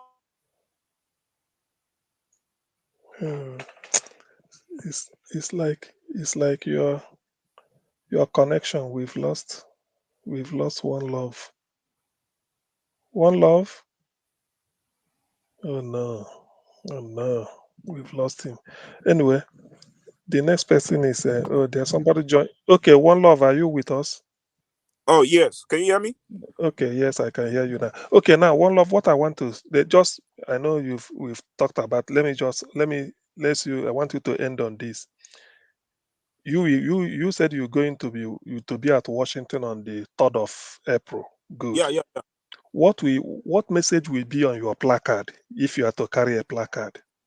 Oh yes. I have a couple of guys like we're writing a placard, and mine I had quite a bit of thought on what I'm going to write on my placard. The number one thing I wrote there was our president cannot be a drug baron. Good. That's the first one. And then the second one I might be able to maybe share this with Niger Watch later on. The second one I had was our election was stolen and they have to return our mandate. Okay. You understand? Now, okay. I think we have a lot of guys that are going to be writing placards. By the time they see all of these, like what I think you were just discussing with the other guy, the last speaker, I think people are going to start asking questions. What is going on? Why are you guys not protesting in your country? So these are going to lead to questions like, we can protest in our country because first of all, we don't have freedom. We don't have freedom there. People can go out there and just walk on the street and then they show them on the news and it appears they have freedom. We saw what happened at Lekki Toll Gate. If we have freedom, you are not going to send our soldiers in the middle of the night to kill your own citizens. That is complete dictatorship, and they are using the democracy to appear to the world as if we are in that democratic era, but we are still in a dictatorship era. These guys do whatever they want to get away with it. But look at what is going on. People don't have freedom in Nigeria. You can't talk, you can't speak. We can do that here because even though most of us are not even American citizens, but we have freedom here than what we have in Nigeria where we were born. That is a banana republic. Okay. Thank you. Thank you very much, One Love. Let me get to the next person joining us is Benis Peterson. If I pronounce your name correctly, please don't be offended. Benis Peterson, and then there's Okay, Benis. Yes, can you hear me? Yes, I can. Okay, I'm calling you from Maryland, very, very close to Washington, D.C., just like 10 minutes where I live. So on Monday, we'll be having the protest. But my concern is, even when they were choosing that date, the crowd that will come, a lot of people will be walking. It's a walking day. And you know how things are here. So that I raised that concern when they were choosing that date. But it's like this is just an introduction of our first protest. We're going to do many more, which will fall on weekends, and that will attract so many people. But this is just a start. Do you not think that doing it on a working day will have maximum impact, because the people you want to take notice of what you're doing Be in the office. are government officials? Probably somebody from the White House may come out, address you people, all those times. And if you do it maybe on a Sunday or Saturday, people might have left Washington for some holiday somewhere or something like that. Anyway, That's one of the things. It's going to have that huge impact, considering the fact it's going to be on a working day on that side.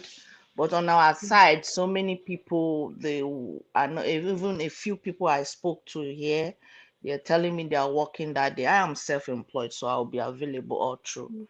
So, but we still believe a lot of people will come, especially during the conference. Those that will not be able to come out in the morning from that 8 to 12, they will be available by 1 that will have the conference.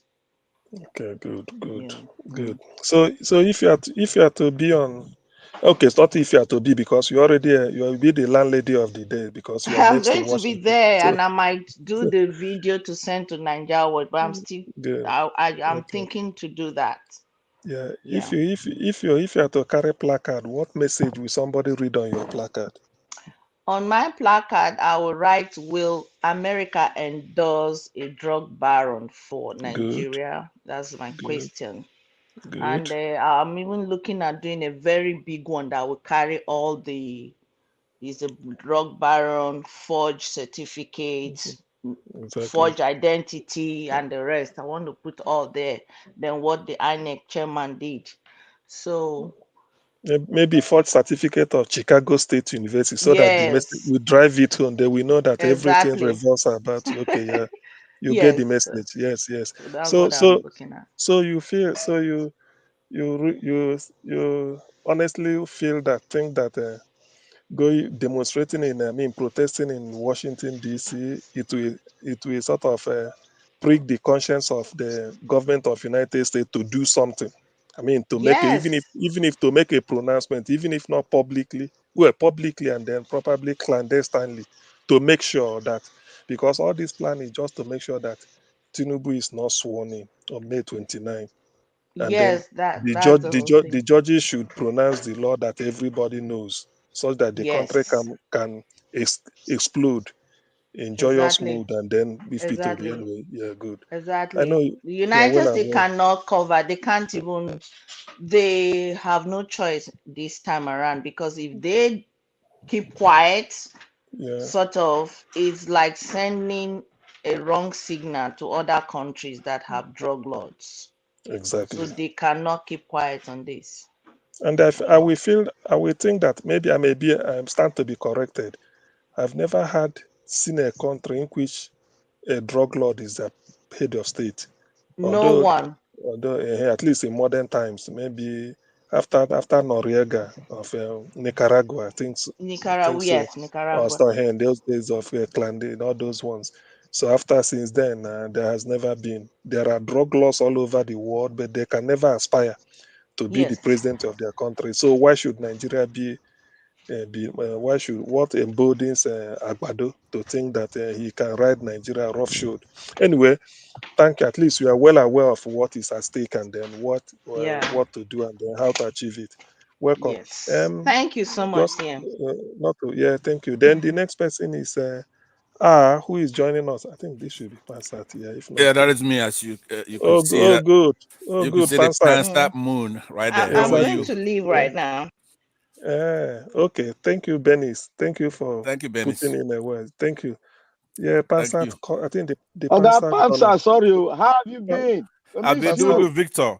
I I miss appreciate. you, Pansat. my brother, man. I tell you, I've been listening to you over the last couple of days, and I really appreciate all the efforts. And of course, CM and Alex earlier. I've been quite busy. I managed to sneak in here and there to listen in. And Exactly. what a welcome news that Theobala in the earlier section brought to us, that there'll be a march in Washington, D.C. By the Monday. way, yeah, incidentally, I know about P2B because of Theobala. He was the lone voice in Iniquitos platform, Yeah, and they were all don't over mention him. the name. I will Don't not mention the mention the name. name. So, but Mhm. anyway, so since this is a one topic thing, which is the march, how is it going to help us? Now, I Exactly. want to start off by saying that I believe it was a Time publisher, Henry Luce. Yeah, Henry Roos, the founder. Yeah. Yes, he coined the term American Century, which began Mhm. right around in the middle of 20th century, right? Mhm. As being the largely dominant force in the world. And that was preceded by the British imperial century that they had over there. Mhm. So that was from 1815 to thereabouts 1914. But the Americans brought something to the world, which is the hope of the world, the influence that grew throughout the 20th century. I mean, it was unrivaled. Became especially dominant after the end of World War II, when there were two superpowers that remained at the time, United States and the Soviet Union. After the dissolution of Soviet Union in 1991, the United States remains the world's only superpower, and it's a hegemon. Just hold on a second. Yes, sir. Madam Rita, you can join us now. There is space. I just seen what she posted. You can join us. Yeah, please bring Madam Rita to Yeah, enlighten us. Madam Rita, you can join us. There is more thing up to 3 or 4 spaces left, so you can. Pastor, sorry, continue. No problem. So the United States is the hegemon. That is unquestionable, and some call it a hyperpower. So the origin, like we said, is from the Time publisher Henry Luce. But over the years, the United States is the only hope. And that's when they do the right thing, the administration. You know, it's funny. When Obama was president, I used to say to myself and my siblings and my friends, I say, whatever happens in the world that's important, you get to see the soul of America. Whatever they decide actually goes. Unfortunately, even during Obama's administration, they try to do it the hard way. They don't do the right thing, nip it in the bud. Do the right thing. They sit there and they're losing everything. They're losing their morality, their clout. Whereas they're unquestionable. How do you sit there and watch a whole continent, Africa, a very important continent, and you just have all kinds of ambassadors go over there and they watch us? They watch us and actually collaborate with evil Africans, especially Nigeria, to subdue us. For what? What do you have to gain from that? For 8 years, we have somebody in office, President Muhammad Buhari, who shouldn't be there. If America doesn't want him to be there, he won't be there. So this march should not leave Buhari unscathed. He has destroyed our country, divided us, taken all our money, has no respect for us. He doesn't come for press conferences. From the beginning, he didn't come for a debate. He scorns and hates Nigerians. He's not a Nigerian, let's put it that way. So it's a half-ass to pretty much make him a pariah. They don't let him come to the White House anymore from Trump. What does this have to do with Tinubu? Tinubu is a pawn.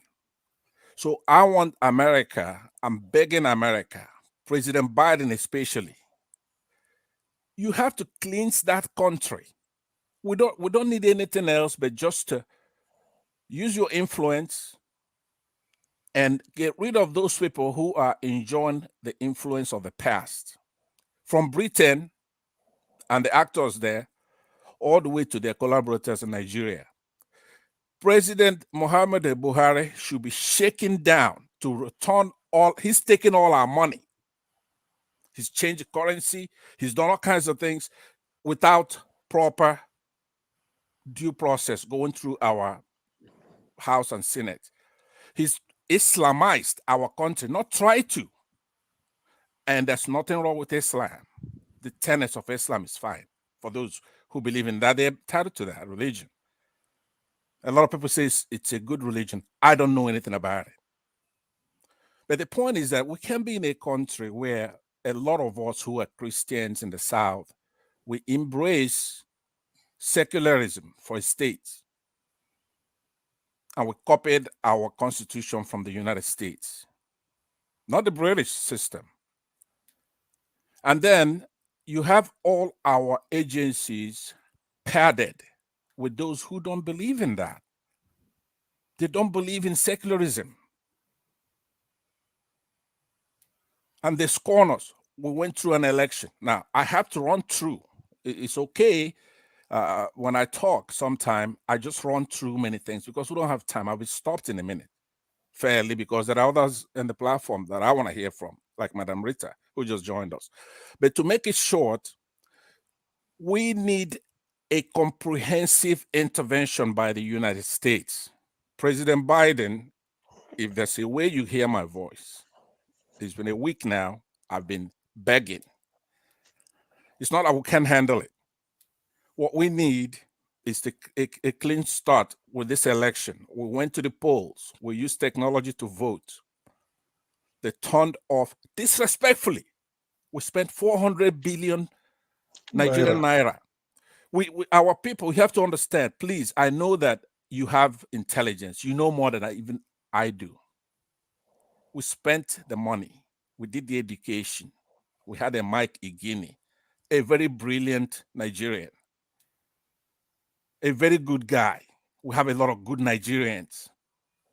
And they poured, almost all of them poured their heart and soul into this country this time because we wanted to get it right and have it and start.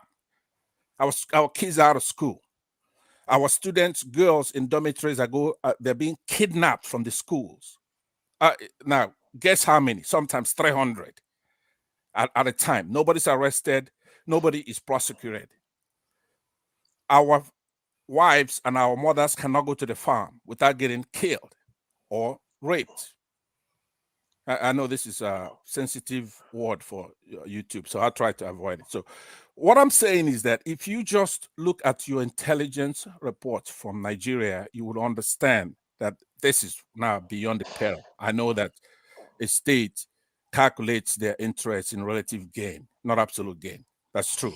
You have to look out for the American, but there's nothing you have to gain from the suffering of the Nigerian people.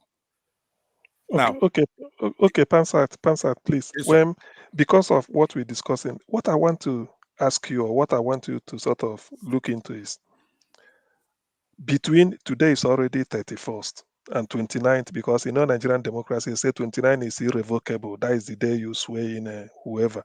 Now, what we are trying to say is that how, because by protesting at Washington D.C., it means you want to draw the attention of the American government. Now, what we now want is the help we need from America. Is it possible? How can America intervene, whether through the backyard or whatever, such that, one, Tinubu is not sworn in. Secondly, and most importantly, that the judges or whoever is trying this, because the verdict of this case is known to everybody that P2B won, such that the judge do not mess up this case. If there's an assurance that they will do the clean job and then look at the case on its own merit and then pronounce it that, no, INEC, you made a mistake based on these figures, the evidence before us, that this man clearly won the election and he should be sworn in. So do you think there's an influence, America, given what America is in world affairs, do you think there's a way America will be able to assist? We know that if mistakenly Tinubu enters 29th, America can do anything to, by way of sanction or whatever. But between 9th and 29th, we want to see if we can torpedo this APC, whatever they are doing. So that's why we are going to protest in Washington. Otherwise, we could have not. We couldn't have bothered protesting in any other place than Washington D.C. in front of White House and then probably Capitol Building. So, what do you think within this context? What do you think we expect America to do, whether it's possible or not possible? All right, very good question, and I'll handle it in two ways. One for the Americans and then one for us here in the United States, the Nigerians. Now, that America has to be decisive on this. It has to be swift, direct, and effective if they want to do something about this. One of the linchpin to this thing is President Muhammadu Buhari. They have to thoroughly go in there and do what needs to be done. That election has been conducted and P2B won that election. P2B is not the kind of person that will say, hey, look, I won this election if he didn't win it. They've looked at the forensic residue from that election and they know, and everybody knows that they won the election. So what America is, I humbly, very humbly, who am I to advise the superpower of the world? But they have to first determine, is that the right thing to do? Then once they make that decision, they have to intervene, because left to us, we could handle these things. We could handle this thing violently. But there's no need for that. America doesn't have to go to war. All they have to do is to do the right thing, because states, such as states, are rational actors, and the effectiveness of one state on the other is merely calculated by leverage. Does America have leverage on Nigeria? Yes, they do. Even a threat of removing visa, which annoys me more than anything in the world. That is one of the weapons the tricksters who've been in the American government have been using, is to do a visa ban. For example, a couple of weeks ago, this Biden administration finally issued visa bans on the judges who returned the Imo State governor. They banned them, their visa, right? Look, maybe they don't know. Our country has a better weather. Our continent is much better than the American continent as far as to jolly your money, to enjoy yourself. We have more beautiful women. We have more natural gifts in our continent, and in Nigeria especially. What do they need America for? If I've got the dough, why do I want to be in Europe or America? So saying to me that you're going to take somebody's visa, that is nonsense. If you and then look at when then what do you expect? What alternative? What's your replacement, or what's your what I'm asking for? Yeah. It's a serious intervention, including this Buhari administration. They have to put in sanctions right now. They have to use all the leverage they have, because the amount of disrespect for the Nigerian citizen, it's in everything. Mr. Pansat. Yes, sir. I do have more things to say on that, but go ahead. Mr. Pansat and Mr. CM, I really want you people to reflect back on what happened in Venezuela. Remember, the current president now is not Nicolas Maduro, right? Maduro. Yes, Okay, Maduro. Yeah. Yeah. Okay, fine. Yes, I think the it's Maduro. opposition. Yeah, the opposition then was I forgot his name. Okay, the one before him, is it? No, the election. Remember, there was a chaos in that election. Yes. You know, the American government were in support of the opposition party to this current president. I get him, but that even lead to all the sanction of it they are even facing right now. Right. My whole point is that, do they care? Yeah. Hold on.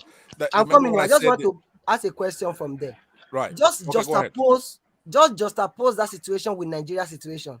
That U.S. government, like, they can only put pressure, but like question here is, they cannot stop the inauguration or whatever the swearing in. So I don't know. Right. That's why I'm going to put it together, because I promise I will then give the floor so that Madam Rita and others who's coming to talk. Listen to me. I said earlier that the leverage is the key thing. Leverage. America, when Trump was there, Trump is a different kind of character. Trump is like Bush. There are many ways. For example, in Iraq, Saddam Hussein was menacing the entire world, including lobbing missiles at Israel and disobeying UN resolutions. But George W. Bush, didn't have time for that kind of nonsense. And he went in there and he took care of business. Now, Obama administration took care of Gaddafi, right? The U.S. administration has a lot of leverage in Nigeria. They don't have that much leverage in Venezuela, because Venezuela is allied with the Soviet Union. And there is a bipolar war there going on. But with Nigeria, Iraq fits us like a glove. All we need is for the United States, through its embassy, just read the goddamn report you get from your ambassador, because that's all they do, is to sit there and gossip and send information on everything back here in the United States. They have all the information. It's just a will. Are you willing to do the right thing? You're going to sit there and China is going to come in like they've been doing. We don't want China. We love the United States. We copy their democracy. We want the United States to come in and do the right thing. Not visa ban. You're going to have somebody like FFK or El Rufai insulting diplomats, but they still won. El Rufai said he's going to send body bags home from UN observers who came to watch the election of 2019. But he's still a darling to these people. You have to understand that if the US really means business, now to answer your question, CM, what I'm asking for is for United States to put sanctions on this current administration right now. Immediately. Yes. Okay, good. Yeah. And to reveal to us what they know. Who is this man who is not accessible to us? Exactly. Somehow they have to come in there and prevent war. But if it's inevitable that we have to go to war then, and I know America is busy right now. Now what my placard would be, I would bring it here before that thought. What I'm saying, if it's impossible, if they insist on putting in an illegitimate government, help us fight. We have the men, we have the resources, we have a lot of youth in the country. Support us to fight, arm us. That's not going to happen. Hold on, that can happen. It's happened before. That can happen. They cannot take power from us by force.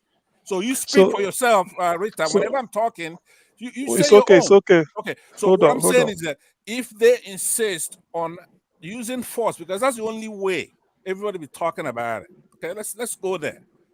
If they say we're DSS, we're the Nigerian military, we're gonna swear this guy in by midnight on the 29th. Before you wake up, he's there. What can you do? What battalions do you have? Obviously, there'll be a lot of us that are gonna still say no. Okay, Saddam Hussein got 97%. Go and look it up with his Republican Guard. He got 97% of the vote, and it was a rigged election. It was not.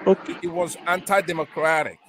So what the U.S. did was to escort Iraqis. A prominent one of them being Mr. Shalabi. Google it. Yes, I know. Mr. Shalabi says to America, when you punish your friends and reward your enemies, the world makes progress. So they escorted him home with his people. It's a bunch of Iraqis from the United States. They all went home. And 2 days later, they captured Saddam Hussein. They captured him, dug him out of the ground. So if we have a country that's driving everybody out of the country, all right, starving our people, killing our people, kidnapping girls. What the hell what do you think we're supposed to do? We're just gonna let them do it? Pansat, the picture you painted, of course, we know the extent American influence can go all over the world. But what I'm trying to say is that the agenda has a timeline, May 29th. We all know. What we are saying is we don't want Tinubu to be sworn in one. We want to be sworn in, and we want the court or whoever the judgment to not to be manipulated, because even in the man on the street knows the verdict that will be won. So it's just a case of anything that can make the judge, maybe out of their own, they said, look, we had better play ball and then do the right thing by saying this man won the election because the figures are there and they declare him. That's what we want between now and 29th. So when I say you, I mean Nigerians. Nigerians going to Washington, D.C. is like you are going to America to tell America, please do something between now and this. Let us see, is there any way America can put pressure so that thing, what we want to achieve between now and May 29th could happen. That is the essence of the protest we are going to. So that's what I want to look into. That's what I want. I know it might be difficult. Nobody can predict what America could do, given the fact that some people will say, oh, Nigeria, you cannot interfere in internal affairs of a country, and the America cannot be overbearing. But then now, America will still have to do something to help. That sentence, a lot of Nigerians listen to us right now. They have that in their mind. They go, America cannot interfere. We're a sovereign country. How can you, a whole man, like you beg Europeans or you both to come and help you? Well, that's nonsense, right? To answer your question more directly, I know that somebody has time right now. Look, America is the simplest thing for America to do. You have to understand the Nigerian government has a clear jaw, right? A clear jaw. There's only about 1,000 people that's making us look stupid, right? If the United States, first of all, just decide to do the right thing and they they transmit to maybe P2B or Baba Ahmed or Atiku or Tinubu or whoever they feel is the legitimate winner of this election, because they know, they have intelligence more than we know. If they transmit and say, okay, look, we're going to step in, we have to do the right thing here, I'm telling you, that particular person is going to change right away. And Okay, so it's they could leave that it's country. possible.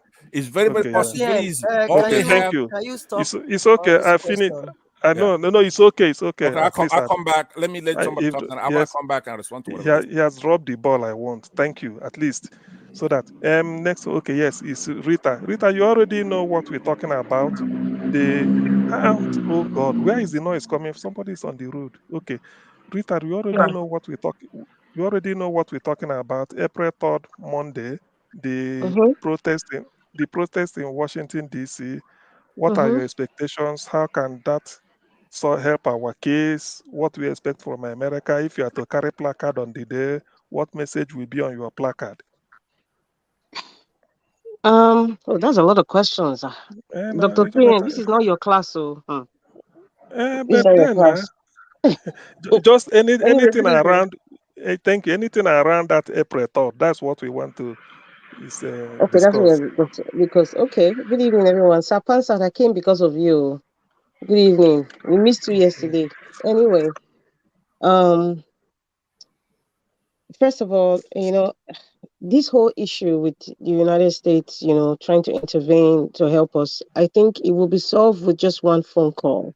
Just one phone call from Joe Biden to Buhari, and then that's it.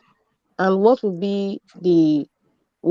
I think the conversation should be is, Mr. President, um, this has come to my table. What are you doing about it? Of course, Buhari will just mumble some words and that doesn't make sense. But I would expect that Joe Biden will tell him, like, please make sure, sir, that justice is served. And I think you should do it even before the end of April, so that the people of Nigeria will have peace and they will have the leader that they chose to have. If this is not done, as a matter of fact, all these things we were saying, the American government, I believe, they have the dossier of every Nigerian politician, everyone in the caliphate, where their properties are, where their investments are, who their business associates are. They have all those details. If the Joe Biden can use those details, as a form of, I don't want to use the word threat, as a form of letting them know that, listen, I know what you guys are planning. I know your business associates. I know what you're doing. I know all your investments in my country. Even if you use surrogates or pseudonames, I know everything. I know how your money is being transferred into my country. If you don't do the right thing, this is what's going to happen. That's why I said all this will just solve with just one phone call. And then that the onus will be on Buhari to call all the judges and say, hey, listen, we all know the result. Give this guy this thing. As in Agbado, that is your headache. I've tried my best. That's it. Case closed. Buhari has no Very he's sharp. not answerable to Agbado. He's Agbado. not. He's not, because he's still the president. Although his powers is weakening, but he is still the president. So Agbado is just a citizen. You understand? So he owes nothing. Why his decision was changed. He doesn't owe anything for Agbado, because after the presidency, he's still a former president. You get all Please, the please, perks. please, please, one moment. You states, can you mute yourself, please? The noise is coming from you. Thank you. Yeah. So Okay. so like all these issues will be solved with just one phone call, and then the protest on Monday, by the special grace of God, I know it's going to be successful. I think the protest on Monday would be not just a message to the United States, but it will be a message to the world. It will be a message to the world that this is what's going on. And I'm just praying that, everyone who is living in America can sacrifice that day and just come, because the more the crowd, the more the awareness. Because I believe that even in Washington, we have every media house in the world. They all reside in Washington there, and everybody has like a searchlight on in the White House and Capitol Hill. Anything going on, there's media there, right there. So it's a message to the world. And you were asking me about if I had a placard, what will I write? I cannot say it's on in public space what I'm going to write there. The only thing that, like, we do not want a drug baron as president of Nigeria. America, would you allow this? That's the question. Exactly. But I'll probably have multiple placards, just like when we had the NSAS protest in Canada here. I participated, and I had stuff in the placards that nobody was even scared to even carry, because I was proudly like, this is what's going on. And apart from in fact, the visa thing, Sapansat was saying, that's very minute, looking at the situation of where Nigeria is right now. And it's true, but it's if it's doable, thank God, because we still have these people with their children, or or their families coming. And even if they are eventually green card holders, or or they own one property, and that's giving them because they invested in the country, everything can be reversed. America has a right to seize every money from every politician that enters America, and they have those data. They have those data. It's the same America that just went to pull one person from the so-called Sambisa forest or somewhere in the north during the time of Trump, and it was a clean up. It was a clean up, very clean. Nobody was even killed. They took their personnel out, so they know locations. They have, listen, they're so I don't want to say not tech savvy. They're so advanced when it comes to communication and operations. That's very advanced. So they know every detail of all these politicians in Nigeria, including Agbado. But just that shouting it out in Capitol Hill, we're just amplifying and say, okay, even if you guys are quiet, we know that but this is us now in the United States. We are shouting it out in your front. So it's on record that we shouted it out to you. Would you allow a drug baron to be the president of America? Why is America being silent? there's so many things right there. Why is America being silent about this? This person didn't go to Chicago State University. Their name will be out there. I mean, the school will be highlighted. Deolight or wherever I say he worked in the US, it will be highlighted, that company. Every company should be highlighted. Where are you? Come and verify. Did this man attend this school? Did this man ever work here? Then the person that worked on that case, the person who worked on the drug case, if the man is still alive, his name should be out there. So that they know, the FBI, and it should be out on the placards. This is just an advice. I hope anybody's listening to me. The whole people are in fact, I'm so happy because this is the American time now. Most Europeans are asleep, so Americans are awake. Yeah, so this is their time. These are the details. We need to call out the names, the investigator, the prosecutor, even the judge's name. Call them out, like, come out and tell us this. FBI, CIA, wherever they are, because I believe the US have the CIA all over their embassies, so they know what is going on. But just that they're just being careful. Nigeria is a sovereign nation, and as some pastor was, appealing. I think it's the best way he can. He said, "America did a cleansing of Nigeria. That can happen. America hasn't cleansed itself, as a country. So the America cannot cleanse Nigeria. I mean, a comprehensive cleanup. I mean, that's totally impossible. There's no country that will have the comprehensive cleanup. Even China or Singapore, where they are so strict, there's no comprehensive cleanup. But Nigeria is so bad that if we have a big brother like the United States come to say, okay, you know what, this got to stop, or else ABC would happen. ABC would happen. We'll start leaking out information. America, they have their ways. One phone call would just stop all this hula baloo happening with all these crooked people. One phone call, from Joe Biden to Buhari. That's it. Nigerians don't even know what transpired in that conversation. But just one phone call, we'll see a twist. We'll see that the judges are working like ASAP. They're working so fast, and the judgment is so fast. Even if it takes to the Supreme Court will be even before even May 29th. It's just one phone call. And everything has to, it boils down to what is there for me. But America already has they already have ties with Nigeria, business wise. This has been there for years. So it's not like they're just coming into Rwanda and saying, okay, tell us what you have for me before I can intervene. No, America has a lot of vested interest in Nigeria, especially the biggest black nation in the world. When you have population, you have power. And because of what's going on in the world right now, They cannot Can I afford. interject? They No, Rita, no, is it okay? hold on, Pansat. Rita, drop your So point. right Hold on, now, Pansat. the United States cannot afford to lose Nigeria. It's in the scheme of things of what's going on, especially with this Ukraine war. They cannot, because everybody right now, they're all coming to Africa because they need allies. They need support. So America right now, the United States government, Joe Biden, I think he can solve this thing with just one phone call. Now, if you want to talk to like somebody who's talking about Cory Booker, what's the other list, Stacey Abrams and all that, fine. It's good because when you go to the legislature, these people are talking about it. It's very important. It also amplifies it. It is very, very good. And even if you are writing to these people, your representative, please, you need to append videos or pictures, of these, because writing is not just enough. When you have a lot of data, then they can read between the lines, because our Nigerian mentality and our cultural ways is completely the opposite of the way Americans do their things. So for them to understand our plight and understand our pain, we have to put it in pictures, we have to put it in diagrams, videos, everything. Plus like a comprehensive letter, everything has to go together. You cannot do it the American way for them to understand fully, but you have to also make them understand this is the thinking of Nigeria. This is how things are done in Nigeria. This is what they are doing to us in Nigeria. It has to really be in-depth explanation. The write-up has to be, it's not just 1 or 2 pages. No, pictures and videos. That's what I think. This is just my advice. I might be wrong, but it's my opinion. I think it has to be really, really in-depth, if you're writing to your representative.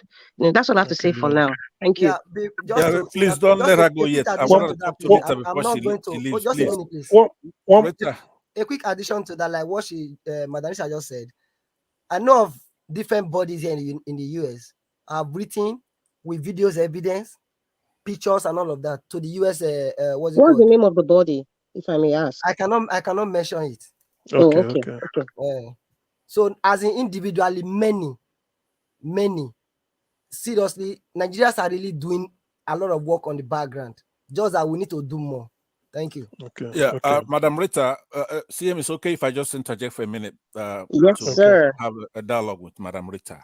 Okay. Because first of all, Madam Rita and I, we don't have there's no daylight between our expectations and politics, right? I really do mean that when I say it. I know it's kind of funny, but I agree with you 100%. Now, there is one thing though that you have to avoid, which I think this particular thing is attributed to Michael Gerson, a speechwriter for George W. Bush. It's called the soft bigotry of low expectations, right? This is what we're suffering from the United States and many Western countries, which is that we are not even mature enough for them to let go of these older military dictators and all this. Whereas Nigeria is bequeathed with very intelligent, smart, educated population. So America can do, like you said, by phone call, what needs to be done as far as this particular election. But the United States actually has to, out of its own interest, I can't speak for them, they have to do a thorough job. You say there's nowhere that America has done catharsis. Yes, there are many, many places where they've done that. I gave an example last week of Japan. They actually wrote their constitution for them. Nigeria is similar to Japan in the sense that we're not like Iraq, where they intervened, they did the right thing for them, instead of them running off to the races like the Germans and the Japanese. Whereas wherever America has done this, they went back to religious, autocratic, tribal nonsense. Nigeria will not do that. We already are democratic, Judeo-Christian, similar to America. Is it Judeo-Christian or secular? It's a secular state, but in Sir our Pansa, what's your constitution, point? I'm sorry, but what's your point? please. My point is everything I've been saying so far, because if you're not even getting what I'm saying, you don't see a point to what I'm saying to you, then you're lost. In essence, you'll I be got lost. your point, sir. My point I'm making is that I can't even get a point too. No noise. Please, you please, cannot please, come please. on a platform where you are in the United States and you know the history of the United States, where they've intervened, right? There are many places they have intervened and done the right thing. There are many places they've intervened and it didn't work out because of the culture of the place. They did it for Germany, like I said. They did it for Japan, and some Even countries like Taiwan recently. They did it for Taiwan recently. right. I understand what you're saying. Right. So what they don't have to go to war for us. But you know what? Japan and Taiwan is not that you Nigeria. cannot have an administration. Here's the point I'm making. The Buhari administration is playing games. Their hands are all over this election, right? They fooled us. They lied to us. They used the military. And they let the dogs like DSS and so many others and thugs to beat up and kill our fellow citizens to prevent them from voting. They already have international observers that were there. They have reports that the election was not transparent, that the election had violence, and those international bodies said these people should be prosecuted, including FFK. But this administration would do that. So it's very easy if America wants to do the right thing, first of all, just based on those reports from those, because why have an international observer? If they made observation and say this election was not transparent and there was violence and they actually named names, if this Buhari would not do that because his game is to show that democracy is bull. That's what they're doing. They're playing games with democracy. It's a military, quasi-military government that we have clothed in civilian garb. So they have to go in there and then show some teeth, prosecute, or here are your sanctions. You have a week or you have 2 weeks to prosecute, right? Don't play games. If you come in, because the onus is on the head of Buhari himself. He tries to do things by proxy. He is responsible. He's the president. Anyway, Pastor, what you're saying, you've gone round to that phone call that if Biden could intervene with a phone call, a lot of things will be achieved between now until May 29. That's what we are thinking. That is the summary of what Madam said. He said that if he can pick a phone call and then tell Buhari, look, something come to my table, and then you better allow these people to Nigerians to have the people that they voted for, or else this. I think there's something like that. But then the protest should be able to, Mr. CM, to trigger that. Please, so that we can. I've been here since I've not spoken, but I want to give just 30 seconds. Sorry, please. 30 seconds. Let me get who is speaking. It's Victor. Okay, Victor, now you know you that speak since. Hold on. No, I never talk at all. I just hear more than 1 hour. Listen to that. Oh God. Just 30 seconds. Don't worry. 30 seconds. I know the tire. Okay, what is it? 30 seconds. Okay. I understand Mr. Pamsab very well. And Mr. Pamsab have already nailed it. But we are finding it very difficult to understand. America can decide to come in physically and nothing will happen. Forget sovereignty. What is sovereignty? That they've taken away from you. The people inside are taking it from you. That is what is trying to nail in. America can decide to come in and take these people down. That's all. That's what Mr. Pamsab is trying to hit on. I understand his plight. I understand his passion. That is what he's trying. And those are the things that Nigerians are rebuking. We cannot continue to rebuke. If they have the power to do it, then let them do it. It's true. Because these guys we are fighting against, they have money in dollars, not in naira now, in dollars to do anything along the west coast of Africa, and nothing will happen. These people, individuals, have money of Ghana. They have the money to even pay for Ghana budget. They can do it. One person among them can do it. So we are talking about superpowers that are rich in dollars.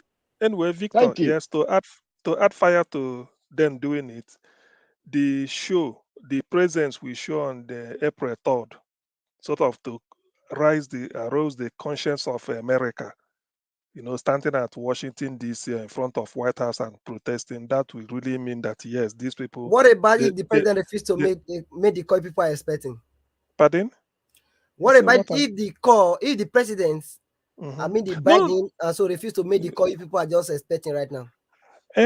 Well, that is quite rhetorical. But then I feel from what we've seen, this is not a case of pushing somebody who did not merit to be president into being president. The mood of the people, if Nigerian American ambassador to Nigeria should be honest, he will tell the home government that, look, the mood of the country has swung in favor of Obi, that this is a massively rigged election, and the America should intervene by letting them.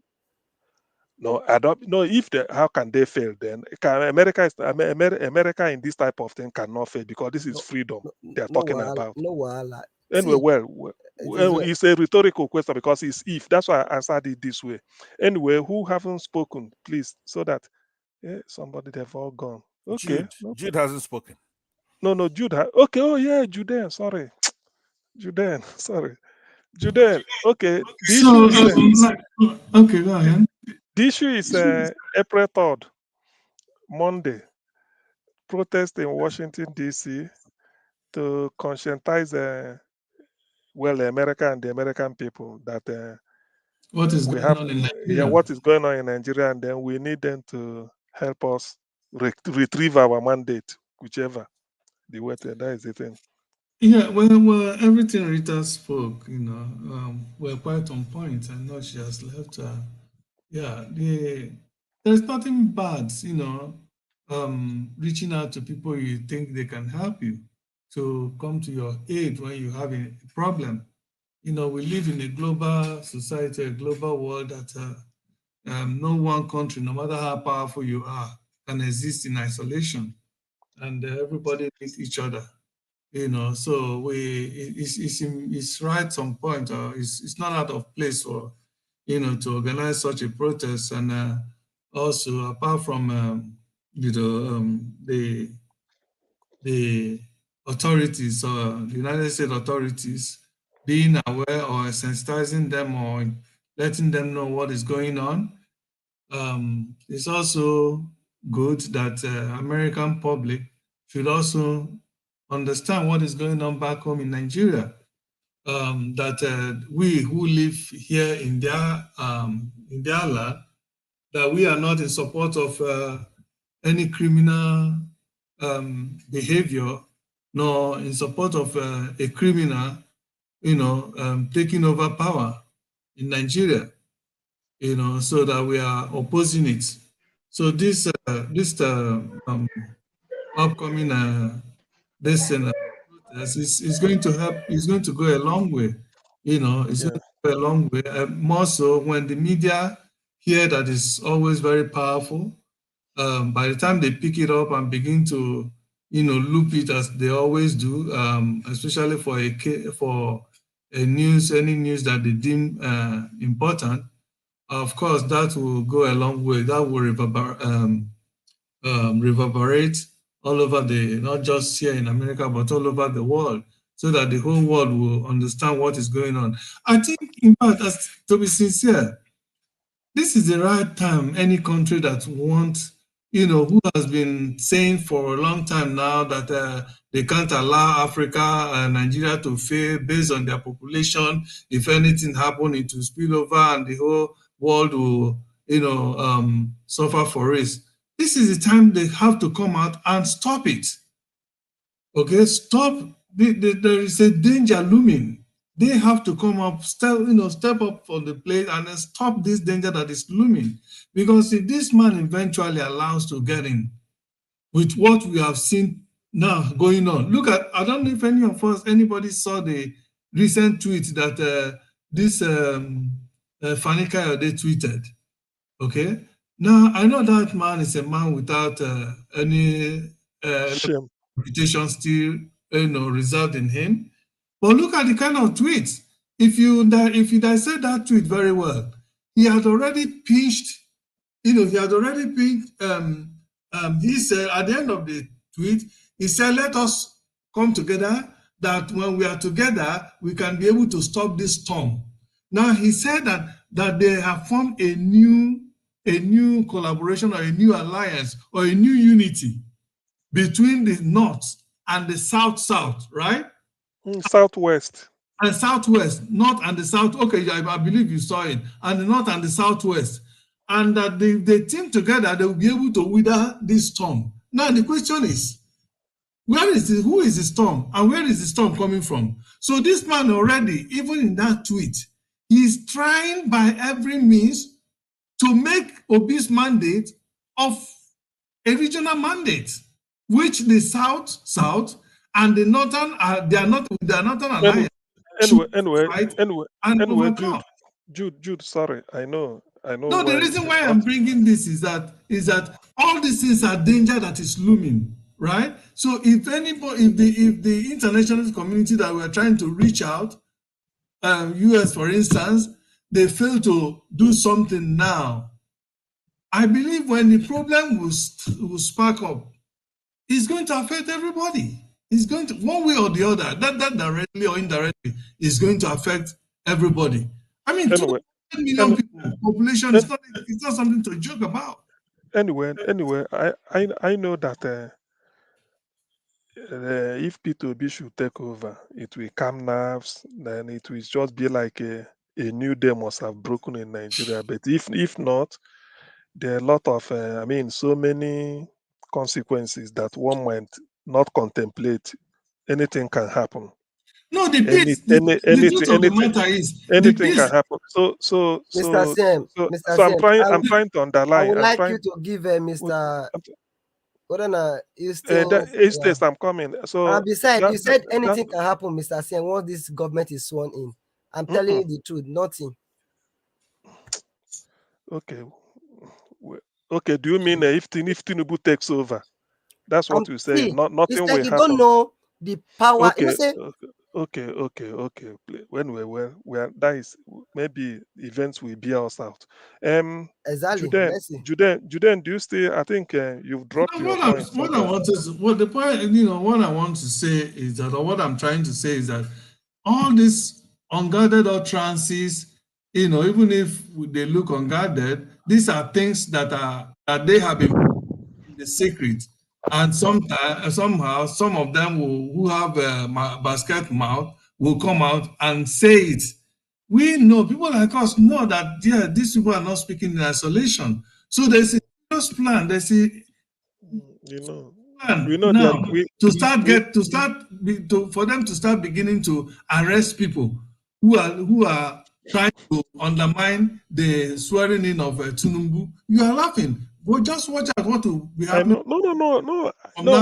Why I'm smiling is that they are becoming too dictatorial, even when they've not. Already they are. When they are not in power, it's okay. It's okay. Already they are, and they have forgotten that the reason why Nigeria is enjoying the kind of cautionable calm that they are enjoying now is because Obi, nothing has happened to him or Tati, and he has been calming them down, asking them to calm down.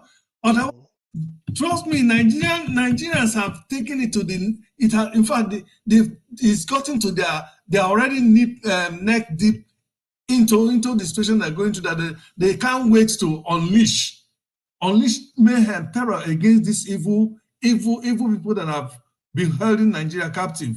Okay, Jude. Mr. Okay. Let's go to you. Mr. Jude. What is it? Yes, my brother. You talk about unleashing mayhem. They cannot wait. Which land? They cannot wait, my brother. It's only the please, which land are you going to do it? Please, it's okay. Let's not Jude, please, let's suspend the issue. This government and they are evil. Please, let's leave all those area apart. Please, brother MC, can I come in for a minute, please? Nobody, please. Please. Let us call on you. When you want to speak, you speak fluently. What is the meaning of this, Teopala? What is this? Please, can I come in? We said April 3rd. Jude want to deviate. I know if I leave two of you now, they will start talking about what will happen post 29. Whether something will happen.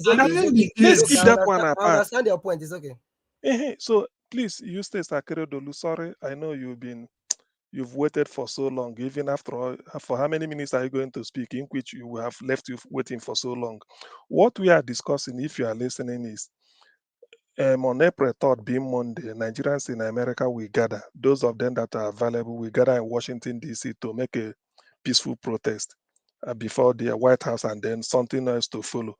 What we are trying to say is that what are you expecting? What impact do you feel this will have in making the mandate of the people in Nigeria to be recovered? Because the way it is going, Agbado or maybe APC and Tinubu are hell bent on frustrating the procedure to make sure that Tinubu gets sworn in, irrespective of what the judges will do or whatever.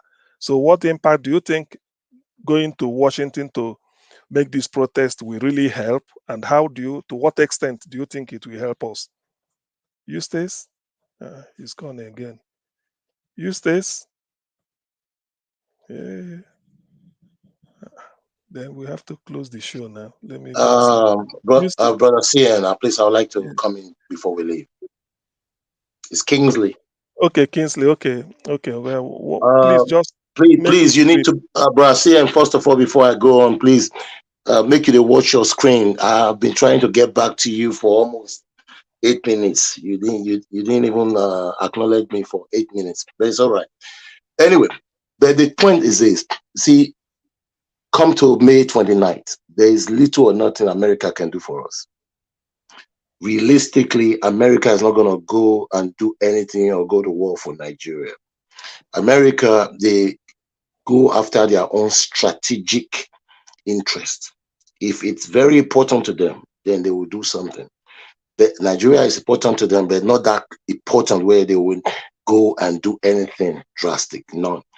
If there is anything to be done, it has to be done by ourselves, Nigerians. We have to be the one to come out en masse and protest that this shouldn't happen. If we do this, then other people will now come in to help. Unless we do that, nobody is going to come to our aid. And like you were saying, Peter Obi is the voice of the new Nigerian.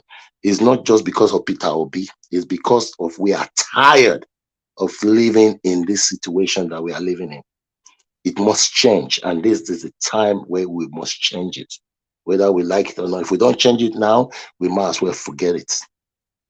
So that's the only thing I take away from this, that we have to get together to find a way to mobilize ourselves, to go to the street and take to the street.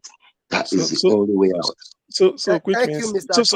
Which means the April 3rd protest is in order. Yeah, it is important. Okay, see, what that protest we actually do is to bring awareness, and America will get on board. But the sanction that they should bring shouldn't be against the country, because if they do that, the people will suffer. Now our people will suffer out. The sanction should be against these people, the Tunubungs, the Buharis, and all these people. There are things overseas in the Western world should be garnished and confiscated if they don't do the right thing. If America can do that, they will listen up. Okay. Let me listen to. Just hold on, Pastor. To Tiobala, just in a very short citizen, let me know what you have to put on, because we should be rounding up now. Okay, nobody is talking again. I want to go and sleep. What the last speaker just said. Yeah. Yes, it's good. Like we write, like what we have been doing, just to keep the world abreast with what Nigeria is going through, and for them to put pressure on the judiciary. But the onus is on all the citizens of the Federal Republic of Nigeria to rise up to this expectation. When I mean fight, it's not physical fight, because we cannot fight them. There's no two ways about it. They own the military. They own everything. Just a peaceful protest. Put the judiciary on a watchdog, on the media spaces, calling them out for them to do the needful. If after May 29, they succeeded in swearing in this evil government, they will keep on postponing. 4 years will pass. Then, at that point, we cannot protest. See, we were able to protest regarding that answers, because that in that they affect the whole nation or affect the whole youth. But at this point now, though it's affect everyone, you'll find out that Lagos, who's supposed to be the focal point, is where this man is coming from. He cannot protest there. Where are you going to protest? So we must find a way out. Thank you. Okay, Eustace, you say you are still here. Can we hear you? He said something. Eustace, is it not Akeredolu? Where is this man now?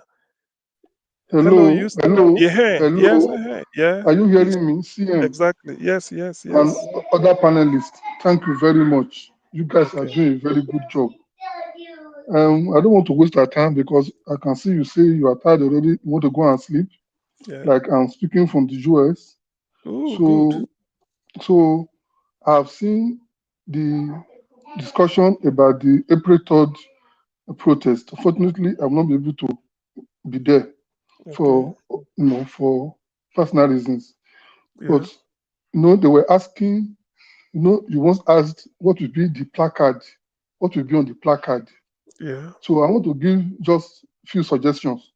Number one, I think we should put on that placard that Tinubu is not our president-elect. Good. Another placard should read, Tinubu is a drug baron. Good. Number three, our judiciary should do the right thing. Then number four, support us by not recognizing Tinubu as president-elect. Then four, America cannot afford Nigeria to go up in flames. Exactly. Now, with these three placards, three things will be achieved. Because I heard somebody has said, just ordinary telephone call to Biden will do the magic. Biden to Buhari. Yes, from Biden to Buhari, will do the magic. Perfect. It is true. But how do you make Biden to do that? Exactly. So that is why that demonstration is very, very germane, very, very important. So that if it can be possible, so by the time everybody starts doing that, so it will, like somebody has said, he has spoken to Koriboka and Stacey Adams and all those people. Let pressure be on them. Because the way it is, let me tell you something, my brother. I've been following this, I've been following this platform for almost 1-2 weeks now. Now, what we are saying is that Tinubu should not be sworn in. But in case he's sworn in, there's nothing we can do about it.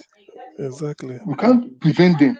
But there are things we can do to make it impossible for him to remain there.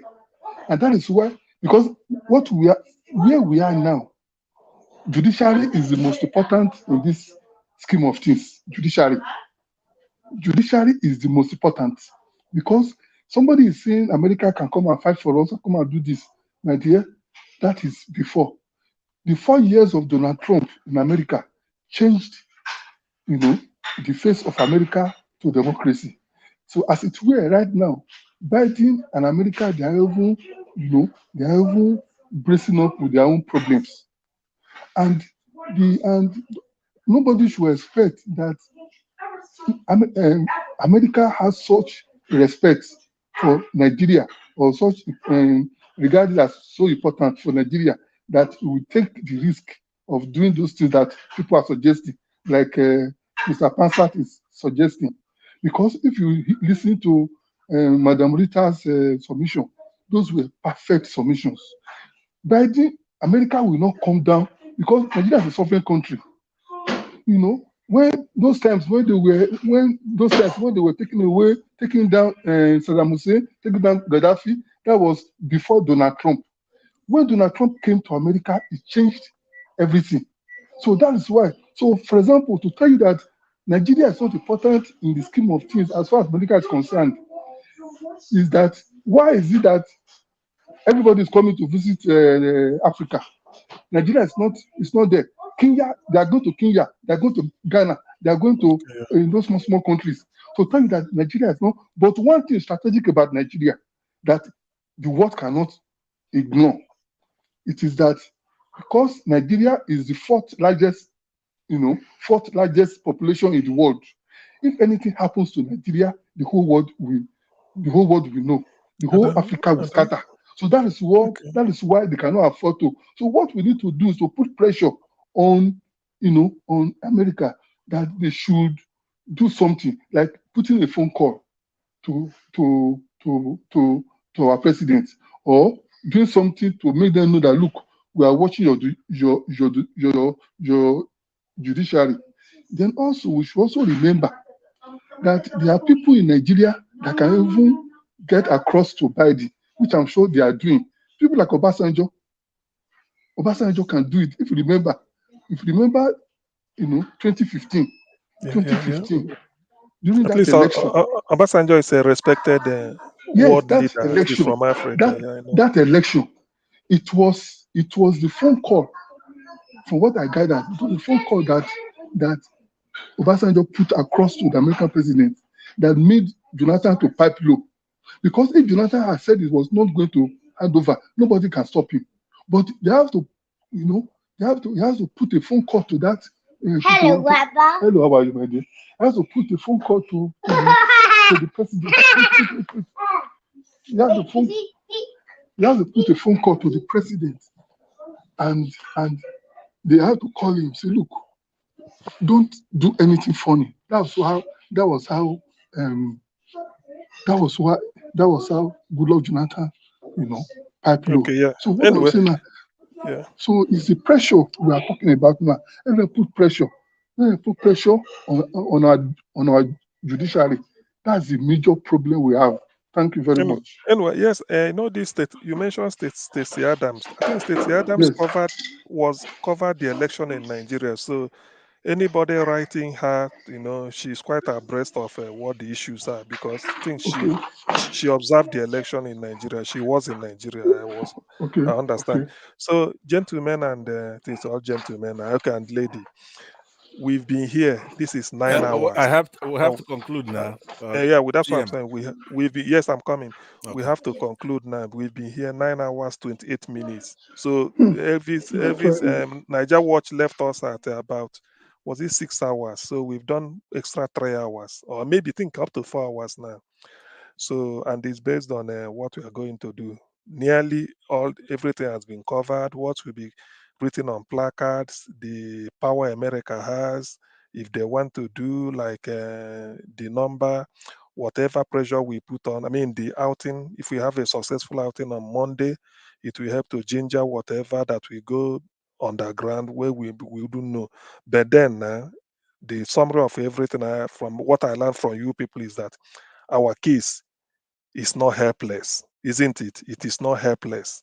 There is still chance that justice will be done, the right thing will be done between now and May 29th, so that we get the person we voted for. Now, for us to round up, whoever is, I think 1 minute or 2 minutes should be okay, isn't it? So that we can shut down, we can then go and sleep. Isn't 2 minutes should be okay, so that I time everybody exactly. Gentlemen, 2 minutes should be all right. 2 minutes is more than sufficient. Okay, 2 minutes is okay. So it's okay. 2 minutes will be okay. So who was the last person to? Okay, yeah, I think we start with Pansat because he hasn't. Okay, Busy Brain, are you still here with us?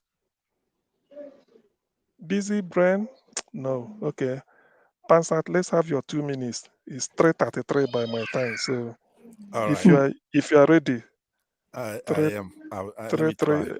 3 a.m. I could spend 2 minutes just okay, praising Mr. Keredolu for his statements. I welcome that it was sound, and Kingsley, Victor, Fiobala. So let me thank all of you. Let me just say that the point that he made about the phone call to Jonathan at the time, that's exactly what happened. That's true. So, but you have to understand that some things have already worked for us. It's just that we didn't protest to achieve those things.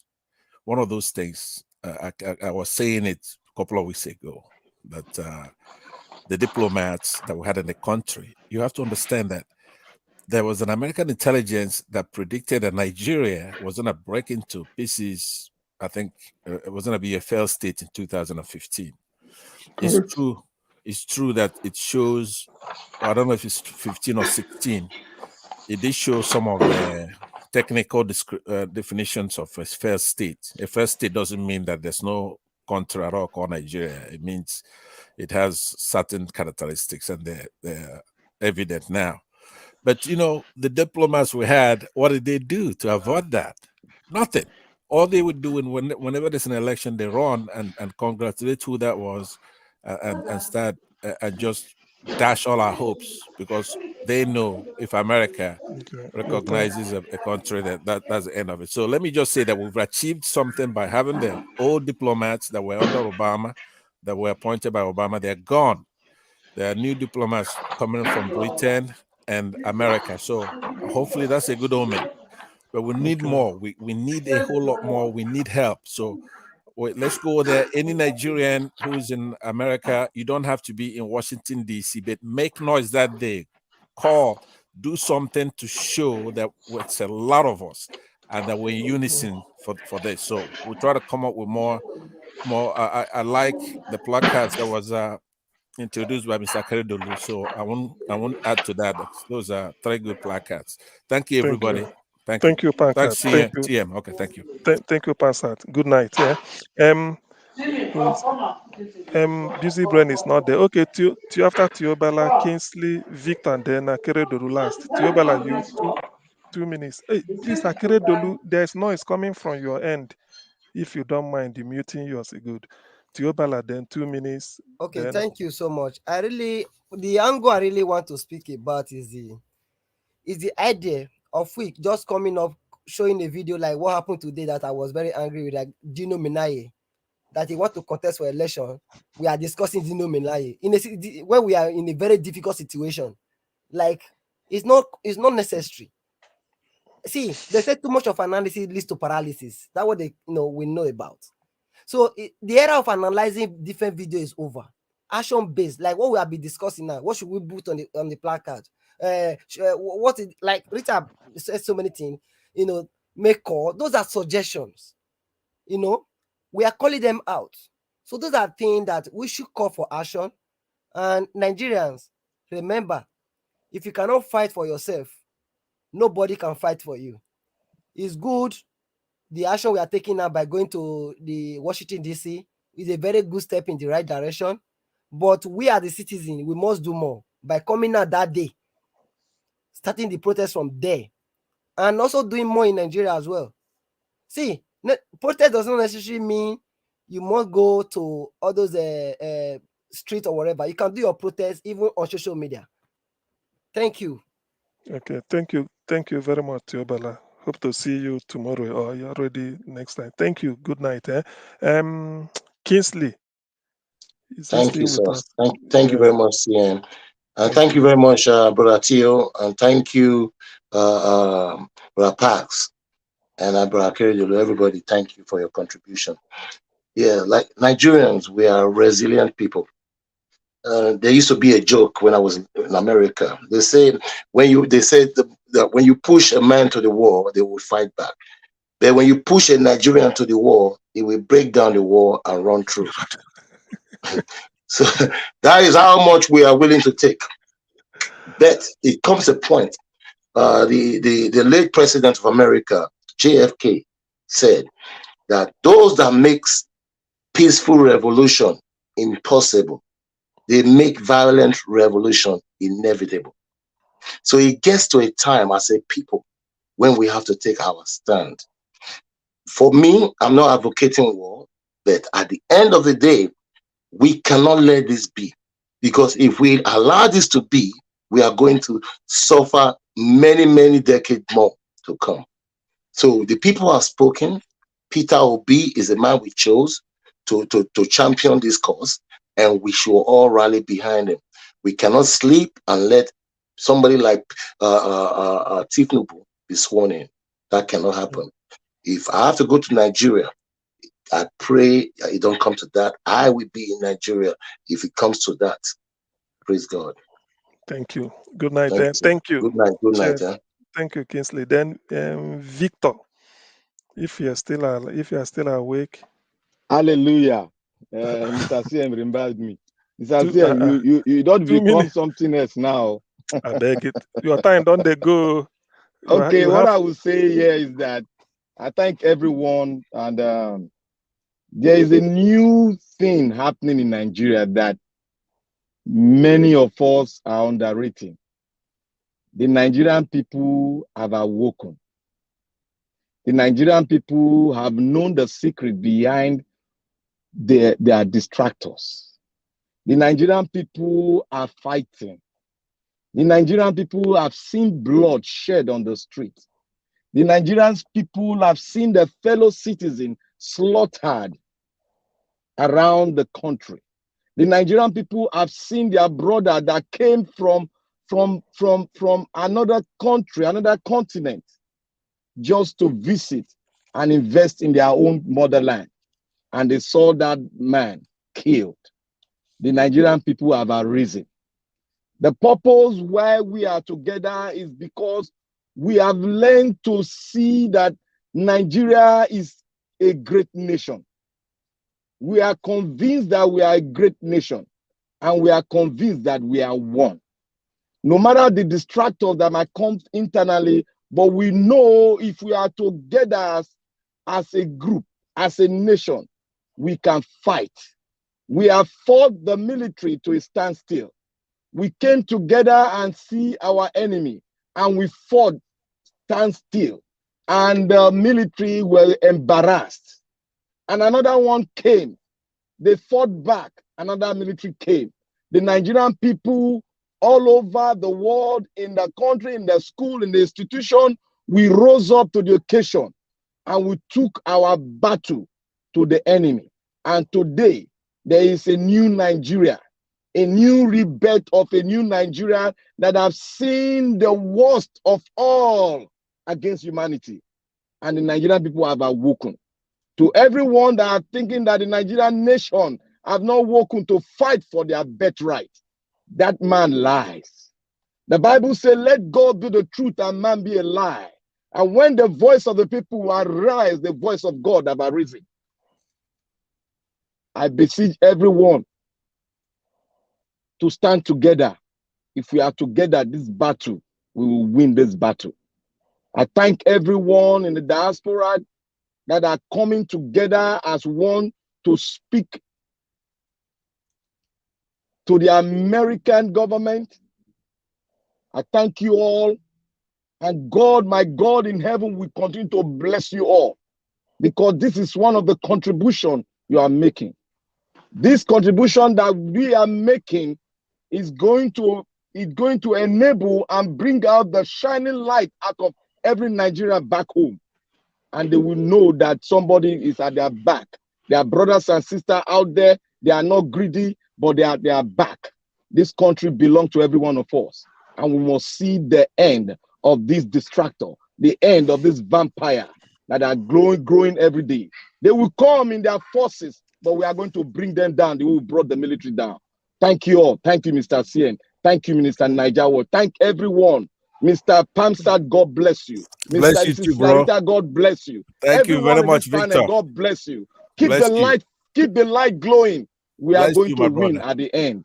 Thank you all. You see, I'm glad you are happy now, Mr. Victor. You started when you like and stopped when you like. Thank you. Mr. CN, Mr. CN, you know, say it's my paddy. No, I just want to make you know. Say now you hold me. Now you the hold my change now. You buy market now. You the hold me change. So you states, please. Let's round up if you can. CN, thank you very much, and all other panelists. For you to be standing up to 3:33 a.m. in Nigeria is a big sacrifice. And we pray that our sacrifice will not be in vain in Jesus' name. Amen. All my people, they are speaking well. There's nothing for me to add. But the only thing I want to add is this. Please, we should not neglect the power of prayer. Because somebody in the afternoon, somebody was saying, we don't need to pray again. That is a mistake. So we are going to also be backing up our effort with prayer, because we have to walk and pray. We have to walk and pray, watch and pray, and the Lord will help us, because we know Peter Obi will make it. Peter Obi will make it. So that is all. So let's have a strategy of actually praying, together with this our project. Let's not put God by the side. because it's God that has led us far. Because I remember when the election was going on and when campaign was going on, my wife was not supporting anybody, but me, I was obedient from day one because I said, wait a minute, PDP has done this thing for 16 years. It was nonsense. It took us to something else. 8 years of APC, it's even worse. But now we have APC, we have PDP, we have LP. So this man is a new man. Peter Obi is a new man. And we can see him talking, you can see the compassion, you can see the capacity, you can see his competence. So why should we not support? You know what my wife said? He said, let us pray, let us tell God to take control. That for that day, it's God that will direct people how to vote. And that was what happened. By the grace of God, why I say judiciary is very, very important in this matter, is that if the judiciary will give Peter Obi and the lawyers the opportunity to present all the evidence they have, it will be so clear to the whole world that Peter Obi actually won this election. And again, too, we're also going to put it in prayer that the court proceedings should be televised live. So that the whole world will be watching the proceedings. So by the time the whole world is watching and the whole world has seen the evidence, it will be difficult for any justice, no matter the money, the amount he has collected from anybody, to say it is not so. So that is why we have to be full of prayer. So on that day, that's what happened.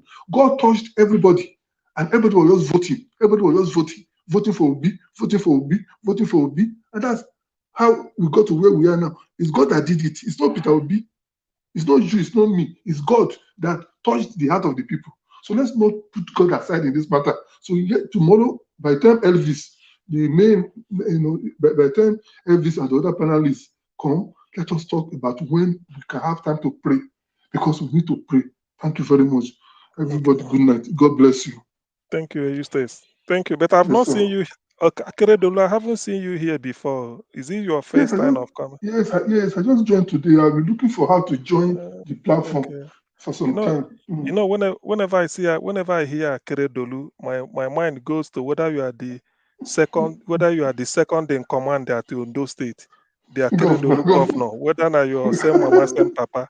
Abi. It's the same lineage. The same lineage. Okay. Thank you very much. Yes. Okay, Yes. that's all right. God bless you. I thank everybody. So let's all log off. God bless you too, Mr. Victor, thank you. Good night, all my brother. Good night, and see you again tomorrow. Odabo, Kachifo. Yeah, God bless Kachifo. you all. Pansat, please, can you drop your number for me? Yeah, we did that. Okay, drop it on the channel. Let me copy it, then I give you mine. Thank you, Akeredolu. See you. Speak to you next time. Okay, Thank sir. you, Bye, everybody. sir. Okay. Yes, sir.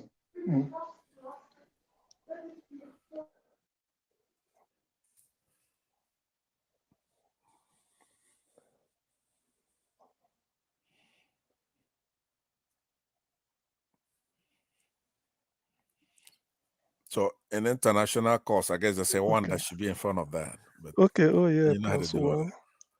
+1 3 2 3 3 3. You say somebody should give you something for chat. You are calling +1 whatever. 5 7. Okay. Tiobala, how you 6 did? 8.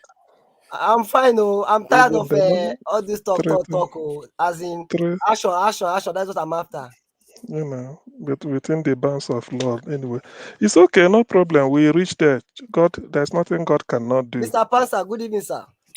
Tiobala, I'm very, very happy with you because you've been very persistent, consistent, and you really do love Nigeria. And I have to tell you, it's good to see you when you come back here, and sometimes you're gone. But we're gonna reclaim that country one way or the other, no matter what. We're gonna reclaim it. Our people really worked very hard this time to go out there, vote, and they were convinced. They were really, a lot of people were convinced that this election was going to count. Exactly. You know? So it's a heartbreaker.